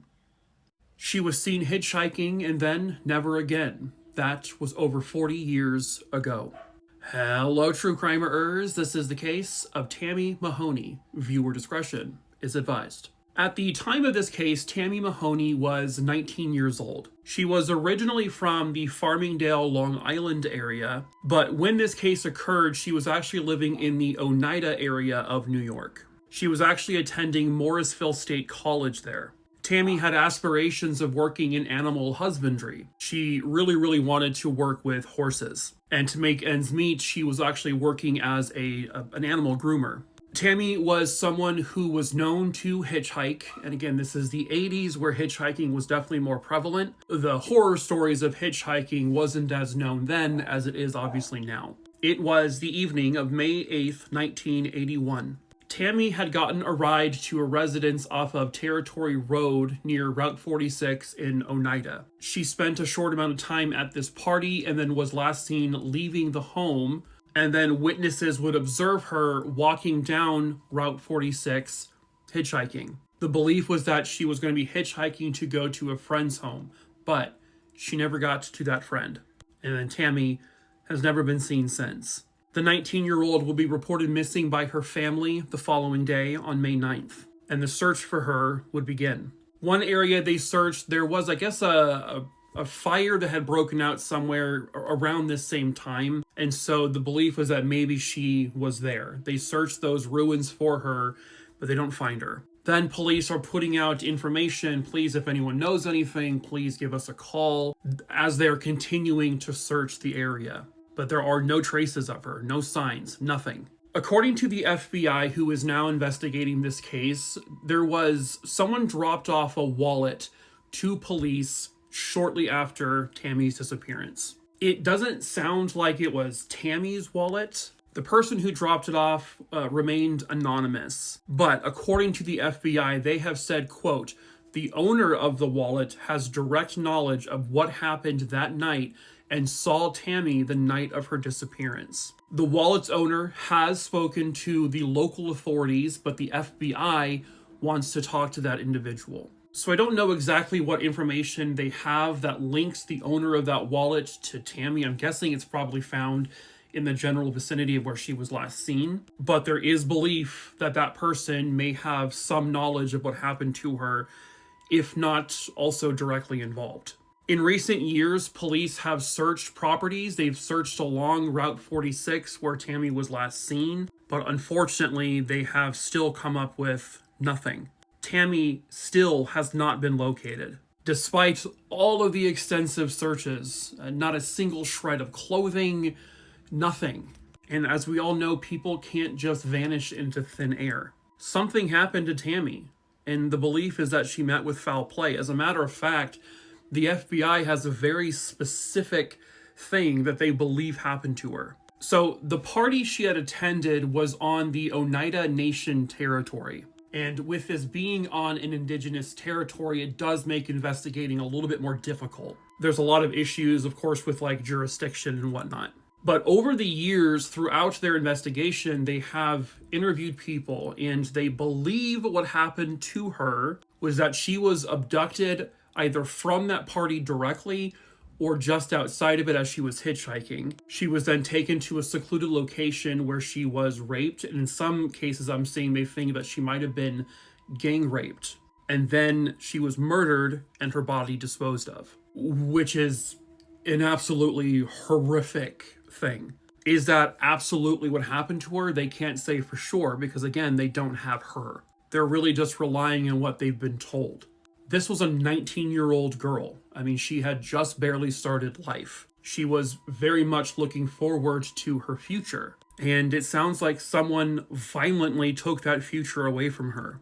And as we always say, someone somewhere out there has got to know the truth about what actually happened to Tammy Mahoney, and also knows where she is. If anything, her family deserves to bring her home to lay her to rest, and then to get justice for her. There is a $40,000 reward for any information that helps lead to finding Tammy and also to find her killer. If you have any information, please contact the FBI there at 315-731-1781. Clearly it was the abusive partner, but how would police prove that? Hello, true crimerers. This is the case of Tammy Tatum. Viewer discretion is advised. Tamara Tatum, who would go by Tammy to everyone, was born on October 4th, 1962. She was born in Denver, Colorado, and at the time of this case occurring, she is living in Longmont, Colorado. Tammy always dreamed of becoming a wife and a mother. She felt that she was destined for that. Sometime in the early 90s, she would meet this man here, Jim Meadow. The two of them would start dating, and eventually Tammy became pregnant, and she would give birth to their daughter, Sadie. Shortly after Sadie was born, though, Jim Meadow became abusive. Jim Meadow had an alcohol and substance abuse issue, which caused him to lash out a lot, not just at Tammy, but at other people as well. He would get into fights and altercations. One time he got into a really significant fight with a coworker, and he was arrested for the assault. Jim would end up being sentenced and was required to serve his time in a rehabilitation center. This was a short walk away from where Tammy lived in her apartment, where Jim had lived as well. Tammy would still pick him up every morning to take him to his job. But one Saturday morning, she failed to show up. So Jim ends up leaving the rehab center and making the short walk down to the apartment. When Jim gets to the apartment, the door is locked. He starts banging on the door, calling for Tammy, but gets no response. He does, however, hear the baby crying. And so what Jim does is he kicks in the door, and this is a evidence photo of that. And he finds out why Tammy did not pick him up. Because Tammy was dead in the bedroom. Their baby, Sadie, was left completely unharmed, was in her crib, and he calls police. The rest of the apartment, it looked about as normal as it always did. Nothing appeared to be out of place or stolen. Tammy was posed on the bed. She was nude, and she was posed very sexually. Her bra and underwear were on the little couch next to the bed. Her ultimate cause of death was strangulation. And while the scene looked like she was sexually assaulted, the coroner found no actual evidence of a sexual assault. They found a tied-up condom in a trash can. It was used, and eventually they were able to determine that that came from Jim Meadow. But he said, well, we had consensual sex the night prior. That's why that's there. And they couldn't prove that he had done anything to her. Well, police talked to a fellow inmate, his name is Rudy, at the rehabilitation center, and he basically says that he believes Jim did this. Because Jim had said to him that one day he's going to, quote, fucking kill Tammy.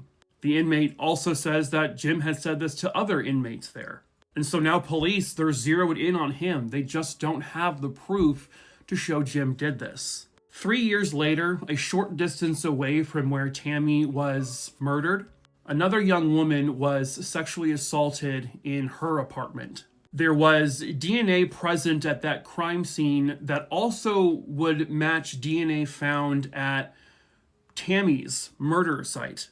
DNA that did not belong to Jim, did not belong to Tammy, did not belong to their baby. It was a foreign piece of DNA, but it matched the DNA from this rape case. She also said something that caught police's ear. She says she has an idea, or she thinks she might have known who did it. So she was blindfolded and she was duct taped and all that, so she didn't actually physically see the person. But she heard their voice and it sounded familiar. And she actually even said on the 911 call, she said, I don't want to accuse the guy because he's always been so nice to me, but I swear the voice sounds like one of our neighbors, Rudy.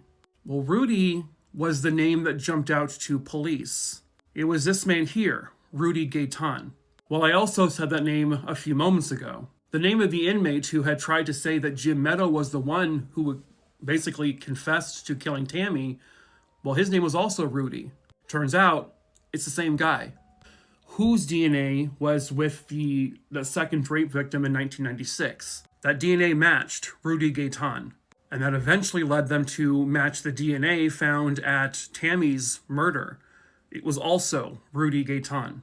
Jim was abusive. He was an asshole. He was a piece of crap. And he had to have been the guy because it's always the husband or the partner or the boyfriend. But in this case, it was not.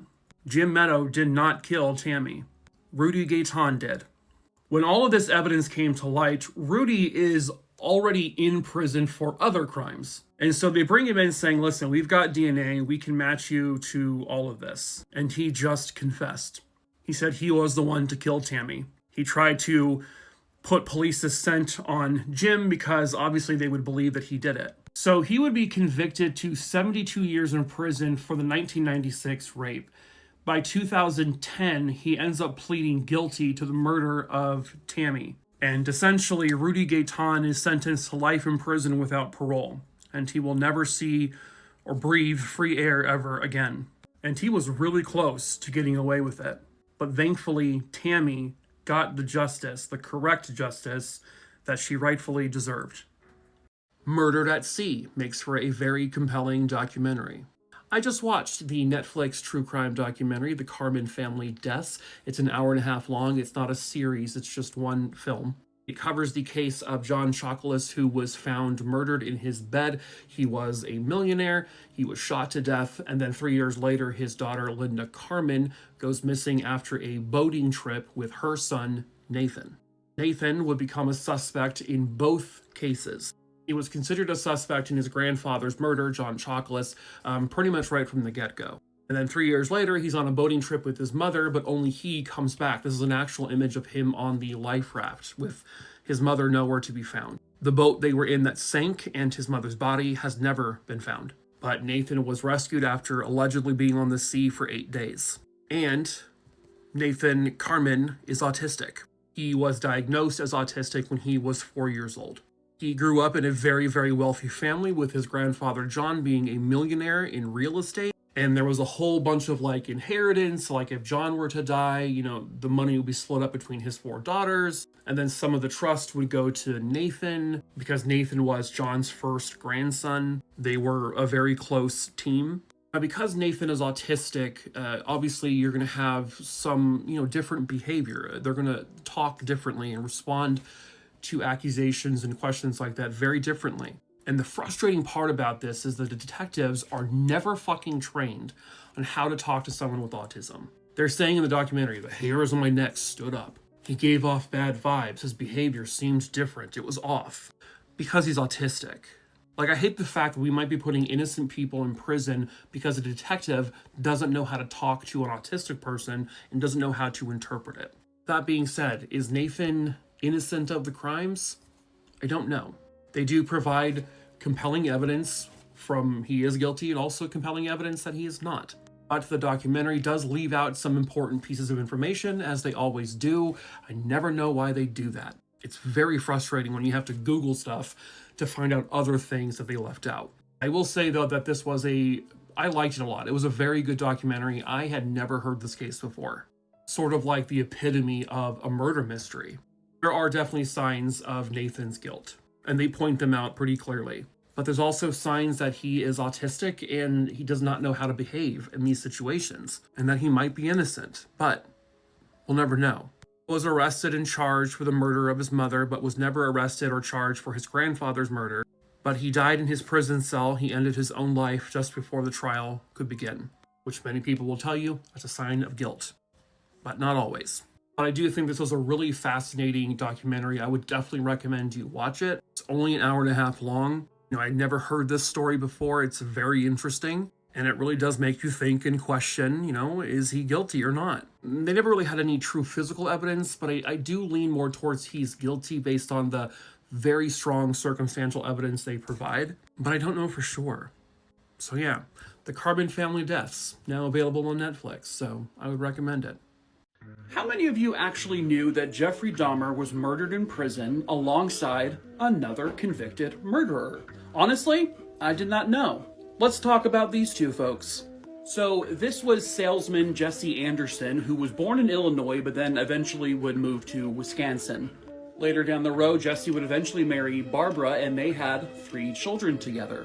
Well, apparently by 1992, the marriage wasn't going so well. Jesse thought the marriage was failing, so he wanted to give it one more shot, right? On the night of April 21st, 1992, he took his wife out to go see a movie, and then afterwards they went to go have dinner, and at that point he planned to try to reconcile their marriage. Apparently it didn't go well.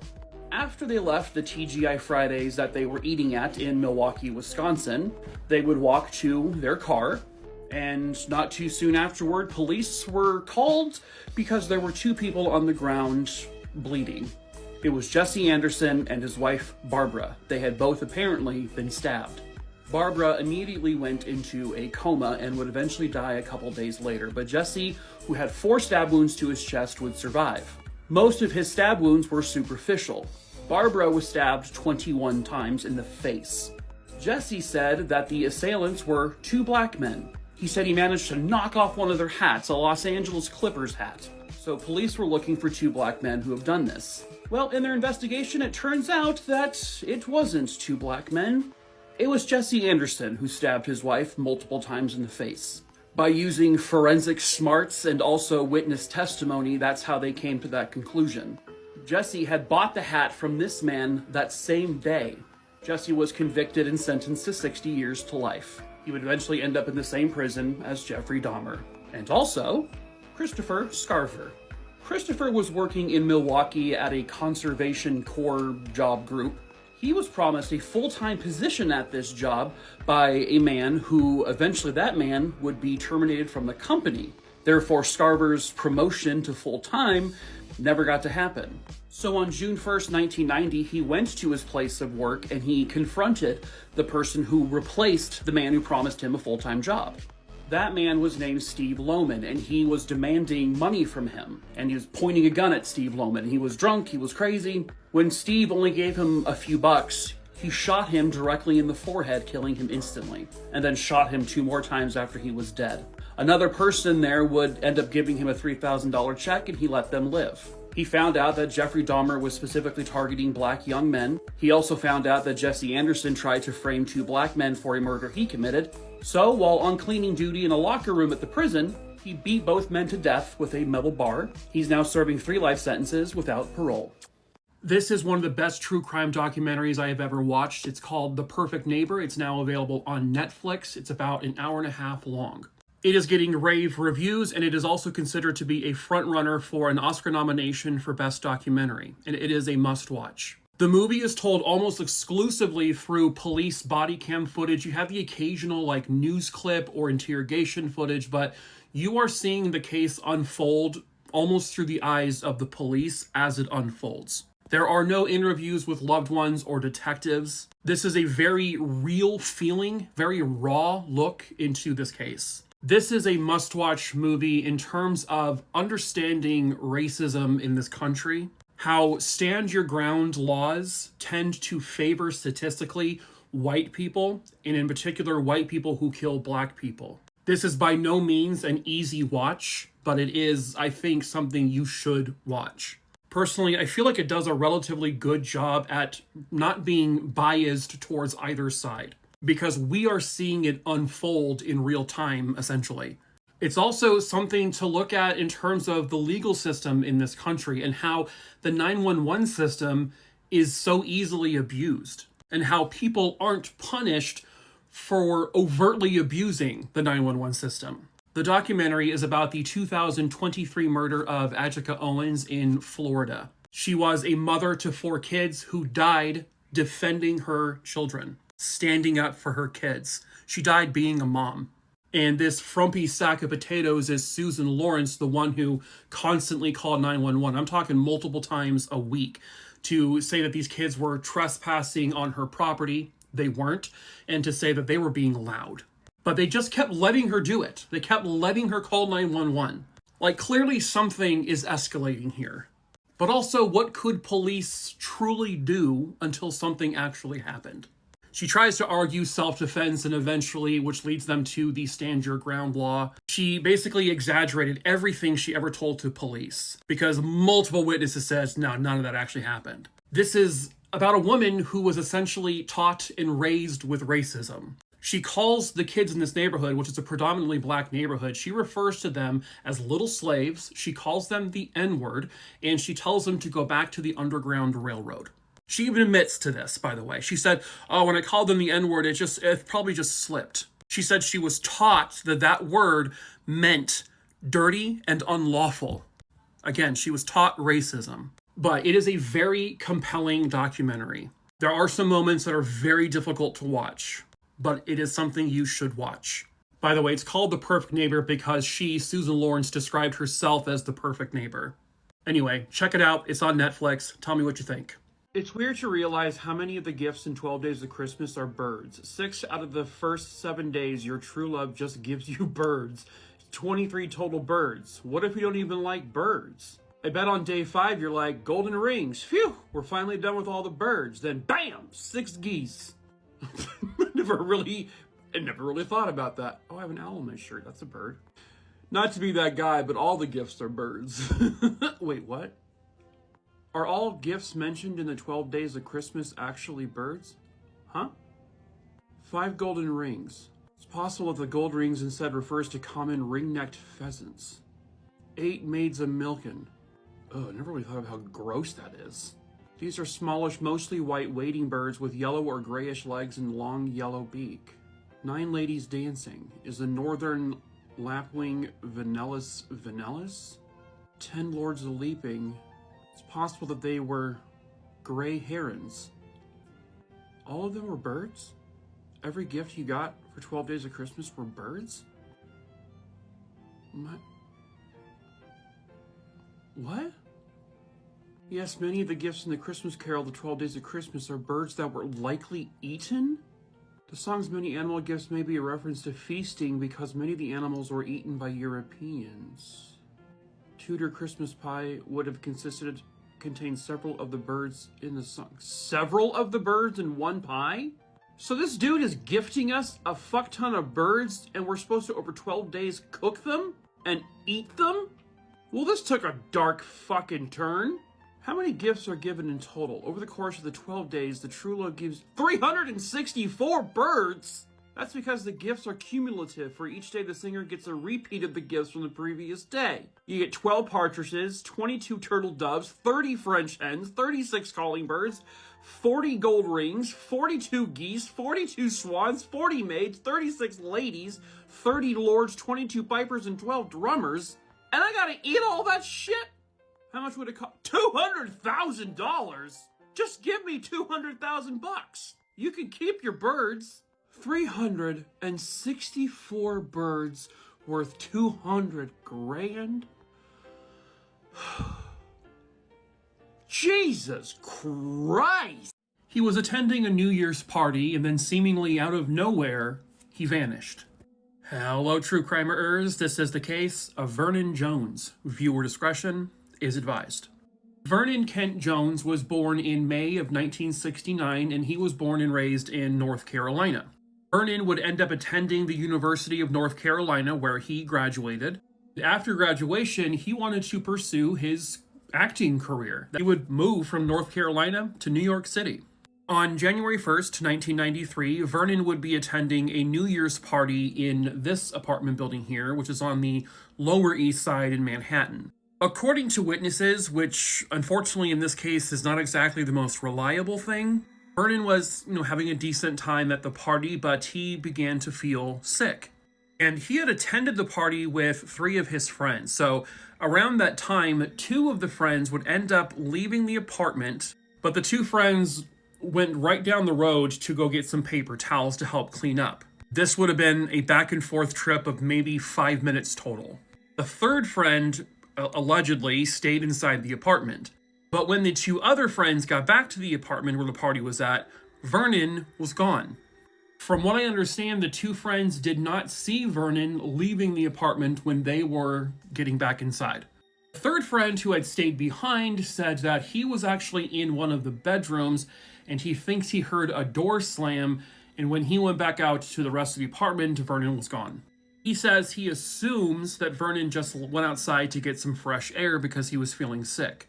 2 of the friends would state that at one point they went out looking for Vernon, but the 3rd friend said that never happened, that neither of the 3 of them went out looking for him. Friends say they just assumed that he somehow got back to his apartment.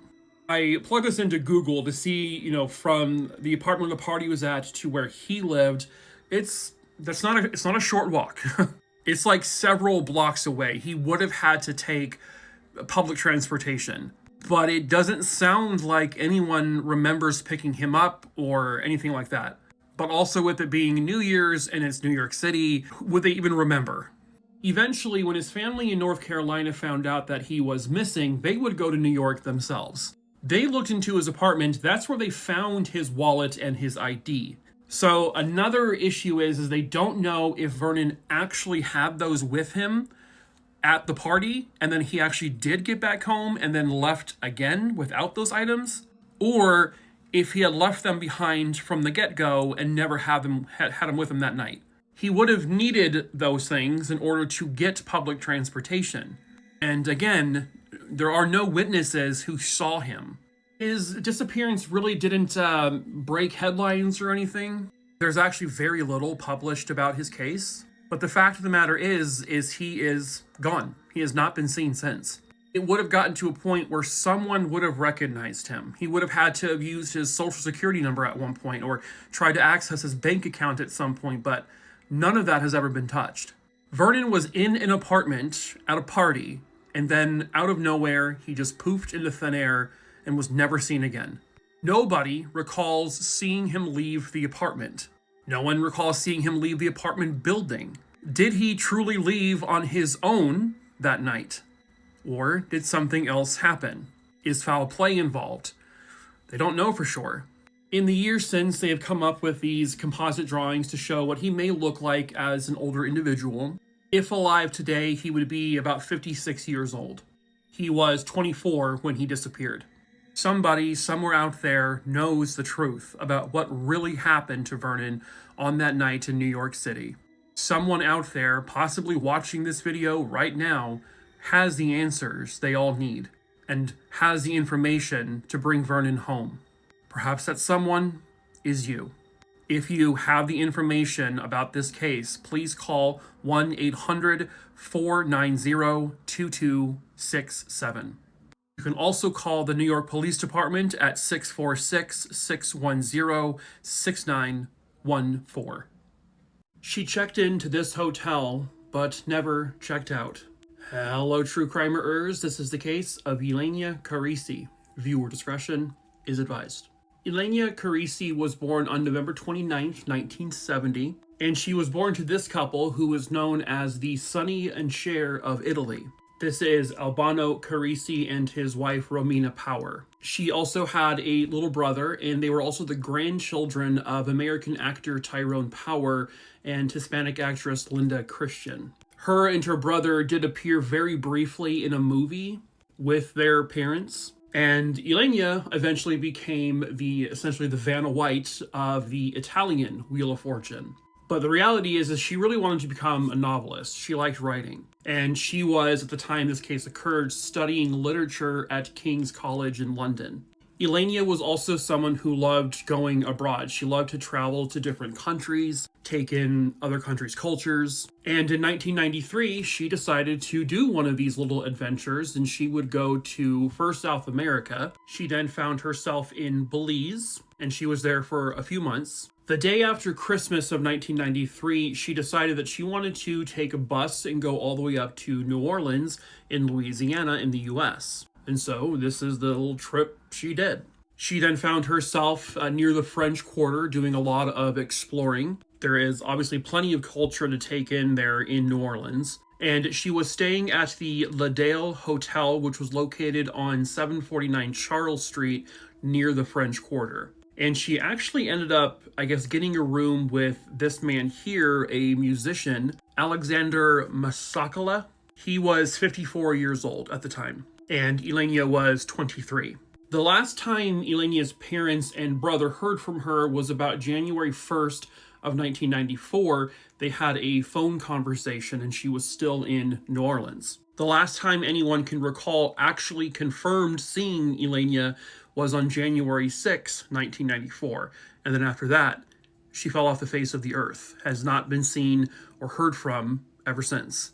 After her parents had not been able to get a hold of her and they could not find her, they would end up reporting her missing to authorities there in New Orleans. In the hotel room where Ylenia was staying were all of her belongings. Her clothing, her wallet, her passport, the backpack with all of her stuff inside. She literally had nothing with her, but she wasn't there. The man she was staying with, Alexander Masakala, had already checked out of the room. On January 31st of 1994, Alexander is initially arrested and charged with something not related to Ylenia's disappearance. There were, I guess, rape allegations pressed against him by another woman, but within a couple of weeks, the charges against him for that were dropped because there was no evidence. He was considered a person of interest as well in Ylenia's disappearance, despite him saying he had nothing to do with whatever happened to her.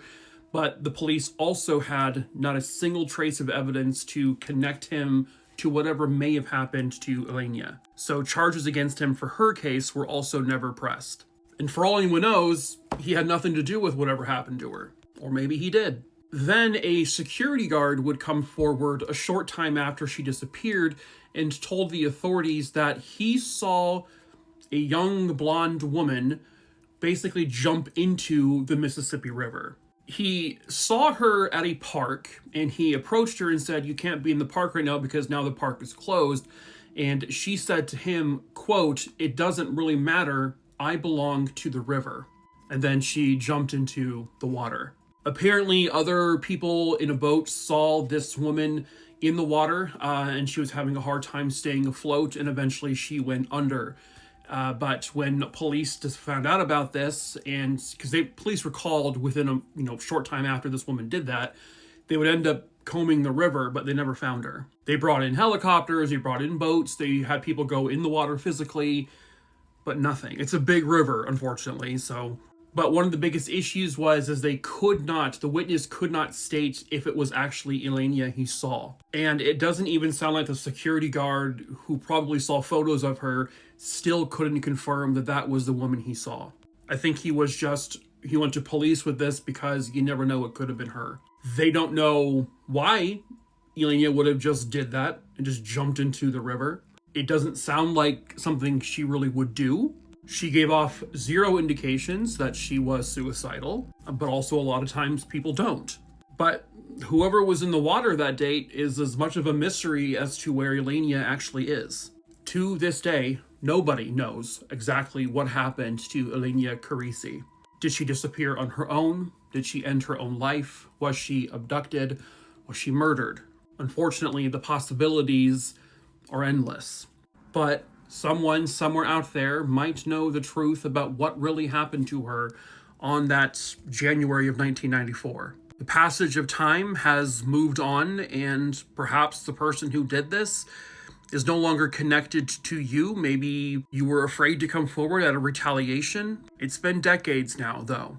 Her family deserves to bring her home, if possible. And they deserve justice if justice needs to be served. So if you are someone who knows anything about her disappearance, you are please asked to call 504-658-5315, and the case number for this one is A-36564-94. If you know something, please come forward.